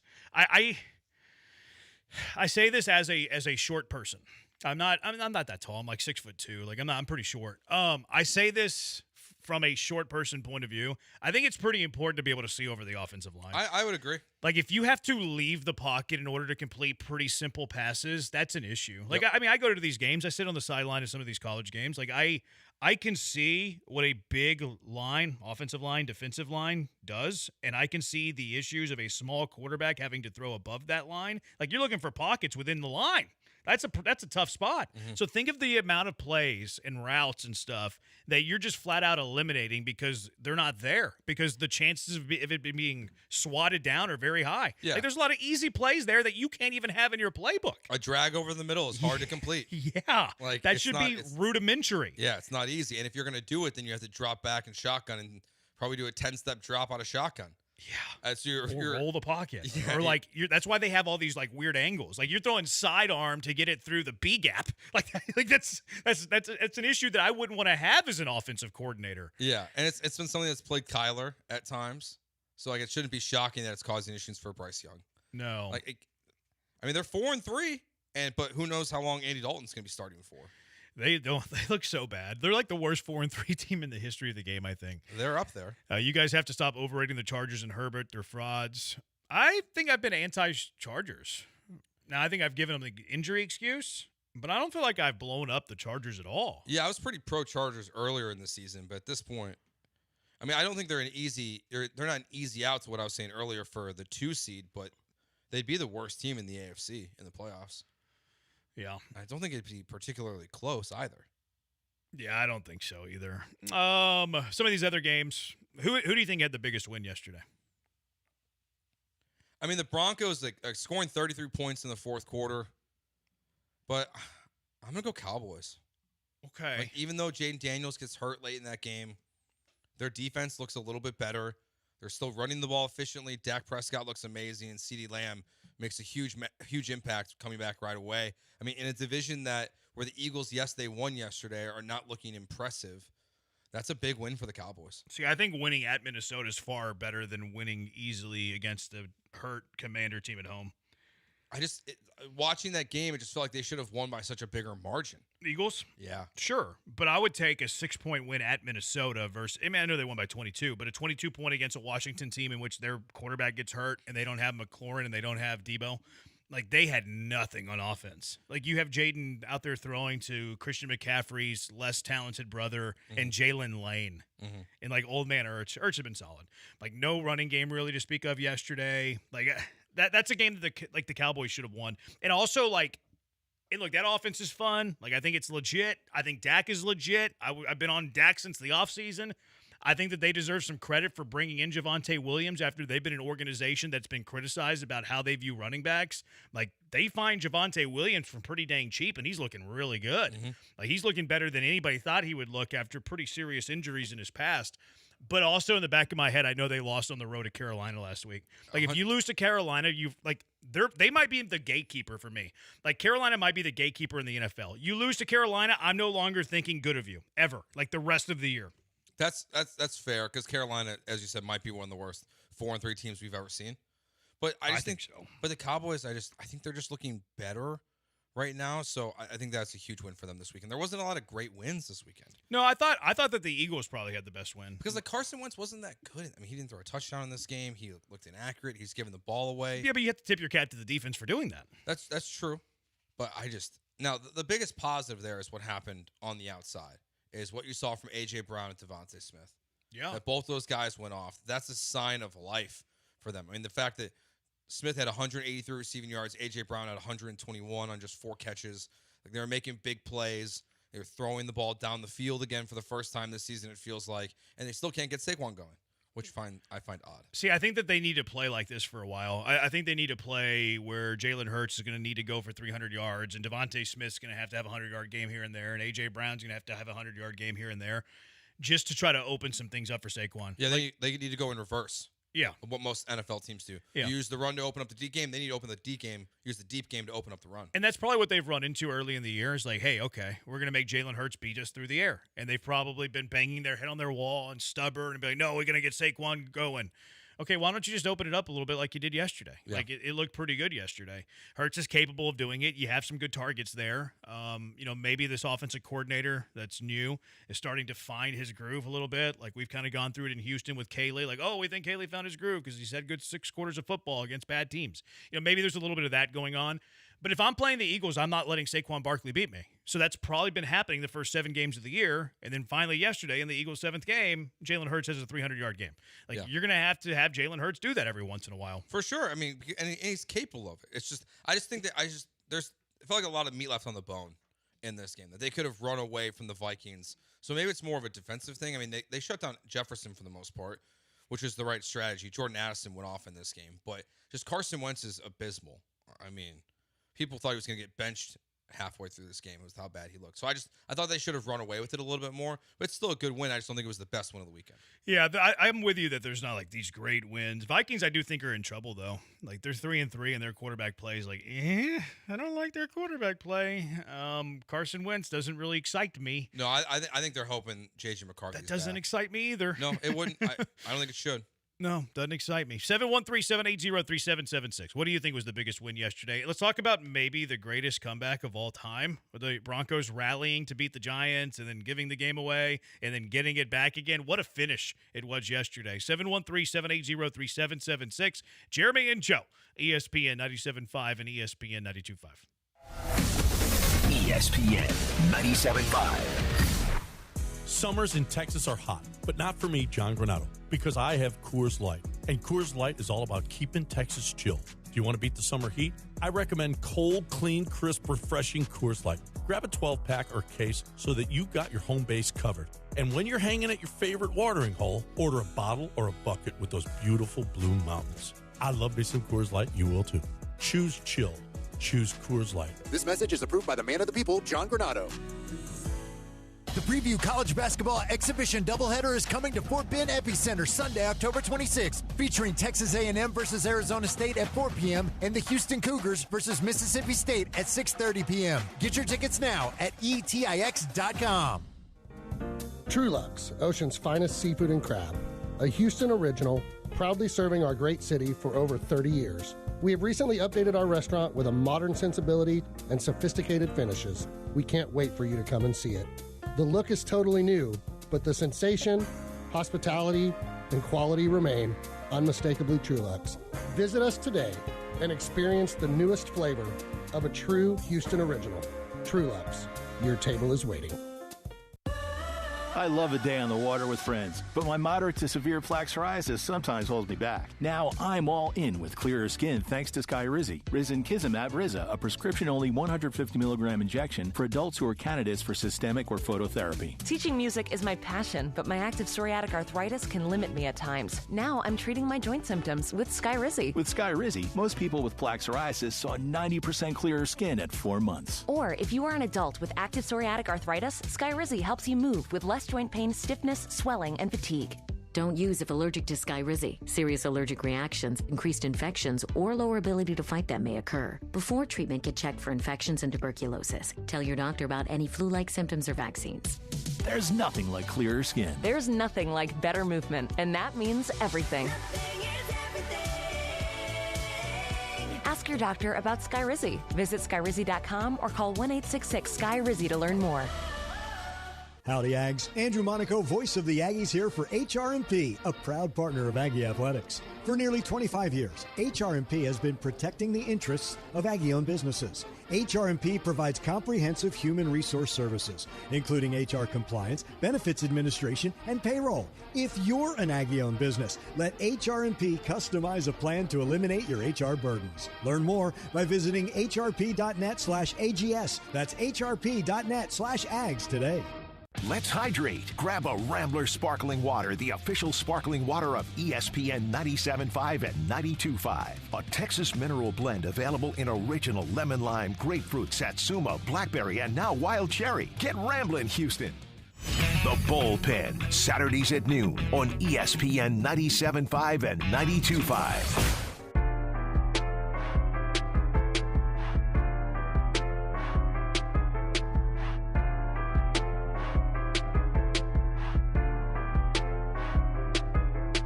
Broadcasting live from the Huntington Bank Studios, it's Jeremy and Joe. On ESPN 97.5 and 92.5. It's got a good ring to it, I think. Huntington Bank Studios. I agree. You know how I feel like? I feel like the Huntington bad Tito Ortiz. Oh, yeah. You could have said that, but... I added it's not my vernacular. I know. Yeah. 713-780-3776. I used to like that guy, though. Text line, the Cowboys are a DeMarvey and Overshown away from being title contenders. See, I don't believe that. It helps them. Maybe a playoff team. Title contender? For Pat 409, a trade for a pass rusher like Max Crosby will make the Cowboys contenders. That would be a better. Didn't he get hurt yesterday? He did. What's the severity? Do we know? I think it's a week-to-week kind of a thing. That's good. So he will be back. Yeah, imagine if they had someone like Micah Parsons on their roster. Just like how good their defense could be. Yeah, but then you wouldn't have first-round picks next year. I just don't think it helps. Like, I don't think one guy fixes their problems. Yeah, I think I'm with you. Crosby's incredible, but there's some sound logic in them trading away Parsons. I don't agree with the end result. I think they should have done this in the summer and had a true bidding war and gotten even more value from him. But adding a pass rusher, I don't think fixes the Cowboys' defense. No. This Giants-Broncos game yesterday, I saw Lance tweet this. Kevin Harlan said that NFL teams had won 1,602 consecutive games when leading by 18 points or more with just 6 minutes to go in the game. That streak was broken today by the Broncos. That was one of the craziest finishes ever. I want to go back and watch this fourth quarter to see if, the Giants are just stupid. But looking at the game log, they were up 19-0 going in the fourth. Broncos had the ball, went down and scored. Okay, 19-8. They went for two, got it. The Giants got the ball and scored. They scored a touchdown. Mm-hmm. I can't blame them for scoring points. That's good to keep a team away, right? 26-8, so now an 18-point game. Broncos then go on a 13-play, 74-yard drive, use 5 minutes off the clock, 26-16, went for two, got the 2-point conversion again.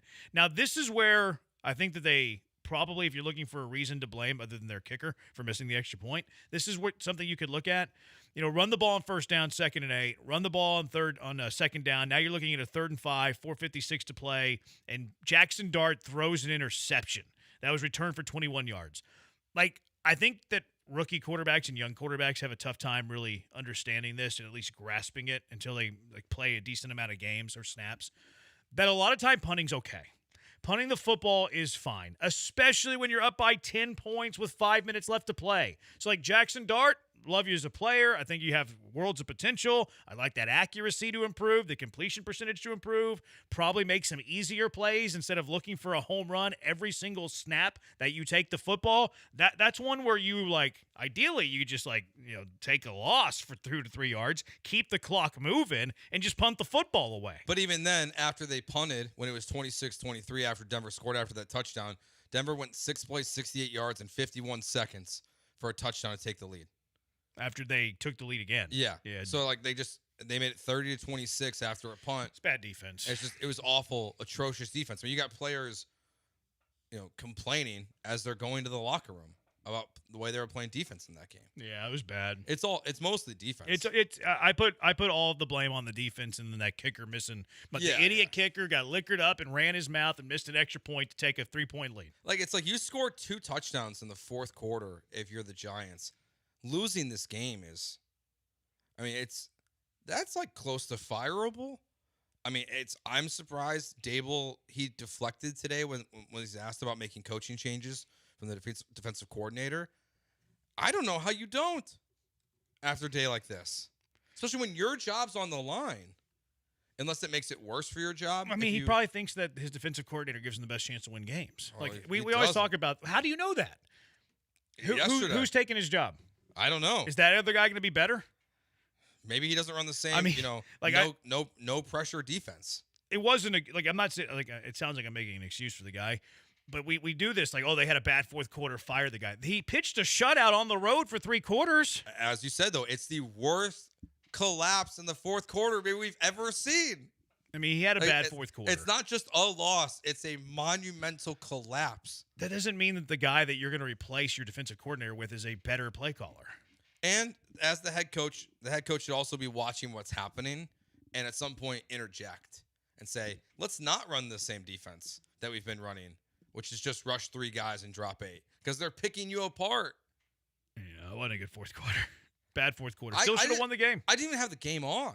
I was watching Red Zone, so I was going back and forth. Yeah, we had the Cowboys game on, then we flipped over to the Packers game, so I didn't even have it on. All of a sudden, I looked up, and I was like, I guess we got to turn this game on. Yeah, I was watching on Red Zone, but Red Zone was spending a good amount of time on it because the Cowboys game was a blowout, so they stopped showing that. But then the other game was good that you mentioned, Pax Cards. Yeah, that was a good game. They were going back and forth, but no, that was a rough look. I still think Denver's a fraud. I don't care that they came back in that game. I don't care that they scored 33 points. I still think that they're a fraud. Totally agree with you. I don't buy it. You're down 19-0 through 3 quarters. The fourth quarter doesn't just erase what happened previously to that. They're most likely a playoff team this year, but are they? I hope not. On a 1-10 title contender, they're like a 3 for me. Yeah. How about the Niners? I mean, the Falcons are one of the most up and down teams it feels like we have in the NFL right now. They're perfectly situated at 3-3. They're going to be a 500 football team, but that's a good win for the Niners. Christian McCaffrey is playing at the Christian McCaffrey level that everyone who didn't take him in fantasy is bashing their heads against the table right now. He's incredible with what he's doing. 24 carries, 129 yards, 7 receptions. They're doing this without all of their guys. Yeah, I think they're legit. Kittle he didn't have a catch in this game. Yeah, I mean, I still think he's a little probably rusty and all that. No, for sure. But you're not even able to use Kittle in his full capacity. No, I'm with you on Atlanta. They're very helter-skelter. They looked the part one week, and then, losing to San Francisco, there's no shame there. I do think San Francisco is legit. I do think they're really good. The Shanahan-Saleh combination is, I haven't really put much thought into this other than, this moment right now.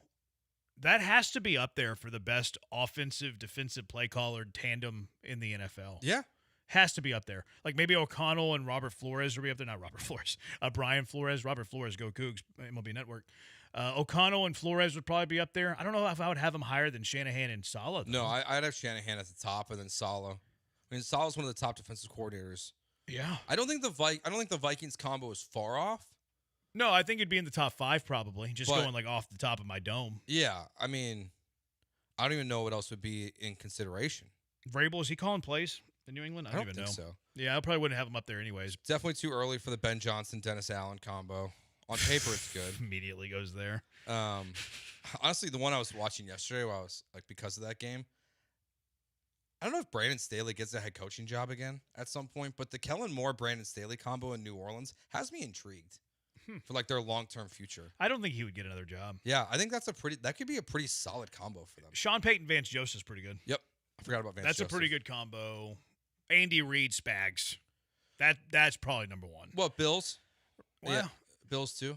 Do you Joe think Brady much? and McDermott? I don't think he calls defensive plays. He doesn't? Okay. No. Yeah, Reid and Spags has got to be number 1. I would have Reid, Spags 1. Shanahan, Saleh 2 probably. Cowboys, no. Commanders aren't bad. It depends on what you think of Cliff.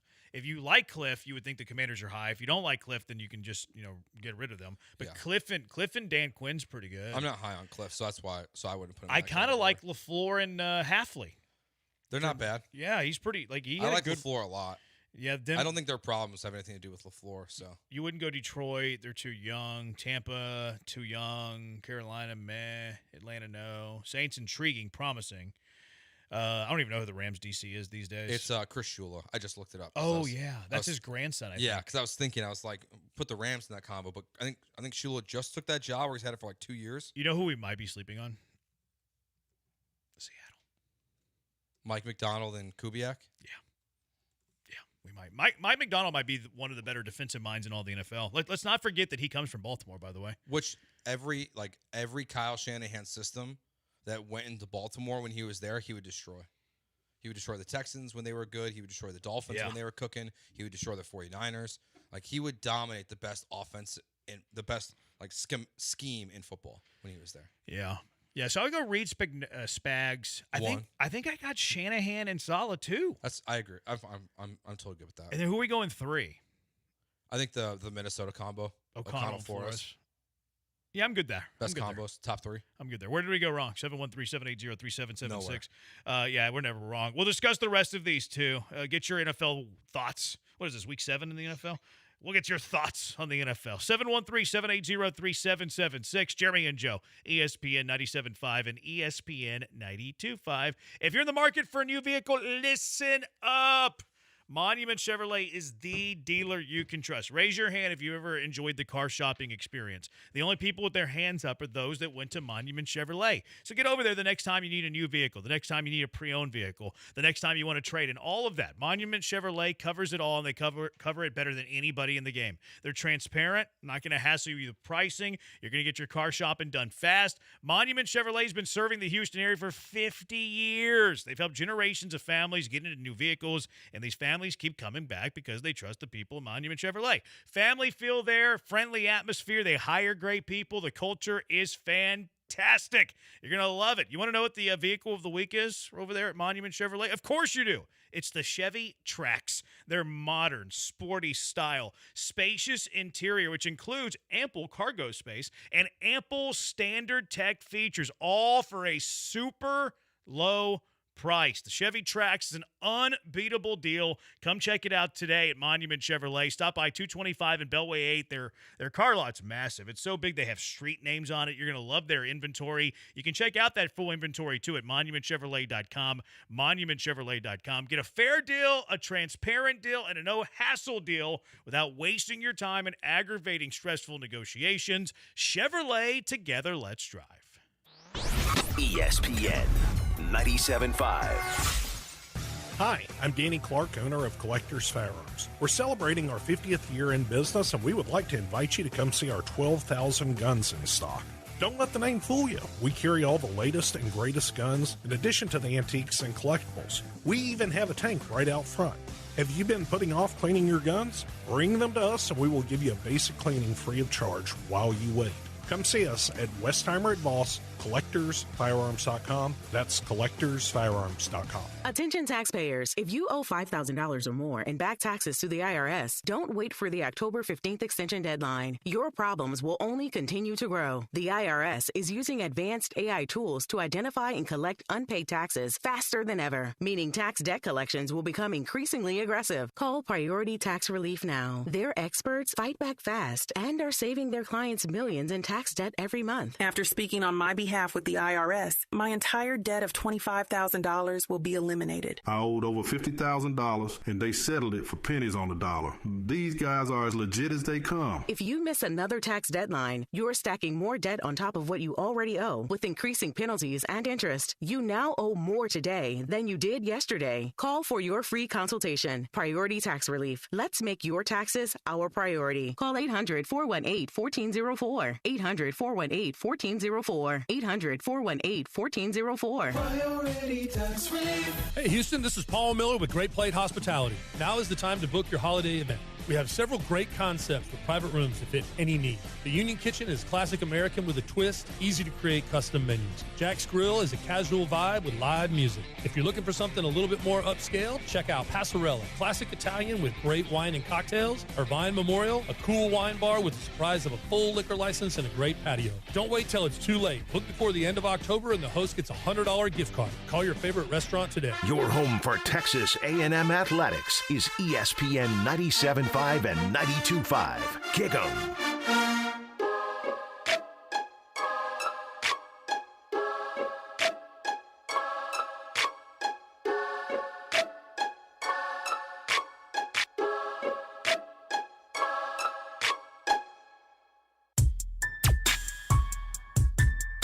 You're back with Jeremy and Joe, broadcasting live from inside the Huntington Bank Studios. On ESPN 97.5 and 92.5. I let it go earlier, but you were taking some grief for that Travis Hunter take. I know. Yeah. You still feel that way? Or? Yeah, Travis Hunter's going to be better than Brian Thomas Jr. Mm-hmm. If they let him play offense. I think they want him more on offense than defense. He's playing way more offense than defense. But it's weird. It's flipping. Because it wasn't like that the first couple weeks. I mean, this was by far the most targets he's had. No, yeah. Like, but that's not how they started earlier in the season. It's just weird. Like, the messaging has been odd. I haven't loved the way that they've used him. Because, like, in the offseason, it was he's going to focus on offense. Yeah. But then the season started, and he was focusing on defense. Yeah. And then now it seems to be flipping back to offense. Mm-hmm. I've taken a lot of heat on. I can't count how many times I've been sent the gif of Katie Nolan banging on a trash can. I've been sent this at least 100 times in the last 3 days. I'm so fired up for Blue Jays Mariners. Is it because of the Springer stuff? Why they're coming after you? Oh, yeah. I quote tweeted classless in Seattle whenever they were booing Springer or whatever. I don't even know how that played out, but I was just kind of trolling. And people have lost their minds. That tweet did numbers, though, Joe. Big numbers. Big numbers. Just throw this crap out there to get clicks. You want to guess the number? How many engagements do you think I got from class? Like, it's a stupid tweet. It's a cheesy tweet. It's a terrible joke. It's not very good. Grade the joke, 2.5. It's not even a good one. 250,000. 222,000 impressions, Joe. All right. 222,000. I like it. 2,400 likes, Joe. 329 sassy and classless Seattle fans hopping in. They've inspired me to be so interested in Game 7 tonight. Like, I am more fired up for this game than I ever would have imagined to be at any point of this year's playoffs. Like, I'm rooting for the Blue Jays tonight, almost like they're the Astros. Almost. Is that going to roll over? You think into the World Series? Probably not. No, I'm hate rooting against the Seattle Mariners. I don't want to watch the Blue Jays win. No, either. I mean the Dodgers win. No, either. I would root for the Blue Jays the rest of the way. Yeah. I have a buddy who I enjoy, who's a Blue Jay fan. Yeah, I've been Blue Jays since we got to the CS series. Okay. Because I didn't want to see any of the other 3 teams win. I got you. So I've been very pro Blue Jays. Well, I've been called some horrible things on the internet these last few days. Horrible things. It's like a day that ends in Y. Homophobic insults to me. Stinks. No, I don't really mind. It doesn't. It doesn't really impact me. There's strangers in Seattle. That's true. Yeah. I've been everything in the book they've thrown at me. Well, they're a bunch of losers up there, so I'm not surprised. The funny part is like, hey, I'm calling you guys classless, and then they just like F-bomb me for like 3 straight sentences. Yeah. I go, you just proved my point. That's why, like tonight, a double Seattle loss would be nice tonight. Oh, they would be so mad. Mental breakdowns. They're gonna be mad. Yeah. There might be riots in Seattle because they are known for that. So are they? It happens. Yeah, I don't want to dive into that. They did like burn down, near one of our old coworkers' apartments. Oh yeah, I forgot about that. Yeah. That was hilarious. That wasn't hilarious, I guess I should say. Zero chance Branham has a buddy, much less one who is enjoyable and a Blue Jays fan. Actually, the Blue Jay fan that I do have is one of my most enjoyable friends. He's funny. He's a Canadian. He's half Canadian, half British. Okay. He's a funny combo. Dude. Yeah, I know. How do you know him then? Well, I mean, he moved to Texas. Went to Okay. high school with him. He was eventually got here. Vladimir Guerrero walked into the stadium though wearing an Austin Matthews jersey, which the Maple Leafs are notoriously like cursed. So I don't know if this is a good idea, Vlad. I think this was a bad idea. Yeah, I wearing also the think Austin as Matthews jersey. maybe the lone hockey fan on the show. I love hockey, Joe. Always have. I do think it would be a little ironic to see the baseball team win a championship more recently than a hockey team, as well, since they haven't won a Stanley Cup, the whole country of Canada in like 2 decades. That's crazy to me. Right there with Jeremy about the Blue Jays. Big fan of Springer, Vlad, Bieber. They're kind of a small ball team. Mentioned Bo, but he's hurt. They're going with Bieber on the mound tonight, too. Don't know if I love that. He's been good this year for the most part. Probably should have traded for Bieber, the Astros. Like, Blue Jays didn't give up much for him. Yeah. It was a deadline trade. Like, he was still kind of coming off the injury. I think he might have had a rehab start, too, before he even pitched with Toronto. I don't think he had pitched in the had he pitched in the majors yet? I think when they traded for him? Maybe I don't think so. Or he was just rehabbing when I they think got him? he was coming back to rehab. That's a huge risk. And then yes, it is a huge risk. But also the Astros went with Luis Garcia I know. and guys who were also coming off of rehab as well. And then look, Bieber starting Game 7 tonight. Yeah. ALCS. Junkie on the text line, I will literally root for anyone that plays against the Dodgers, except, of course, the Yankees. I would have been fine with last year's World Series having just been canceled due to World War III. That's not cool, Jasper. We don't want World War III. What's wrong with you? Another junkie. Oh, no, Vladdy. Why? That's in response to him wearing that jersey, the sweater, I should say, of Austin Matthews. Not a good idea. Not a good idea. All right, Packers beat the Cardinals yesterday, 27-23. I don't like how Green Bay doesn't control these bad teams. Like, they're playing Jacoby Brissett. Cardinals have not won many football games this year. Last week, they did the same thing with Cincinnati. I hate how Green Bay's playing with their food. Like, go put your foot on their neck and win by 2 possessions, man. I don't think they can. They had outscored them 14-3 in the fourth quarter to win 27-23. Like, they had to have a good fourth quarter to win this game. Jordan Love wasn't good. No. Like they're not. Josh Jacobs is kind of similar to Saquon this year and Derrick Henry, where it has not looked great in year 2 of these new contracts that they've got in the wide receiver room has been really hit or miss. Your favorite person, Romeo Doubs, had the second most targets on the team this weekend.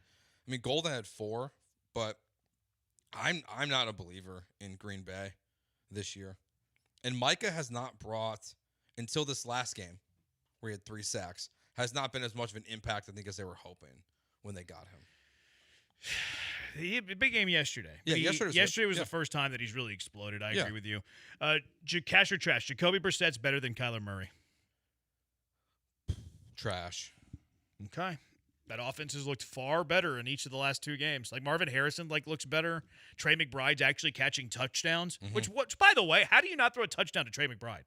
How do you do that, Kyler Murray? He's one of the best tight ends in football. And then Jacoby Brissett gets there, and guess who's catching touchdowns? Yeah. Trey McBride. I mean, Trey McBride had 13 targets yesterday. I think it's an issue with him being little bitty. I think that's why Trey McBride doesn't catch a lot of touchdowns. Yeah, because Kyler's little bitty and can't see over the line. Yeah, I like Kyler, but I'm not like a huge fan. But I don't think he's a worse quarterback than Jacoby Brissett. I mean, he's the greatest athlete that is active athlete that is on planet Earth, but he can't play the quarterback position.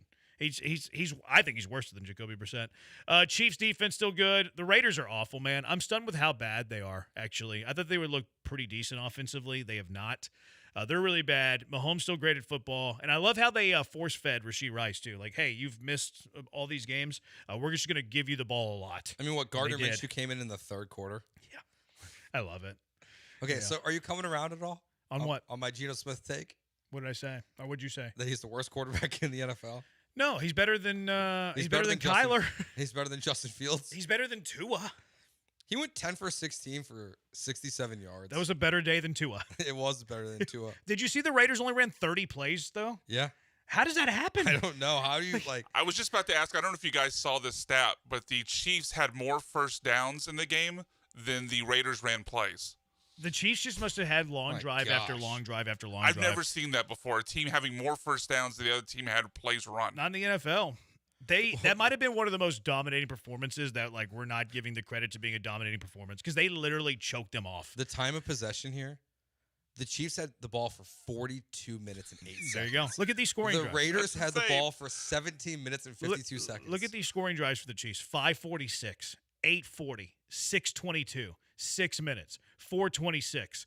And then they put in Minshew. That's it.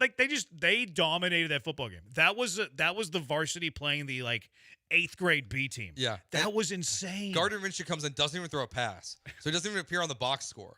So it's not like they came in and were like, hey, we're just going to keep playing as usual with our backup quarterback. No, they just ran the ball every play. Think Pete Carroll regrets coming out of retirement for that job? Lots of money. I guess. Lots of Think money. Chip Kelly regrets leaving Ohio State? No, he's making lots of money. They don't regret it. No. They're making tons of money. They don't regret it. I don't think they regret it at all. I do think I think we made too many assumptions that Pete Carroll plus Geno plus Chip Kelly plus Genty fix their problems. Yeah, you're probably right. That, it's going to take some. And look, let's not diminish the fact that Brock Bowers has not been himself and he hasn't played in the last few games too. Yeah. We were talking about him in the same vein we were talking about Tyler Warren last year. You missed that type of player, it is going to cost you. Now it shouldn't cost you this much, where you're getting shut out running 30 plays and look as bad as you do. But I just want to defend my Raiders. I don't know why I'm defending the Raiders. I don't know why I'm defending the Raiders. I don't know why you said your Raiders. Yeah. Because I have a heavy amount of Brock Bowers, probably. Okay. Probably that. What was the worst game yesterday? Browns Dolphins or Panthers Jets? Which wins the worst game of the week? Panthers Jets. That was brutal. You had Andy Dalton and Tyrod Taylor duking it out. I mean, Judkins had 84 yards and 3 touchdowns in this game. He's a stud. That was fun. I like Quinshon Judkins on the field. Tua was a disaster. Thank you for the disclaimer for that. Yeah, I like him on the field. Yeah, Tua was a disaster. Tua's stat line? It was fun to watch him be a disaster. There was nothing fun to watch about the Panthers-Jets game. It's so weird to me that Tua gets on the behind the podium and he starts talking about he needs to put guys on his back and lead. You just went 12 for 23 with 100 yards and 3 interceptions. Yeah. What do you mean? No, you need to play the quarterback position at a decent level before you're talking about any of this other stuff. I wonder when he gets benched and they just go, hey, Quinn Ewers, you have a 8-week audition. I think they've already said Tua's going to play this week. Okay. Oh, so they're starting to decide. How is Mike McDaniel still employed? How is the decision maker still making making decisions. That might be the answer. Whenever Mike McDaniel gets fired, because I don't think he makes it through the end of the season, they might go ahead and make the switch then. It's crazy to me. Yeah. Just kind of like let it play out with the interim and then reassess in the offseason. It's crazy how bad they are. I just can't believe we're going to be Quinn Ewers to be a starting quarterback in the NFL this year. You see it all the time. I mean, you see it. You see it, though. I saved the worst for last. Bears beat the Saints 26-14. They did. I did have the Bears in my survivor, though, so thank you, Chicago. You're welcome. Appreciate it. Four straight wins. They're on fire. They can run the ball like crazy. Swift's looking good. So is Kyle Monungai. He looked pretty good. Caleb Williams. He's my favorite Ninja Turtle. Caleb stinks. Who? Caleb Williams stunk. You think okay, just in that game, though. Yeah, he was not good. So where's your where are you on the Bears with our bar? 4. Okay, yeah, that's about where I'm at. It just their schedule is not challenging right now. I mean, they're 6.5-point underdogs this weekend. That's going to change. Lamar didn't practice today. I know, it's so weird. So like I don't know now it's different than the Texans. So maybe he will play. Like maybe Vegas knows something that we don't know. But the fact that coming off the bye, he's not playing. Lamar is not practicing. That to me makes me feel like he's not going to play this weekend. A lot of times, You're though, making it's that like determination a lot of times, on Monday? A lot of times, though, like Wednesday's the heavy work day. I know, but like you would think after the bye you would come back. Yeah. On a Monday? Yeah. I mean, Like veterans Wednesday. often don't even practice on Wednesday. Yeah, well, I mean, he's going to need to practice on Wednesday. Wednesday's going to be the heavy day. He's been out for, 3 weeks? If he's not practicing Wednesday, I think there's cause for concern. I did think he would practice today. I'm not going to, lose my mind for not a Wednesday practice or a Monday practice, but I will lose my mind if it's not a Wednesday practice. Yeah, I mean, I'm just keeping an eye on the Vegas line at this point. Like, it didn't move today. Okay. After the news that Lamar didn't practice. So that's good for Lamar's. Yeah, for Lamar coming back this weekend, it feels like that's still the path, but I was surprised to not see him in this one. Wheat straw, which Arrows jersey would a Nationals player wear to the ALCS? Gordy Howe. Easy answer. Asked and answered. 713-780-3776. Top college football of the weekend. We asked you earlier, who had the best NFL win? Who had the best college football win? Texas is back, folks. Yeah, Kentucky. It beat a basketball school, no thing. And then which coach got well, we even know which coach got sacked. What are they going to do in Florida? Who are they going to target? Who are they going after? 713-780-3776. Jeremy and Joe, ESPN 97.5, ESPN 92.5. Are you looking to escape the rat race for the weekend? Maybe if you're a fired college football coach, you have a place to be. And if you're looking for that place to be, it's Two Creeks Crossing Resort. It's where they all go. All the fired coaches go to Two Creeks Crossing Resort because it's the perfect time to relax, get away from the world, enjoy the great outdoors.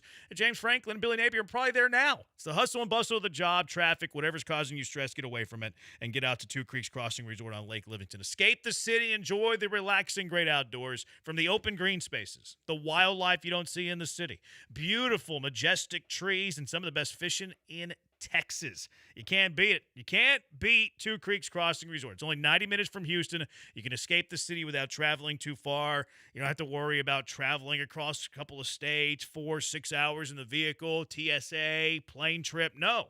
You're there in an hour and a half. Hike on their 92-acre property before the sun goes down. You can probably get on the water with a kayak there before the sun goes down, too. Play a little pickleball. Hang out by the pool with a drink. It is fantastic. They have glamping. That's all the rave these days. They got the cabins right there on the creeks. That's very good. Bless you. They have the tree houses. Branham family stayed in the tree house when we went, and it was fantastic. Branham family absolutely loved it. Pull up the RV, too. They have the perfect RV hookup spots. You're going to love it. 20% off right now through October, so act fast. And they're always taking care of you out there at Two Creeks Crossing Resort, too. They got a little Thirsty Thursday on Thursday. I think I know what that's about. Can't fool me. Frozen Friday on Friday. Bonfire and s'mores, too. Great stuff for the kiddos on Saturday. College football at Swampers. And a little live music this Saturday featuring Tim Branch. So book your stay now. TwoCreeksCrossingResort.com. That's TwoCreeksCrossingResort.com.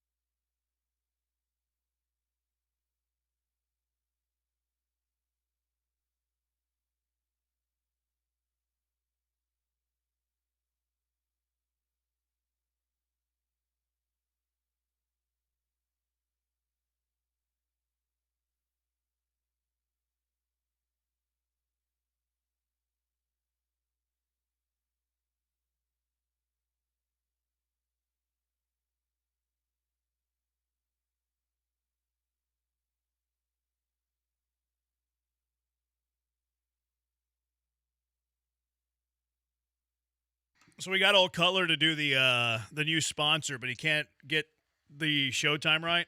Let's see how it is. Let's see how it goes. Junkie on the text line, Notre Dame had the best college football weekend. 8 other ranked teams lost, and they solidified their position for the college football playoffs. That was a fun game. Irish topping the Trojans. It was a very fun game. Yeah, I mean, good. I think USC gave the game away. I thought they played sloppy. I agree. But Maiava's a stud, though. He's a stud. He's very impressive. I wonder what he ends up doing draft-wise. I saw a mock where it had him in, like, the teens recently. It's the first time I saw him in any mock. I have to ask Lance about him. It feels like if he continues to play like this, there's a good chance he goes to the draft. Oh, yeah. Especially with what's around him at the quarterback position. I wonder how high he can get, I guess, is my question. I'm not that impressed with anyone besides Mendoza. I mean, I like Dante Moore. But, like, could he be the third quarterback taken? Yeah. Mendoza's interesting, man. Like, he's so steady. Yeah. He's so good. But big win for Notre Dame. Congratulations. Yeah, it was a massive win. Every game for them this season's a playoff game. Yeah, that was probably their toughest test, though, to run the table. What is their toughest remaining game? Boston College? Yeah. Navy? Yeah. Neither Boston College, like, good. Yeah, they're really bad. Like one win, two. So, I mean, Pitt, Syracuse, Stanford, like their schedule's a cakewalk. This was their last chance to lose, Yeah. unless they just absolutely. I mean, they've been prone to do that. Northern Illinois last year at the start of the year. Yep. But this was by far their biggest hurdle left to climb. So they are trending in the right way. And if they run the table, like they're going to obviously make the playoffs, and then also they're going to have momentum. Yep. So and you got the best running back room in college football. He is a stud. That's what separates them. It's not just him. Jadarian Price is a monster. I mean, that kid is. He's probably the best running back on every team. That return he had was incredible. Yeah, he just doesn't go down. And every week he touches the ball. But Jeremiah Love, I mean, he set the single game rushing record against USC in the final one. That's as close as I've watched Notre Dame. He got the record for a single game. Yeah, That's as close as I've watched Notre Dame in a really long time. And my biggest impression was that Love is a freak show. Yeah. He is really, really good. But I don't think Price is that far behind. Yeah, he just doesn't have the cachet yet. Yeah, Mel Kiper's got him as a third-round grade. And Carr's a true freshman? Redshirt freshman. Redshirt freshman. Yeah. He's stops, he's got some Will Levis in him I don't like about him. That turnover he had where he was running around in the backfield. Why is Will Levis catching strays? He hasn't played football all season long. Because, why wouldn't you say like Tua or somebody who threw a lot of interceptions? Because he does Will week? Levis things. He does the trying to escape out of the pocket this year, and he throws it, but he doesn't get it past the line of scrimmage. It's a 15-yard penalty. So he's got some Will Levis in his game. So he does little dumb stuff. He's good for one a game. We're just like, dude. Like, that interception in the red zone he had was brutal. It was awful. But they have the best running back room in college football. So I think they're well positioned to make the playoff and make a run. Go Cougs. Go Cougs. Bowl eligible. 6-1, baby. A little walk-off field goal. Ethan Sanchez. A lot of people think that he's Mario Lopez's son. Mario Lopez was tweeting about that, hey, it's not my son, but he's a good-looking boy. Special teams player of the week. Connor Wigman running all over the Arizona defense. Good win for the Cougs, 6-1. Willie Fritz, man, in his second year. Go look up Willie Fritz's second year. They're all good, aren't they? Unbelievable. Yeah. He's a good coach, man. He's a really good coach. I think he's gonna take them to places that they haven't really been. Things are looking good. Yeah. Things are looking good. He's a really talented coach. 6-1 Cougs, bowl eligible. Look, I was trying to be like. I try to be kind of like, realist and even keeled. At the start of the season, I was like, bowl game, baby. Like 4 wins, 6 wins, like linear upward trend. Great. They did it in 7 games. Mm-hmm. 7 games. Looking really good. So Cougs going bowling, baby. Brian's Texas Longhorns. They win in overtime at Kentucky. That offense is putrid.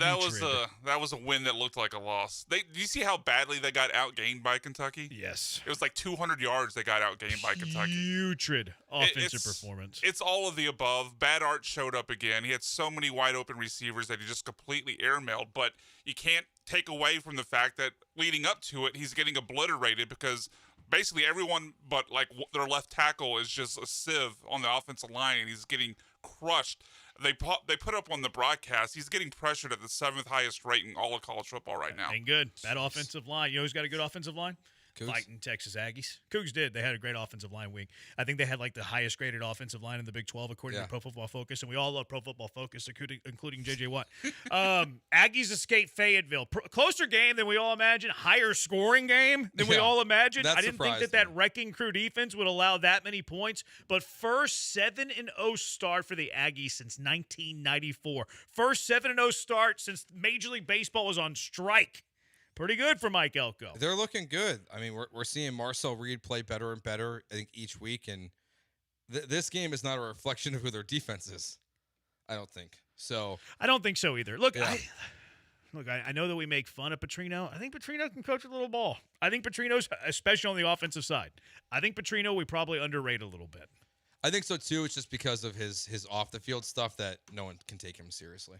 No, you're right. I think Taylor Green's talented. He is very talented. I think he got held back at times, last year and a little bit this year. But if he's got a great offensive mind like Petrino has been at times, then I think that can unlock another level for Taylor Green.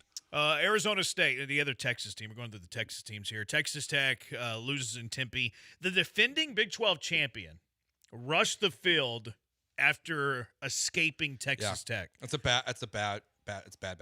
You think it's a bad look by Arizona State? I mean, it was a top 10 victory. You were a college football playoff team last year. Top 10 victory. They finally beat a quality Texas University. They were 4th and 12 away from being in the Final Four, and you're rushing the field the next year? Yeah. It was a big game. That's a bad rush. Hopefully they're a little hungover next Saturday when the Cougars come into Tempe, come into town. I feel like Texas Tech got dinged way too much in the AP, by the way.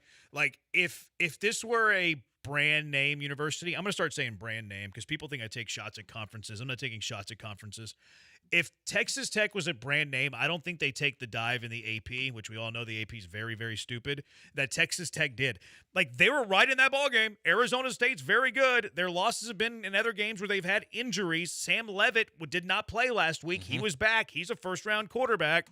And Texas Tech had to start a true freshman quarterback. They didn't have their starting QB. Like, why do the name brand universities get the excuse and then the non-name brands don't? I felt like the AP disrespected Texas Tech. Hopefully the committee doesn't. Hopefully the committee really takes into consideration they didn't have their starting quarterback in that game. Yeah, it should be a factor, but I will say counter. I mean, Miami dropped 7 spots as well. They dropped the same amount of spots as Tech did. Yeah. Now, Louisville's not as good as Arizona State is. I mean, I don't know if that's fair. Louisville's pretty good. Now, Miami's game was in Miami, wasn't it? It was in Coral Gables. Mm-hmm.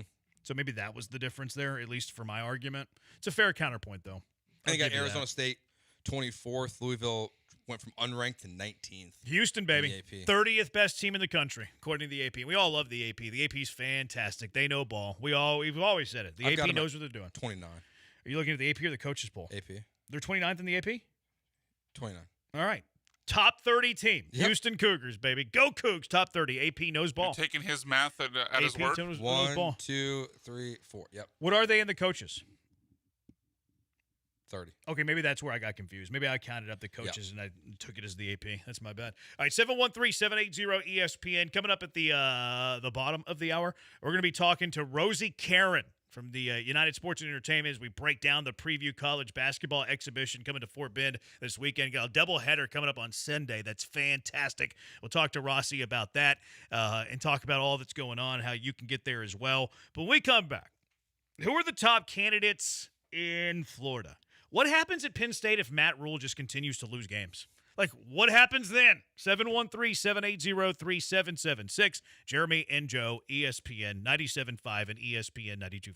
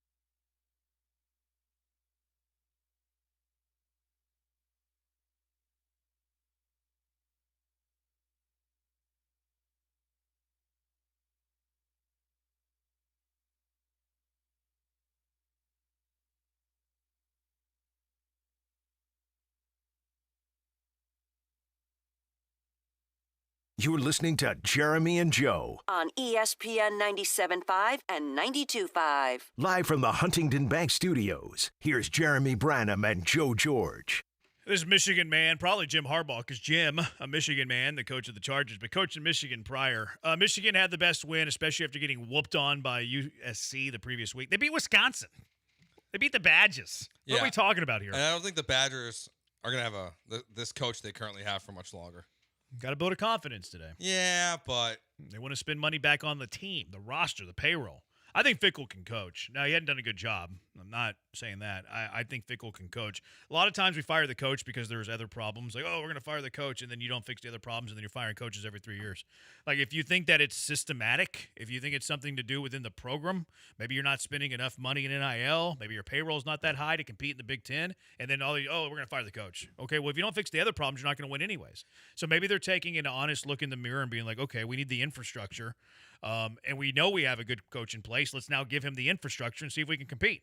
Yeah, I just don't know where they go from here. I mean, it's even like you see Brett Bielema having success at Illinois, right? That he didn't have at Wisconsin.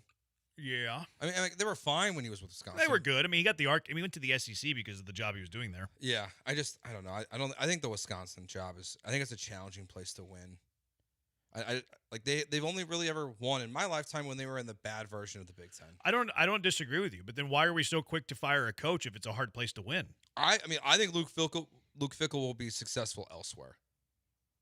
They seem to really care about the whole Wisconsin being like a Wisconsin guy. Like they want someone to come home for their program. What's Barry Alvarez up to? He's still there. Maybe they should hire Barry Alvarez. He's the AD. Yeah. Oh, they played Washington, not Wisconsin. My bad. Still not the best win of the weekend. They beat 5-1 Washington. Put us on Bad Take Boulevard. Scrape. No one wants to see Notre Dame make the playoff again after losing to the only two good teams. Yeah, I think that's probably fair. All right, 713-780 ESPN. Get used to it. Yeah. They're going to be there. Billy Napier got fired after winning a football game. I wasn't keeping an eye on the Florida score this weekend, but when I saw that he got fired, I assumed it meant they lost. This is SEC football. Like you get fired after winning football games there, which it was kind of an ugly game. I read up on, and they apparently had some struggles, and it took the last second thing. Plus, they have a bye, so it's the natural time to do it is right before a bye. So they probably already made their decision that they were going to fire Napier. They were just waiting for the right time on the schedule to do it. So they finally did it. Napier's gone, but you're starting to look at some of the names. ESPN has the 5 candidates: Lane Kiffin, Elijah Drinkwitz from Missouri, Rhett Lashley from SMU, Jed Fish from Washington, Marcus Freeman from Notre Dame. He's not leaving. Why not? He's at the best job. Okay, you're biased. I don't think he leaves either, though. But I also don't think Lane Kiffin leaves. Why would Lane Kiffin leave Ole Miss to go to Florida whenever he's already winning at a very high level at Ole Miss? Yes. The infrastructure looks good, appears to be good, a top 5 team in the country. Why would you leave that to go to Florida unless they're just giving you way more money and way more in NIL, which I don't know if that's true. Yeah, because why wouldn't they just do it now? If all of a sudden there's going to be all this money coming, why wouldn't they just do that in this moment for Napier? Unless they all don't believe in him, then why didn't you fire him last year? Yeah. If you weren't going to pay for a team now for him. Yes. I'm with you. Why would Lane Kiffin leave? Why would Marcus Freeman leave? Why would you leave? Kurt Signetti got his new deal with Indiana. But why would you leave when things are going well? The grass is not always greener on the other side. Yeah, I don't understand why they would leave. I wouldn't. If money's the same in NIL that you're spending on my rosters, payroll, basically, then I'm not leaving Ole Miss to go to Florida. I get Kalen DeBoer leaving Washington to go to Alabama. Sure. That's logical. To me, there's no difference between Ole Miss and Florida now. Definitely not Notre Dame and Florida. What's the difference? Why would you leave for that job? Yeah. The Athletic mentions Lane Kiffin. They mentioned Rhett Lashley as well. They mentioned Drinkwitz as well. They mentioned Fish as well. A couple of the other names that they mentioned that ESPN did not: John Sumrall from Tulane, who I think is a heck of a coach; Alex Golish from South Florida, who I think is a heck of a coach. Beat Florida earlier this year. Vandy coach Brent Key, who's doing unbelievable things at Georgia Tech. I think he's a very good coach. And then they also mentioned PJ Fleck. They mentioned Marcus Freeman, Jeff Brom from Louisville, Fran Brown from Syracuse. And then they mentioned James Franklin, former Penn State coach. Interesting. And then he gets that big of a job right away? I've seen people think opine that Florida's a bigger job than Penn State. I would say it's a bigger job. Not knowing salary, not knowing NIL, I would say Florida. I would have Florida higher on my list. Your than Penn State. recruitment base is going to be better. Mhm. It's like the guys you have to immediately talk to before you even start talking NIL and money is going to be better. You're in the SEC versus the Big Ten. It is the superior conference. I think Florida's the better job. I do. I would say that too, without knowing the other stuff. I just don't know how do you think the fan base would feel about that? Franklin? Yeah. I don't know. That feels like Franklin's a little bit of a hard sell. It's hard to sell him because he just got fired. But he's going to be a head coach with the way that this is shaking out in college football this year. If he wants a good job, he's going to get one. And it sounded like he wanted one. His resume's good. Yeah. He has a good resume. I don't think that Franklin would be a bad hire. I kind of like these other guys, though. Like Golish intrigues me. Summerall intrigues me. Here's the thing, though, with Florida. They hired Napier from Louisiana. From Louisiana Lafayette. Don't call him Lafayette. They dropped the Lafayette. You're only supposed to call him Louisiana now. We used to call him ULA back in our day. Don't call him that either. Would they dip back down to the group of 5 after having Napier from the group of 5 and failing? I mean, typically you don't, but how do you know you're going to get one of the top guys? Of the top coaches in college football, how many of them do we think are wanting to leave the jobs that they currently have? See, I think Rhett Lashley makes a lot of sense there. Rhett Lashley does make a lot of sense. I think that'd be a good hire. I think Jed Fish makes a lot of sense. Eli Drinkowitz. See, the thing that I don't love about Fish at Florida, I guess I'd have to go look at his full body of work, but he spent a lot of time in the West Coast. He was, I did not know this, a student and a grad assistant at Florida. Okay. Under Steve Spurrier. Didn't play there. Graduated there too. But that does feel like one where I would imagine Steve Spurrier still has some pull within that program. Yeah, and plus Florida, like they're in their down times. Like they're gonna want to try to like relive the glory days. That would add some allure to him for sure. But Golish, I think makes a lot of sense if you're gonna dip back into the non-Power 4 group. All of his coach, like his real coaching jobs though, have come on the West Coast. Like UCLA. Oh, for Fish, yeah. Arizona head coach, Washington head coach. He had a cup of coffee as the GA. Like GAs aren't doing a whole lot. That was before the turn of the millennium. Mm-hmm. It's like I'd have to feel very confident that his resources are good there, you know? Yeah, I think there's a lot of interesting names. This is a good list. I think Jeff Brom's interesting, not just for the Florida job, but potentially also for the Penn State job, if he wanted it. I mean, he's done a really good job there at Louisville, so it wouldn't shock me if he found his way into a bigger program. And then speaking of Penn State, like everybody's like, oh, Matt Rule. I don't know if I said this last week. I certainly thought it. Matt Rule is going to have to win enough games for him to be attractive, I think, to Penn State, right? Yes. Like if he finishes the season 6-6, is Penn State going to hire him? Okay, the reason why I thought firing Franklin was the right decision was based on what he did in big games against top 25 teams, against top 10 teams. Matt Rule sucks at all of those things. He's terrible in big games. You're hiring another James Franklin, where like he hasn't got his programs at any stop he's been to win big games on a consistent basis. Like I don't know where they're gonna go. But yes, if Matt Rule goes 6-6, I don't think that's enough to get this job. I think there's a number of games he has to win. Just being bowl eligible, like what does that do? Because he played there? He's best friends with their AD. I mean, I guess they're thick as thieves. If that's all that takes, then Penn State, good luck. Because I'm not really a Matt Rule believer. Everyone gasses him up as this great coach, but like, what has he really done? Won a lot of games a long time ago. I mean, Nebraska's in a better place now than they've been in a long time. I'll give him that. But he flamed out in the NFL. Okay, NFL and college are not the same. But he hasn't been good since he was at Baylor. That was his previous job. That was 2019. That wasn't that long ago. You just said he's done a good job of rebuilding Nebraska, but not for the Penn State job. I mean, different set of resources. Like to get to that level. Like if it was Baylor to Penn State, I think there's a better argument. Instead, he went to the NFL. But like, I'm not this big believer in Matt Rule that he's the guy to turn Penn State into the right program. Yeah, especially when like they're still right there. I think Matt Rule is a very good coach. I think he's a very good coach. I think he's very good to have leading your program. So like, I wouldn't have the qualms you have on Matt Rule. Yeah, I'm just not there. I'm just not there with him. I think a lot of what you're looking at though is resume based. Yeah, but that's why Franklin got fired. He got fired for, I think, A, not winning big games, B, probably being disliked. Like, if he was liked within that program, I don't think he's fired. Yeah, I don't think we should ignore the amount of vitriol that we've seen from, like, Todd McShay over the last week. Something must be there. Because he hates James Franklin. Yeah, but there's got to be a reason. There's got to be a reason why he hates James Franklin that we do not know. Yeah, but I'm wondering, like, I want to know. is there more of that around to what you're saying around, like, where James Franklin's not liked? I mean, if he was likable, he wouldn't have been fired. Yeah. Like, you don't go from, I know that you didn't win the big game, but you don't go from college football semifinal and being the top 5 team 3 weeks ago to then immediately fired after you have a little 3-game skid. Like, to me, I think that the writing's on the wall there. I think it's very clear that he was not well liked within that program. All right, 713-780-ESPN. We'll get back to some football a little bit later. Kevin Durant signing a contract. We'll get back to that a little bit. And then, of course, Texans and the Seahawks coming up later tonight as well. But when we come back, let's talk some college basketball. The preview college basketball exhibitions coming to Fort Bend on Sunday, and Rossi Karen's going to join us next to talk about what you need to know as you head out there on Sunday. It's Jeremy and Joe on ESPN 97.5 and ESPN 92.5. This weekend, it's time. We are headed back to ESPN Bet at LaBerge in Lake Charles. We'll be doing shows on Saturday from 12 to 2 and Sunday from 10 to noon inside the sportsbook. To check out their new VIP fan cave section that's available for bookings, their new menu items. We're watching all the college games on Saturday, the NFL games on Sunday. Plus, we'll be getting in our NBA and World Series bets as well as soon as we get there. You can also do up to 20 leg parlays, and it's an incredible environment for a UFC fight like you've got coming up this weekend as well. Plus, you can earn rewards on every wager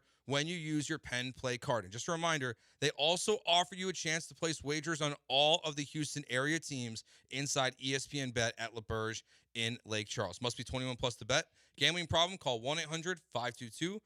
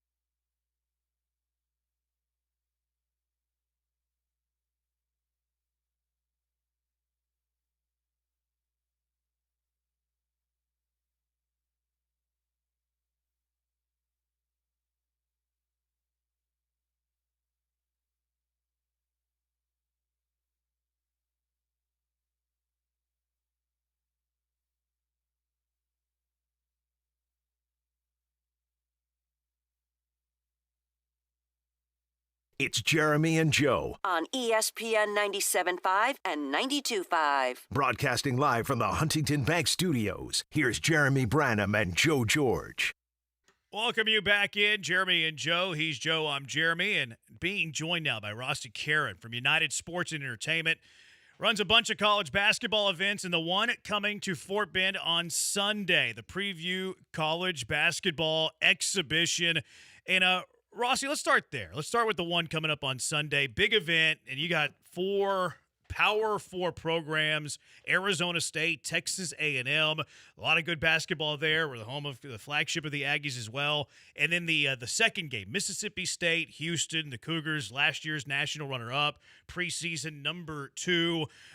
This is a big-time event you got coming to Fort Bend on Sunday. I'm super excited about it. The most exciting thing about it for me is, as a former player, is like knowing that the guys are going to be able to put on a uniform and play in front of a live audience and for the first time. So I'm really excited about it. I'm excited for the players. How do you guys choose these teams? Relationships, and some of it is, kind of geographical. Anytime you want to put on a high level event, you definitely want to have some local representation. And, what better way to do it than to have, Texas A&M was right up the street. They have a new coach, new program that they're kind of building there. And then obviously the Houston Cougars, number 1 or number 2 in the country preseason, depending on who you ask. So I think that's a great foundation to build around. What is the process like when you go to these teams? Like, hey, we want you playing here. And I know a lot of the events you do regular season as well. You'll be Auburn. Houston is an event that you're running as well in Birmingham. You did the one last year, the Toyota Center, that included Houston. So Auburn, correct. What is that like, that process, whenever you go to the coaches, hey, we want you to play this? My relationship with most of the college coaches that are currently coaching goes back 20 years. So from my time in grassroots basketball. So, a lot of my relationships are friendships. So at that point, we're always talking basketball. We're not always talking events. We're just talking hoops. Like, hey, what players you like, or what teams are going to be really good. Hey, by the way, I have something for you that I think you're going to be really excited about, and that your fan base is going to be really excited about. So let's see if we can get this on the books for the following year. So when you're there, are you watching the games, or are you event focused? It's like you got some good teams here. Like, you're gonna be watching. You want to watch the Cougs play, watch the Aggies play. Like, so you watching the games, or are you stressed out about what's happening around you? If you ask anybody who's in the event space, like, you never really get a chance to sit and enjoy it. But what I typically try to do is to get everything off the ground, and by halftime of the first game, I feel like I can finally exhale. Yeah. And then I try to sit courtside with my family and just really just enjoy. Because, an event like this could take 12, 18 months to put together. Yeah. So you work for a year and a half or a year to get to this moment. And the worst thing to happen is you miss the whole thing because you're running around working. So I like to be able to enjoy it. I like to be able to sit with my family and just watch high-level basketball. So it's a combination of the two. I remember last year your beautiful daughters were part of the entertainment. Yeah. Yep. No, yeah, that's they performed. Right. Yep. They will do that again this year. So one of the beautiful things is, I guess, with any business owner, if you have children, they get opportunities that other kids don't have. So I think that this is it's exciting for them. They look forward to it. So they'll run on the court and probably throw out some T-shirts or something. And then, obviously, when Houston plays Auburn and Birmingham and RX Benefits Battleground 2K25, they'll be in front of 15,000. I'll see if they can get out there and do a song and dance or something. That'd be great. That'd be awesome. So you said it takes 12 to 18 months, or you're already planning the next one? 100%. So you get any time off, or it's just it's just go. I'm off right now. I'm sitting here laughing and having a good time with y'all. That's right. Rossi Karen joining us in studio. United Sports and Entertainment putting on the Preview College Basketball Exhibition. We'll be giving away a pair of tickets throughout the week, Tuesday, so you can get out there and watch Arizona State, Texas A&M at 4, Mississippi State and Houston at 6:30. How did you get started with all of this? What was the inspiration and I guess the drive to get this off the ground and killing the game right now? Again, so my background is grassroots basketball. So at one point in a former life, I ran one of the largest grassroots programs in the region. And, we had over 100 plus Division I athletes come through our program and go on to play college basketball. So at that time, we were doing high school tournaments. But, over time, you build relationships with college coaches. And then I spent 15 years in that space. So at some point, it was time. Yeah. Just to turn the page and move on to another chapter. And this fit my personality, and it kind of fit my network of business relationships. So it turned out to be something that works. So you said 4 events this year? Four events this year. Obviously, this preseason exhibition is the first of 4. Then we have, again, the Houston versus Auburn game, which is a massive game. And again, I shared with you that game sold out in 30 minutes. So that's one we're super excited about. And then December 7th, Hoop Hype XL, that's in Arlington, Texas, at College Park Center. That features Texas A&M versus SMU. And then on December 13th, the following weekend, we have a doubleheader, LSU women versus Louisiana Tech in Game 1 at the Smoothie King Center in New Orleans. And then Game 2 is LSU men versus SMU. Just a bunch of great programs. Bunch of great A lot programs of and all really of good them. programs. So what should the fans that are heading out to Fort Bend know ahead of the event, the preview? Obviously, the games there are going to be some good ones. And also, too, like you see all these scrimmages going on right now. These are the dress rehearsals for the season. The coaches are geared up for this. They're fired up for this because this is a lot of what you're going to – this is a regular season game against really good competition because they treat it as a dress rehearsal. But I was looking at the prices. I mean, you have tickets for anybody that wants to get out there, a wide range. If you have a family, very affordable for the family. What should the people know ahead of time as they get out there for this doubleheader coming up on Sunday? I think they told me today that most of the sideline seats are pretty close to being sold out. So if you want to grab one of those, you need to do that now. And then the courtside seats sold out pretty early. But we're going to release another section of courtside seats tomorrow morning. So if you want to be really close to the action, I would get to etix.com tomorrow morning and grab you a courtside seat. It doesn't look like there's a lot of these left, but I see on one end there's these tables. Listen, that table, if I was not the event operator, that's where I would be. So sitting. what is it? So it's a VIP section. It's a platform where you're basically on stage with a tabletop for 2, and you can kind of see over the baseline courtside seats right onto the action, and it comes with hospitality and VIP room access. It comes with a meal. So that section is that's where it's at for the high rollers. Yeah, that looks pretty sweet. Yeah, that's where you would be. I remember walking by it last year at the Toyota Center. I was like, that's something you don't get in college basketball games. That's unique to the events that you're putting on. Yep. So we try to make the events, obviously it's college basketball, but to have some of the same elevated experiences as NBA games. So we have the Hollywood seats that are right between the scores table and the benches. Those always sell out right away. And then doing this VIP section on the end zone is something that we're doing. We're also doing hospitality and VIP suite area, just on the other side of the end zone, just above section, I think 108. So we want it to be something that fans can come out and enjoy with their families, but also it should have a premium feel to it because I believe that these 4 teams are premium level teams. Absolutely. etix.com, the best place to get that. I'm curious. I wanted to ask you this, Rossi, a little bit off topic, but not really. You played the game. You've been in the industry for a long time. You're running these special events that are going on now as well. What do you think of the state of the game? College basketball, where it's at now, NIL, rev share, all of that. It's funny because like I'm 45, so I played college basketball at Niagara University from 99 to 2003. And I remember like coach couldn't give you a ham sandwich, you know what I'm saying, outside of the budget, or it was illegal.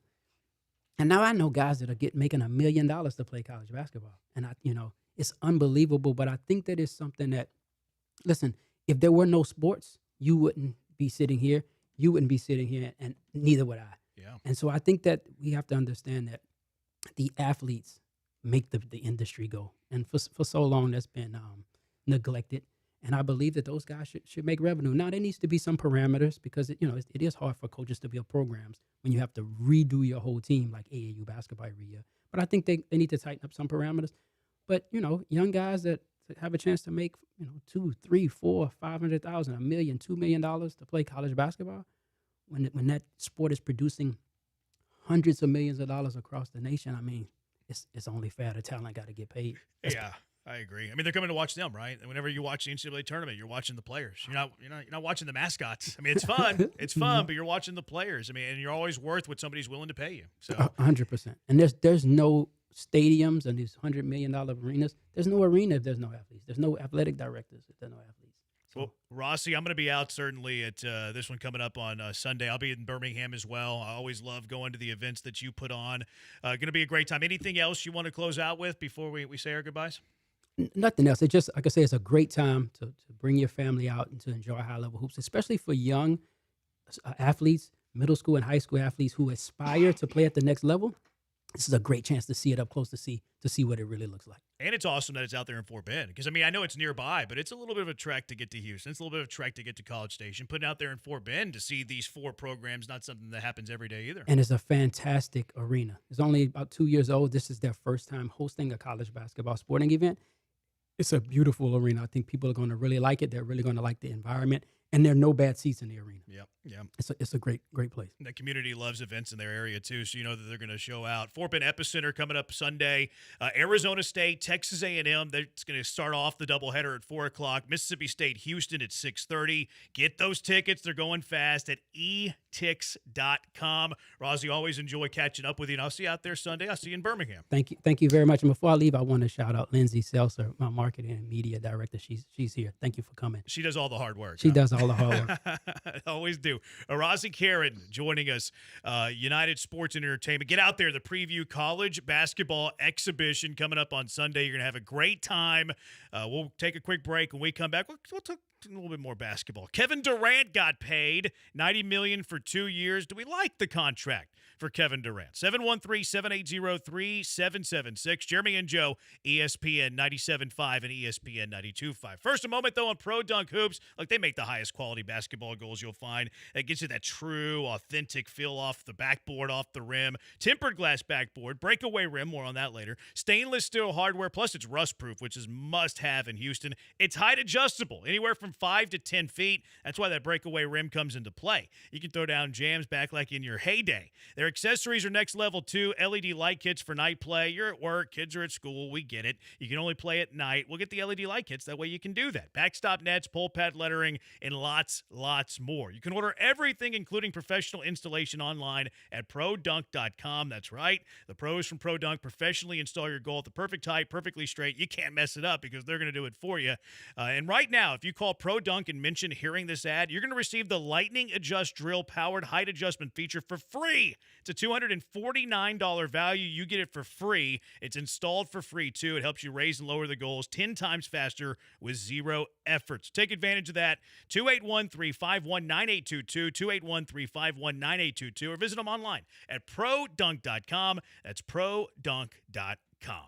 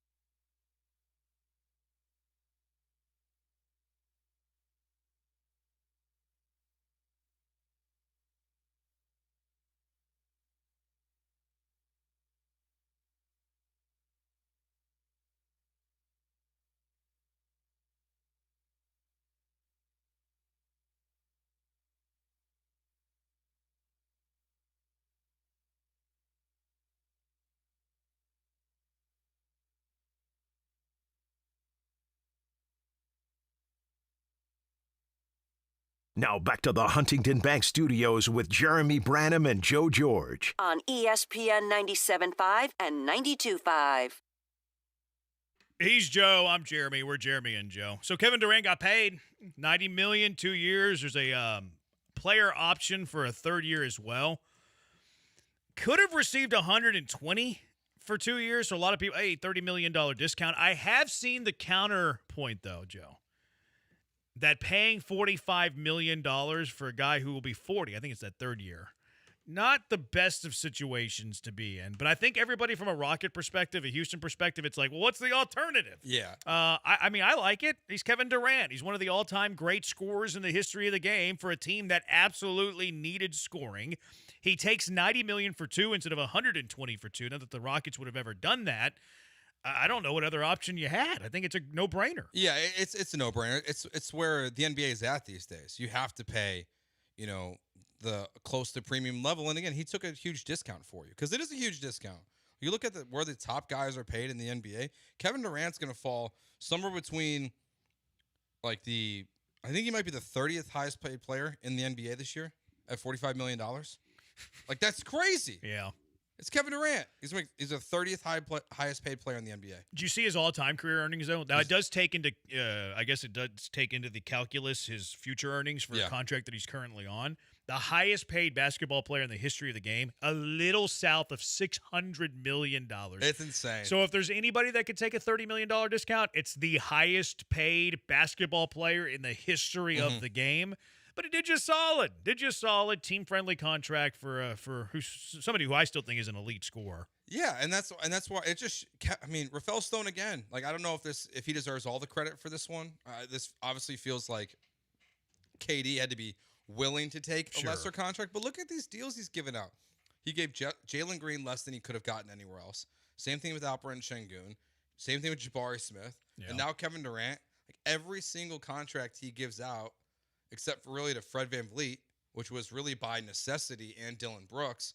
Like, he's getting all these guys below their market value. And it's giving the Rockets roster flexibility, trade flexibility down the road.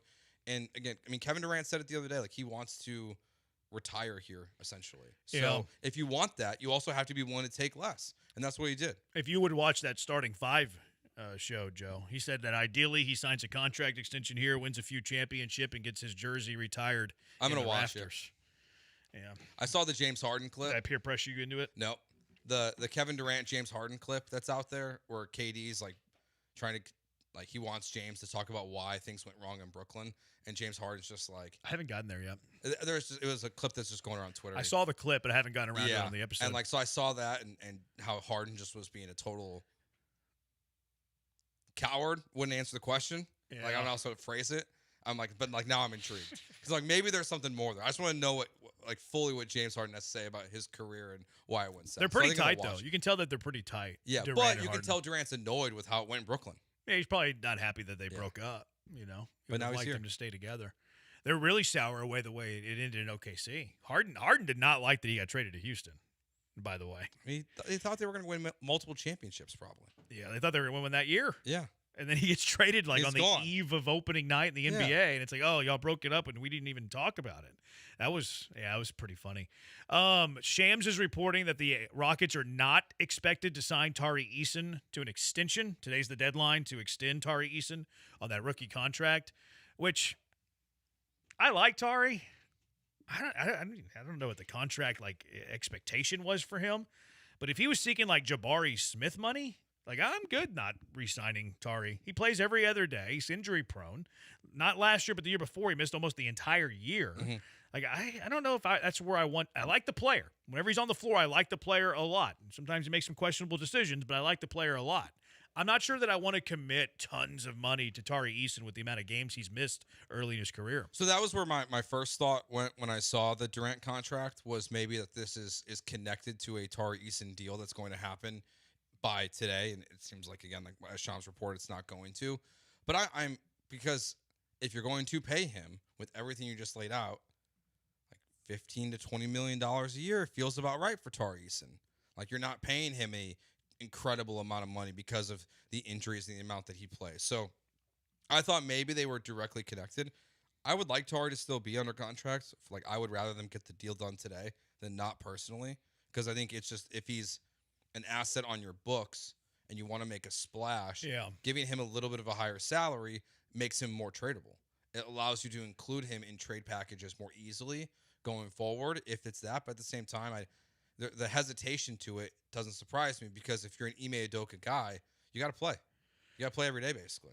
Tari last year played 57 games. Like, that's a lot of games missed. Mm-hmm. He played 22 the year before. Now, his rookie year, he did play in every game. But 2 years ago, he played in 22. Last year, he played in 57. Like, I wonder what the impasse was. Like, I wonder what Stone was willing to pay, and I wonder where Tari, like, drew the line. Like, I wonder where that gap was. And honestly, if I was Tari, I probably would take the money now, just because of what we've seen happen in free agency. I think next year it's better positioned, and the year after it's better positioned for these guys to make money. But it was ugly this offseason, where there was some quality free agents, probably similar level to Tari Eason. They just weren't getting paid because like teams just didn't have money to spend. Like this new era of the NBA, it's harder to find big contracts, and I think that's where what the players want versus what's reality. It's complicated, and that's also where you have to factor in like there has to be a line. Because they obviously know the CBA and everything more than we do. Yeah. Like what you can give Tari without it. Because even though I like in my mind, I like the idea of paying him to be a trade chip. If you also pay him, you might now be unable to make any moves. Right. There were with the aprons and all that. Yeah. But I did read that next year there's supposed to be a lot of teams who are under the cap. This year there wasn't. It was like a funny year or whatever. So I wonder if I think that came up a lot in the Quentin Grimes case. Like Quentin Grimes had an offer from Philly, didn't like the offer. Was trying to get something in free agency, but no team was like under the cap and had money to spend. So he was even a restricted free agent. 76ers didn't even have to match anything because there wasn't teams under the cap. And then he signed like a 1-year deal to kind of like bet on himself. Now, one thing to consider with Tari is that even if he hits free agency next summer, he would still be a restricted free agent. So the Rockets could match. So it doesn't mean that this deadline is the end of Tari. No, you have plenty of flexibility with him. Yeah, you could sign and trade, whatever you want.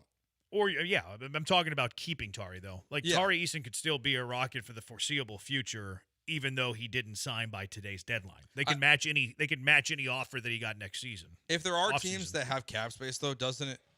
I do feel like someone takes a risk on him. They could poison pill it, too. Yeah. Kind of like with Omar Ashik and Jeremy Lin. Yeah. Like, I do think that he's the quality of player that if he hits the open market, and even if it's not fully open because it's restricted, that someone's going to pay him. Has to have a good year. He can't play 22 games. Yeah, he's got to play at least 60, you would think.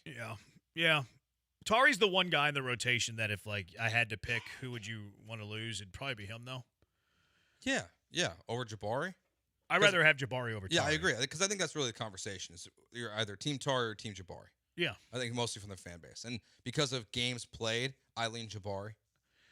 Junkie on the text line, Katie just wants to ball with a good team, get another championship, and ride off into the sunset. I hope he does. Another junkie, were y'all a James Harden fan with his time in Houston? I hated that style of ball. I was not. I couldn't stand James Harden. Yeah. I recognize that he was good. Like, I'm not going to be foolish and be like, oh, he was a bum, he was overrated, all that. Like, I have seen some people say that he should be like considered one of the all-time great guards in NBA history. Like, I'm not going that far. I think they gamed a lot of things. Like, he scored a bunch of points in a Morey system where his usage was through the roof. He also had years where he led the league in turnovers. No, I couldn't stand Harden, actually. No, I'm pretty anti-Harden. I called him James Hardashian because he dated Chloe for a little bit. The only time I've ever gotten in trouble in this business was from trashing. All right, what'd you do? I didn't think I did anything wrong. This is trouble. You could end up like Moses Malone Jr. That's true.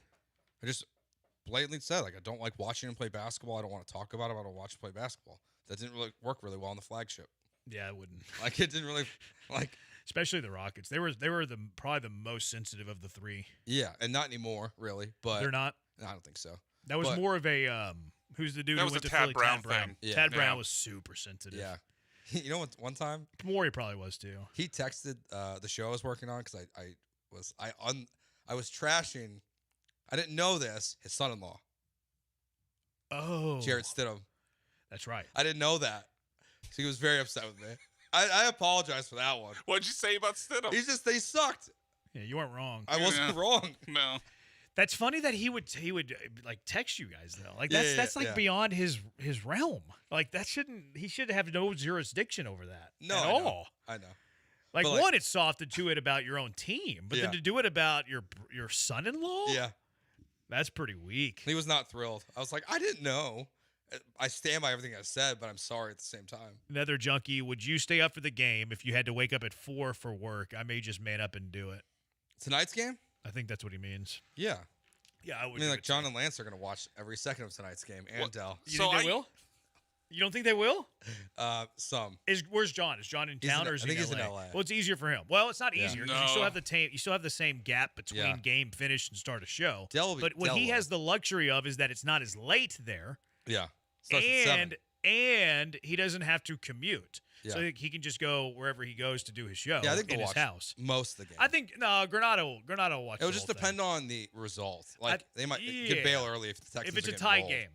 game, I think Granado watches the whole thing. I think Lance watches the whole thing. I think so too. Dell, I'm not so sure about. I don't know if Lance watches the whole thing. He's been known now. Maybe this is an Astros thing more than a football thing, but he's been known to leave basically every Astros game in like the 6th inning. Really? That's soft. He talks about it. Dell's definitely not staying. Some people don't Dell like. will be up. You think? Dell's up late. Dell will be He's up. up late? Yeah. Dell will definitely I be didn't up. know that about Dell. I watched Dell play college football games at like 1 in the morning. I'm Yeah, like, dude, same. what are you doing? Watched him play? Well, no, I see him. What like is advance. wrong with you? I like see him advance our league. Another junkie: Steve Francis, T-Mac, Kevin Martin, Ryan Anderson, or James Harden. Who are you taking? Of all those players, or those players versus James Harden? No, he's saying all those players. T-Mac? I would take T-Mac. Yeah, T-Mac. I love T-Mac. I'm biased here, admittedly. T-Mac's awesome. He just didn't stay T-Mac. healthy. Yeah, I mean, Harden would put up numbers, though. Like, I'm not going to deny that. Harden was a number merchant. I like T-Mac way more, though, so admittedly I have a bias there. All right, 713-780-3776. I'm all in on Nick Caley if the Texans have a good performance tonight. Go Texans. 713-780-3776. Jeremy and Joe, ESPN 97.5, ESPN 92.5.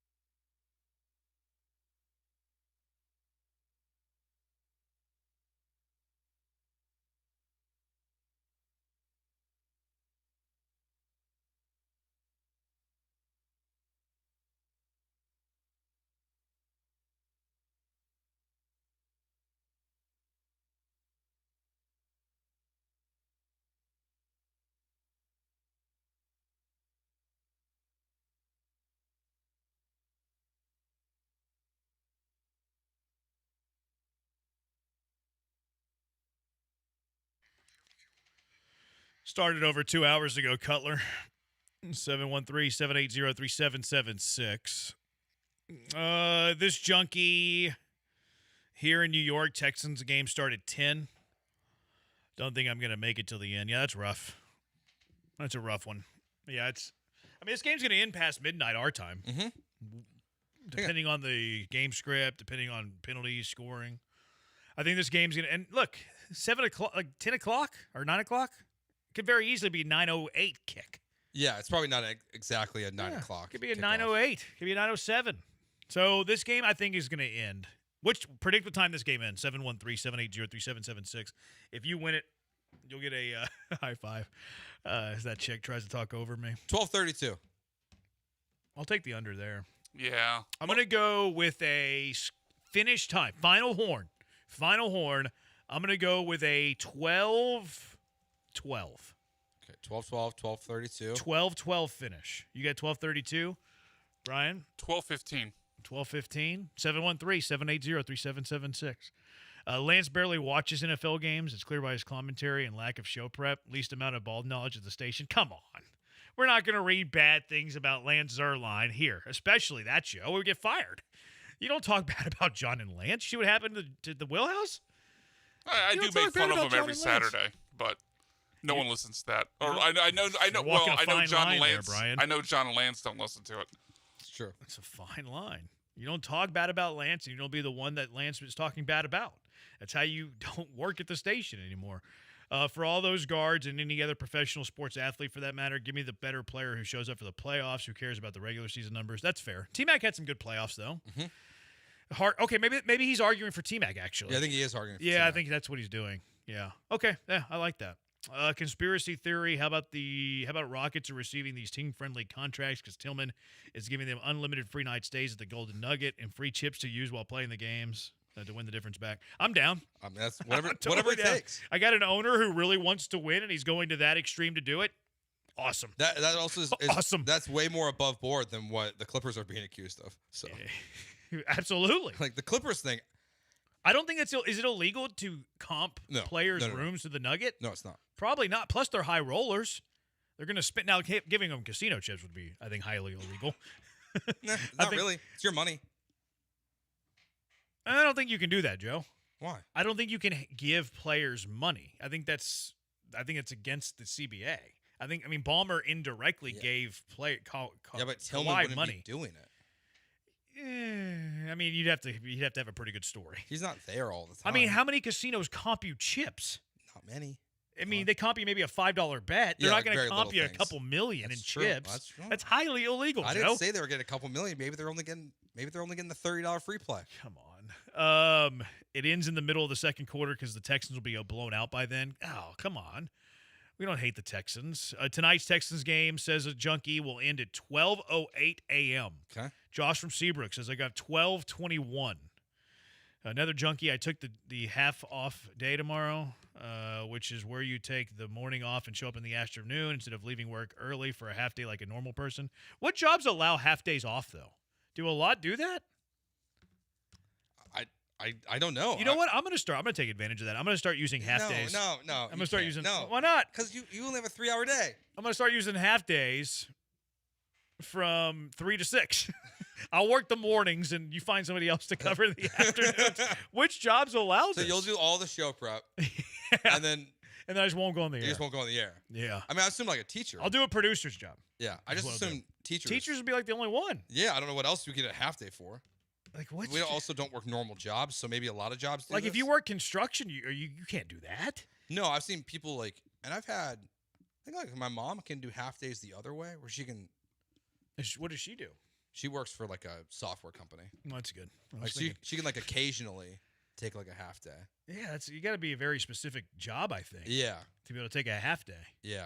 Maybe more jobs can do it. You can't be a nurse, obviously. The Giants took almost a half day yesterday. They took a 3/4 day. Yeah, nurse. I mean, I guess if you have somebody cover your shift, teachers can take a half day. Well, you do leave early sometimes. I wonder if first responders have half days. Probably not. I wonder if you can get somebody to cover your shift. I bet you can. I don't know. I don't work. You're right. We don't work real jobs. 713-780-3776. HRP listener line. Keith has a game-ending prediction. What's up, Keith? Hey, guys.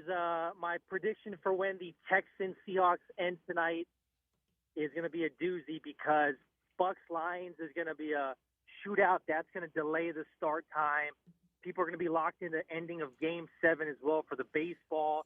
The Texans Seahawks will end at 12:49. 12:49 Central Time. Okay, thank you, Keith. Thank you for your service. Keith, Why would Keith? None of those things are factors. You just made the list. I wonder. Game 7 is not a factor. Game 7 is not a factor. Keith, that's a terrible take, Keith. I don't even know which channel Game 7's airing on, but it's not in the ESPN family of networks. And if it's not in the ESPN family of networks, it is not at all influencing Texans Seahawks start time. Now, I wonder if they do slide the game back depending on what the ABC game is looking like. Because it's very common to slide start times. This is actually an industry term, is they have sliding tips, sliding kicks, where they'll slide a start time back. They have the choice of doing it of upwards to 10 minutes, but you just have to announce it like an hour before the scheduled kick. I wonder if they do have the option to slide based on the ABC game, because it is in the ABC, the ESPN family networks. There might be a slide in play. I guess they could, but they just like last week did a doubleheader. Yeah, of they've football. done like 3 weeks But it was where they've lot, had an hour difference. Sure, but that's totally different than a doubleheader. Totally different than a doubleheader. Like that one's, we know that it's going to start while the other one's going on. Whenever you have them 3 hours apart, that is a doubleheader. It's a true doubleheader tonight, just on ABC, ESPN, which are same network. So there could be a slide in play. There could be a 10-minute slide on what it could be a 9:08 kick. I guess, but the World Series doesn't factor in. No, the World Series or the ALCS absolutely does not factor in. That has zero effect on Seahawks Texans kick. The first game could.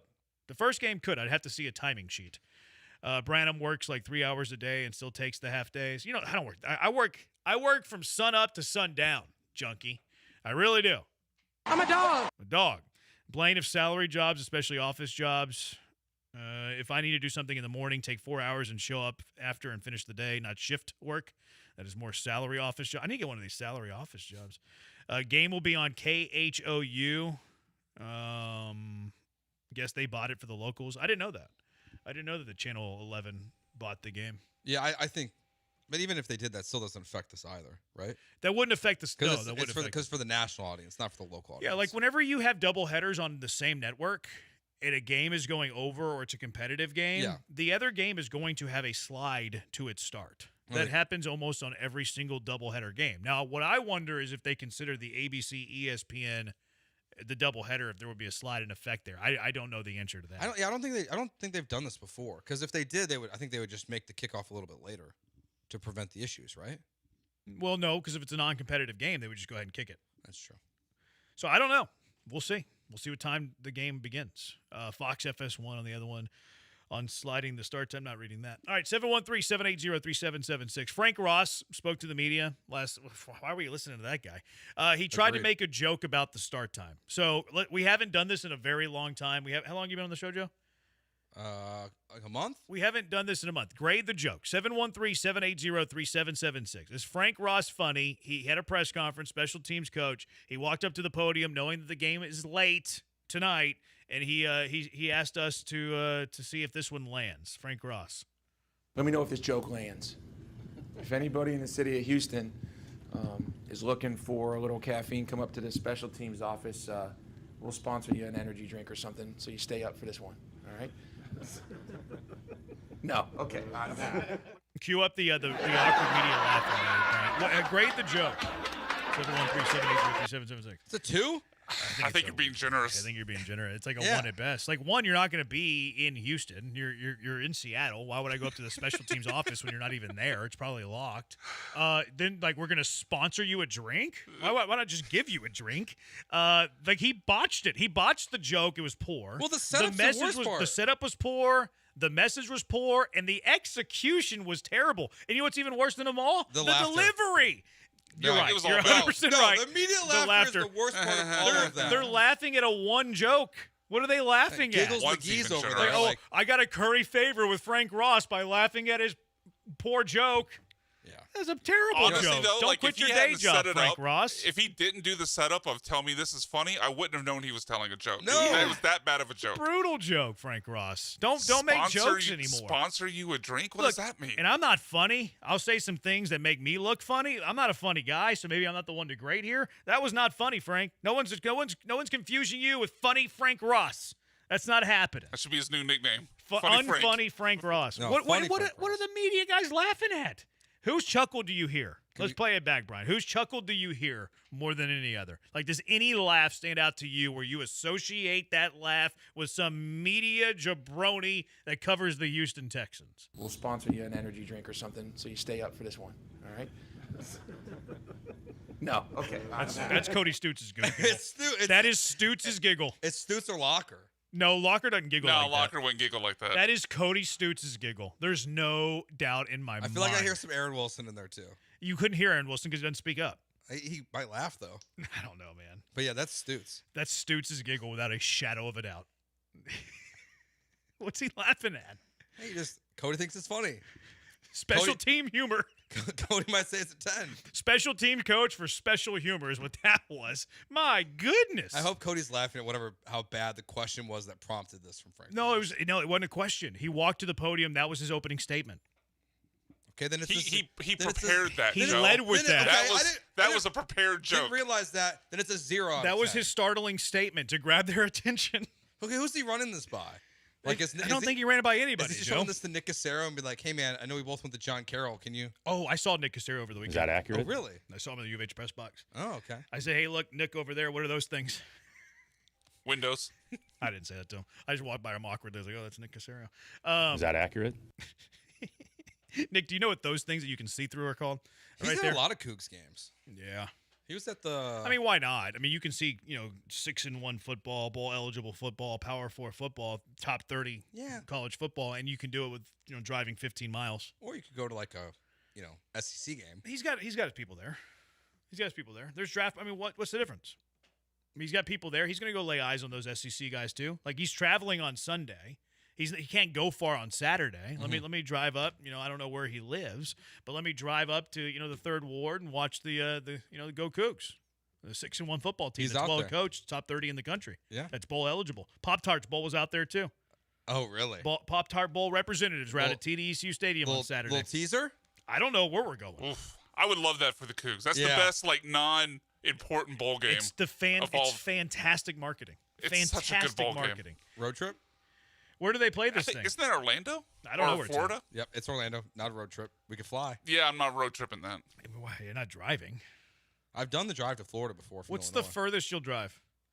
And for a bowl game? No, just for like life. I mean, we would do like 20-hour drives when I was younger. That's insane. I would say 12 hours.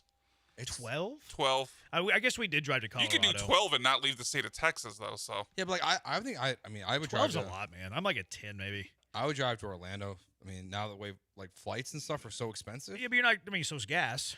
Not as expensive as flights these days. I mean, it depends when you buy the flight. I can't get my free bags anymore. Well, I mean, travel light. Yeah. What are you packing? If you're going to Orlando, all your outfits. If you're going to Orlando, you're probably going to Disney. Okay, now you're just kind of moving goalposts. No, I'm not. You kind of why does going to see the Pop-Tart Bowl mean you have to go to Disney? Yeah. If we're in Orlando, what else? If you do go to Orlando, though, I have a perfect skirt steak place for you. Okay. Best chimichurri you ever have. Good to know. I go 45 miles out of my way to go get some skirt steak at this one place. So like in a rental car, you'll go 45 miles out of your way? No doubt.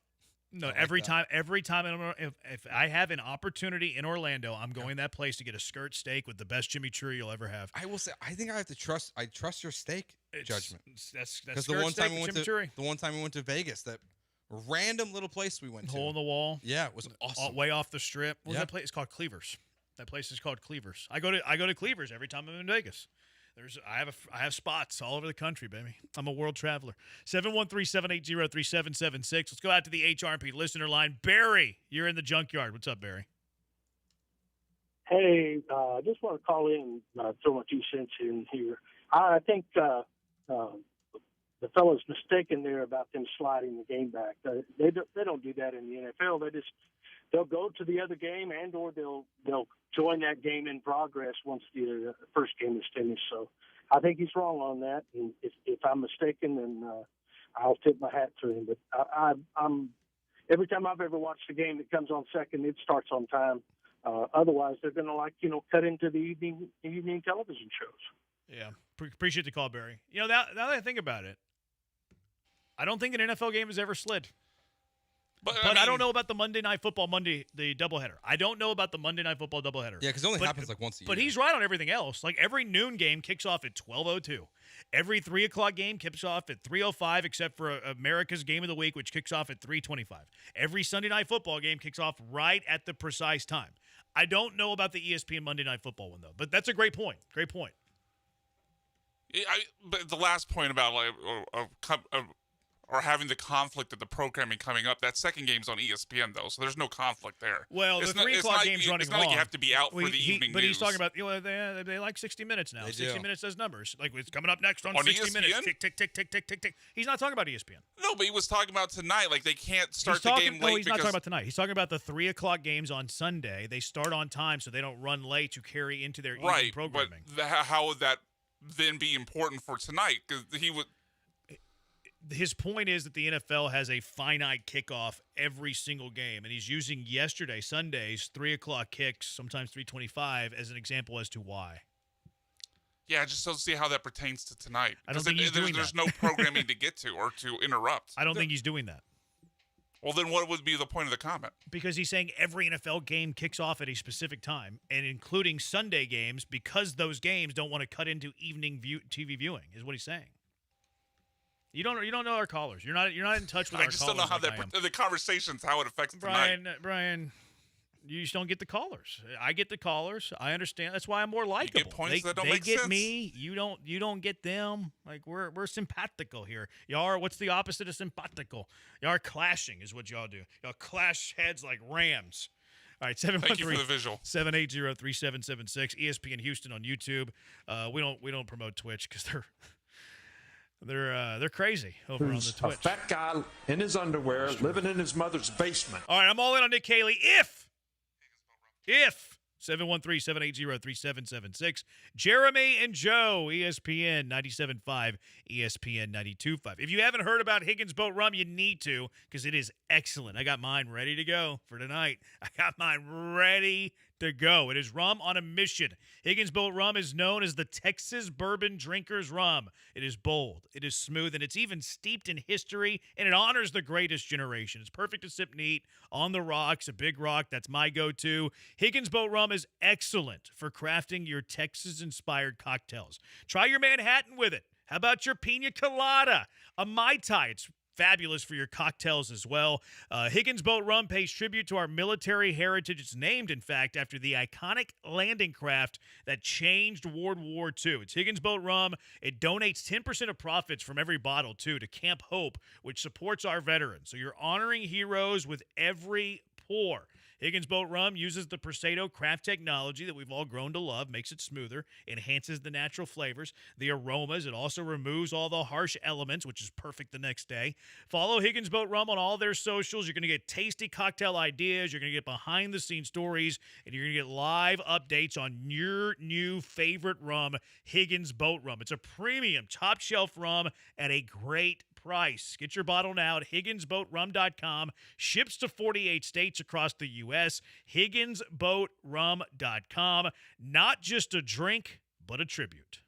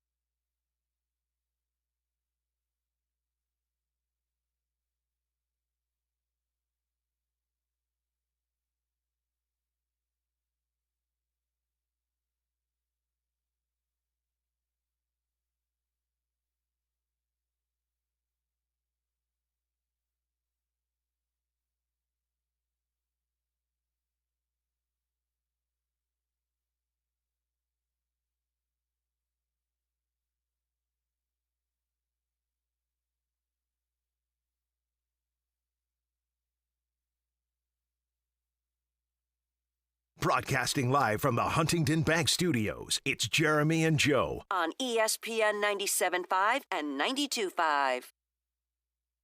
People were sitting in the longest they've driven.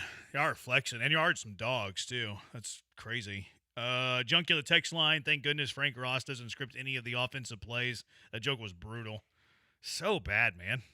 I look at him differently now. In what way? I mean, it's not like Joe Biagini bad, because that guy was like, they said he was a comedian, basically, when the Astros traded for him. And he was a moron, basically, from his opening I think press he was just a conference. goofball, though. Goofball. I think Frank is just trying to make a little joke. Frank Ross is the guy in the office who tries to be hard, or tries to be too hard to be funny. That's all it is. I don't like it. I don't want my special team coaches to walk into a press room and try to be funny. I want you to be a football hardo, which he is, but he's trying to get like a laugh. I don't know, man. I'm not a fan. He's just trying to make everyone laugh a little bit. But he didn't. He made Stoots giggle. He tried. He didn't. I mean, that was almost a belly laugh. It kind of made me laugh because it was so bad. Yeah, true. So he kind of accomplished. It caught my attention. When was the last time we played Frank Ross sound? Never. He's no. Who's the? Is it Jeff Ross? Who's like the? He's the roaster. I think he's like a master roaster. Yeah, he's no Jeff Ross. That's certainly not the same family. No, certainly not. What's the skirt steak place in Orlando called? I forget the name of it. DM me and I'll find it for you. It's some Colombian place by Disney. 713-780-3776. I'm not gonna read these long hauls. Just said gooseball. Car rig of the day. Yeah, I got ahead of my skis there. It's my bad. You said gooseball? Yeah, I said gooseball instead of goofball. Oh. I immediately corrected it, though, because I caught myself. But I totally got ahead of my skis. You're right about that. So here was D'Amico Ryans last week talking about the offensive greatness that one Nick Caley possesses. Yeah, our offense has evolved, and that's why, I like Caley and what he's been able to do, just being able to go with what works. What do our guys do well, and finding that out? It kind of takes time to figure that out as you go throughout the season. You weather the storm a bit, then you feel like you have a formula that's worked. You feel like you have an idea of what guys do well, so you can put them in those positions much better now to have successful plays. Do you want explosive play? Yeah, we want explosive plays, but at the end of the day, I want to score points. Like, and however we score points, however long it takes, like in a drive to score a point, that's all I care about is can we finish drive with points. There you go. Loves himself some Nick Caley. So I'm all in on Nick Caley. If they look really good offensively today. Seattle has one of the top defenses in the NFL. Sixth in defensive points allowed going into the week. I don't know where they stand after yesterday's game. But this is a legit defense. You're doing it on the road. A long way away, too. Like, I know Seattle doesn't have a great home record this year for whatever reason. But going to Seattle is a lot different than going to Jacksonville. It's a lot different than going to, at Dallas. Not that you play Dallas every year. I think it's even different than going to Indy. A place that you're familiar with, not as long of a trip, all of that. It is interesting that when they went to L.A., they went 2 days ahead. And when they go to Seattle, which has to be further, right? They went 1 day ahead. Mm-hmm. Maybe they didn't love the way that they looked going there 2 days earlier or whatever. But you're going to a tough place to play. You're doing it against a top defense. It's probably going to be a tight game. If the offense looks really good tonight, not that I'm predicting it, if they look really good offensively tonight, I think I'm putting all of my chips into the middle of the Nick Caley coffee table. Man, I don't think I can get there after one game. It's not one game, Joe. It's 6 quarters plus the Seattle game. So, but it's still one game against one good team. Okay. It's the Ravens were an awful defense. Now they look better the following week against the Rams. There's 1 quarter, really 2 quarters, I guess, against the Titans. So I'm more open to the idea. I'll take them off my hot seat if they look good tonight. I'm not going to be. He's still in your hot seat. You're still ready to sack Caley? I mean, he hasn't done anything yet of consequence. It was still so bad the first 3 games. No, I agree with that. So, the last 2 games with where Baltimore's at and who the Titans are, you don't just get removed from that. But look what L.A. did against that depleted Baltimore team the next week. You're right. That's a good counter. The momentum is trending in the right direction. It's minimal momentum, alliteration for the win. 2 quarters against Seattle or against Tennessee. Hey, it's good that you did it, not taking it that seriously because Tennessee's terrible. You looked good offensively against Baltimore from start to finish. Depleted, yes.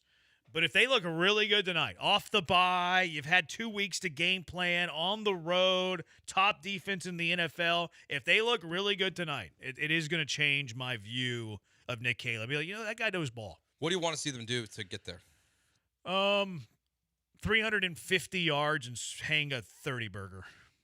Okay, now see that's an impressive night. Okay, so when you said you were all in if they perform well tonight, that's a higher number than Very what I high imagined you were going to say. Well, yeah. What did you think? If they drop that, then I'm much more open to this, like being all 350 and a 30 burger. Yeah, all in. I'm in. Caley. I'm in. What does it have to be for? Okay, so you said it. What does that have to be for you, Brian? How many yards? How many points do you need to see to be all in on Nick Caley tonight? I'd be more on the points, but I think 27 for me would be enough. 27. You get the yards plus the points. 30 is a lot. If 30 is a lot. 30 is a lofty number. If they win the game, look good, and score 27, I'm in. There you go. 350, 27. What's going to make you all in on Nick Caley? What do they have to do tonight for you to be all in on Nick Caley? It's also a good benchmark coming off the bye. Like, you want to see what these coaches offensively specifically look like coming off the bye. You have the extra time to prepare for the Seahawks defense. So if it's a struggle, I'm all the way out. Okay, that's fair. Like, if it looks back to how it looked the first 3 games of the season, and it's nothing like what we saw in the last 6 quarters of Texans football, I'm all the way out.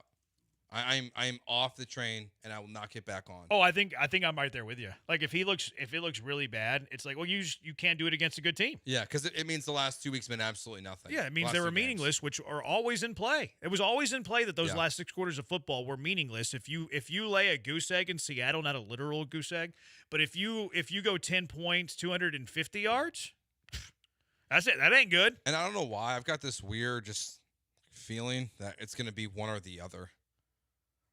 I don't feel like we're going to see a middle ground. I think it's either going to go really, really well, and the Texans offense is going to be cooking, and we're going to be looking at what happened in the NFL this last weekend and looking at this Texans schedule ahead of you of what it can be, or it's going to feel like how we felt after the Jags game, and it's this offense is screwed. Yeah, I think I'm right there with you, actually.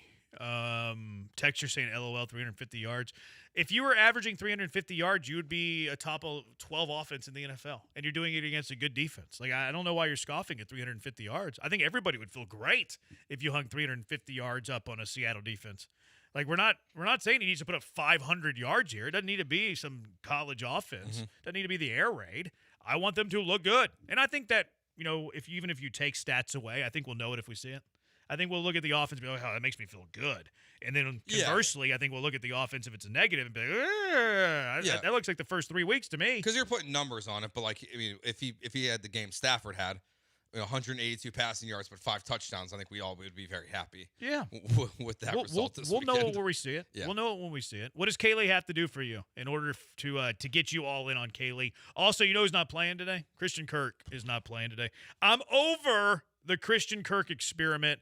I can't do anything about it now, but I'm going to whine and gripe, just like Seattle fans think I do. 713-780-3776. Jeremy and Joe, ESPN 97.5, ESPN 92.5.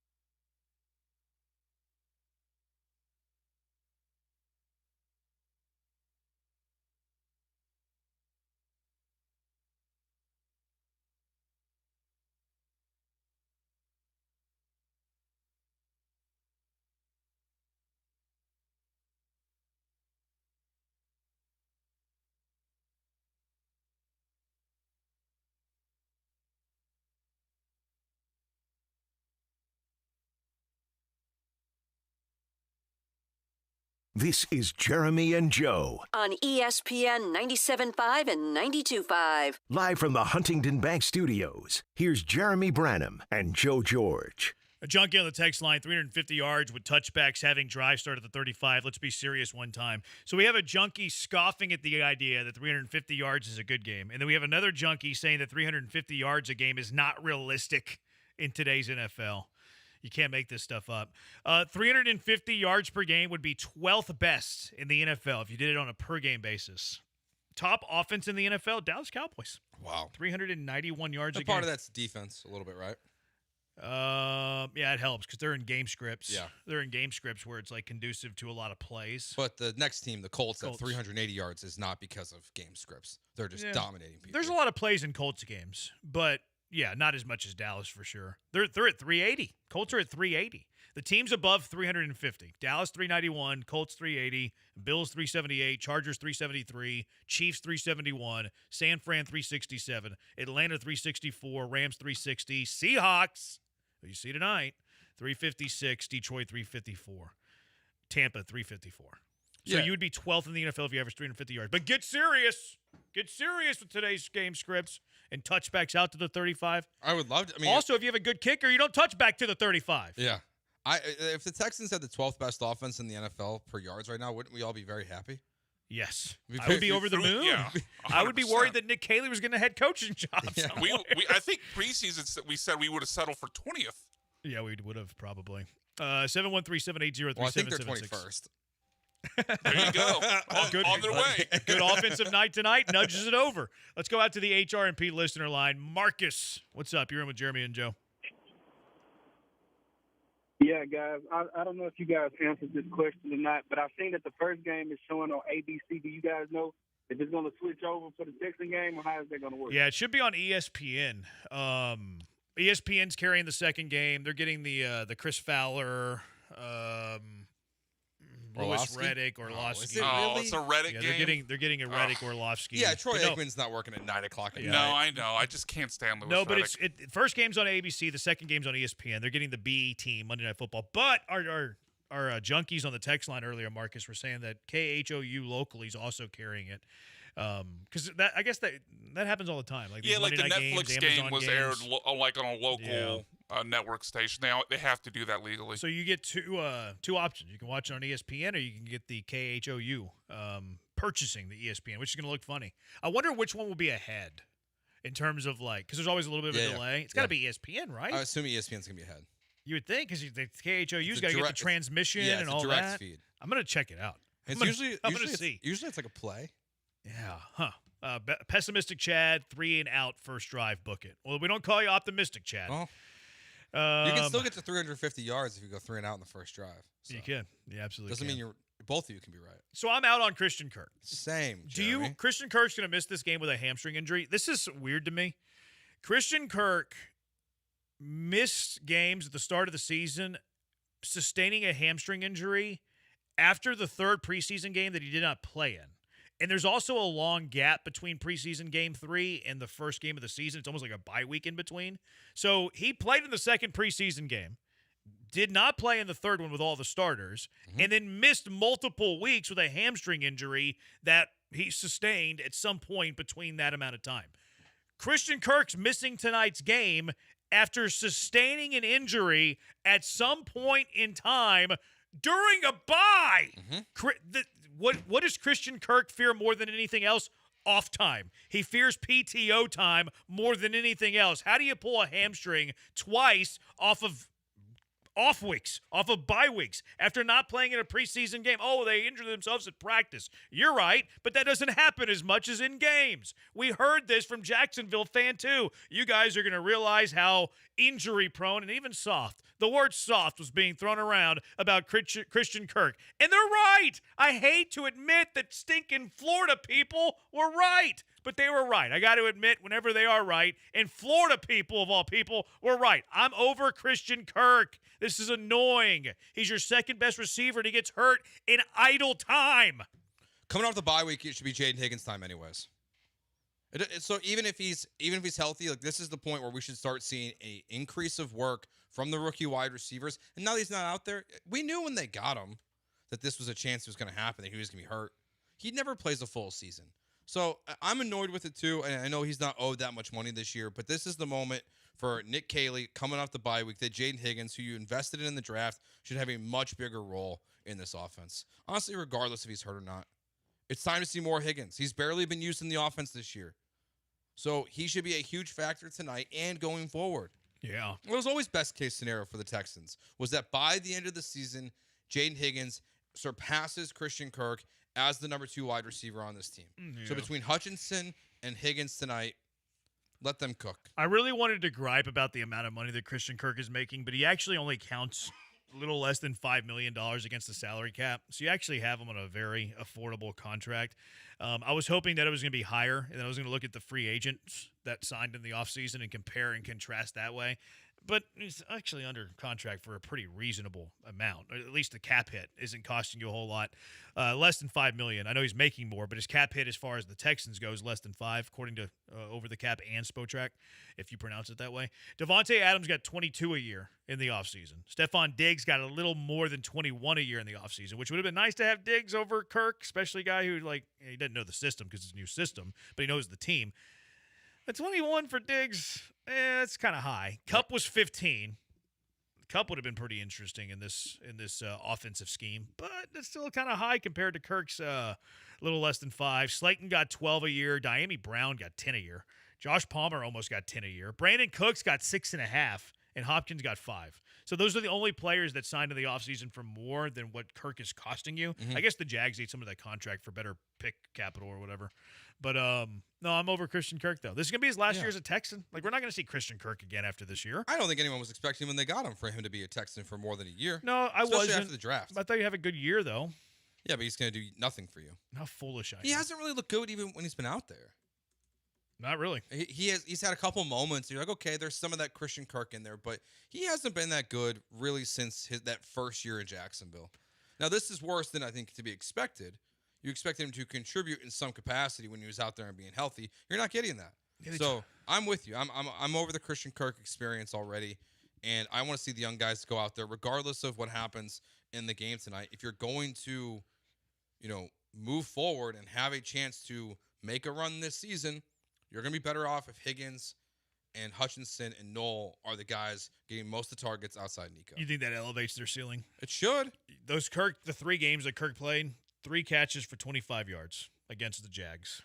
3 catches for 20 yards against the Titans. 4 catches, 64 yards against the Ravens. That's very mid. Yeah. Mid-em instead of gig-em. It's mid might be nice. Yeah, I'm over the Christian Kirk experiment. You're right. Maybe him being hurt is going to force the Texans and Caley to play the rookies, and the rookies give you more ceiling. That's the optimistic way of looking at it. But okay, maybe I have just myself to blame. Maybe I need to look in the mirror and say, it's you. You were being a homer on Christian Kirk, and you were wrong. Junkie Christian Kirk is a soft boy stealing money, says pessimistic Chad.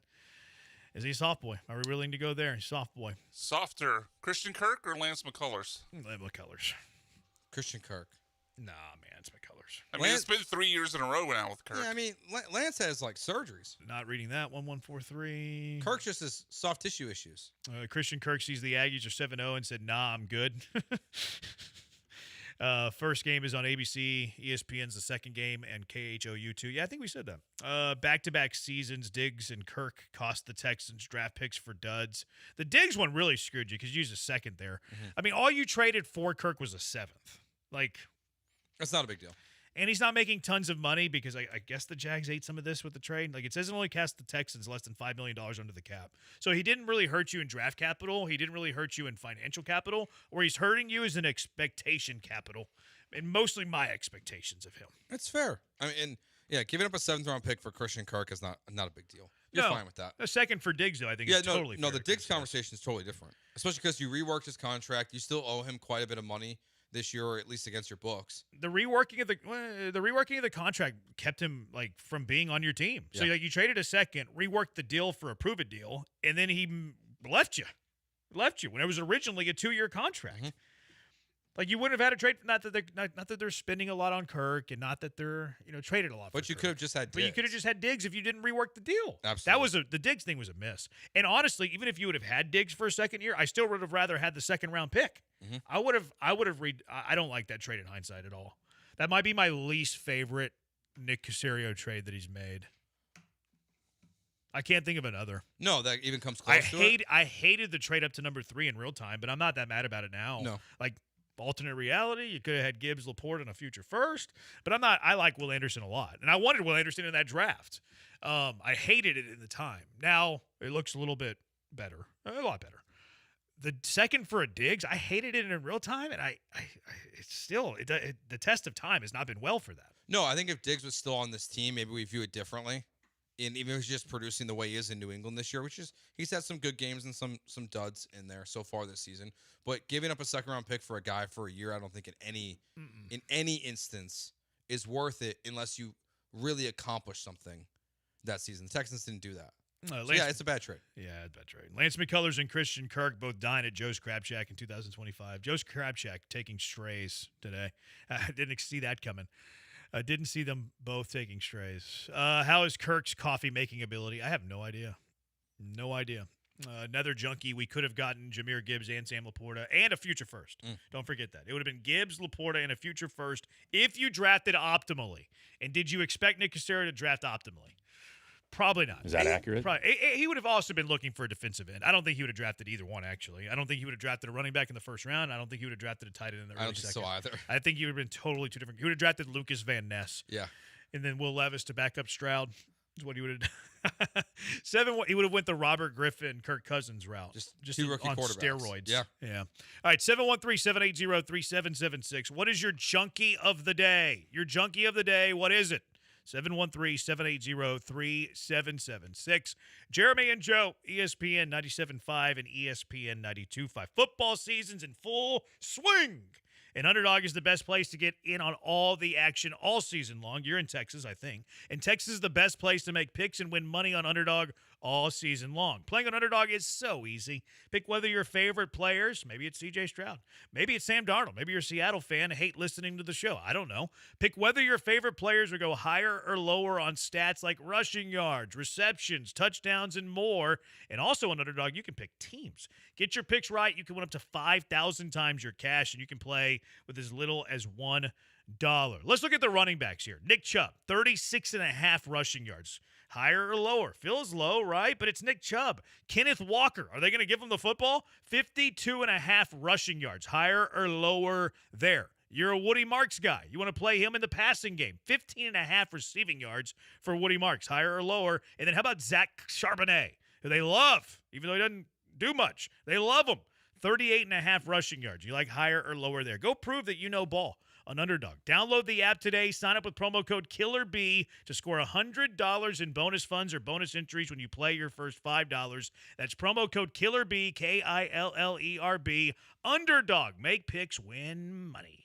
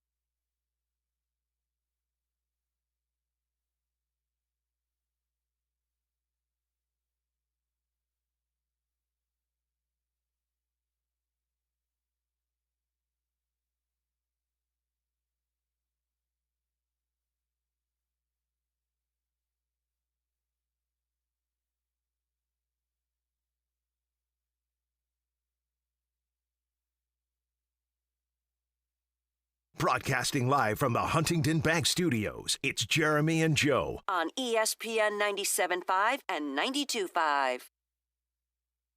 Junkie of the day. What's your junkie of the day? 713-780-3776. What's coming up on the station tonight after us? National today. ESPN National. No power dribbles? No. That's too bad. Junkie of the day, 713-780-3776. Joe, who is your junkie of the day? I'm gonna nominate this disaster that is the University of North Carolina football program. Oh, come on. They played a competitive game against Cal. Yeah, except for with 3 minutes and 57 seconds left to go, they had a chance to win the game, and they fumbled the ball into the end zone. Belichick's in his NFL days. He's tanking for next year. Yeah, it's worried about that draft Tanking pick. for a draft pick? Yeah, Lombardi really wants a high draft pick to work with. I mean, I feel bad for this kid because, like, it's not Jordan all Hudson? his fault. Oh. But to have just the ball punched out as you're at the 1 yard line and you're going to take a lead in which a season has already been a disaster for this program. It doesn't matter. It's unraveling bad for Billy B. It's already unraveled, though, Joe. Does it really matter if he scored there? They would have won. Does that matter? For Bill Belichick's legacy, maybe? Yeah, maybe it does. Maybe a little like bit. he's not gonna make a bowl game as a college football coach. That wasn't gonna happen anyways, though, whether that kid got it punched out or not. They only need 3 more wins the rest of the year if they win that game. Okay, they're winning 3 games in the powerful ACC. I don't really believe that, but the ACC. Yeah, in the ACC, yes. In the powerful ACC, no. But the ACC is not powerful. Yeah, I don't think they get to 5 wins. I don't think it cost them a bowl game. And I think Belichick will be back, regardless if he was scored or not. I think it carried zero influence. Now maybe it's like an easier room to coach and all that stuff, but big picture, I don't think it mattered at all. Are you also familiar with Kirk Minahan, the former Boston Sports Radio host? Say his name again. Kirk Minahan. He's with Barstool now. The name sounds familiar. He was on his podcast for Barstool the other day. He said he's been texting Michael Lombardi. I don't know why he admitted this on the air. He's been texting Michael Lombardi and impersonating Ian Rappaport for the last 4 weeks. And Michael Lombardi, the GM of North Carolina, is just like sending him information. Oh my goodness. Kirk Minahan. He doesn't kind of a Looney Tune. He doesn't look how I thought he looked. Yeah, he's kind of a loony bag. I've heard the name, but his face does not ring a bell at all. Usually it's the other way for me. My junkie today, Keith, thinking that the Mariners Blue Jays game would impact the start time of Texans Seahawks. So he's my junkie of the day. And if you listen to us, you're a junkie. Brian? I'll nominate 2, Christian Kirk's hammy, and then also the Raiders for running fewer plays than the Chiefs had first downs. Oh, man, those are 2 good ones. Where do you want to go with here? I think I want to go with Keith. I actually wanted to go to Kirk. Keith wants to nominate Brian. Keith, why does Keith want to nominate Brian? Because Lamar didn't practice. Oh, God. Oh. Beat a dead horse. Yeah, let's go Keith. All right. Keith, because I like giving it to a caller. Maybe we should precedence goes to a caller. Congratulations, Keith. You're our junkie of the day. You win nothing, though. Does it for us. Thanks to Brian for the hard work. He's Joe. I'm Jeremy. We'll talk to you tomorrow, Houston. Good night.